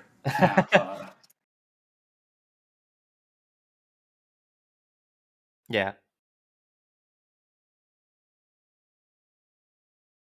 Alright, apparently there's some technical issues on the stream, but we can still see the streams fine on our end, so we can... Jazzik's having a bit of a rough Digimets fight in here. Not as good as the fight from Yal. Yeah. Unfortunately, that can sometimes happen where especially because on the Switch, kind of like the Wii U, we don't have notches on the analog stick, so it can be difficult sometimes to hold perfectly straight back on the analog stick. So sometimes you can not quite completely turn around, and then your Skyward Strike doesn't quite hit all the BOGOs, or sometimes you're just a little bit too close and your sword hits. Yeah, I think they're also not getting circles. Yep, well, I guess invalid relay. Yeah. Yeah, well, we gotta restart the whole relay. Sorry, Trash, we gotta repeat the last 8 hours.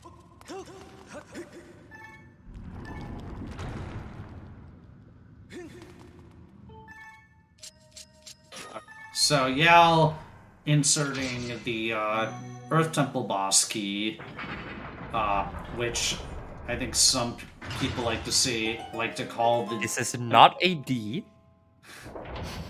Just saying that this is indeed not a D. Yeah, Floha just trying to ruin everyone's fun. No, nobody got circles. This is why we've just decided that we're gonna be redoing the entire relay. Jasnik's, interestingly enough, not picking up the green rupee there. I guess Jasnik's is specifically going to be trying to use blue rupees to get up to the 40 rupees. So Yal filling up his bombs to full. And now he's going to be going for a 3-cycle on this boss, which we affectionately like to call the tricycle. We're gonna be having some pea-hard meatballing here. Hope you all like that. Yeah.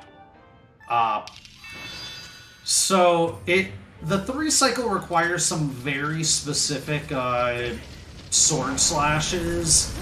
And I think Yal's going for a newer strat than the one I usually go for. Yeah. So he's also going to be taking intentional damage in between each of these phases just to knock down Scaldera a little bit faster. So let's see if we can do it. Yeah, I think one of those was supposed to double hit, and it didn't, so it should be a 4-cycle, though. Yeah. Probably just if this guy with strike hits it.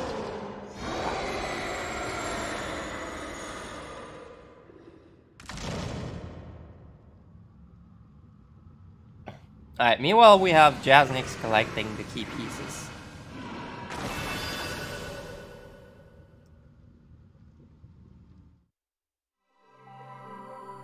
Yeah, so this heart container is one that we always skip because it goes, or it spawns behind you, and so it would take forever to pick up, even though it would be convenient to get a health refill before Lanayru. But Yal's going to just use his revitalizing potion now.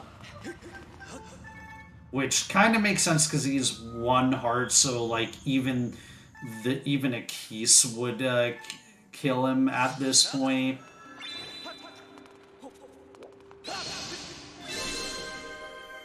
Oh yeah, something else that is a neat little time save here is that we don't have to go like all the way to the pedestal because we have the hero mode Skyward Strike. We can just activate the pedestal from a bit further away. Yeah. The crest, I mean.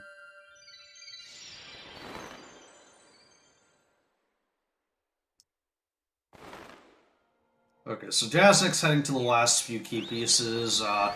There is a steam cycle here that we want to make, and we'll see if Jasnix makes it based on... Jasnix is way lower on rupees though than Yal is.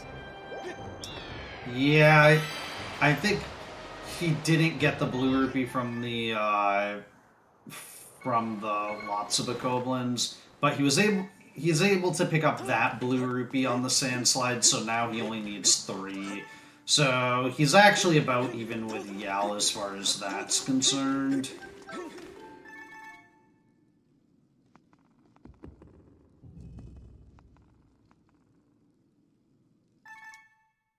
All right.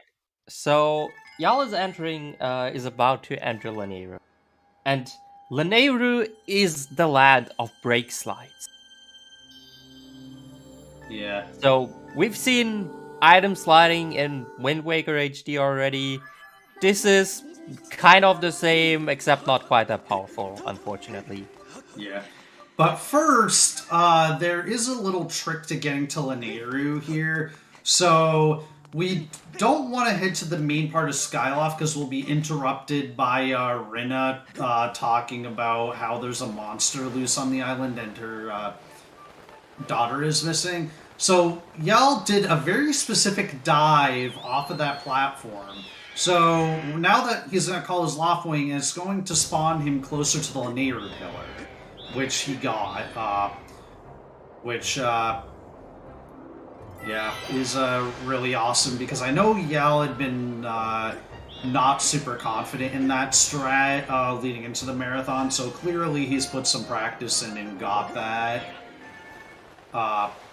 Because otherwise you wind up having to basically fly over Skyloft to get to the Lanayru pillar, which is kind of slow. It was a strat, I believe, discovered by SVA a couple years ago.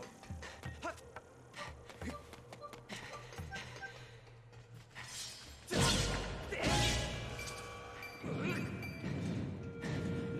think Yal has enough stamina to push this all the way.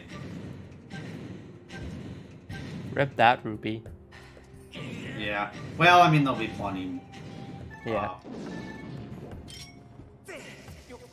So yeah, there's this newish strat where you throw a bomb, and it will blow up these 2 yellow chews, without you really having to do anything.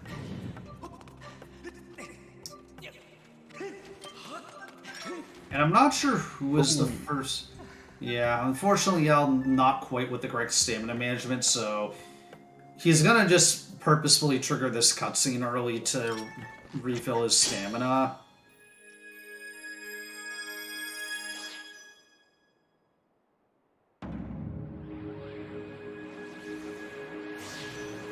So yeah, this part, there's unfortunately a little bit of just like slowly pulling minecarts. And oh yeah, the reason that we don't care about rupees at this point is because there's a guaranteed 5 rupee in this area, as long as you can fly the beetle correctly. So that's why we don't care about rupee count, or as long as we have at least 15. Because yeah, Yal's going to fly the rupee to this blue rupee up here. But he's... Oh, he didn't quite do it correctly. Actually missed it. I guess it's commentator's curse. Yep. So feel free to blame us, Yal. Alright, so now we're gonna be seeing the first break slide of the day. What he's gonna do is he's gonna pull up the gear screen to basically pause buffer, and yeah, and then he's gonna be like holding ESS down to like get a small slide out of this. These slides, however, are not quite as powerful as they are in Wind Waker HD. So Yeah. they only really work in sand. They also work. You can also like travel some distance with them on land, but it usually is not really faster. Yeah.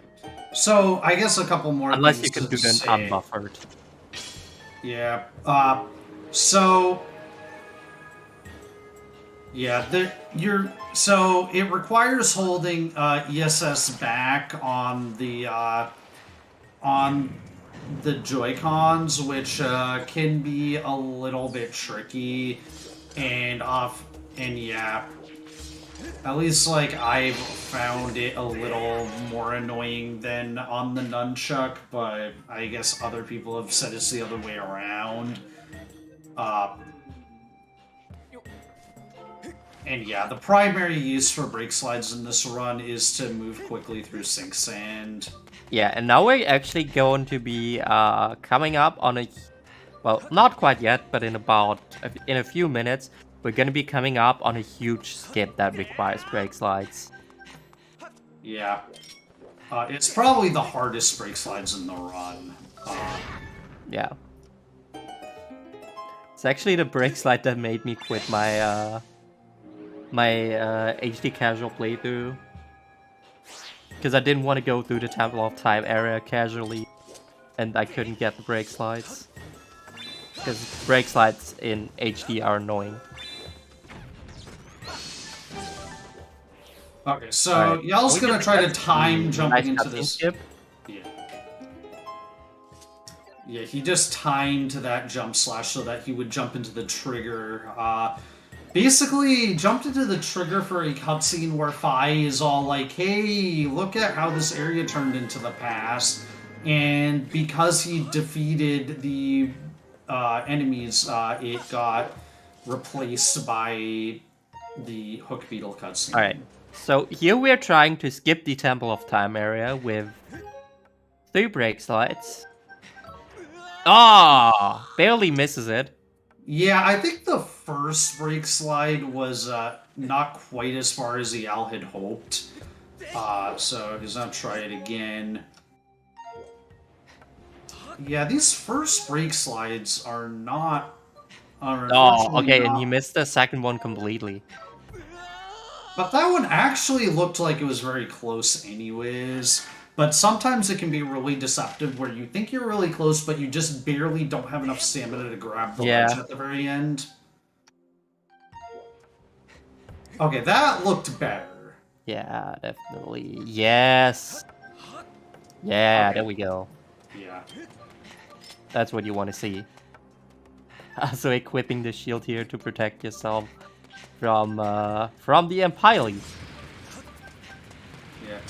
Meanwhile, like, we haven't talked too much about Jasnix, but Jasnix has been steadily making up little bits of ground against Yell, in part just due to being a more experienced runner overall, but we will...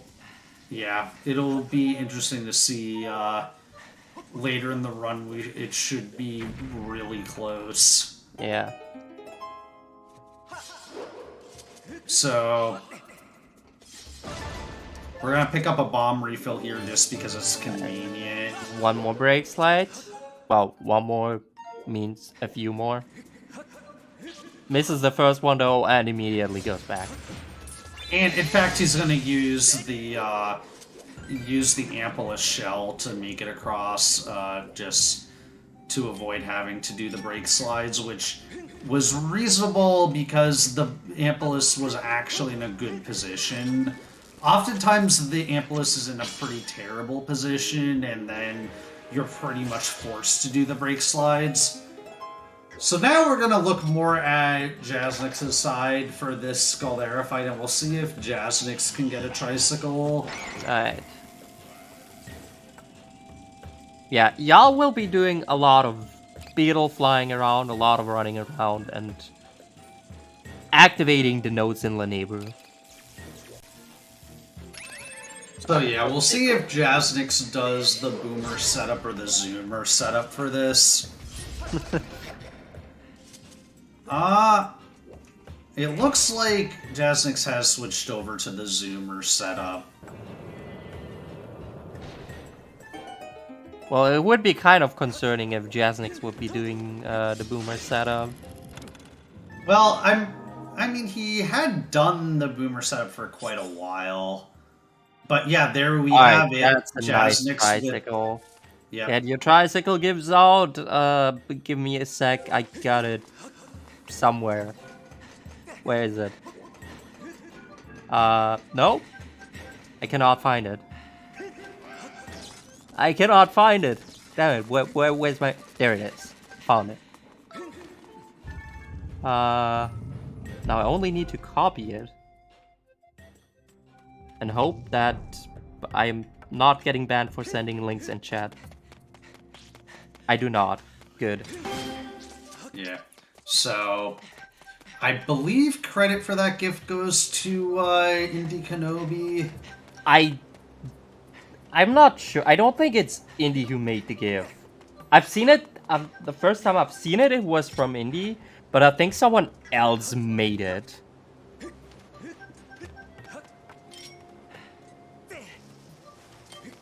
Yeah. Honestly, It probably. was probably someone of the really old Go with Soul Runner. They were probably active before even I was active.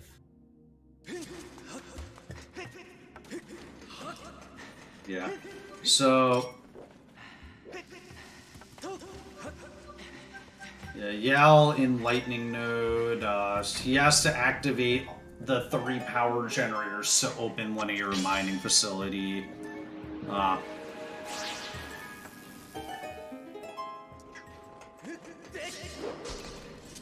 Yeah, so Yell's trying to ignore this Boko here, and he successfully does. It can be a little bit scary. I usually prefer to just kill that Boko, although it is a little bit slow. You can also stun that Boko with a slingshot to get him out of your way.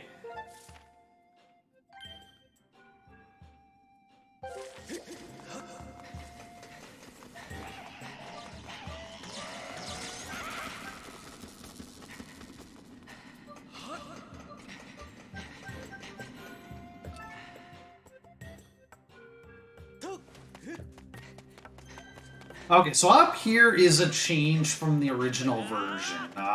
So Yell's going to get interrupted with this cutscene where Fi is going to tell us that we're standing on a patch of sink sand where we're not sinking into the ground and give us 5 beacons. And they just extended the size of that trigger extremely far to make it basically unskippable. Because I think there was just concern. Normally, you are supposed to come there from the Temple of Time area, where you're like actually standing in sink sand. When the cutscene does actually make sense, but because we're coming from this cutscene from the other side, where we're not even supposed to be yet, because we've skipped the Temple of Time area. Yeah, that's why you get this kind of funny effect where Fi is telling us that we're standing on sink sand, even though we're not actually standing on sink sand. Yeah, so pretty much Yal and Jasnix are separated by Elenaru clear up to LMF. Y'all missing... Y'all really with the NA today.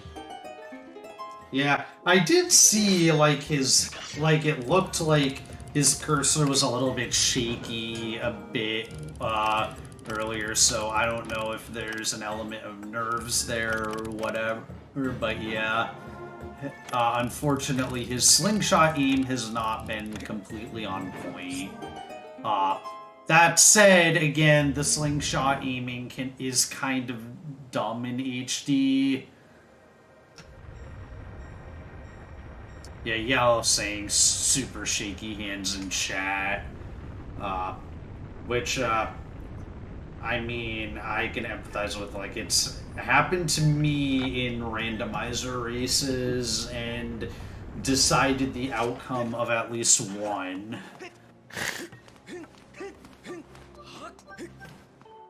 So, yeah, unfortunately, Al losing some time to his PB on that split, but mostly probably due to the failed brake slides after the Hook Beetle.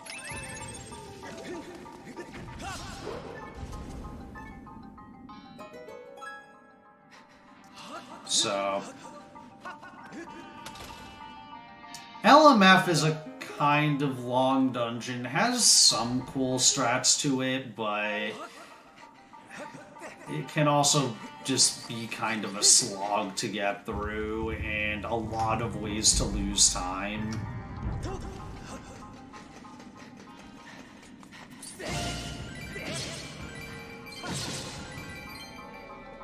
But Yell able to pick up green rupees from the Araka drops, and so now has the 20 that he wants. Meanwhile, Jaznix was successful in getting the blue rupee on the with the beetle, so Jaznix is also now set for rupees for the run.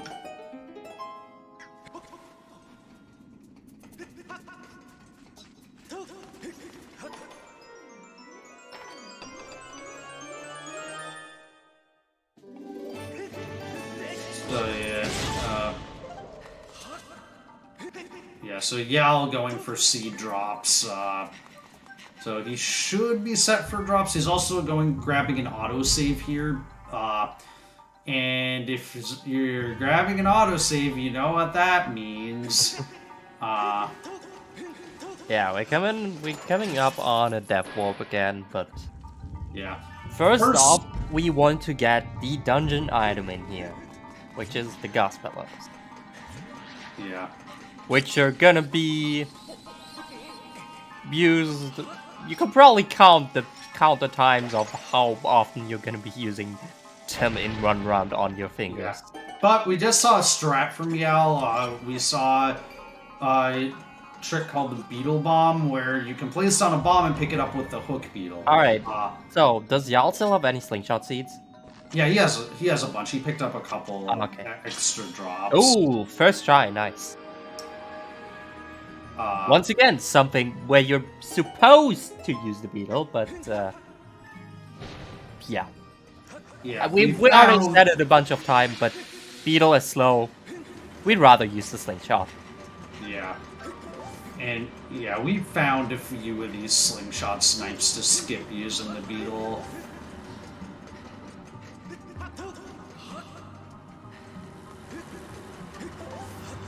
So, but yeah, also by using the Beetle Bomb trick that I just mentioned, we can save a lot of uses of, or a lot of It's just scary. Ooh. No, it was, he took that damage intentionally because he's again setting up for the Death Warp after getting Gust Bellows. So... Yeah, well, the thing with BMOS is just that you gotta be really careful not to get stun locked. Yeah. Which happens really easily with BMOS.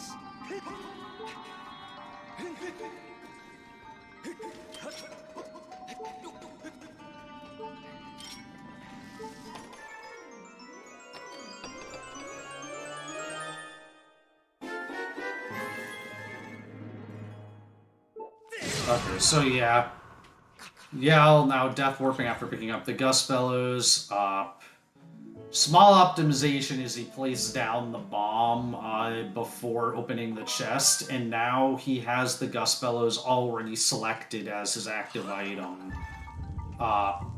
Because one thing about equipping in this game is if you just, or I guess, yeah, if you just tap ZR, you will select whatever your active item is, and if you hold it, you open up the item wheel to be able to select a different item, and we want to open the item wheel as little as possible, and ideally we want to equip items at times that don't get in the way of movement.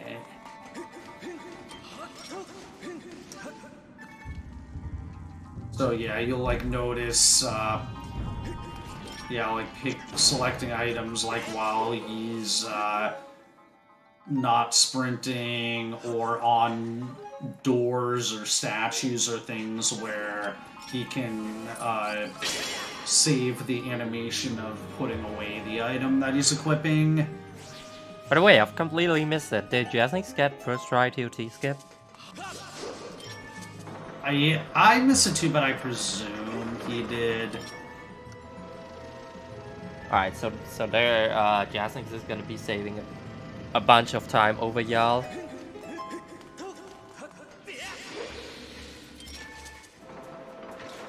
Yeah, so now this Centrobe, we really don't want to defeat the Centrobe, but he's going to be shooting at us a bunch, so...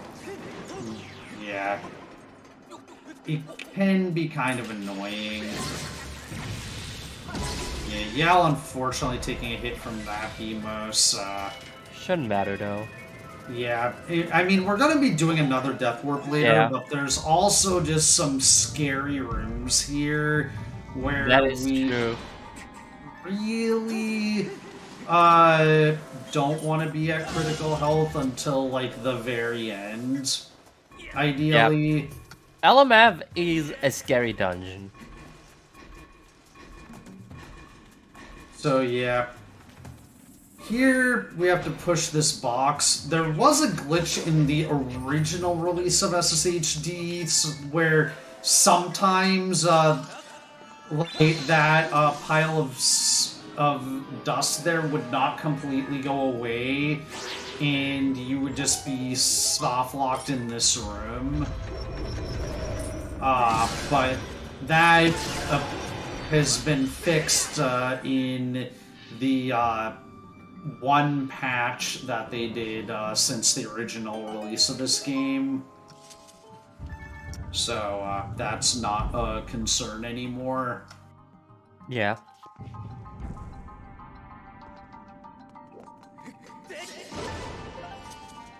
Alright. Bomb refill. So, yeah. Yal going for the Yal slide, just a small little break slide there that saves...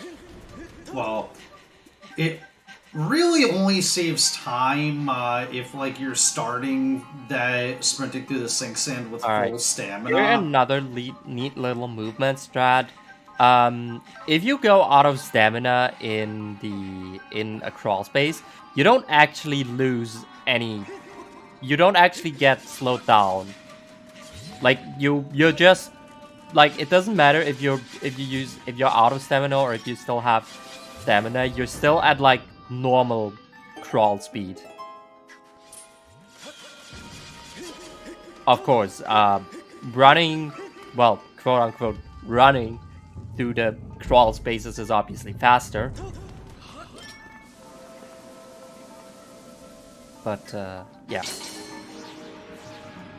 That's why you want to run as much as possible and then just run out of stamina after. Yeah. So here, Yal's going to do a jump slash to cross that gap before the minecart catches up. Because he doesn't need that minecart anymore. Getting the autosave. And now we're coming up on minecart jump. Yeah, it's a little bit different on HD, because for HD we want to place the bomb on the left side and jump on the right side of the minecart. It's just because the collision on the minecart is a little bit different.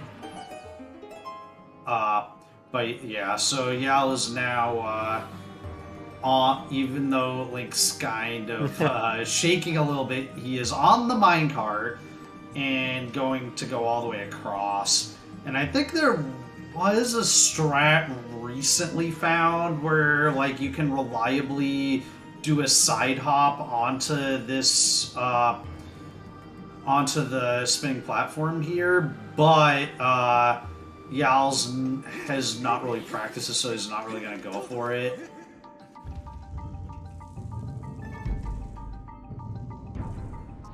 Also, Jasnix with apparently the palindrome enter LMF time. Oh no, Yal. So Yal getting was bodied by the wind. Yeah. So what Yell wanted to do there was roll underneath the air jet, but unfortunately got knocked back by it.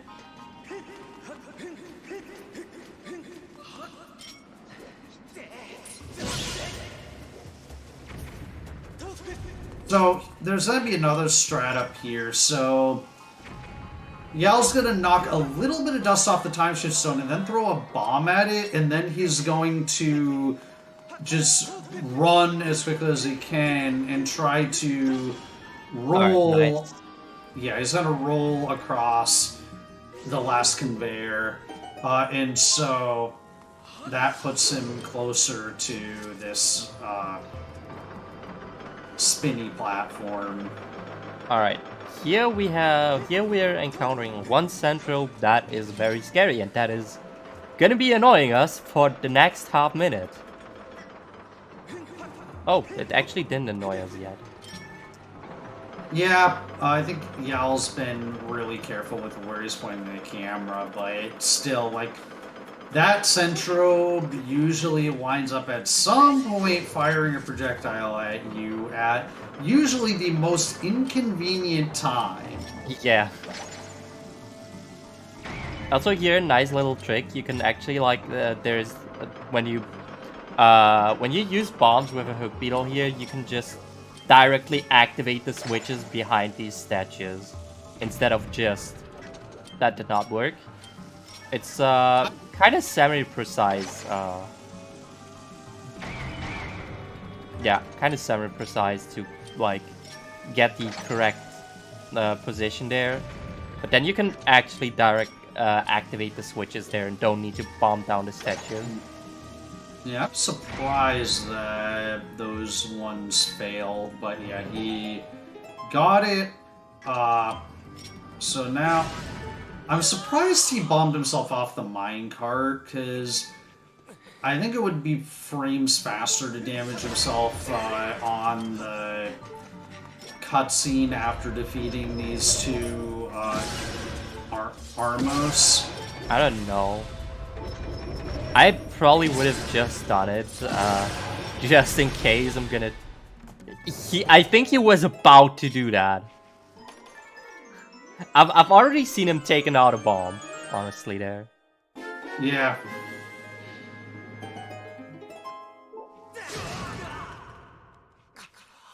But yeah, now death warping, and he'll be right in front of the boss door.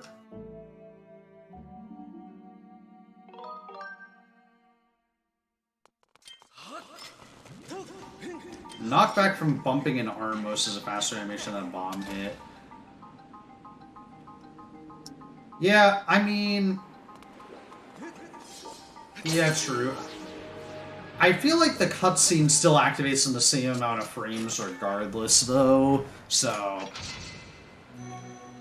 But... And getting hit by the Armos is a little bit scary because, you don't want to then put yourself in a position where you get hit by the Armos again. And yeah, the people are claim that the LMF boss key looks like an arrow. This is also not an arrow, just saying. So yeah, that's why there are a bunch of arrows in chat. So, Molderon. So what we're seeing Yell do here is he's going to stun the claw with the slingshot, or in this case he wants to push it back. He's going to put a bit of space in between his slashes, so that Molderok's claw stays open. And now he's pushed against the wall, so that Yell can just input 4 consecutive slashes and skip the second phase of the fight.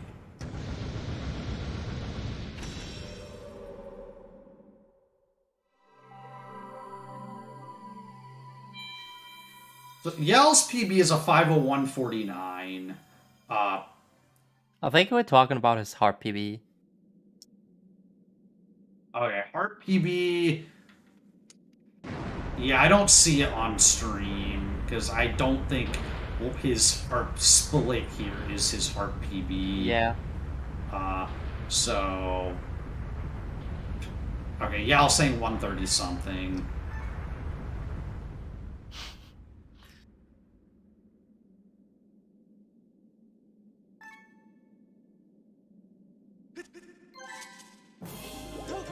So yeah, Yal picking up the heart container, which is one of the 3 heart containers we pick up over the course of the run. Alright, and here is one of the things where we are required to use a beetle, because our slingshot unfortunately cannot shoot this far. And as you've seen again, you want to like... Ooh. Just Yeah. like having problems with that Staldra. Yeah. Yeah, like, that's very unusual. Usually if you roll past the Staldras and keep them off camera, they don't get in the way. So, Jazzix, I think, just got terrible RNG. Alright. So we're coming up here for Yal on his harp split, which is gonna be a 129.56.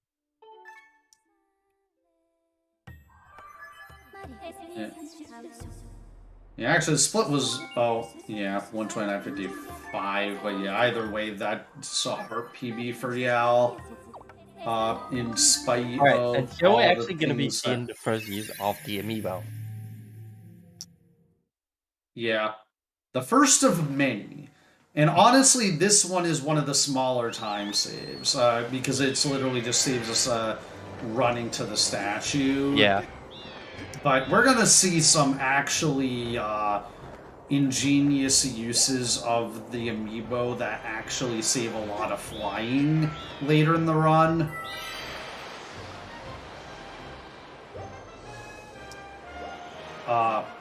So now Yal's flying back to Farron, because now we need to advance the story in what's one of the less exciting segments of the run. But first we get to see Groose, always exciting. Unfortunately, we have to skip the best cutscene in the game. It's an amazing cutscene where Groose grabs onto Link as Link is diving into the Farron pillar and is just absolutely mesmerized by the surface and decides that the surface must be called Grooseland. Yeah. But now we get even more Groose, where Groose is convinced that he must be the hero, and Impa's like, yeah, no. I mean, Impa is clearly wrong. So yeah, Groose storms off, and now we get to play the harp a bunch. Runners Creating a of change the petition to rename Baron to Grooseland. Yes, please. So also, yeah, here we've got the harp tutorial. yeah, and runners of the Wii version, this is infamous because there's an RBM that uses that first part of the harp tutorial to do a very major skip, and it's rather tricky to get.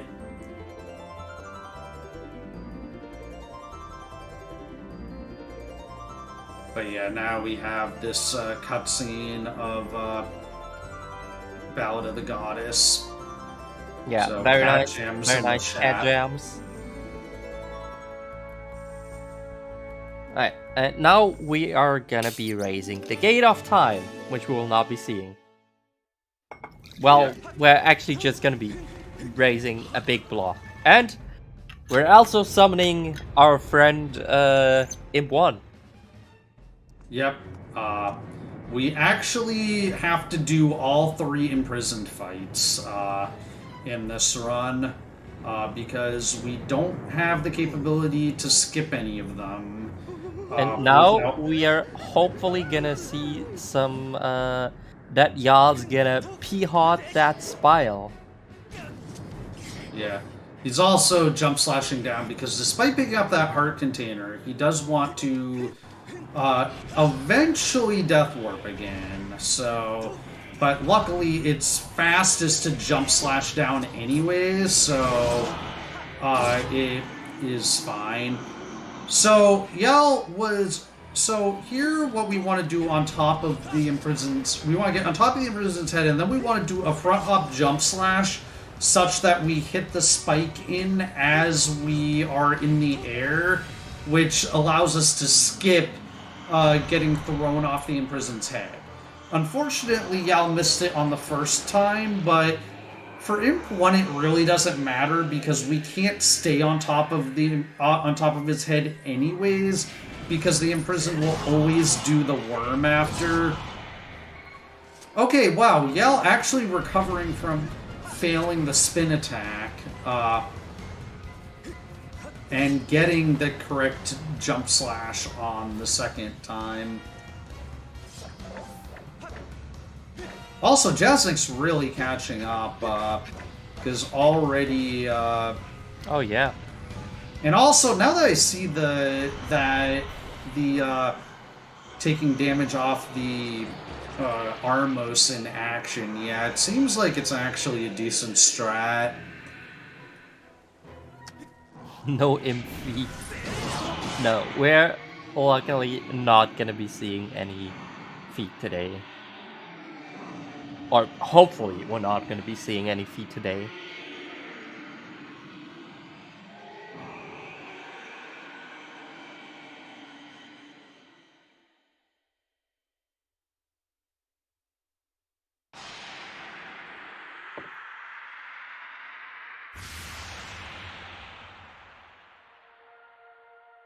Alright, so Jasnick's coming up on a Molderic fight whereas we're gonna be having a bunch of story on Yal's side.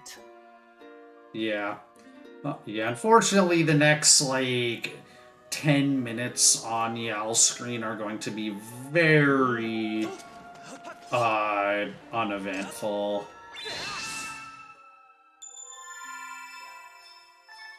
Yell spoiling in chat that he golded his Imp 1 split.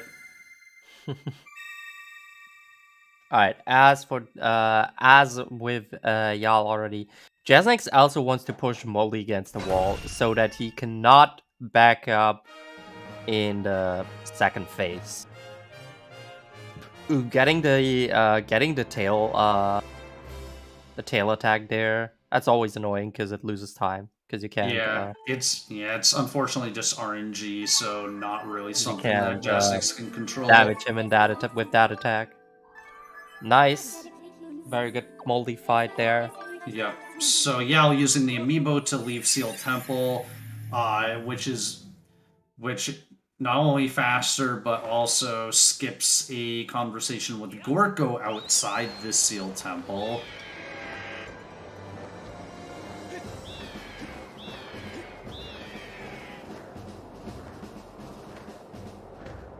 So, yeah. On Yal's side, we're going to see... The first thing he's going to do is talk to the headmaster in, I guess, the headmaster's office. I guess it's kind of a study. It's got a lot of bookshelves. Yeah, we just have to talk to him as just a trigger for... It's just basically chasing a bunch of triggers here that end with the Thunderhead opening, which we need in order to access the Isle of Songs. Now, thankfully, instant text is really nice there because on the original version, we would wind up having a couple of very slow text boxes where for the text that's the lyrics to Ballad of the Goddess. Also, going down the Academy stairs and leaving the lower Academy is actually faster by a couple seconds, which we used to think was slower, but then SVA timed it for us and showed that we had no clue what we were talking about. Just SVA thing. Yes, we always coming in with the hot timing.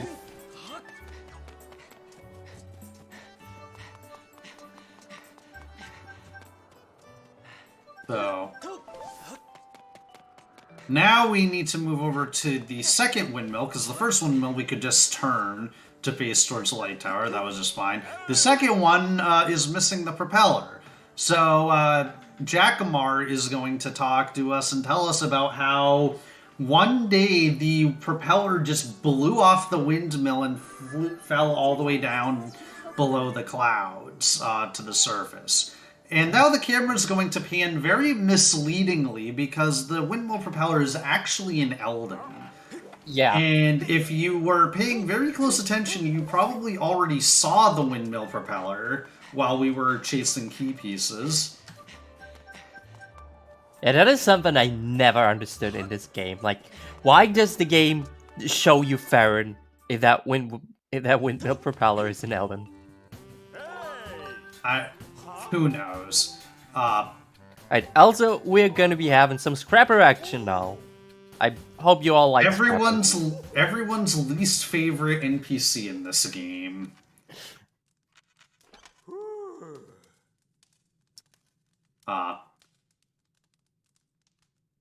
So yeah, Scrapper's gonna. Yeah, he's gonna be activating. He's gonna call us Master Short Pants, and then we can get on with our lives. And he's going to declare his undying love for Fi. Yeah. And he's also gonna be very slow to just come in and out every time. We're gonna be using him. But yeah, getting piercing eyes there.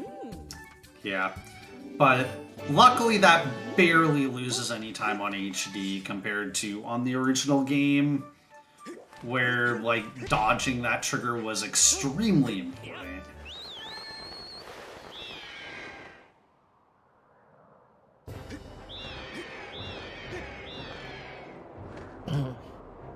So, Yal's going to be heading back into Elden to pick up. Literally, all we are doing is picking up the windmill propeller and leaving. Yeah, but not without Scrapper taking his damn time. Yeah. In 100%, we can at least get one goddess cube while we're taking this extra trip to Elden, but in any percent, there's literally nothing else for us to do here. So we're gonna pick this up and then meanwhile Jasnix is gonna start his Imp 1 fight. Like, just look at him. He takes so much time just coming out of the sky and coming to the surface. That's like 10 seconds. I guess I gotta complain about this because I have nothing else to complain about. Yeah. And now Yal's gonna use the amiibo again, and this is the first of the like really nice uses of the amiibo where we're having an amiibo point to warp back to on the surface is actually going to come in handy. But before that, we need to actually head back to Skyloft to deliver the windmill propeller.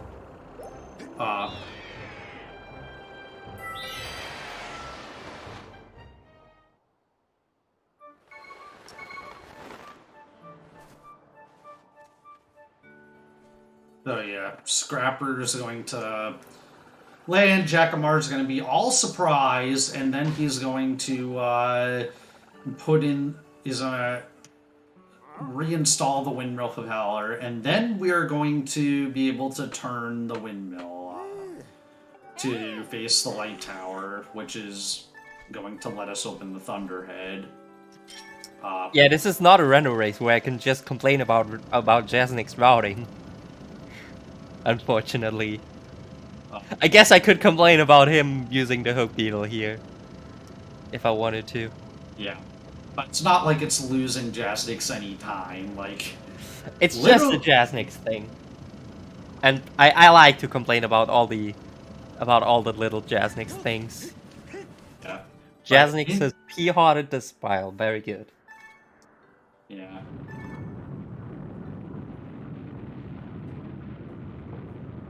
Whereas now we're about to come up with a new trig on Yal's side. Oh yes, and yes, harp cancel. And we're also going to see that these runners have different methods of doing harp cancel. Oh so, yeah. Yal is a firm believer of button control harp cancel. Yeah. But it is kind of neat here. So from Yal, what we're going to see is he's going to play the harp, and then during this cutscene, he's going to connect his Pro Controller. And now he's going to be using the button controls in this game to control the harp, because he feels a lot more comfortable with timing the harp cancel that way.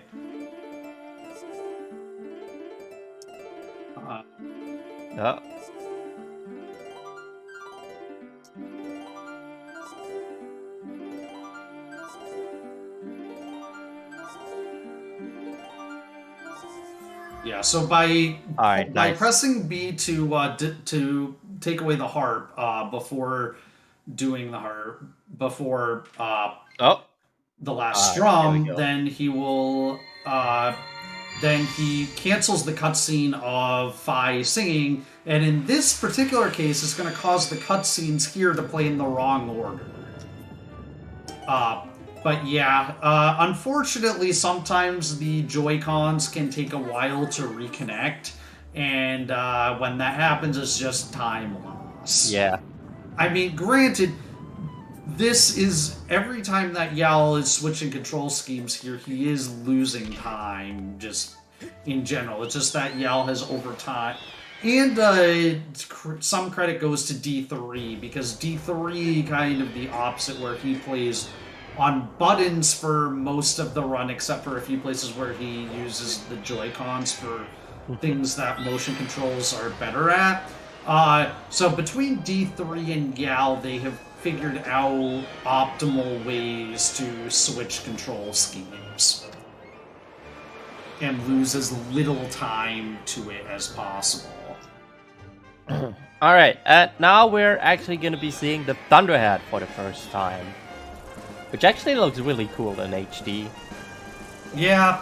One thing is that I think Yal is hoping to take an intentional hit from these Skytails, but he's not actually getting it, so he'll be taking a hit in Skyview 2, presumably.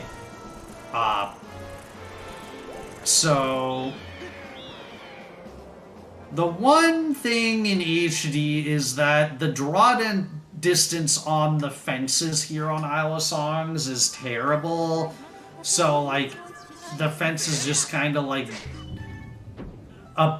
disappear, like, when you're not even that far away from them, which just kind of looks strange.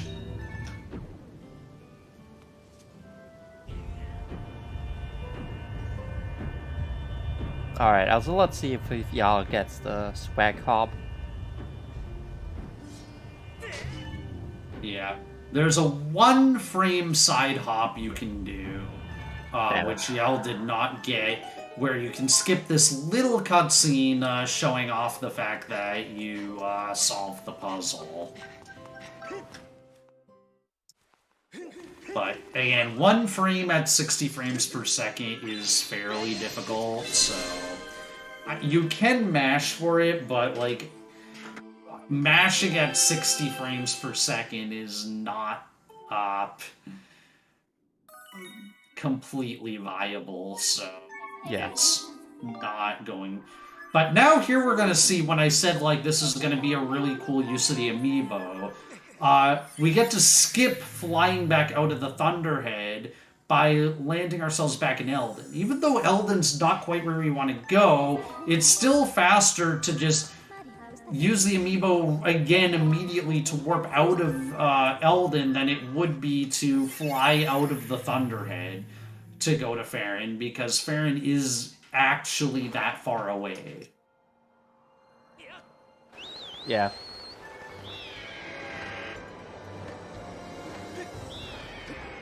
Also, it puts us on a much more convenient path towards a zipper. And I don't think we've really talked about, because we haven't had that many long flying sections, but for flying, you almost always, if there's a zipper close by, you want to take that zipper. Because the zippers just speed up the Loftwing by that much. Yeah. The Loftwing, unfortunately, is really slow. So Jasnik successfully skipping Piercing Eyes. Very nice. And so after Fi talks to us, Yal's going to be again doing a harp cancel and opening the first of the 4 Silent Realms in this game. So again, connects his Pro Controller. Let's take a look. What does Ascension boss key look like? A mess. That sounds about right.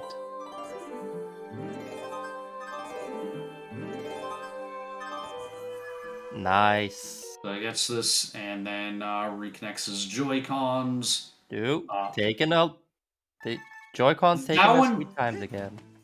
Yeah, that one wasn't nearly as long as the other ones. Like, I think that one was about as fast as you can reasonably expect it. Maybe it can be like a couple seconds shorter to reconnect.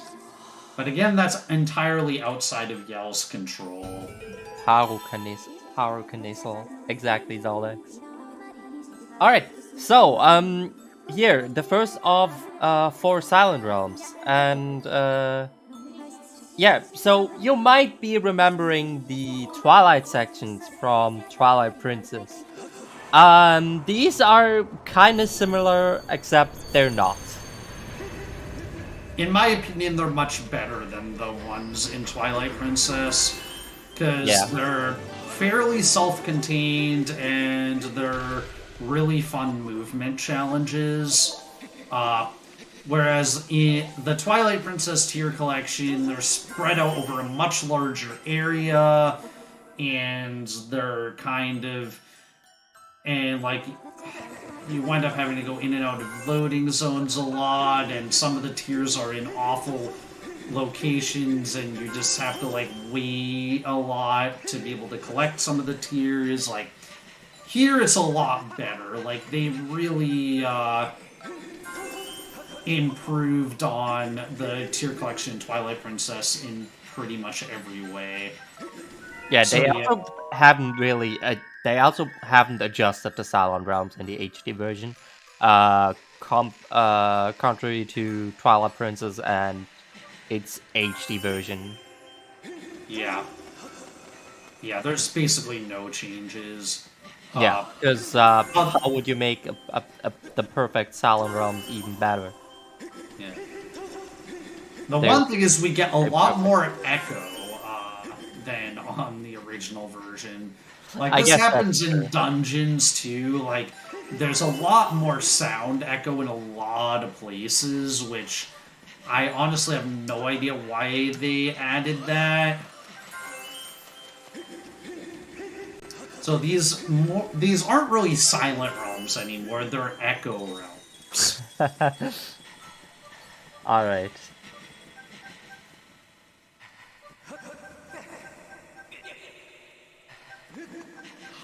Alright, we get the Echoing Realms. I'll remember that. Yeah. So we're heading on to the last 2 tiers. Also, Yell going for the optimal route. There's 2 different routes for this trial. One which collects this tier coming up first, and this one that collects it last. And this route is a couple seconds faster, but it's a little bit scarier of a start to the trial. But now we get the Water Dragon scale. And this lets us freely swim in water and do a cool spin dash move in the water. But yeah, we are also going to see another use of the amiibo. It just happens that in the original game, we would run from here to Skyview, but the amiibo makes it just faster enough that we want to use the amiibo to fly back to the sky, and then we're going to fly back into the pillar and land in front of Skyview. So basically the story of the game at this point is that you're supposed to go to Lake Floria and meet the water dragon, and the water dragon's been injured by Girahim, and we need to go find the sacred water and deliver it to the water dragon. But we can just skip right to the part where we have to go into Skyview, because the sacred water is already there. Yeah. We don't need to go through all of that lore again. Yeah. Just to, like, go to Lake Floria and be like, oh, hey, have you heard about this fun little sacred water thing? Only for one additional trip to Skyview, you too can get sacred water. How's that sound? Also here, Yal played the harp here to activate this goddess wall, and it allows us to get a faster text sequence from that magma than we would otherwise get by running past him. And it doesn't have anything to do with the text, really. It has to do with the slow animation of the magma crawling out of it, or crawling out of the ground there. So, we need to go over here to grab this small key. Technically, the text that we got in this room would be skippable, but on HD with instant text, it is 100% unambiguously slower to skip the text.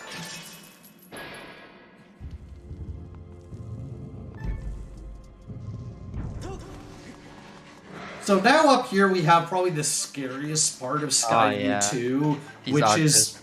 Yeah. So we need to skyward strike these archers from across the bridge. Or, I guess technically you're intended to use the hook beetle, but the hook beetle is slow. Very nice. Got both of them with one.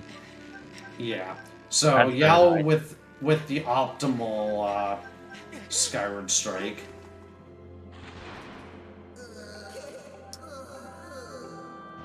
So Yao intentionally going out of his way to get an autosave here.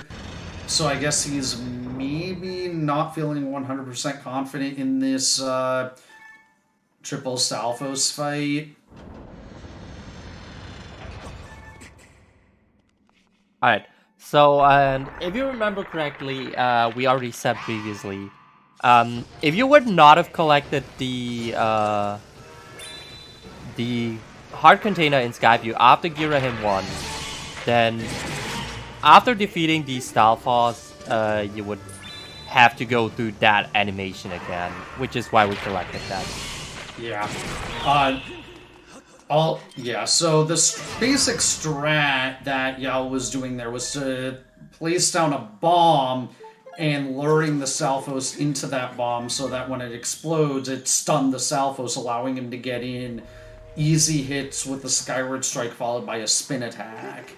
And by doing that twice, you can two-cycle them. By the way, Jesnix is more and more catching up, already coming up on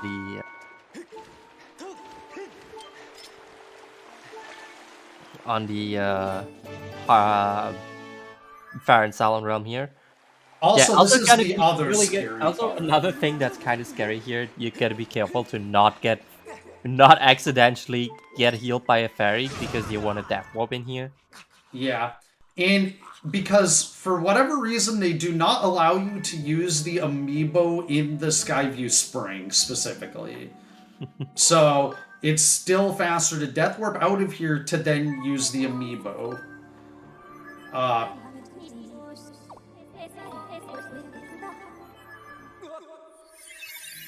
So also Yell got 1 bottle of normal water. That is in part just to get a free stamina refill, since we need to get eventually 2 bottles of regular water. And obviously we couldn't get both of them now because we still need the sacred water to heal the water dragon.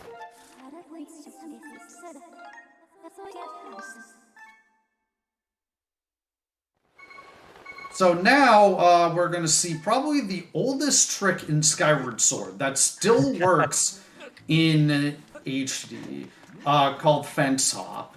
Yeah, so there's a small part of this fence. Probably the easiest trick in the game. Yeah. They just made this fence collision a little bit too low so that we can hop onto it easily. And then, yeah, and this lets us go out of bounds, and from there we can access a path that's supposed to be an exit from Lake Floria and instead enter that way. And we can access... This game has so much out of bounds collision. Yeah. And, I mean, it's just that we don't really have very good ways of accessing it other than that. Like, this, I think, is like one of the only places in the game that we can actually access out of bounds. Yeah. I guess technically you can use an extending blow to get access to out of bounds collision in Elden, but it's not faster. Oh. Jazzlake's jumping into the waking water. Yeah. Fortunately, it's Zeldex. It's not actually useful to use the amiibo in the Earth Temple Spring, because we don't actually return there. And fun fact, like, the only reason we don't get warped out of Skyview after getting the Sacred Water is because we didn't talk to the Water Dragon first. Because if we talked to the Water Dragon first, then it would have allowed us to get warped out, but that's still, even then, it's far slower to talk to the Water Dragon first. Yeah. You see, talking to random NPCs in this game is just super slow. That's why we want to avoid talking to them as much as possible. Link is like a true gamer. Never talk to people unless necessary. Yeah, so Yal picking up the second water before entering Cistern. So Cistern is the first dungeon where we actually get to do a meaningful skip. But we'll get to that in a little bit. First, we need to get a small key and then fight the Stallmaster to get the whip. Alright, nice.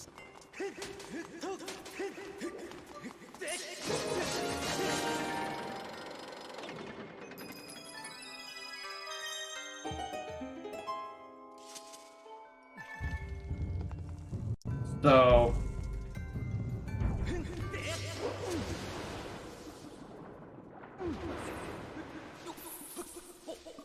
yeah.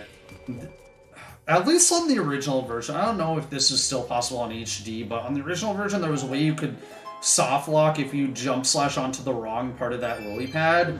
And also Yell picking up that red rupee in the water, which brings him up to the required 40 rupees. Alright.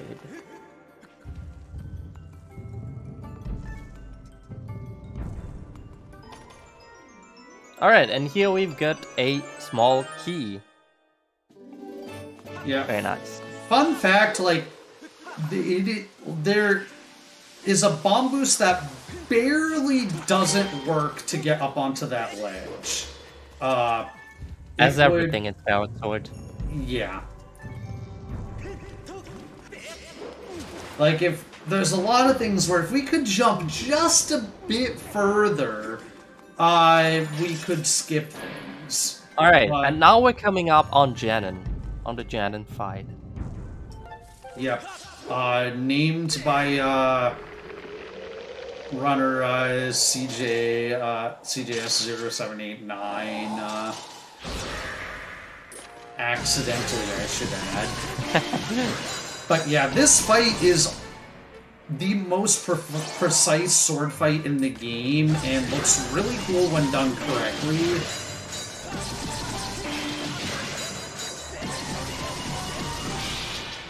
And nice, Yal getting the perfect closing to that fight. Very nice fight. Able to get in 6 consecutive stabs to end the fight, which means he got the optimal RNG, but also is just impressive to be able to do that, even getting the good RNG.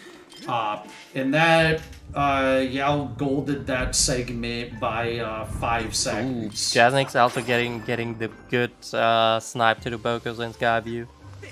Yeah, we'll ignore the part where he didn't quite do the rope properly. Also, we were able to skip a cutscene of that water jet raising up, but then we got that puzzle solve sound right after,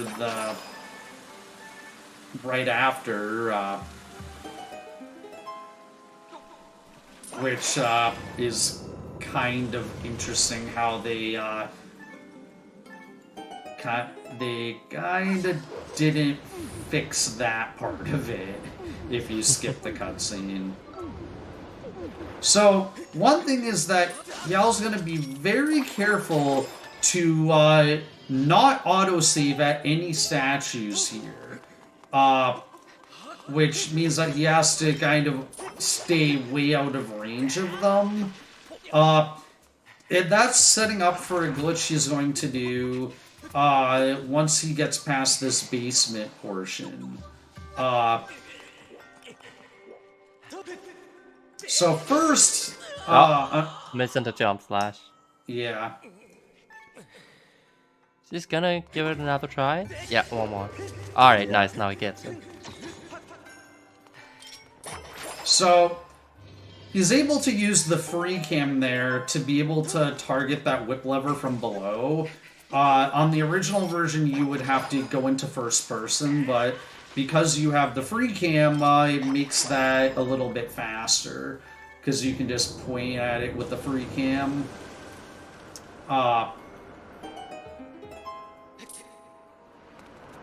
So, now heading into the basement, there's another statue that we want to avoid. I'm not sure if Yell's going to go for the optimal lily pad strat here. Yeah, looks like he might have been trying to go for it, but he didn't quite land on the lily pad. So... Okay, yeah, he's really making sure to avoid that autosave. Yeah, this... Does this even work? Yeah, if you stand on the very corner.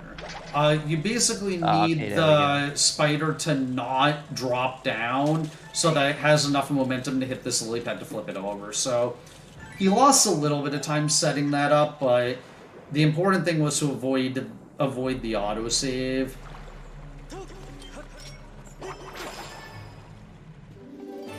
So he gets a small key by whipping the Boko, and able to go through here. So he's now we get a little cutscene showing off. Hey, here's the boss key. Very important. Boss key chest. I mean, it's important for casual players to set up the puzzle, but yeah, for speedrunners, it's a nuisance. But HD removed the FI text that would play after that cutscene. So we do still get a little bit of more time save over the original version. So yeah, looks like Yell correctly avoided that autosave.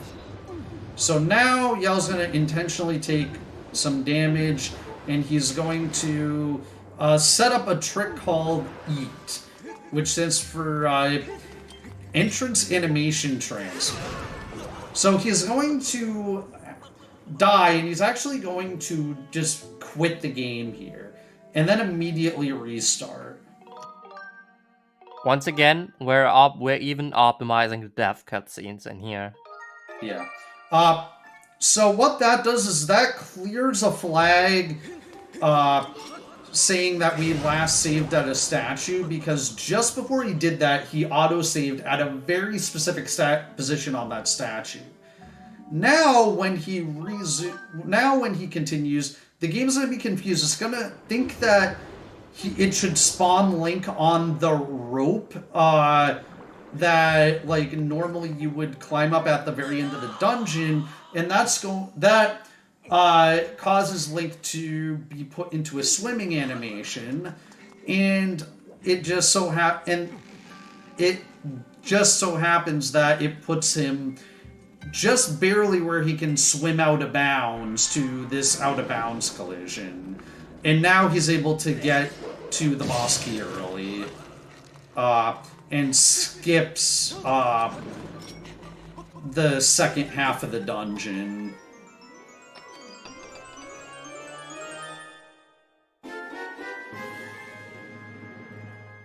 Winds up not actually saving as much time as you would think, but it still saves a significant enough portion of time to go for.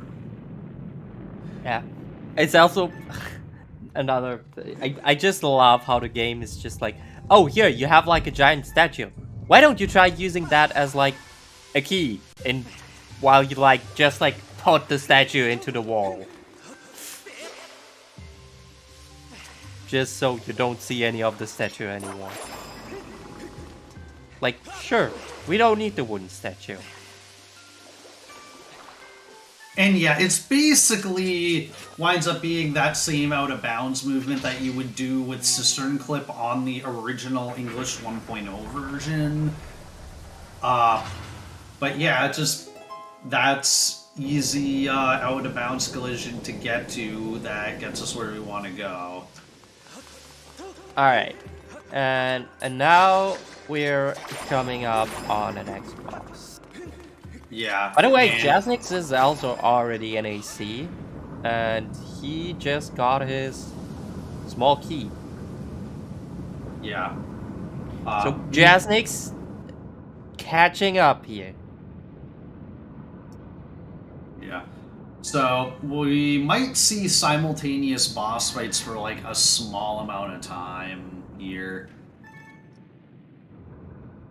Also, we never mentioned it, but also the cutscene showing off the boss door is skippable on HD. Alright, let's take a look at Jasnix Ganon fight in here. Good first phase.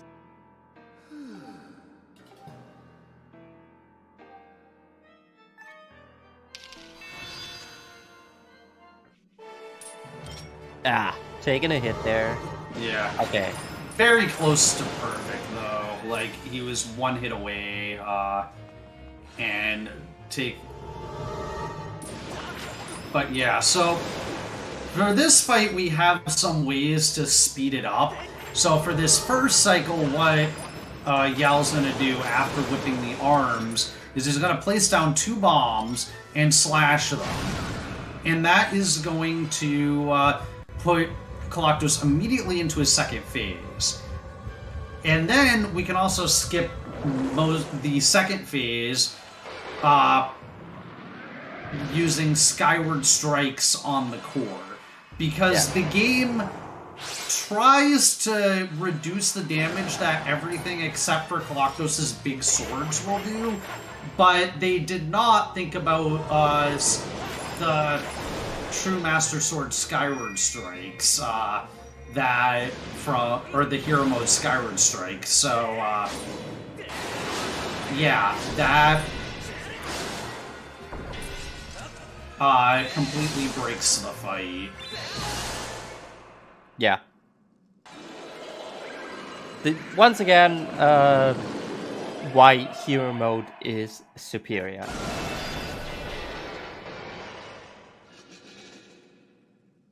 Also, Yal now gonna be picking up his last heart container in here. Yeah.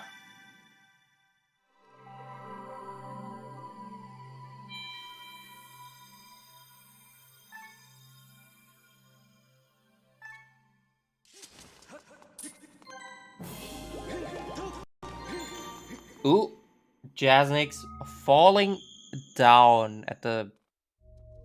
I don't even know how to call this thing. At the wine pillar, I guess. Okay, but he gets the jump slash first try. So there's that.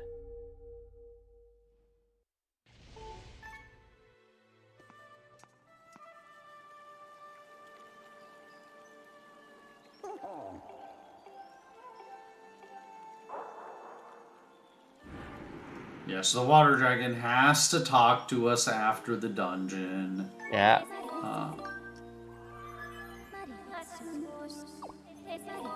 Spinny, rotaty, circle, climbable, whiny thing.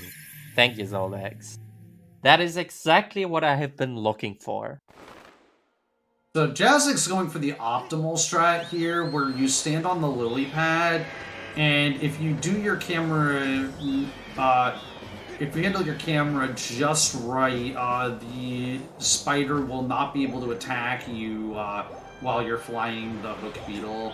And he's also able to whip the key away from the bokoblin from the far platform, which is cycle dependent. It only works when the Boko is on the close side of that platform. Also, Yal is landing here directly in Lanayru, and you might think that he forgot to get Nehru's wisdom, but no. What he's doing here is he's going to land here, and then he's going to amiibo out so that he can skip the flying section coming back from the Thunderhead and just spawn here immediately. Alright, we're coming up on Edon Jaznix in here.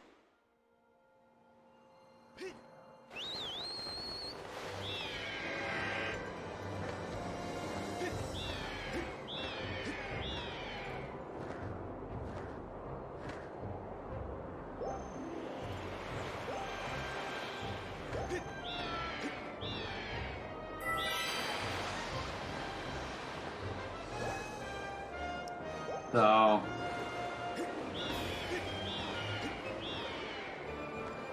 yeah, he is going to do the same thing. Also, you So have something to... apparently I didn't even realize Jaznix even named his file P-Hog. Yeah, I was about to comment on that. Since we didn't see them actually creating their file names.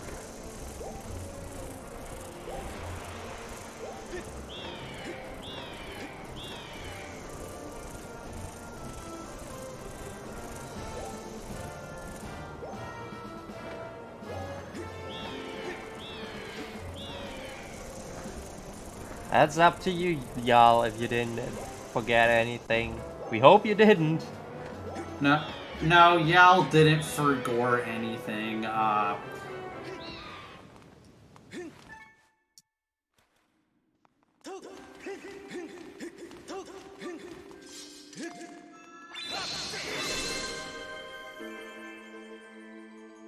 he's getting near his wisdom, and then he's going to amiibo back to Lanayru. Yes, clearly Yal forgot that he didn't forget anything. Very important.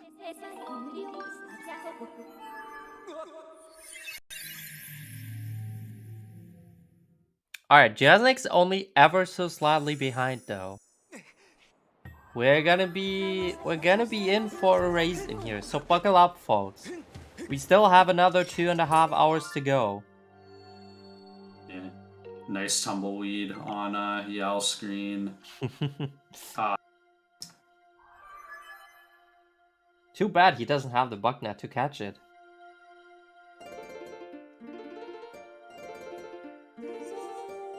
Yeah. So...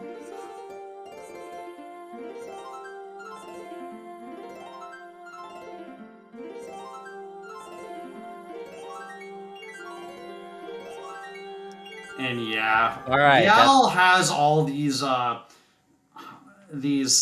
lyrics for the Silent Realm songs, and for the for Nehru's wisdom, he has Miso Mossy Man.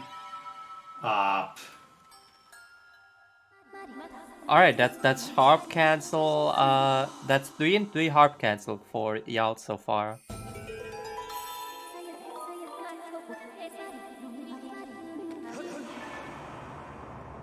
Okay, so the Lanayru trial is unique in that it's the only trial where there's actually a slight difference between HD and SD. So Yal, unfortunately, getting Maka stamina there, but it really doesn't matter because on the original version, you would be trying very hard to make a Waking Water cycle here. Also, Jasnik's getting bad RNG from Coloctos. But I hate to see it. on HD, we don't care about that cycle because we can do a front hop into this tier. Because on HD, your jump height is just slightly higher than on the original version. And so that tier is just in reach of your front hop, and you can skip pulling the minecart to get to it. Yeah. Also up here, Yal's going to be trying to do some specific movement to dodge these two watchers, which he has done successfully. And then by grabbing that stamina fruit, he is able to have just enough stamina to reach this tier. Why did Jasnix reset his game?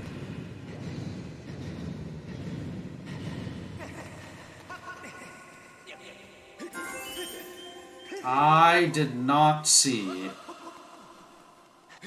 Did he die to Coloctus?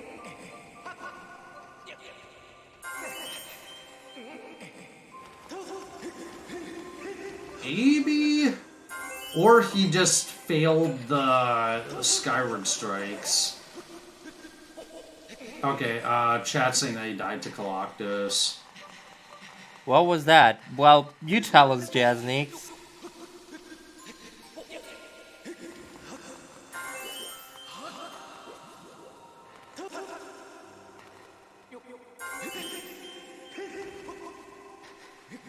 But he probably reset to get his bombs back, because your bomb count is usually quite tight at this part of the run.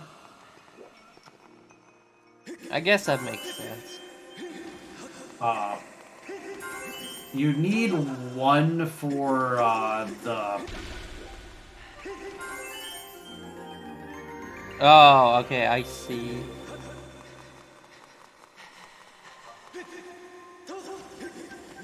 Yeah, well, that's kind of unfortunate.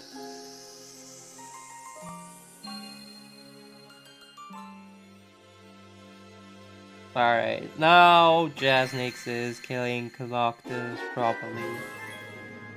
Now, y'all got the claw shots here, and is now coming up to the worst region in the game. Yeah, I mean, Sandsea, like, maybe except for the shipyard, all the individual, like, parts of Sandsea are, like, really cool. But Sandsea itself, like, sailing around, it's just slow and annoying.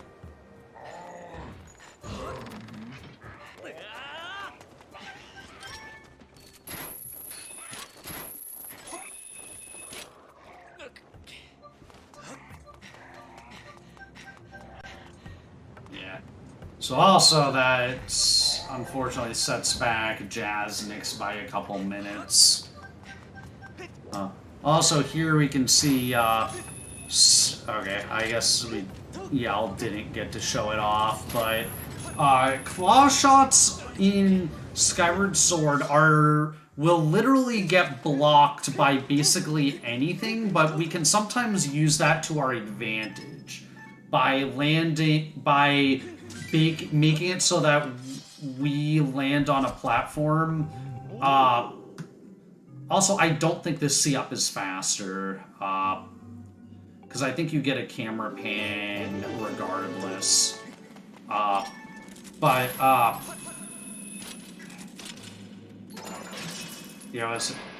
But so sometimes you can manage to get so that like you can land the claw shot all the way, but then you get yourself stuck on the collision in between and snap down to the platform that you're trying to get on without going all the way to the claw shot target.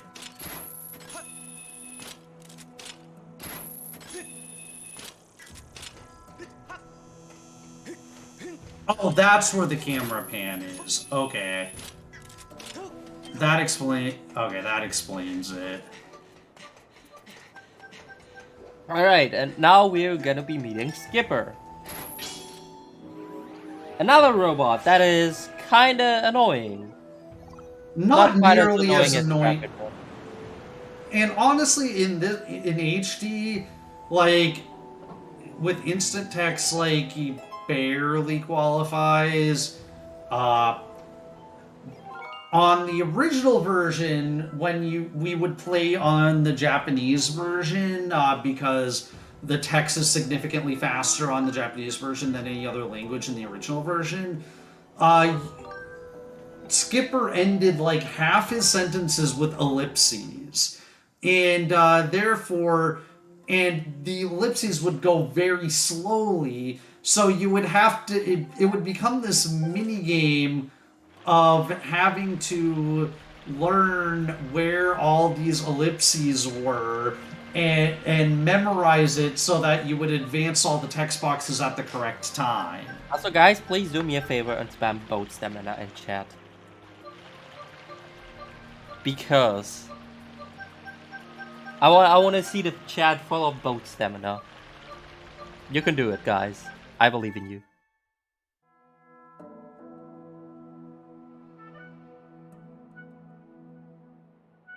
Okay. Yal wrote bra in chat, which concerns me for this next section, because this is a very scary area, even if it is really cool.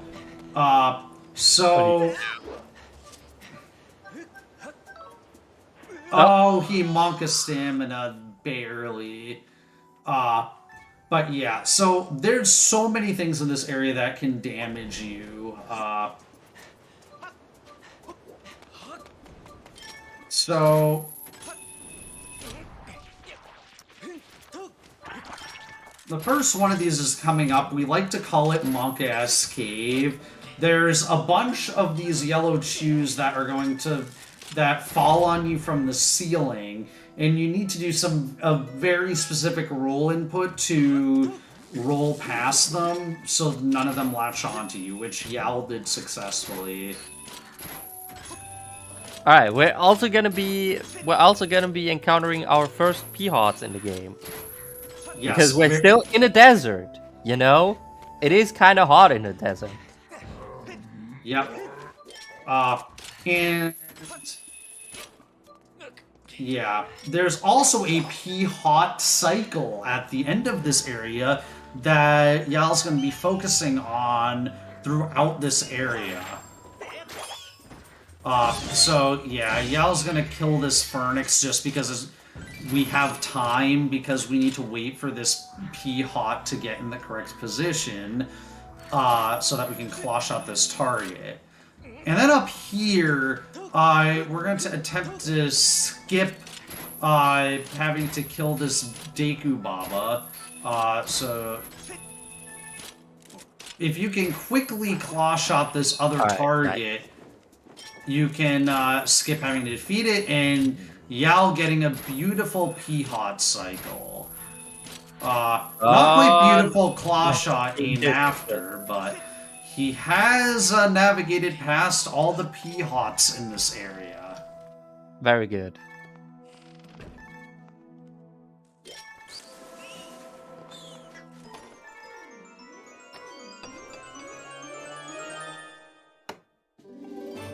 So yeah, getting the C chart up. Yal getting a 4-second gold on that segment.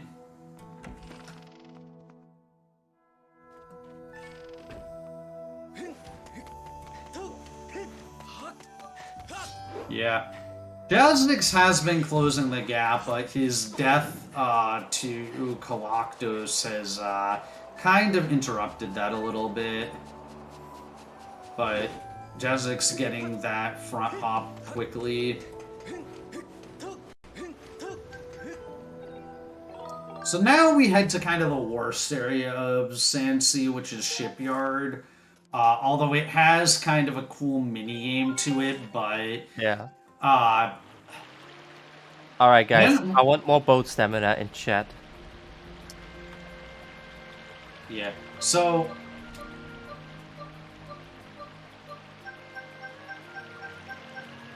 Once we land in Shipyard, we are going to get one of the longest intro cutscenes in the game. Which is really obnoxious, like...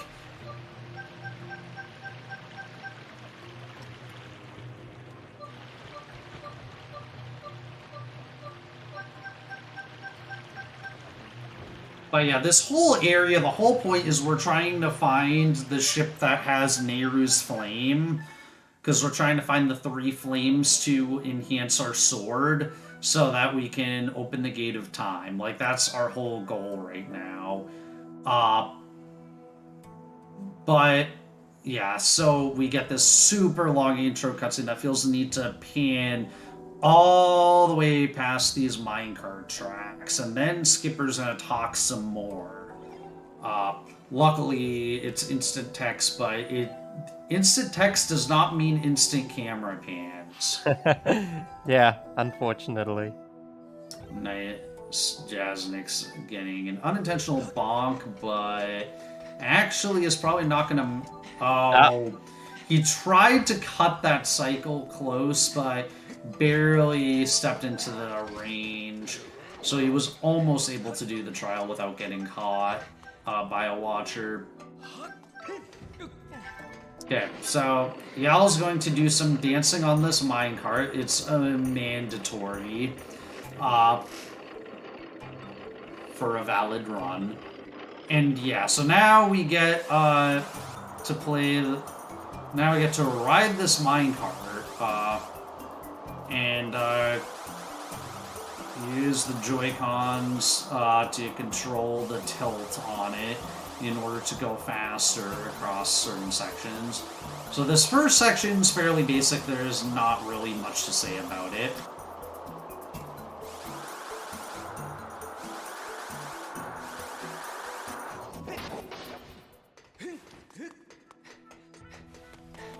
But the second part is going to be coming up, and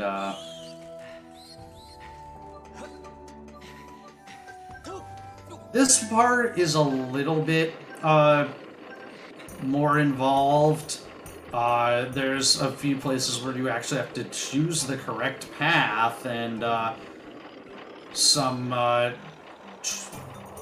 and just a bunch of memorization. The hop at the end saves time because it brings the minecart immediately to a stop. Otherwise, you have to wait for the minecart to slowly stop before you can get out.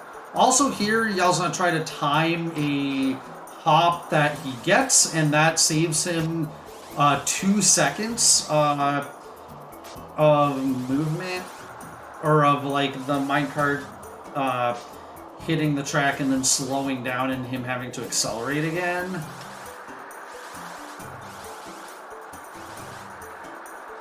Yeah. So yeah, Yal getting basically an optimal time here, which if this were the mini game, it would be a 101. Because unfortunately, this winds up being a little bit slower on the HD version than the original version because they messed with the physics a lot. Like, you might have noticed the minecart tilting not quite being aligned with the track. They really they really didn't do a good job updating this minigame for the 60 FPS. Yeah. Alright, now we're gonna meet an old familiar again. Yeah. Because our whole point is, like, supposedly there's a clue to where the ship is here, but nope, it's a second Molder Rock. Fortunately, though, we have claws this time, which speeds this fight up a whole lot. Well, yeah, I mean, it just means that... I mean, the claws are just a replacement for the slingshot, really, for this fight. Yeah, I guess. The room is... It's really the same exact fight, except the room is shaped like a square instead of an octagon. Or is it a hexagon? I think it might be a hexagon. Either way, the fight is barely any different. And then we get teleported to the center of the room after. And then Fi tells us, hey, we didn't actually find anything about the ship here. Yeah. So now we have to head to the pirate stronghold, which honestly is probably the coolest area of Sandsea, but like this part of the run does kind of drag on a little bit. Where it's like all the areas individually are cool, but the fact that like you have to do all of this just to get to the sand ship, like it's clear it's by far the longest of the quests that you have to do to access the dungeon, all the dungeons, or the 3 Sacred Flame dungeons.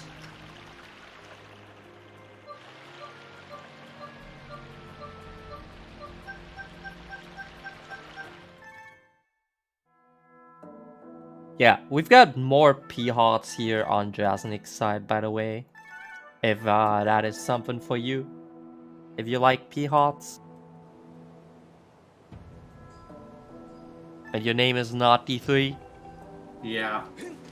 For those who did not tune into the Twilight Princess run, D3 mispronounced P-Hat as P-Hot, and since then none of us are letting him forget about it.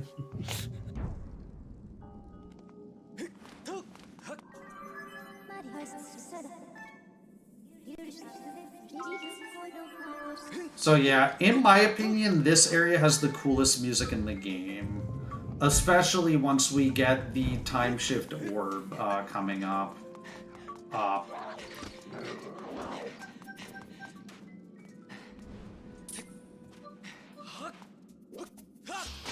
P-Hot is definitely the canon name for these. Thanks, Jack Wade.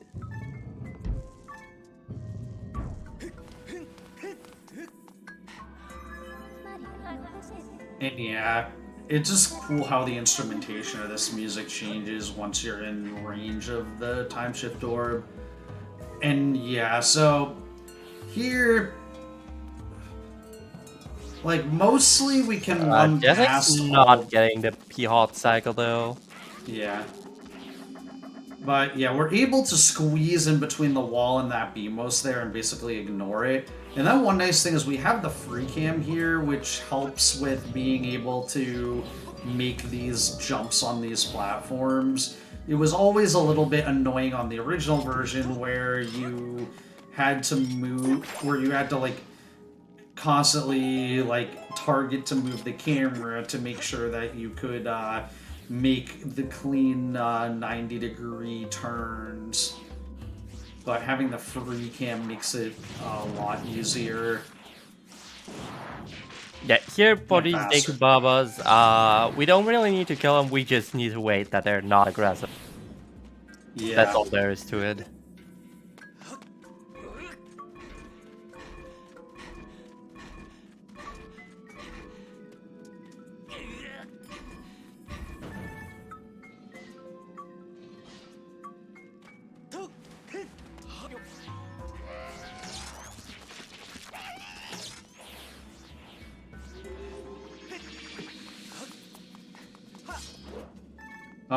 So Yell jump slash there because he was going for a cutscene skip to skip the cutscene of that lever, but unfortunately missing it. We will That hopefully is get this- not how you attack a PMOS, yeah. Well, I mean, it is if you're trying to take damage before Sand Ship. I guess that is true. So yeah, y'all gonna get a free bomb refill before that cutscene, and that's gonna give us bombs for like the next portion of the run. And now we open up the shark head, which is kind of the objective here. Yeah, and then we can finally douse for the sand ship. Isn't that great? Yeah. I mean, first we have to go outside and look at the sails. Also, we're going to grab this time shift stone, throw it away, and exit this area the way we came in, because doing that will skip a cutscene, a panning cutscene over the area, which is, I kind of don't understand why they decided they needed another panning cutscene of this area, but they did. I don't know. The game devs do what the game devs think they do.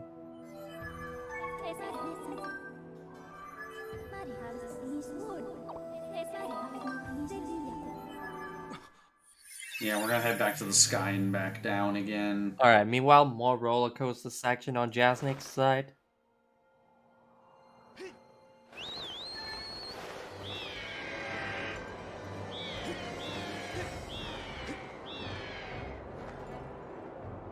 Jasnik's ever so slightly behind still, though.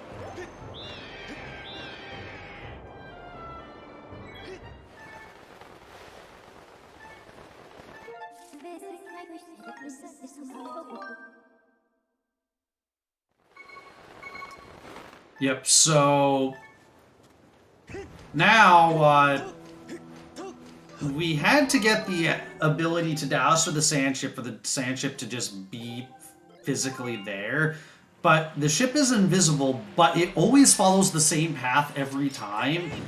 I guess y'all just dowsing just to confirm, but as long as you know where the sand ship is, you don't even need to douse for it. You just can shoot it blind, and yeah. Now we get to enter what a lot of people consider the coolest dungeon in the game. It's always like there's some people who say that Cistern is the best dungeon in the game, and there's some people who say that this is the coolest dungeon in the game. I mean, I'm clearly biased because AC is the faster dungeon.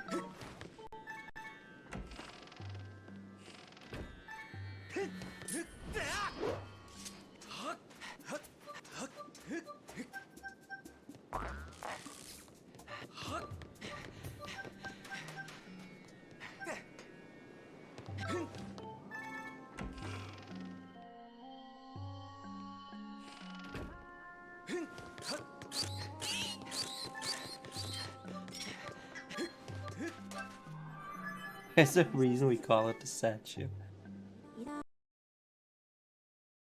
Oh yeah, also all Lanayru boss doors have fight text attached to it. Because they are all barred, and Fi needs to tell you about that, because you cannot see that.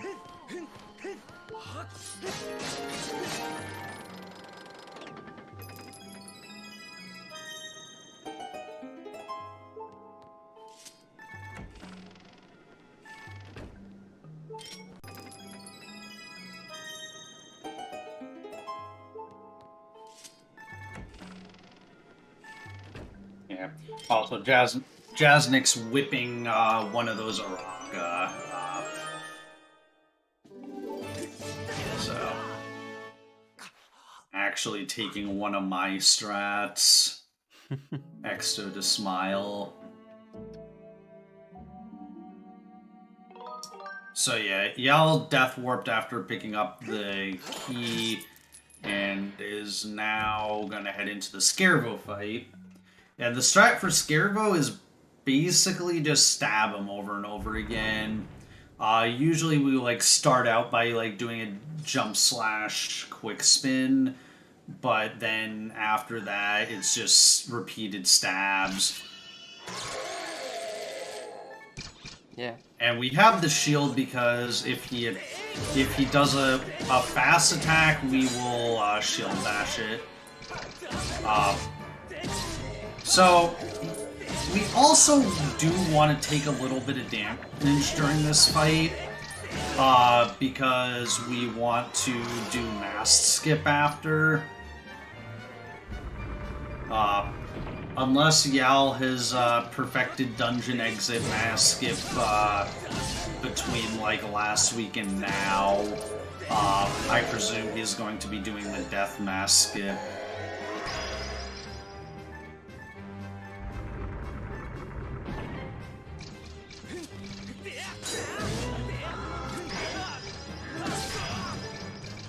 Okay, so Yal took. I don't. Oh! Oh no! Oh, that is very unfortunate. Skirbo is a long fight.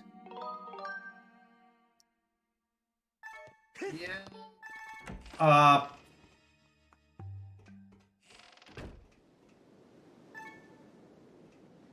Sometimes that third Has phase. a long intro cutscene that we need to watch again because the Yeah. game really wants us to rewatch that intro cutscene again. Yeah. At least it's not as bad as Scaldera. If you die to Scaldera, you watch the whole Girahim text leading up to it again. That's true.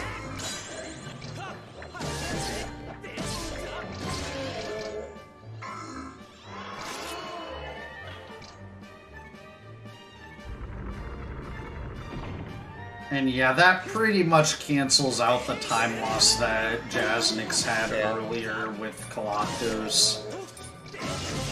I mean, Jaznix still has to go through Skirbo without a death either.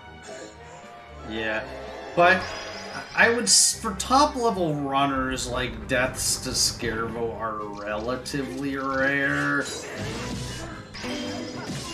Well, of course they're rare, but I mean, you've just seen what can happen.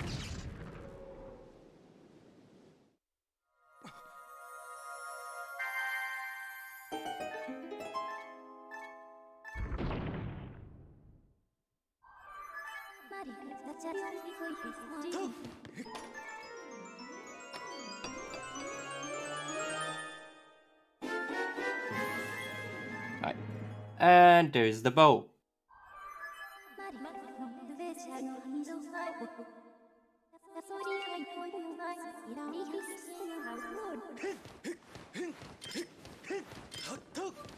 And now we can shoot stuff with that bow.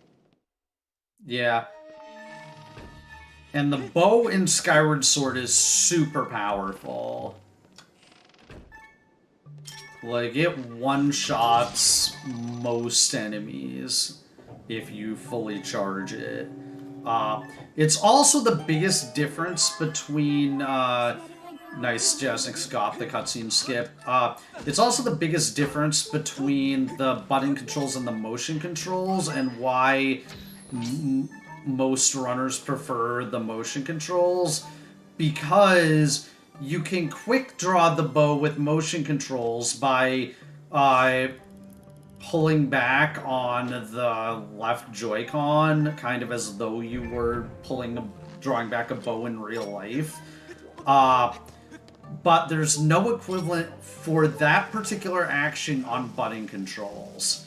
Alright, here we've got mask skip coming up. Oh, that was really early. Did that work? We'll see. That it did not. Work. Damn, that's unfortunate.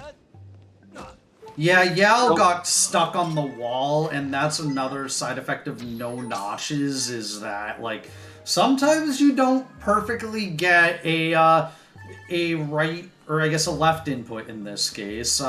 So he was slightly like aiming forward and just got stuck on the wall for long enough that he wasn't able to get out of the trigger range. Yeah, so what's supposed to happen here is that you die far enough away from the range here so that the game does not think anymore that you died on the deck, so that you can get back to where you last saved at and not add on the deck anymore.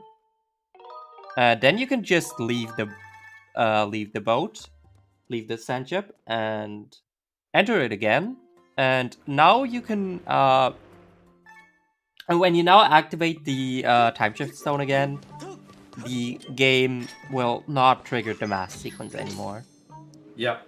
Also, what we're going to see from Meow here is, so he's going to be activating the lifeboat. Oh, this is unfortunate. So what he was trying to do is skip this cutscene, but because he saw, or because he thought he missed, he turned around, but because he got it, it wound up playing the cutscene.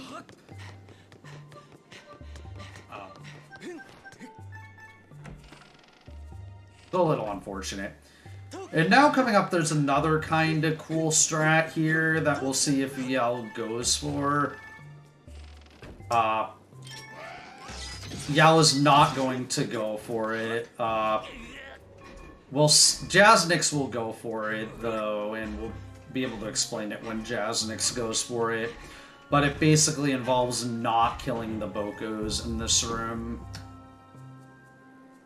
And yes, if you are facing away from the lifeboat, it will still, when you trigger it, the lifeboat will still lower, but the cutscene won't get to play until you look at it. So when you go to the next room, the lifeboat's just already lowered. And yeah, that's one of the fun things about vanilla runs compared to randomizer runs, is that you get to hear a bit from the runners during their run, because they will oftentimes type in chat. So Janix also is on Sandship now, and he's gonna get the fight text here about the Baron Door. One thing I need to mention about this fight text is fight text in general does not refill your stamina, and it's one of the trolliest fight text locations in the game, because out of it you're just tempted to start sprinting again, or maybe even to roll, and doing so will instantly cause you to monk a stamina, because it's just that you're in that perfect part of your like your stamina bar where rolling will instantly deplete your stamina.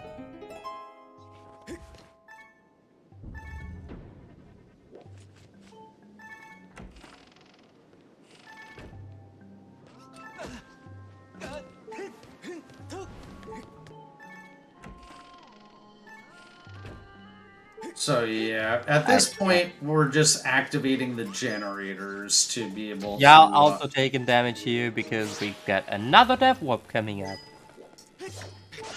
Yeah. Our goal is to get to the brig, where the crew is, and to be able to get the key to the captain's cabin. Alright, let's take a look what how Jazznik's Scuba fight is going in here.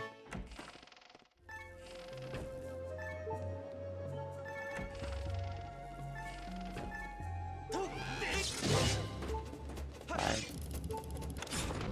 First cycle without much trouble.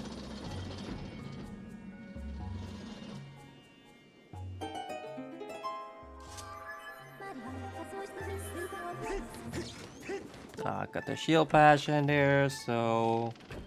Alright, there's the long attack. Okay, the second phase is also without much trouble. He should really not be dying on this. So we've got Yal now coming down to the engine room here. Yeah, so there is a fast cycle that Yal is going to be trying to make in this room, which he basically needs to have perfect movement in order to make.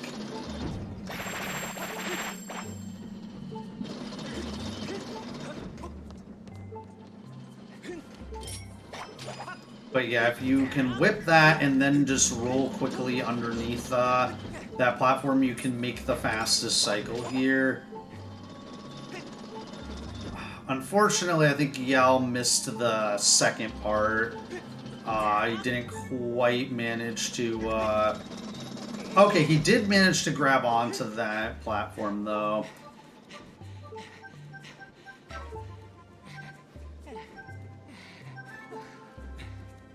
Okay. Yeah, so Jazzix is really not far behind y'all anymore. You say that as Jasnix misses that bow target twice. Yeah.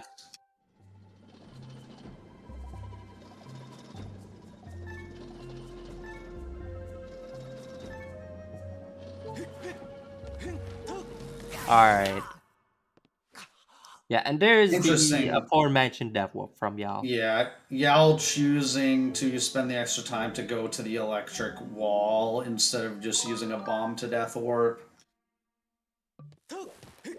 Alright, and now we're gonna be seeing mass skip here from Jaznix.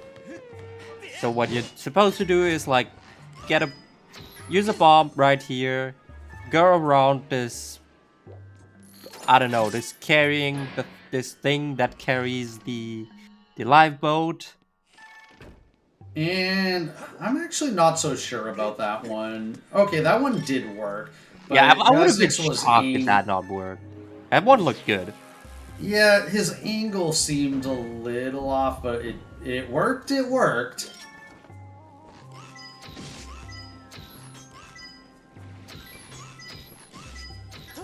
Y'all with the NA aim again? Okay. Yeah, Yal was trying to make up for the bomb he lost earlier, but I guess Jazzix also was not confident in that cutscene skip, so then he lost it. But yeah, but the thing was, because if you fail mass skip, you actually get the bomb back that you used for it. It's kind of interesting.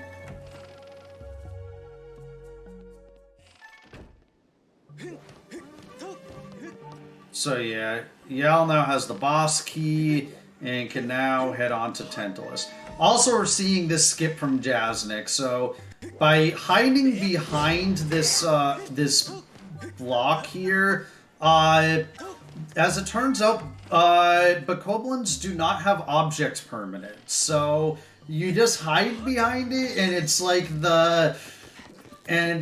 like you were never there. Alright. It's like with Peekaboo with small infants, where like they don't yet have object permanence.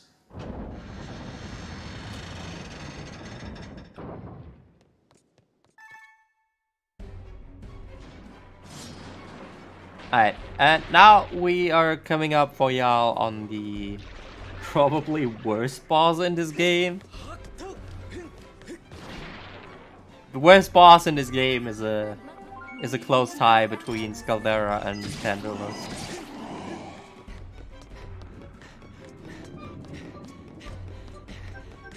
Okay, I am not a like psychologist or anything. I don't know exactly when people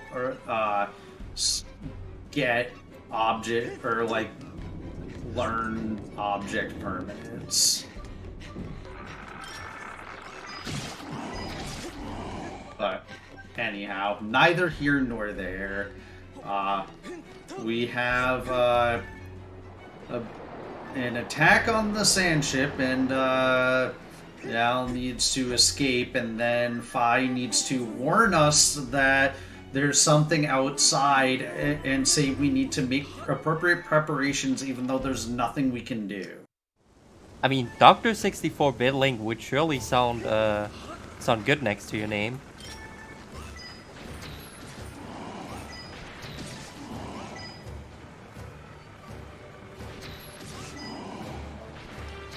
But yeah, we have Tantalus. the boss that every speedrunner of this game hates, because it's kind of an auto-scroller, and also looks like something out of Monsters, Inc. You have a PhD in Dick Spotter, yeah. Thanks, Raid.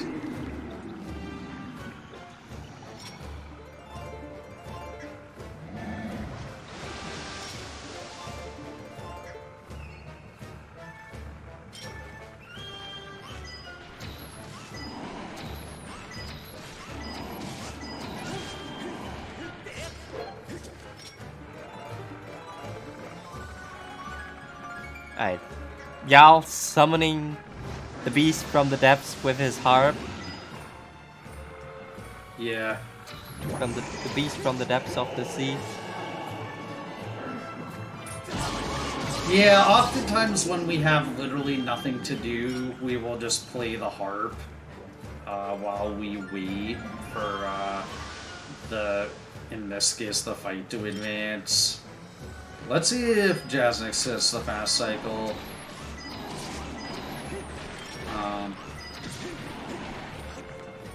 And Jasnix gets it. Nice.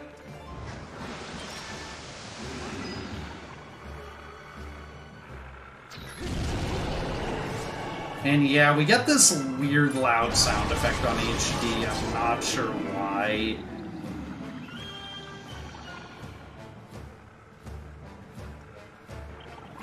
They must have had an intern on the sound design for HD, because there's a lot of sound effects that are just not right. There's one we didn't comment on. Ooh, that was on the Cistern intro cutscene. That was very close with that barrel, though. Kind of surprised how he did not get hit there.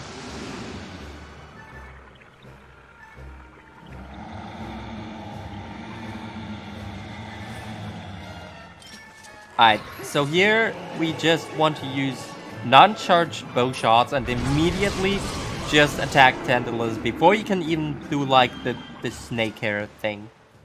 Yeah. The first cycle you have a bit more time. The second cycle you really have to be fast with the bow shot. But Yal gets it. Alright, nice. And that's Tantalus gone. Yeah. So I guess I'll see how much Yal is ahead of his PB, but after this split.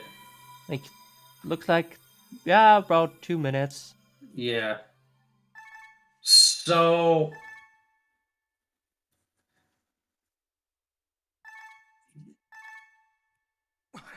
yeah, but the thing is, I think he's still on sub 5p, so this run could be Yal's first sub 5, which would be cool if it happened as part of the relay. Yeah, that would definitely be cool.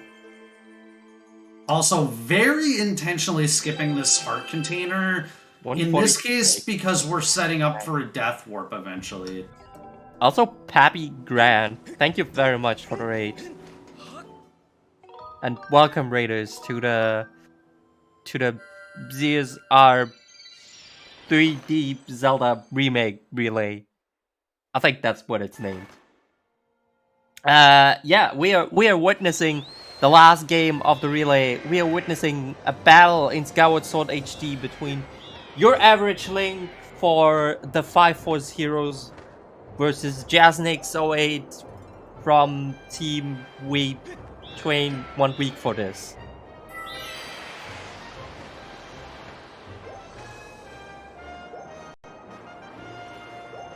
And currently it looks like your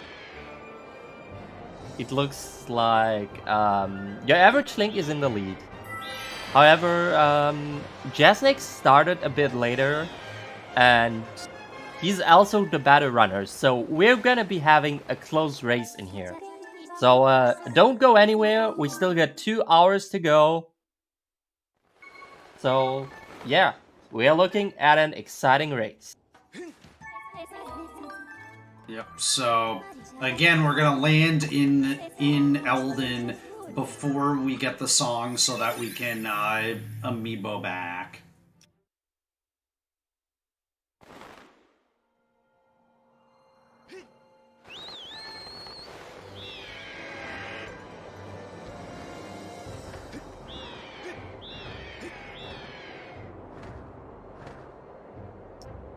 I'm not sure that this is the fastest zipper to use. I think there's the zipper that's closer to Bamboo Island. That's the one that I usually use to reach the Thunderhead.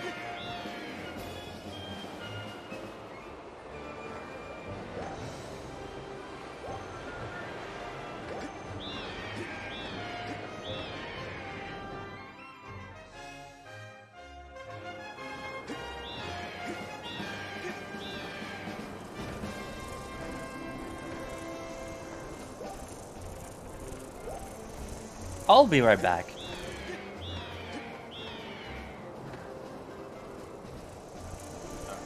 I will hold down the commentary for, although there is nothing terribly exciting happening at the moment. We've got auto-scroller boss fight on Jaznix's screen and Loftwing flying on Yal's screen. So yeah, this is the last time that we will be in Isle of Songs.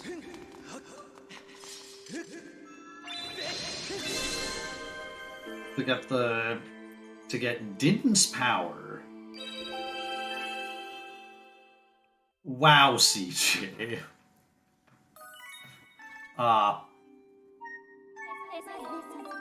And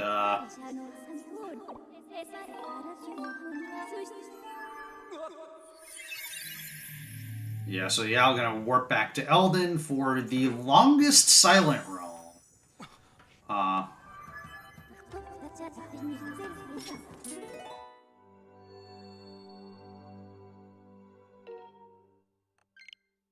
And Yal going to be again switching to button controls because he feels more confident in harp cancel on button controls.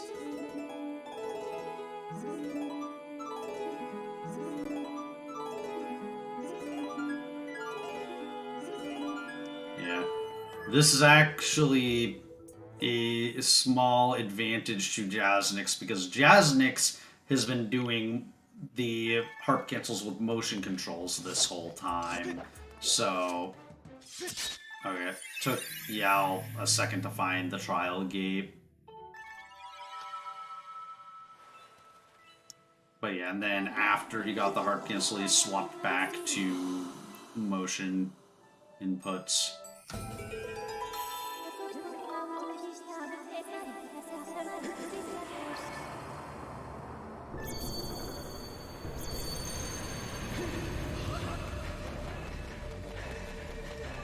So yeah, the reason why the Elden trial is longer than the other two is because in all the other trials, the tiers are kind of in a circle around the area, whereas in Elden, that's not really possible. They're all kind of just spread in several sub-areas through Elden, so you kind of have to visit each sub-area, and so that's basically what this routing is.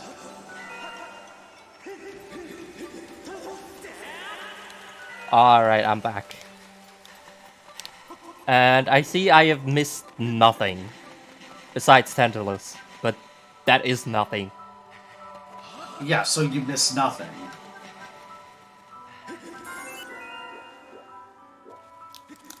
I assume Yal got his full hard cancel? Yeah. Okay, very nice. Okay, Yal realizing that was not a good cycle to go for and moved back, so he avoided getting caught on the bridge, which would have been unfortunate.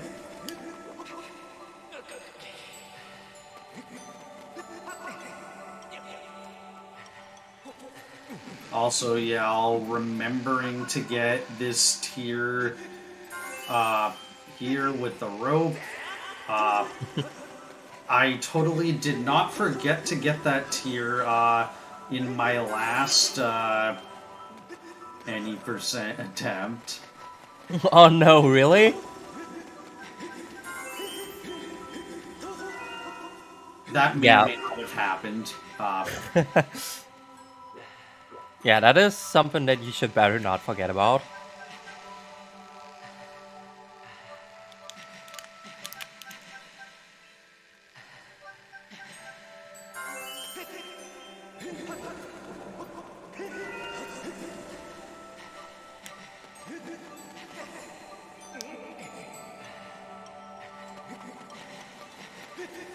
So yeah.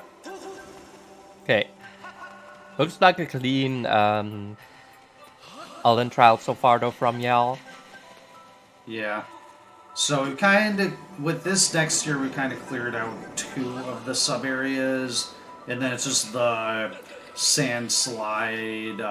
The one that had the last 2 key pieces is the last sub area we need to do. There's also kind of this other tier on the vines. Oh, we might actually be seeing. Maybe we're gonna be seeing Jasnix and y'all be in Elden Trial at the same time, even though just for a very short moment. Yeah, actually no. No. Yeah, Yal doesn't have very much time left in this But trial. but yeah, they're basically only like one Elden Trial separated by now. Yeah. Although the Elden Trial is the longest trial, it's about 5 minutes, so...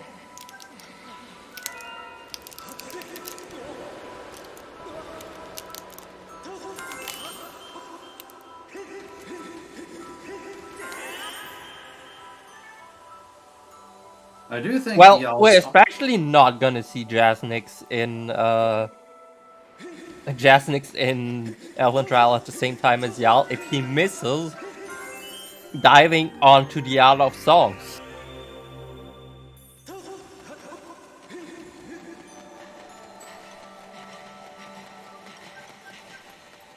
So yeah, looks like Yal's getting a pretty healthy gold on this segment.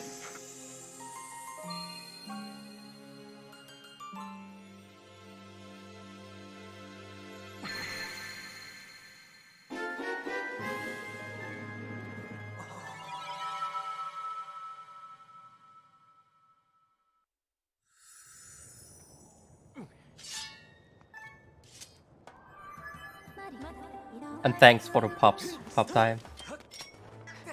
Even though they're not all necessarily pops. Yeah, so Yal taking some intentional damage on his way into Volcano Summit because soon there's going to be another Death Warp. Imagine that. Death Warps in Skyward Sword? Never. Damn.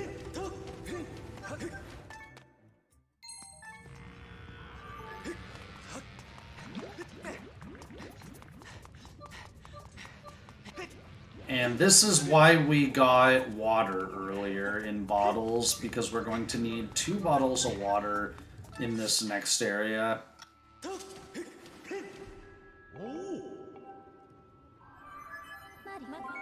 And Fi's also going to give us cube dowsing here, which is going to be of absolutely no use to us,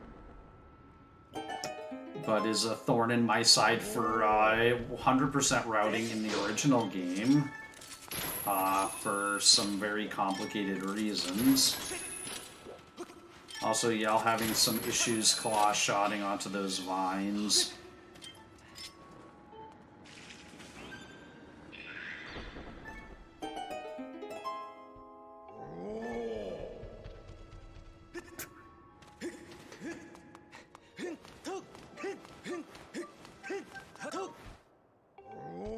Alright, so, remember Scrapper?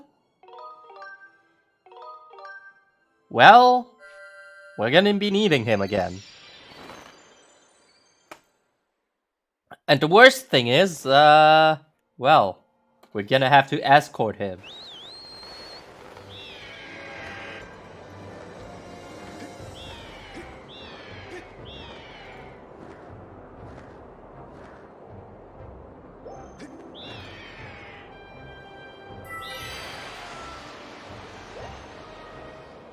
But first, we're gonna need to go back to Farron and get the big pot of water from Farron. And with Farron, I mean the Farron dragon, not the Well, I guess also the Farron region, but like, especially the Farron dragon.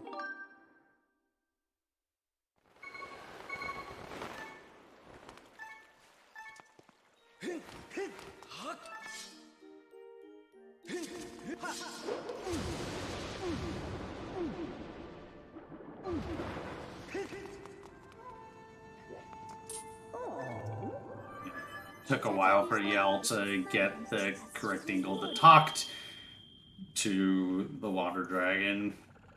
Talking to NPCs is hard. I do agree.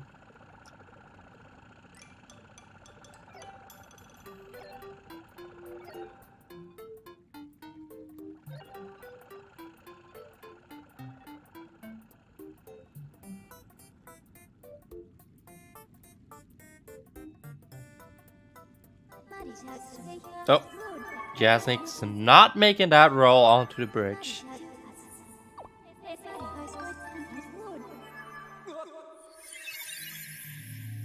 And, oh, Jasnick's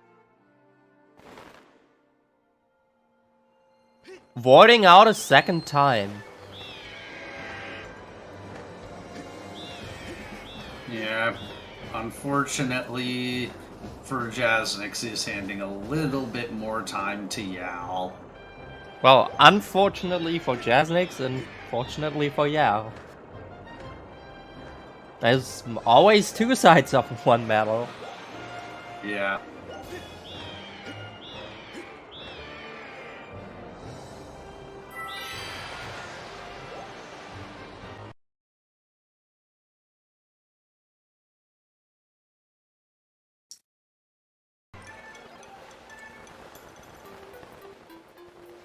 Alright, so, yeah.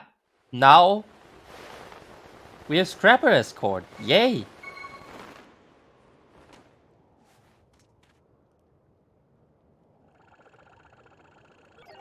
Fun for big and small. For the whole family.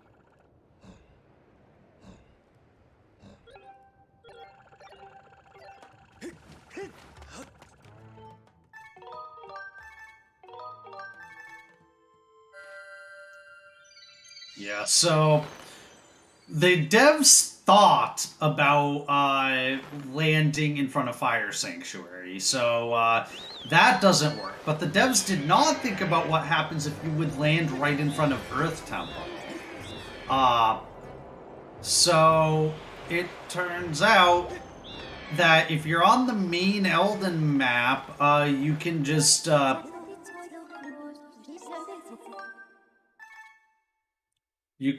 death warp to teleport Scrapper to you, which is what Yao is going to do here.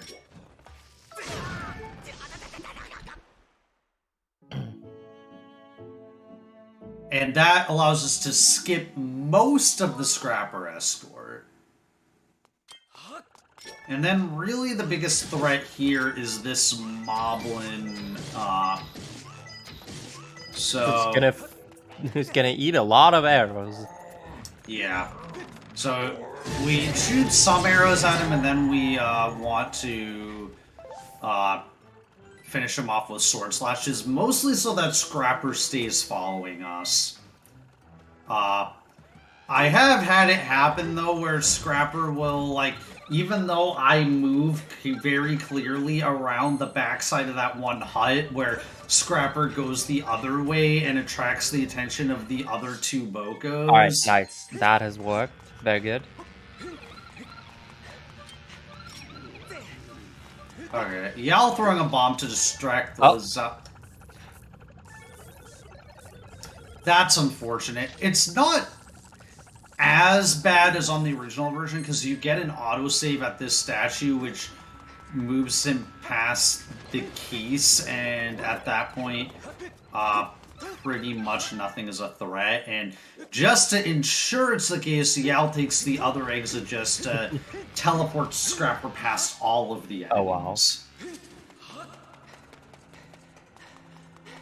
It loses a little bit of time, but sometimes it's better to just go for the safety and just, like, during the Scrapper Escort, just because there's so much that can potentially go wrong.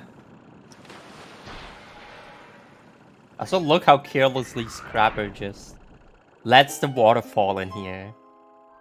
Like, imagine if Scrapper actually missed pouring the water onto the frog because he let the pot fall.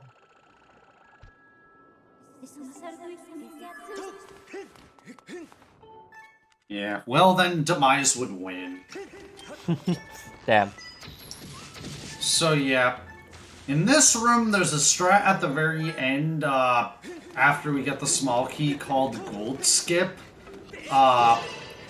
And Yao will be mad at the way I pronounced gold, but I don't care.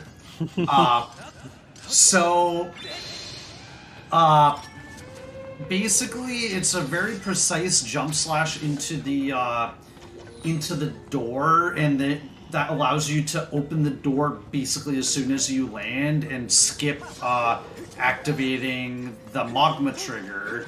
The magma's name is Gould. And it saves a few seconds. Alright, let's take a look.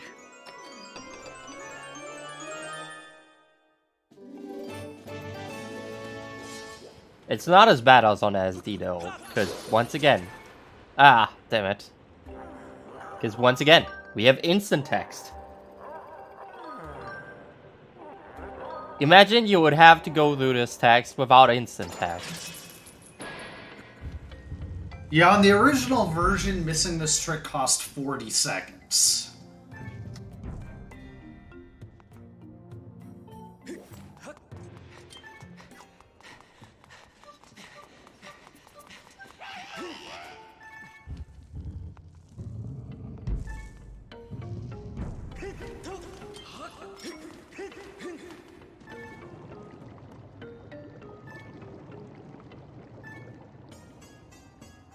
Alright, so, and, yeah, because we haven't talked about it yet, yeah, y'all just entered the... Oh wow, that's... that hand is really taking its damn time. Y'all is now in the 6th dungeon of the game, the Fire Sanctuary. And for those of you who want even more dungeon action, we unfortunately have to disappoint you because this is gonna be the last dungeon for now. So cherish it well.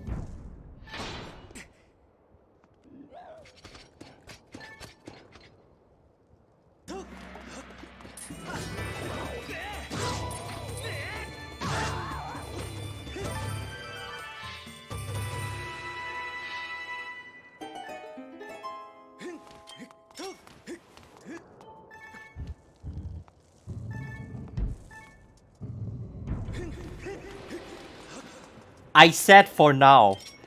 Yeah, so Yal here is doing another Beetle Bomb trick, and this one saves a pretty significant amount of time, but it's very precise. It's probably the most precise Beetle Bomb trick in the entire run.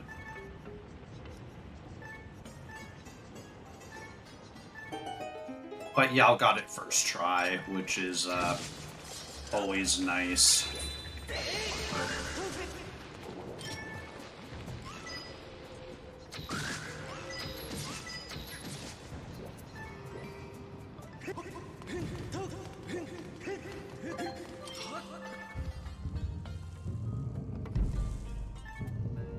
Also, this chest in this room is infamous because once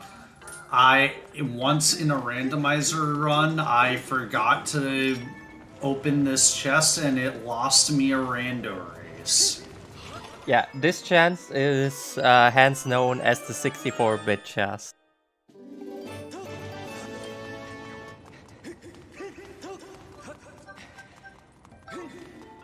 Alright, let's see how Jasnick's Scrapper Escort through Volcano Summit is going.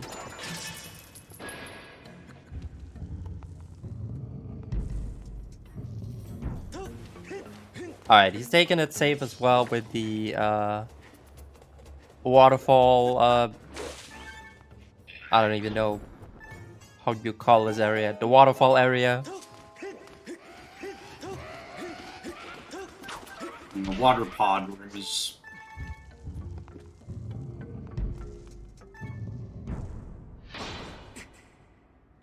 So now time to see if y'all can get the double McManos quick kill. It's a fairly specific setup where you want to get the two McManos to kind of spawn next to each other. Alright, let's take a look. And then throw the water pod at them. Oh, nice. I didn't Very think that was nice. gonna work, and then it did. And also, Yell called Fi there because it skips the cutscene of the lava draining, followed by the McManus, or followed by, not the McManus, the magma text after.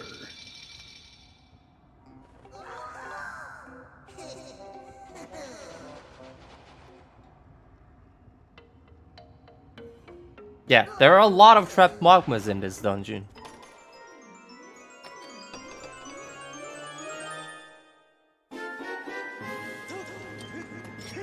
Alright. Y'all successfully acquired the Pogma Mitts.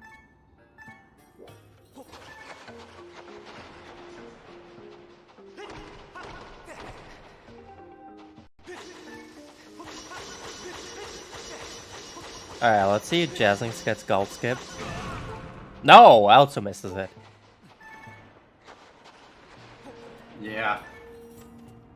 Neither runner getting gold skip. So Yal getting the autosave there.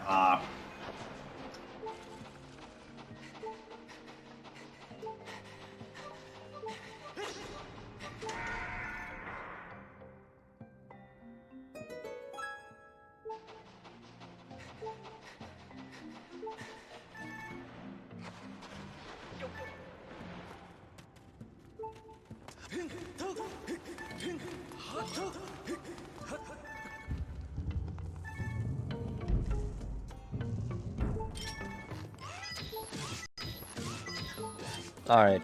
Gonna snipe all the bokers there because they can be pretty aggressive with their bows. Yeah. I think we might see Jaznix do the pillar jump to try to avoid killing those bokos.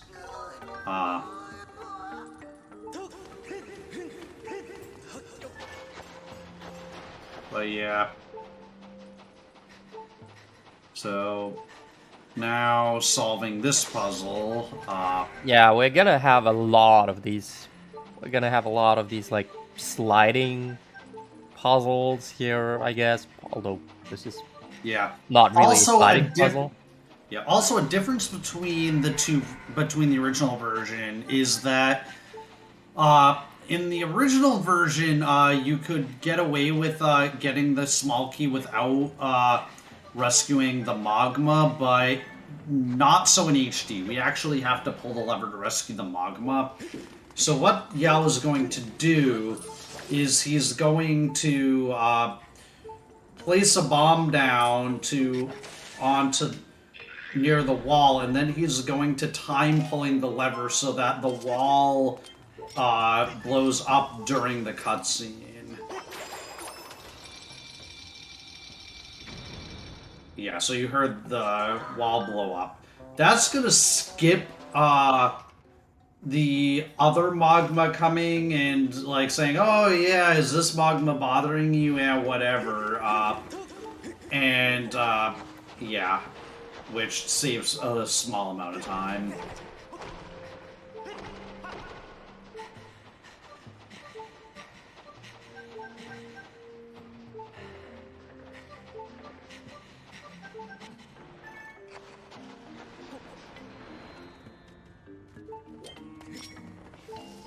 Alright.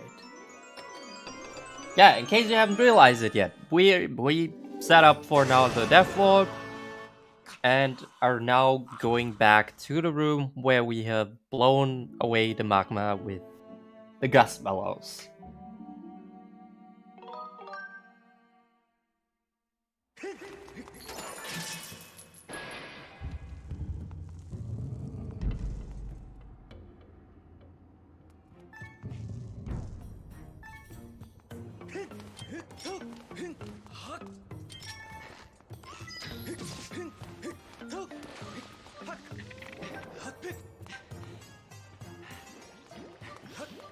Alright, and now we're meeting yet another Magma. Because there's a lot of Magmas in this thing.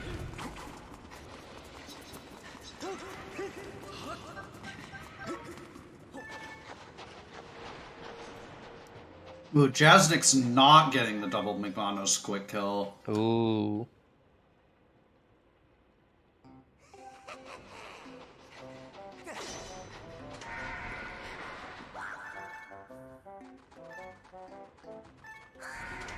And Jasnik's saying in chat that he hates this fight. Oh, he also missed the water pod. Ooh. Okay, so this Platts chase, basically you want to kind of corner him so that he can only go one direction, and then you can chase him down pretty easily from there. But you want to also not just directly chase him, because that's not gonna work.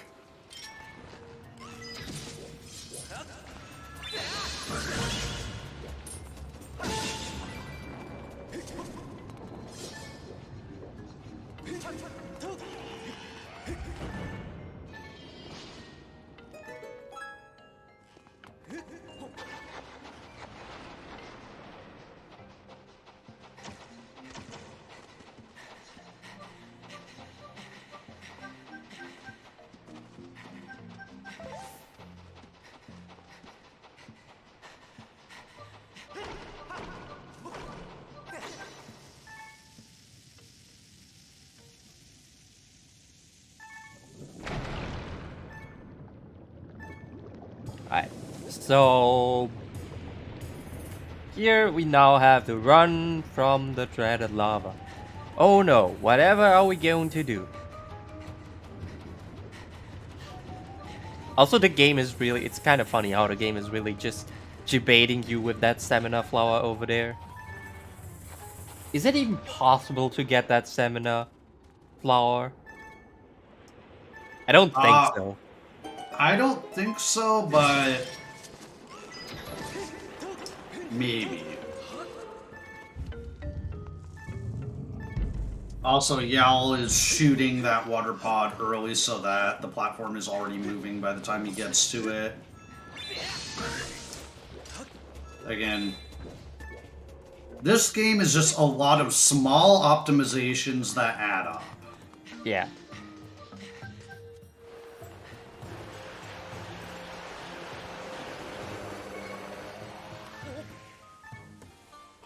Okay, here we see Jasnik's failing pillar jump.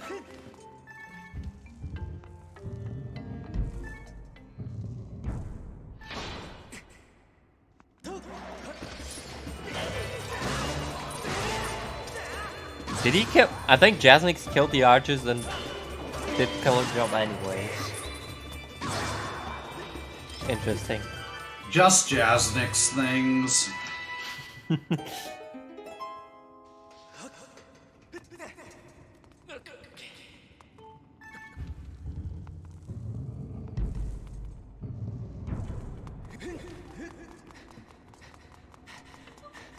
I don't know, I wouldn't describe pillar jump as hard.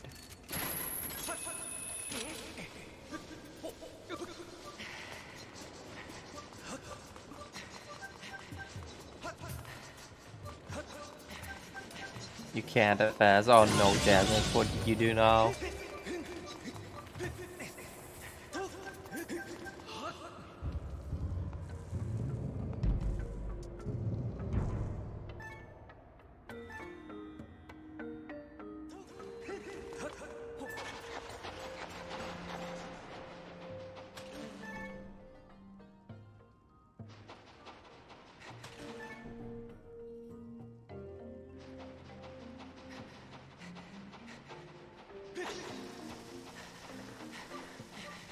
Well, I guess this gives Yao some good time to catch up. Or, well, to further his to lead. grow his lead. Because for a while his lead was shrinking, but now his lead has, like, it is, I feel like it's not really shrinking anymore. Yeah.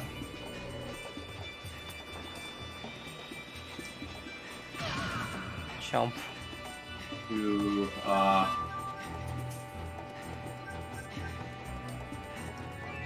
yeah, chasing the Mog, or the Trolldorm. The Trolldorm.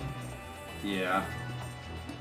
Or I call it Trolldorm because, it's evil, and, Oh, now that's a good exit position, though. yeah. So, yeah, besides getting chomped once, actually, with a decent, Trolldorm fight.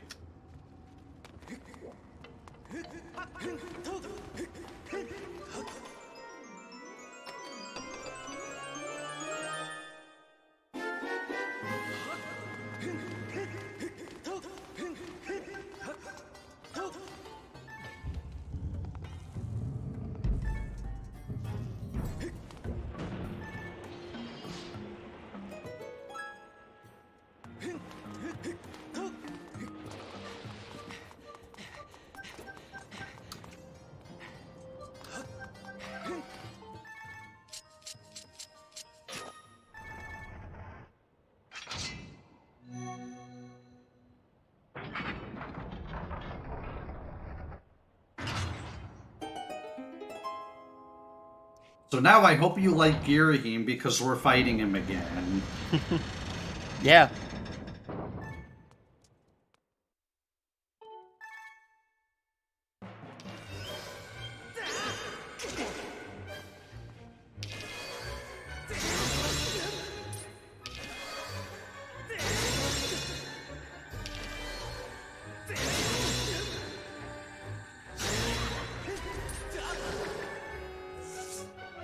So yeah, second phase, you're looking for not quite that attack because you can't get as many hits in.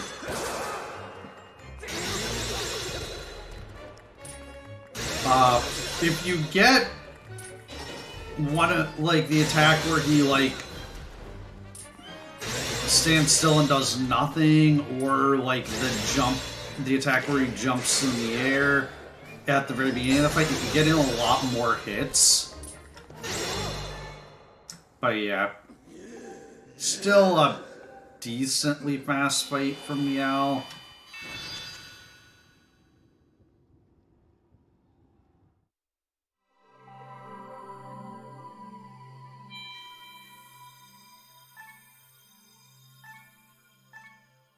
Avocado.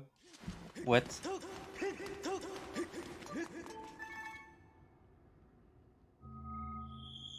The imprisoned, the sus avocado. Oh, right. Obviously.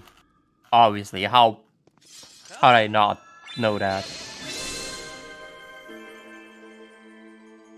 Yeah, it's time to pee off the smile again. Yeah. I think Jim was the one who originally said that at least Imp 1 looked like the Amogus character thing. I am asking myself questions.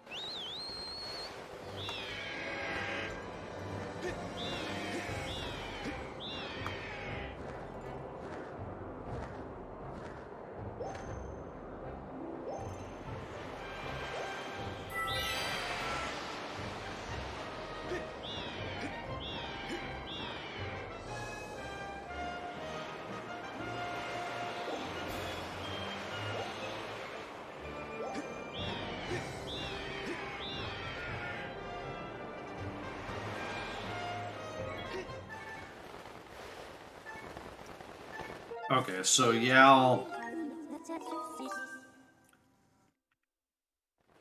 Ooh, Jasnik's getting cursed, but it's fine.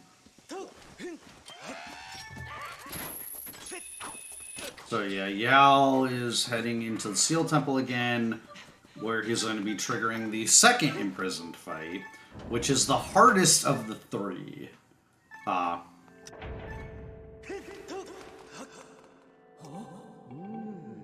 Just because the inputs you have to do are very precise, and if you mess up if you mess up anything, it costs like a full minute at least. How dare you spoil that there is 3 imp fights in this game?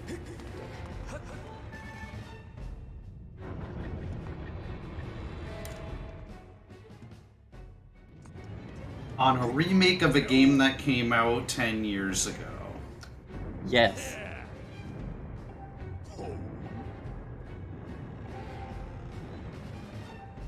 See, now Chad can never enjoy this game again. Just because you ruined it.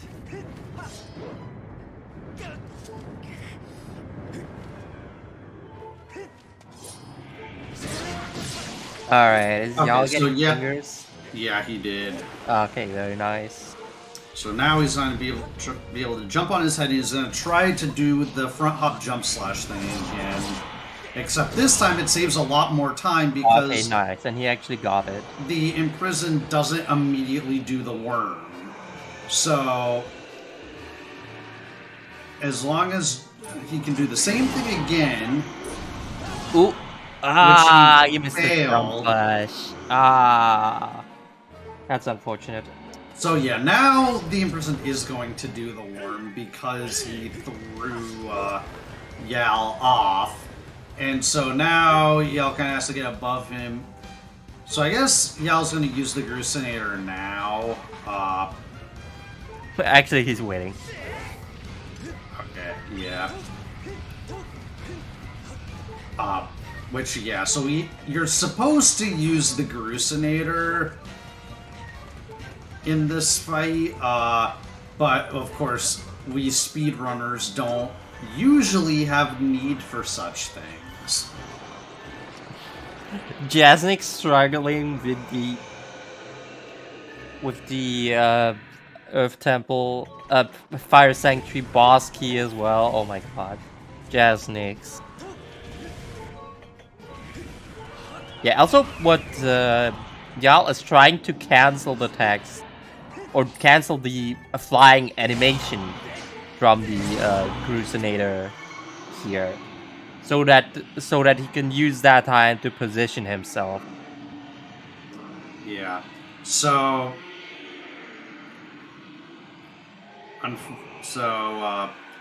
unfortunately, yeah, missing the second jump slash is gonna cost Yal like a minute and a half. Maybe not that much, maybe just a minute, although I always forget like how long these cutscenes are.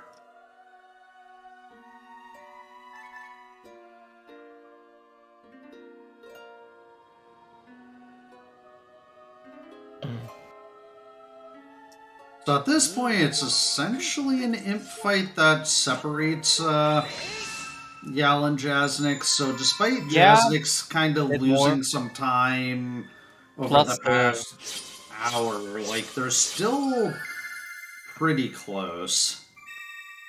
Yeah, plus the flying to the fight.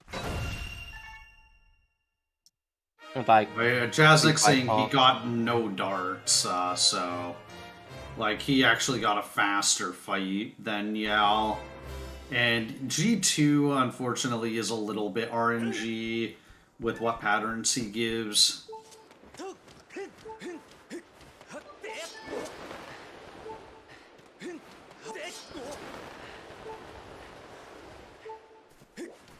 Alright, so now more story time. Yay! Yeah, this is as in any good speedrun, we love ourselves some good story. Yeah. Thankfully, we have instant text so we can skip it. Or not really skip it, but like skip through it really quickly. We can zoom through it.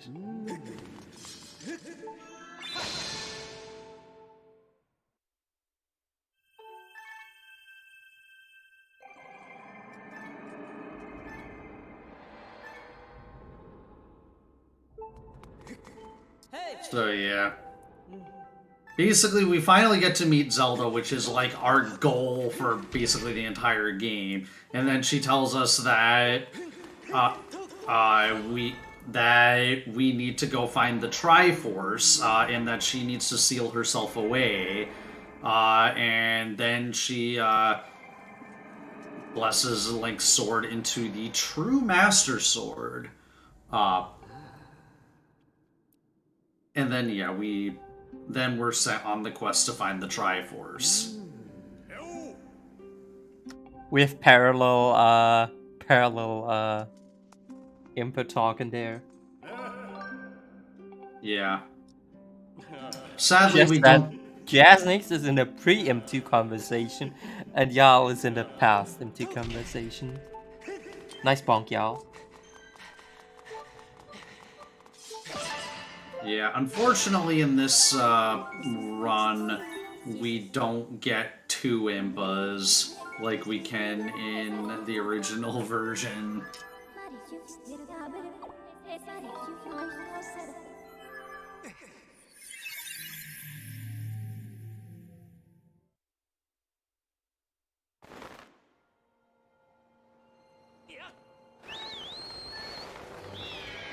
Okay, Jasnik's got fingers.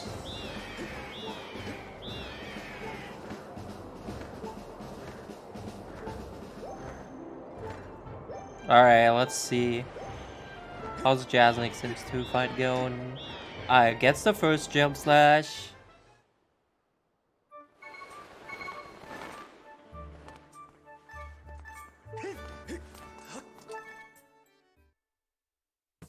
Gets the second one as well.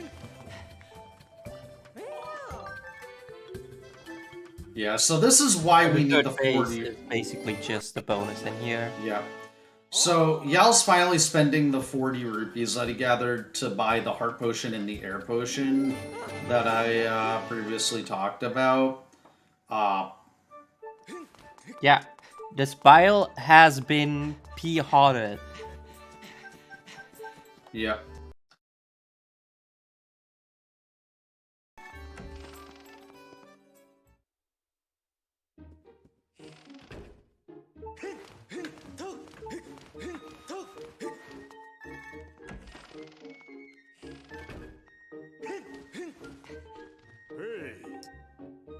So yeah, now we need to talk to more NPCs, and basically, Gafor's like, hey, I have no idea about the Triforce, and then says, actually, Levias does, but you need to talk to Alan about Levias. So then we talk to this, Yal? Okay. Yal? Monka? Yal remembered, eventually. And then he's going to go talk to Alan. Alan says, no, there's no way, because Levias is a monster now, and but we're gonna go anyway. So now Alan's gonna teach us the spiral charge, but we're not gonna go through his tutorial because that's slow. So Yal's doing the slower method for skipping it, but the safer method he's going to do a death ward. So he's gonna set his spawn away from. Okay, he accidentally targeted onto Alan, so this did not work. That is very unfortunate.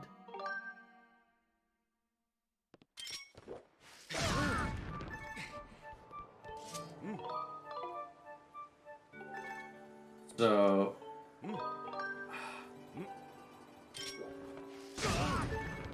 we'll see if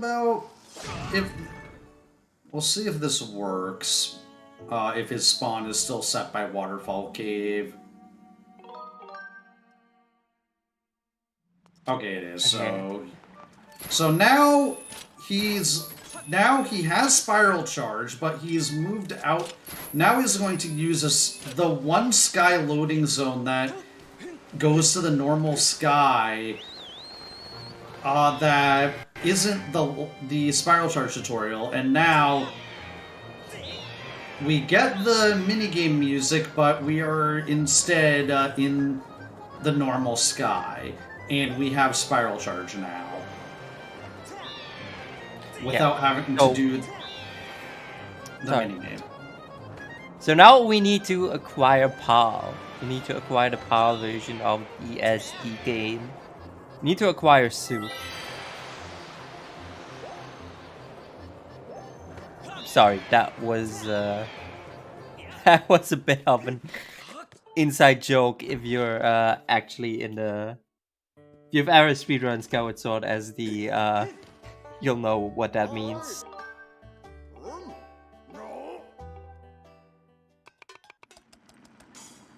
Yeah, so...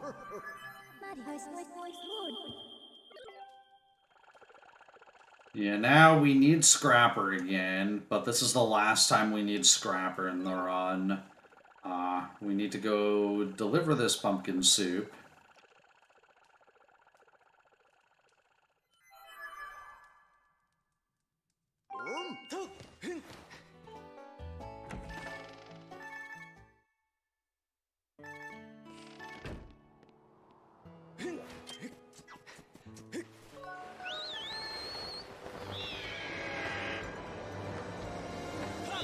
Jasnik is also buying potions now.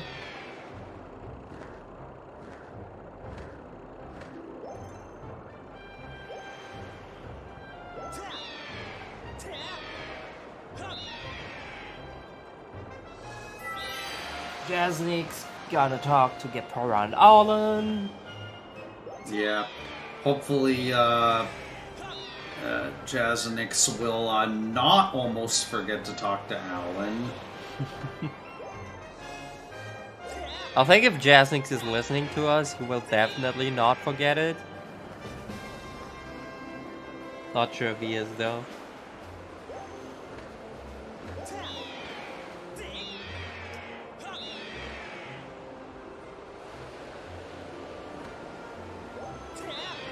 Yeah, so now, for another difference between the original game and this game, is that on the original game, we could land directly on Levias and trigger the second phase early by spin attacking where Bylosite's hitbox is, but they patched that on HD. So we actually have to do the first phase of the fight. Also, Jasnik's going for the fast loft, or the fast Spiral Charge tutorial skip, and he gets it. So he's able to angle his dive off of the platform so that he lands on the platform by Waterfall Cave, and then he can amiibo away inside of Waterfall Cave, and now he has Spiral Charge.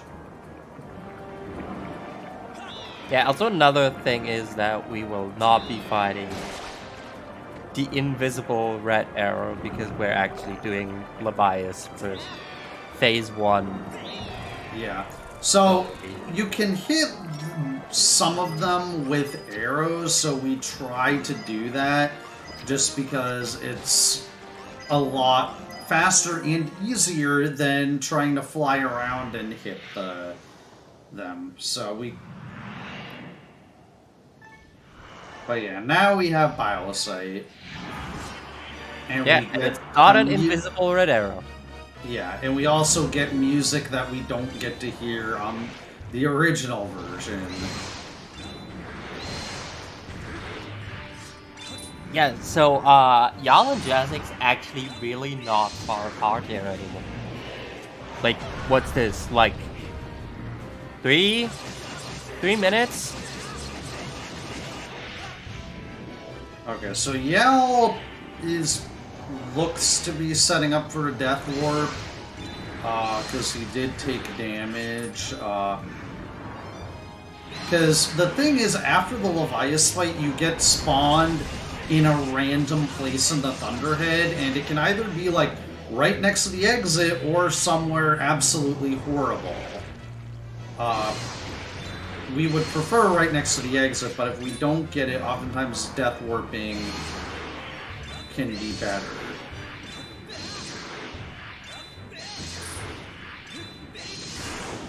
Okay, Bylosite is down for Yell.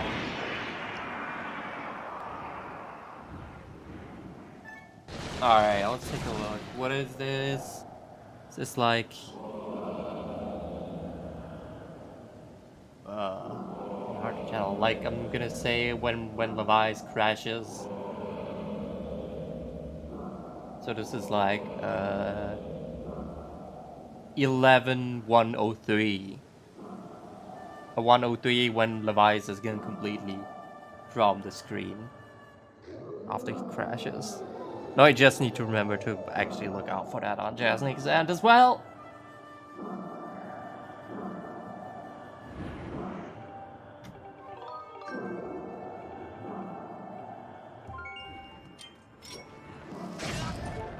So yeah, Yell is going to Death Warp.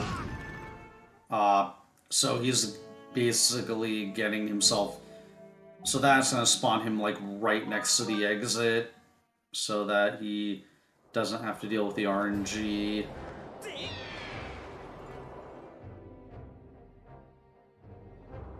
And now we're heading to Lanayru for probably the least exciting part of the run. A minecart auto-scroller. Oh yeah, minecart escort. A runner's favorite. Upon entering Thunderhead, they are 3:52:30 apart.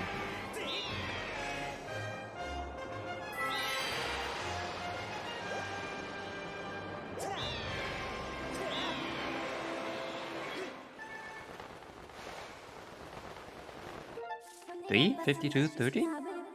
Oh, the last one is the last one being milliseconds, I assume.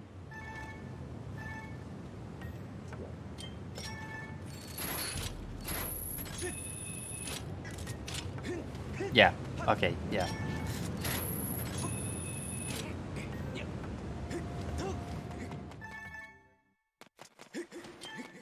Okay.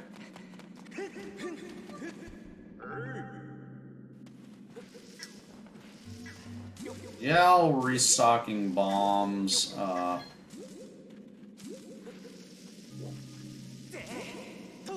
Alright, I think Jasnick's so far had a battle phase 1 here for Levias. So let's take a look here. How his Bylosite fight is going.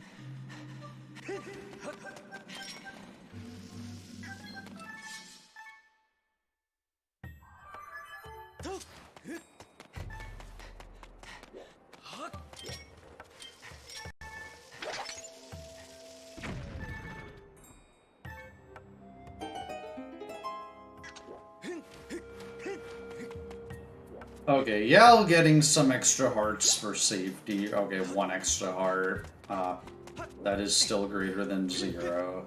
Alright, yeah. Minecart escort is scary.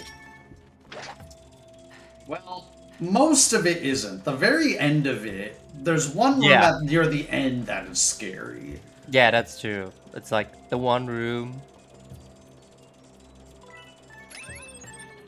And Chazix has defeated Bylosite. Let's take a look in here. When does Levi's crash down?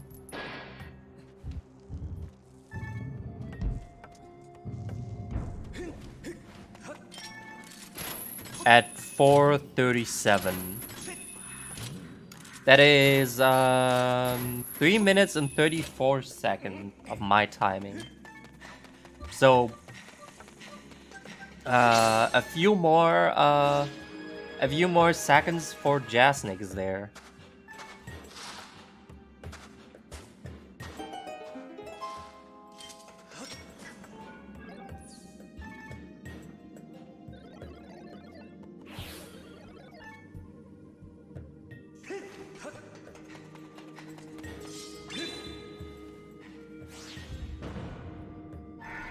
Yep, so now it's resident sleeper time. Yeah. There's a few things we can do to speed some things up, but like mostly we're just waiting for the minecart.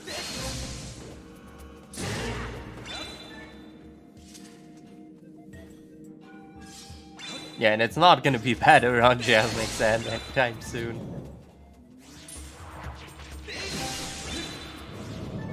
So, yeah, if you're excited for this race, which will be decided in the next hour, go get comfy, grab a drink, go to the toilet if you need to. Yeah. Yeah, so Yell intentionally voided out there, and that saves a couple of seconds. Yeah, also memeing around by pushing that Boko off the edge with the claw shots. Yeah, bullying him.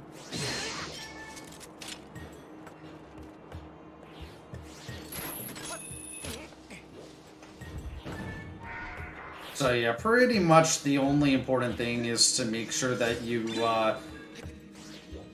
basically make sure the minecart never stops.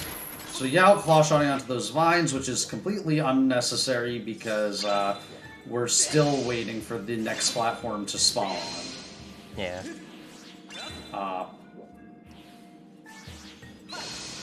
There's a small time saver in this room as well when we void out. Yeah, but that's still not for a while, though. Yeah, like... This is probably, like, the most difficult part, where to, like, hit the switch before the minecart stops moving. After this, it's kind of, tame for a while.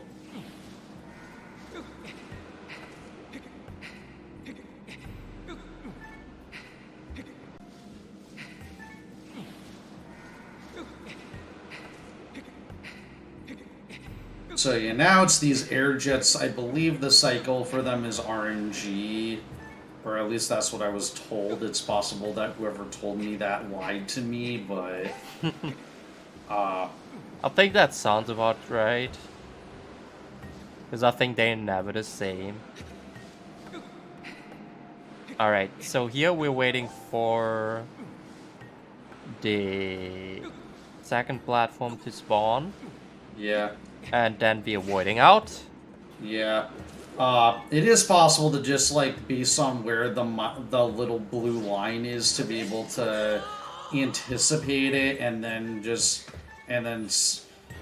jump off at the exact correct time. And then here, it's just claw shot the targets. And the camera will always face towards the next claw shot target that you need to claw shot. Yeah. So, there's really not that much to say here, honestly. I mean, besides these few, purpose, I can't talk. Besides these few void outs, it's really nothing noteworthy. Yeah. Well, coming up, we have Michelle the Gate. Oh, yes, Michelle the Gate. Yes, Michelle the Gate, obviously very noteworthy. Yeah, well, it's noteworthy because it's the only gate in the game that doesn't have a cutscene tied to it. The gate just automatically opens. Or the gate just opens. Alright, here we have another void out. Yeah, this one we want to brake slide, and then void out here, and that actually pushes the minecart forward by a lot. Yeah. Basically to right where we voided out. And now we start to approach the scary section. Yeah, now, first off, you can just... What you want to do, you want to align yourself as much forward here as possible to avoid these spinners here.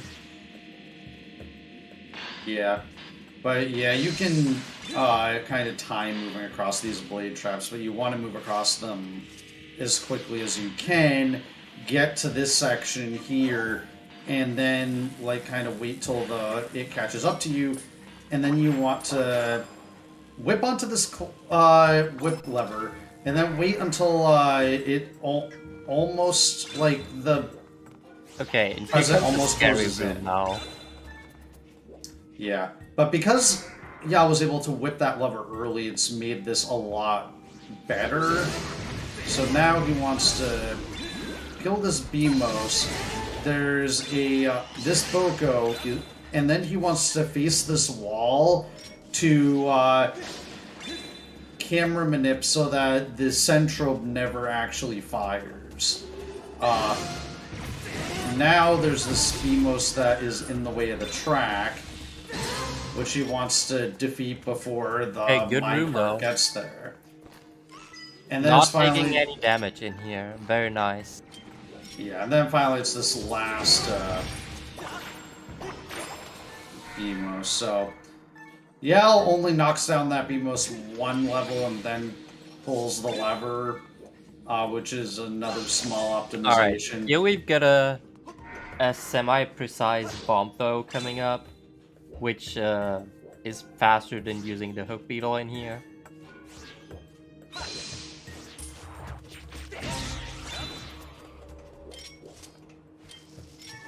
Well, okay, so Okay, Yao I guess is... it also works.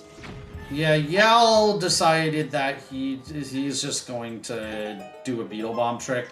The reason why it's not faster is simply because it consumes a bomb needlessly. The fastest strat is actually to just use the hook beetle on the bomb flowers normally. And you wanted...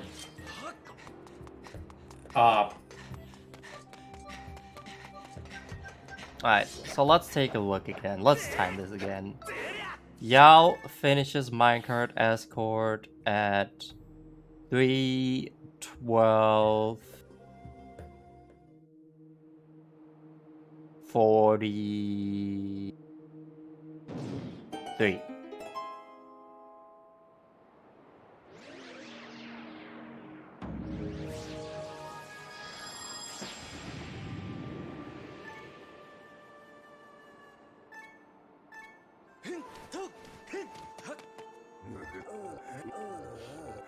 Although, why am I timing again after minecart escort? Like, it can't have been much time that they that either of them made good on the other after the Levi's fight. Yeah, because as far as I can tell, like, Yao executed that like close to perfectly.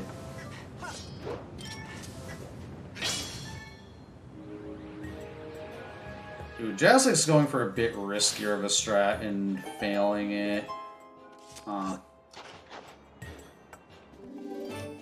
Yao getting the life tree seedling.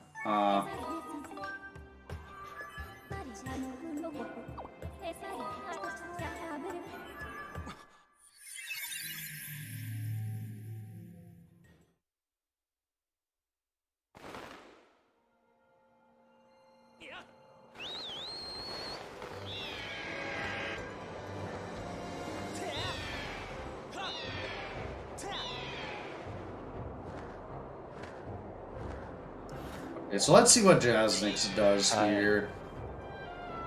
So yeah, he inches onto that platform and then he just flies the hook beetle around. Oh god, my stream is having hiccups.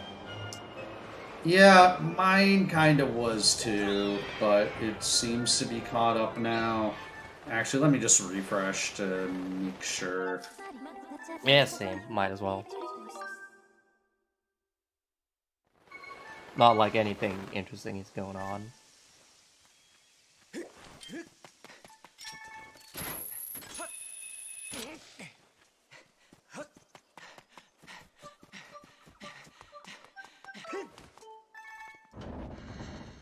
Okay, so Yao planted the life tree seedling in the past. Here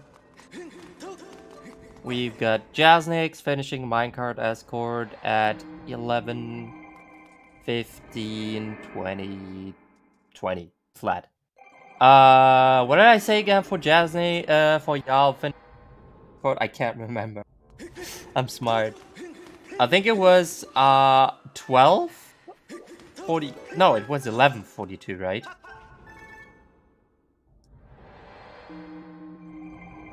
pretty sure it was 12. But yeah, I mean, regardless, it didn't change all that much over Minecart Escort. Yeah. So Like, we're still like somewhere between 3 and 4 minutes.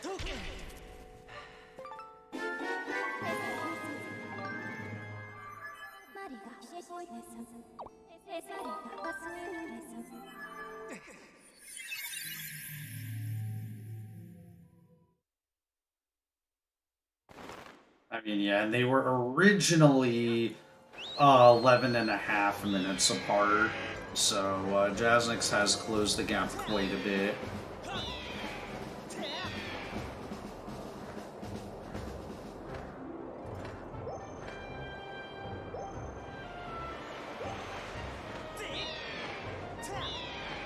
So yeah, now we need to fly back to Lanayru to deliver the Life Tree Fruit, because the game will not allow us to start the Farron Song of the Hero quest until we complete the Lanayru Song of the Hero quest.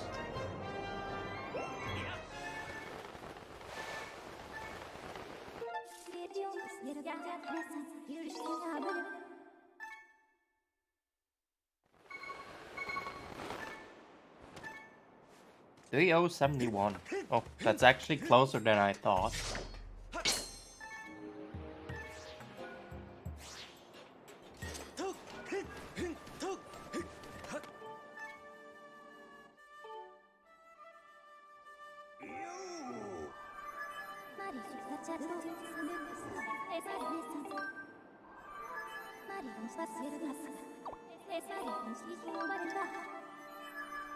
Yeah, Yao golding that segment, so, and by quite a bit, or at least like quite a bit faster than his PB, so I'm not sure like what went wrong in his PB that cost him almost a minute.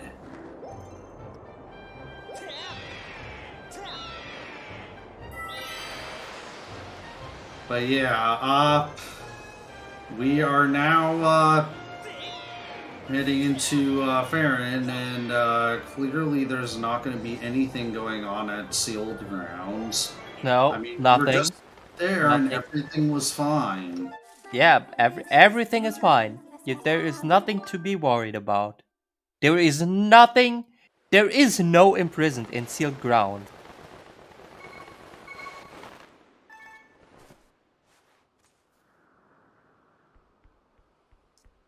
Okay, well, Grus tells us that the imprisoned is loose again, so time to fix that. Also, Yao spoiling that something bad happened in his Imp 3 fight. Damn. There is no war in Bossing Sea. There is no imprisoned in sealed ground. Those are the laws of nature.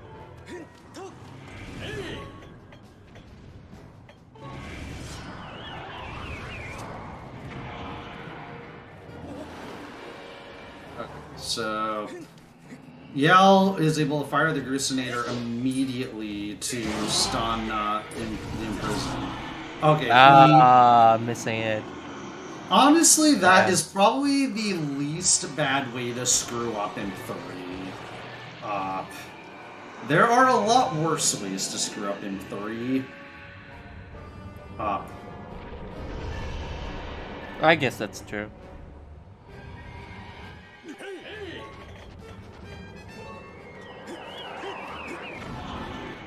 Yeah, I guess it just costs an extra using the Grusinator because the imprisoned can fly now.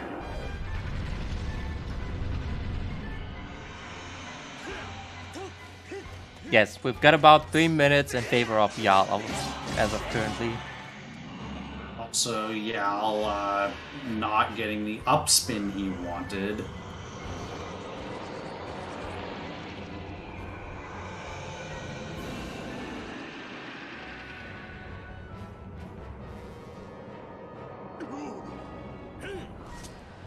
And yes, we need to P-hop the Spile one more time. Exactly.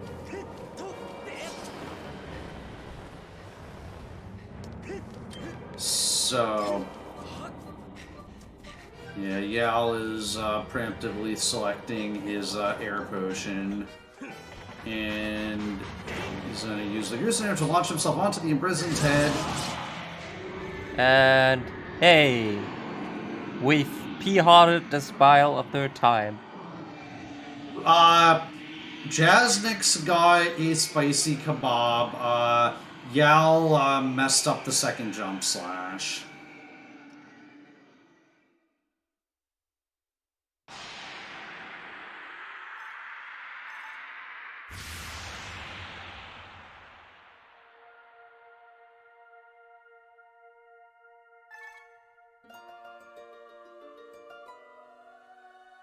Alright, let's see. How's Jasnik's M3 going?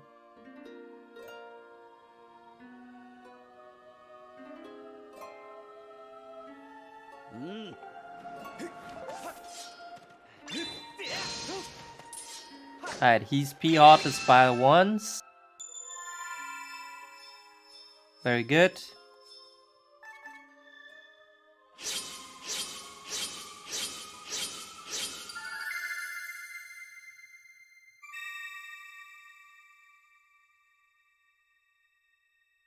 And I guess we're back to before Jasnik's hit the p-heart the spile.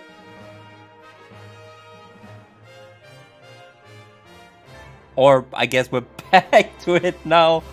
Yeah, the streams are currently jumping all over all places as of right now. It's kinda hard to figure anything that's going on in here.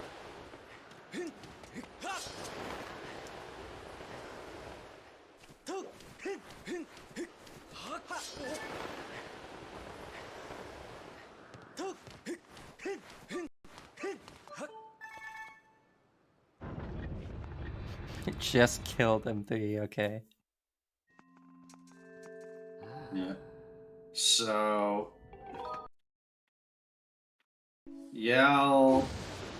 Okay, I guess we're. Wow. Okay, we jumped way ahead on Yal's stream. So Yal is currently heading into the Great Tree, having used his air potion, and we're refreshing again.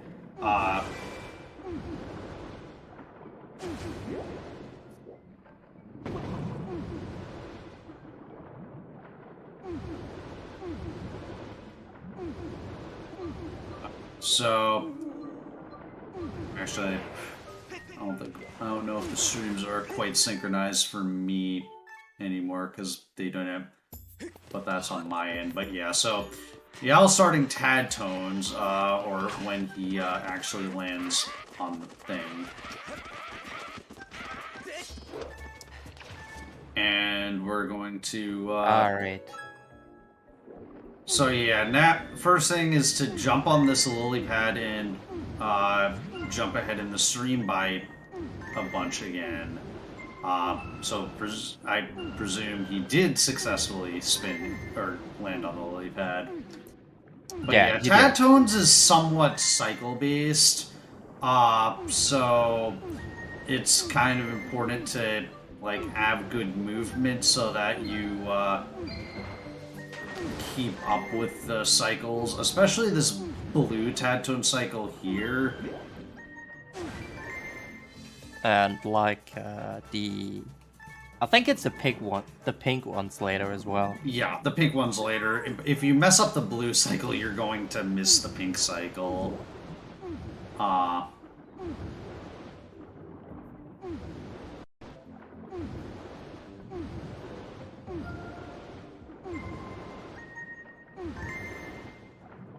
And then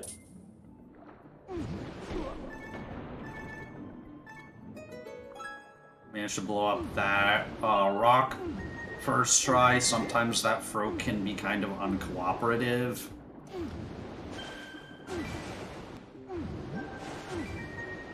Yeah, very good. So Alright. Get a long group of greens here.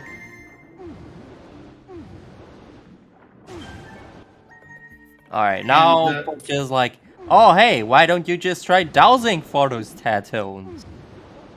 Yeah, we don't have time for that. That we have this very long purple chain of Tadtones. Yeah, the fact that Yal's air potion is not starting to beep yet is really good.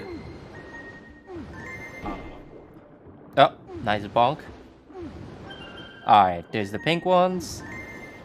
Yeah, so he's basically gotten. Okay, now it's starting to beep in Yal's bonk. There's another bonk. So he's swimming up the trunk here because now when he spins, he can get the Tadtone that's inside the tree, which saves a little bit of time. That's... Yeah, Yal misjudged how much air he had. So, unfortunately, dying a bit prematurely. So... yeah, Jasnick's also now in Tatones.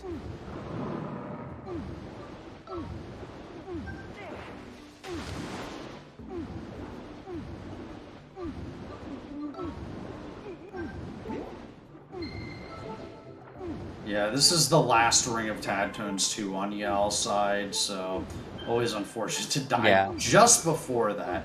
Because we do want to death warp after. Okay, well. And ideally you want to line it up so that you take the last heart of drowning damage right after you pick up that last Tadtone. Yeah.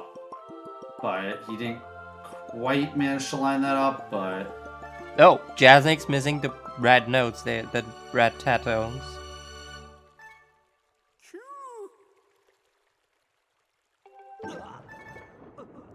Yeah, and then, Yal... Death warps.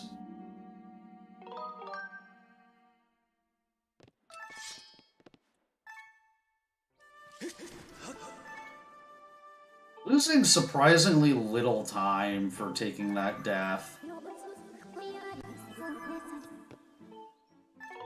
Yeah, I guess it doesn't really matter that much. Well, yeah, I presume he made some mistakes in his PB. Yeah. Yeah, everyone is having some sad tones today. It's not looking good here for Jasnick's either.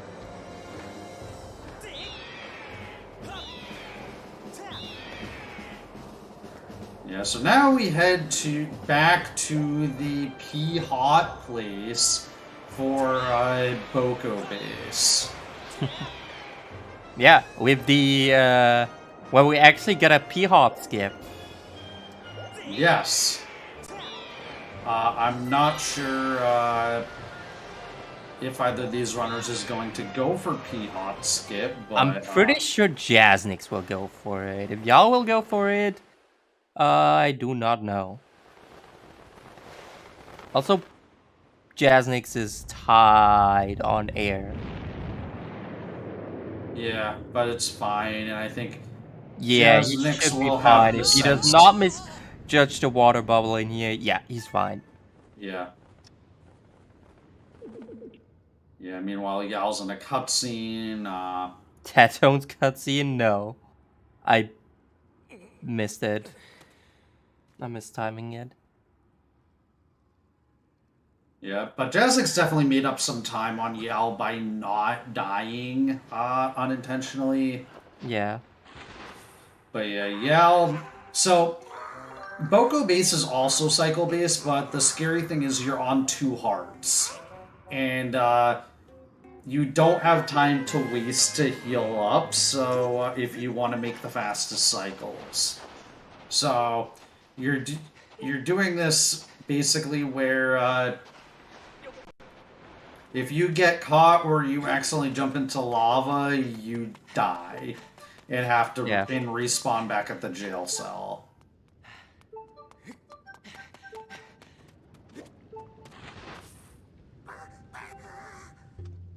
Alright, looks like we're down to like middle to like 2 2.5 minutes. Like, well, 2:17 from chat here. Yeah, very interesting.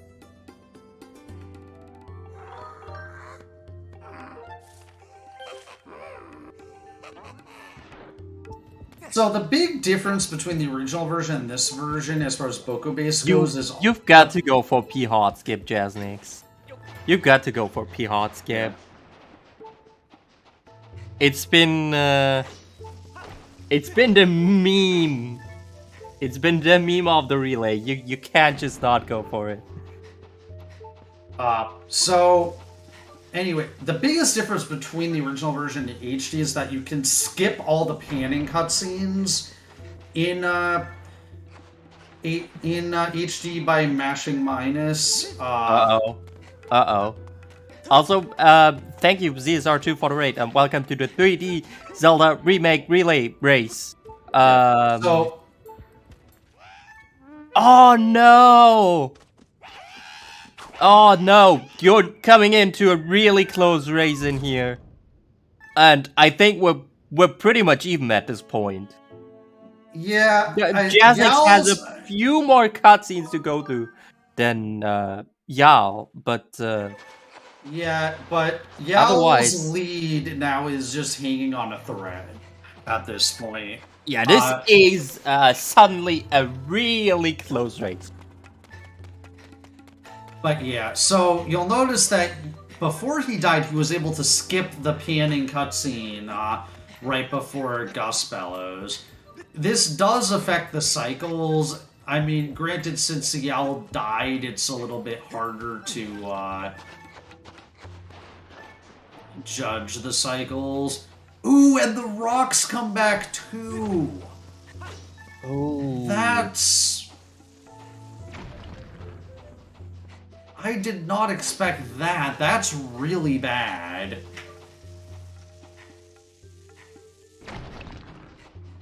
It's no longer a race, it's a dab duel. Monka. So yeah, that was a very bad death to take. Yeah. Okay, Yal actually getting the correct side hop Well, this time. I guess there goes... Well, so much for, I guess Jasnix is just, Jasnix just wants to make this, race exciting. It would be lame if you would already be pulling ahead in here. No, Jasnix wants to pull ahead way later. Well, okay, so here there's an interesting strat. So Yal's hanging off the edge here, and the Boko just can't see over the edge, I guess. And since we've already established that Boko's lack object permanence, yeah, he can just kind of sidle by and not be noticed.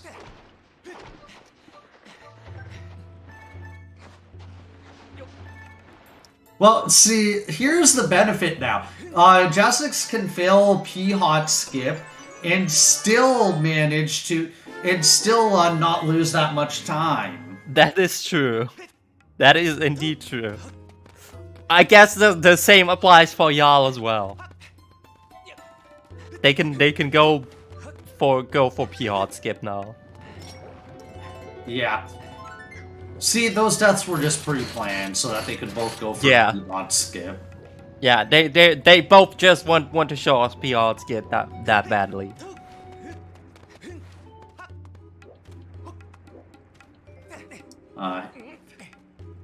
Yeah, P-Hot is just gonna be a thing forever now. Alright, let's take a look, Yal. Well, first he's gonna need the whip. Yeah. Kind of important. Alright, let's see. Is Yal going for P-Hot Skip? Oh, Jasnix! He won't die from this, but, okay, well, Yal, his first attempt at P-Hot skip failed, and Okay, he's and not he's going not to get going for another it try. again. Well, there is your P-Hot, everyone.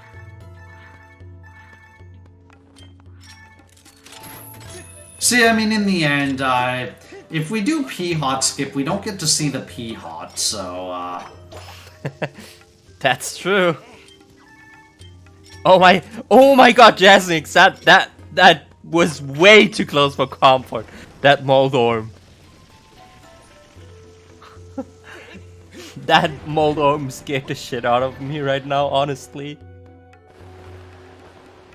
You'll still go for it? Let's go. Oh yeah, I guess this cutscene is not skippable.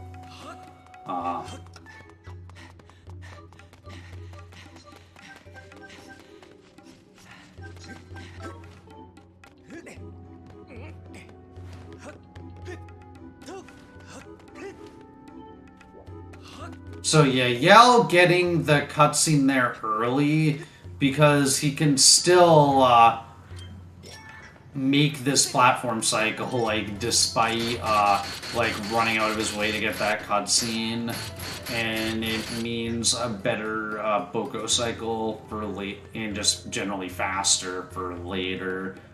I mean, Jazzix clearly just has to go for slingshot skip now, right? Okay, that might be going a bit far. I know, I'm just memeing, basically. Does slingshot skip even still work in HD? In theory, I feel like it should. Alright, nice. Jazzix got P-Hot skip, let's go. Like, I don't see any reason why it wouldn't still work, but it's probably harder in... Not that slingshot skip was not difficult in the original version, but... Like, if it wasn't worth ever going for in the original version, it's definitely not really worth it in HD.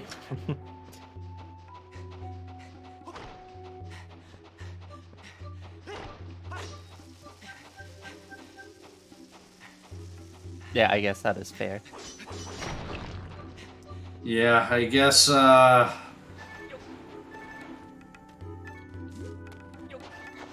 Jazzix getting seeds for his non-existing slingshot yet. Well, non-in-inventory slingshot yet. Yeah. But again, he's just waiting for the platform, so... might as well. I think Jazzix still made some time good here in Boko Bay. Probably for taking an early... Even with taking 2 devs. Because I think they were... Well, he didn't... The second one was actually no dev. Yeah. It was just getting caught. Yeah. And the first one was also a pretty early dev. Yeah. So I guess that played in Jazzix's favor. Let's take a look here. Y'all enters Summit at 11:39:10. Yes, it is both frame perfect.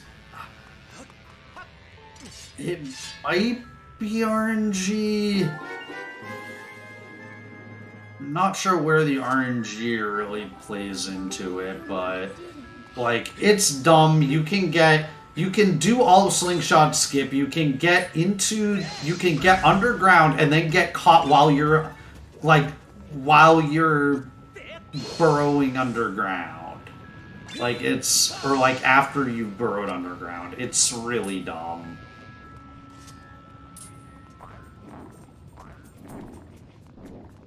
And Skyloft Trial. It's Skyloft Trial, Sky Keyboard, G3 Demise. And Yal is currently in the lead, but his lead has decreased a little bit from Boko Base. Now, for him, it's fortunate that Jazzix also made mistakes in Boko Base.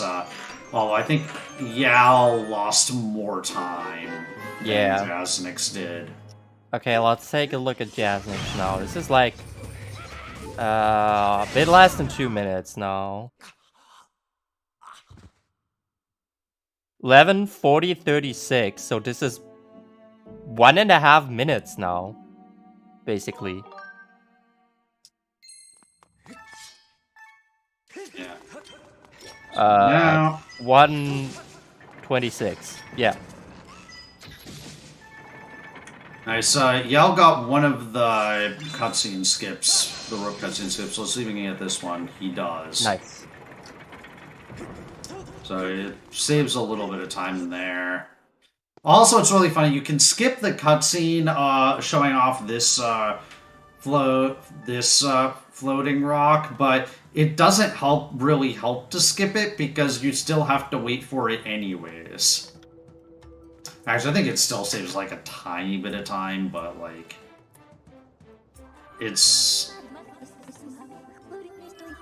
it doesn't really help the speedrun as much as some of the other skippable cutscenes. Right now, it's gonna be important that our runners actually remember how the Skykeep combination works. Yeah, I feel like these runners have enough experience to have those all memorized by this point. You say that when y'all just when y'all missed Aulen. Almost.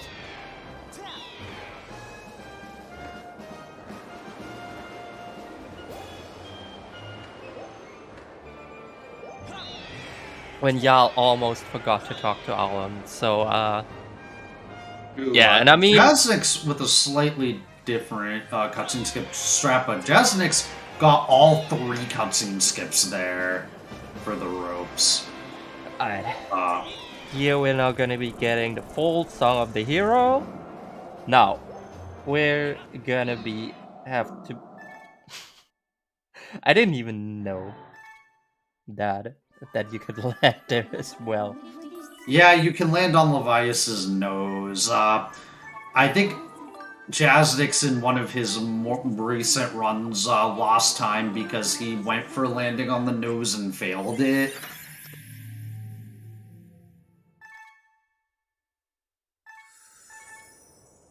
We see nice analog glitch from Meow up, which was a nice spoiler that he was going to fail that input.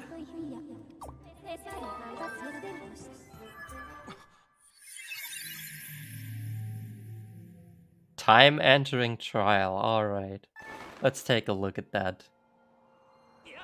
When y'all enters trial.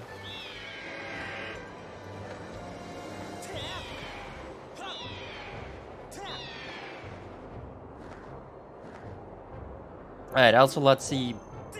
Now it would also be really bad if one of them misses harp cancel now.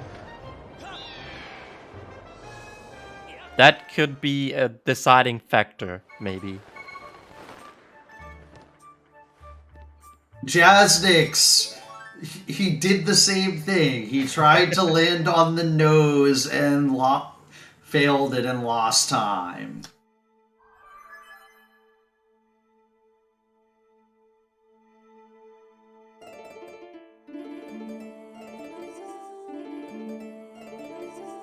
Alright, let's take a look.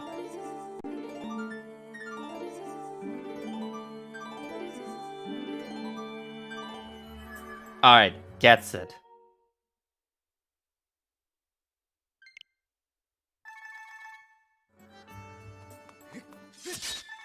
Alright, 1:44:45 entering Galoft Silent Realm.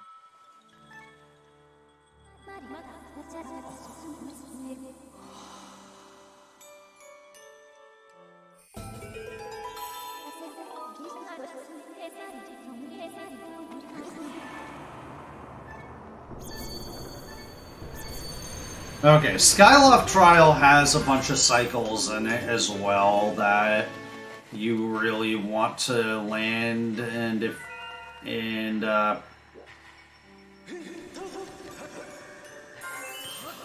almost like a lot of the things leading up to Skykeep are all cycle based.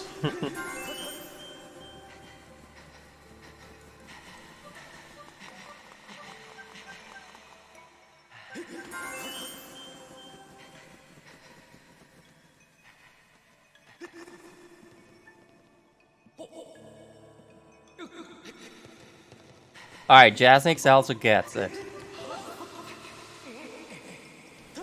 Okay, so I think we got. Alright, and that's a let's say 55 for easier. So that's 1 minute and a few seconds. 1 minute and 8 seconds.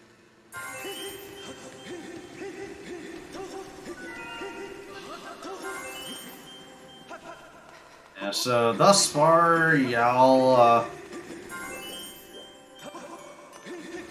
Alright, and we're actually purposefully skipping on to the Waking Water because we're just gonna be skipping a whole lot, and yeah, we're basically gonna become Jesus. We're gonna be walking on water.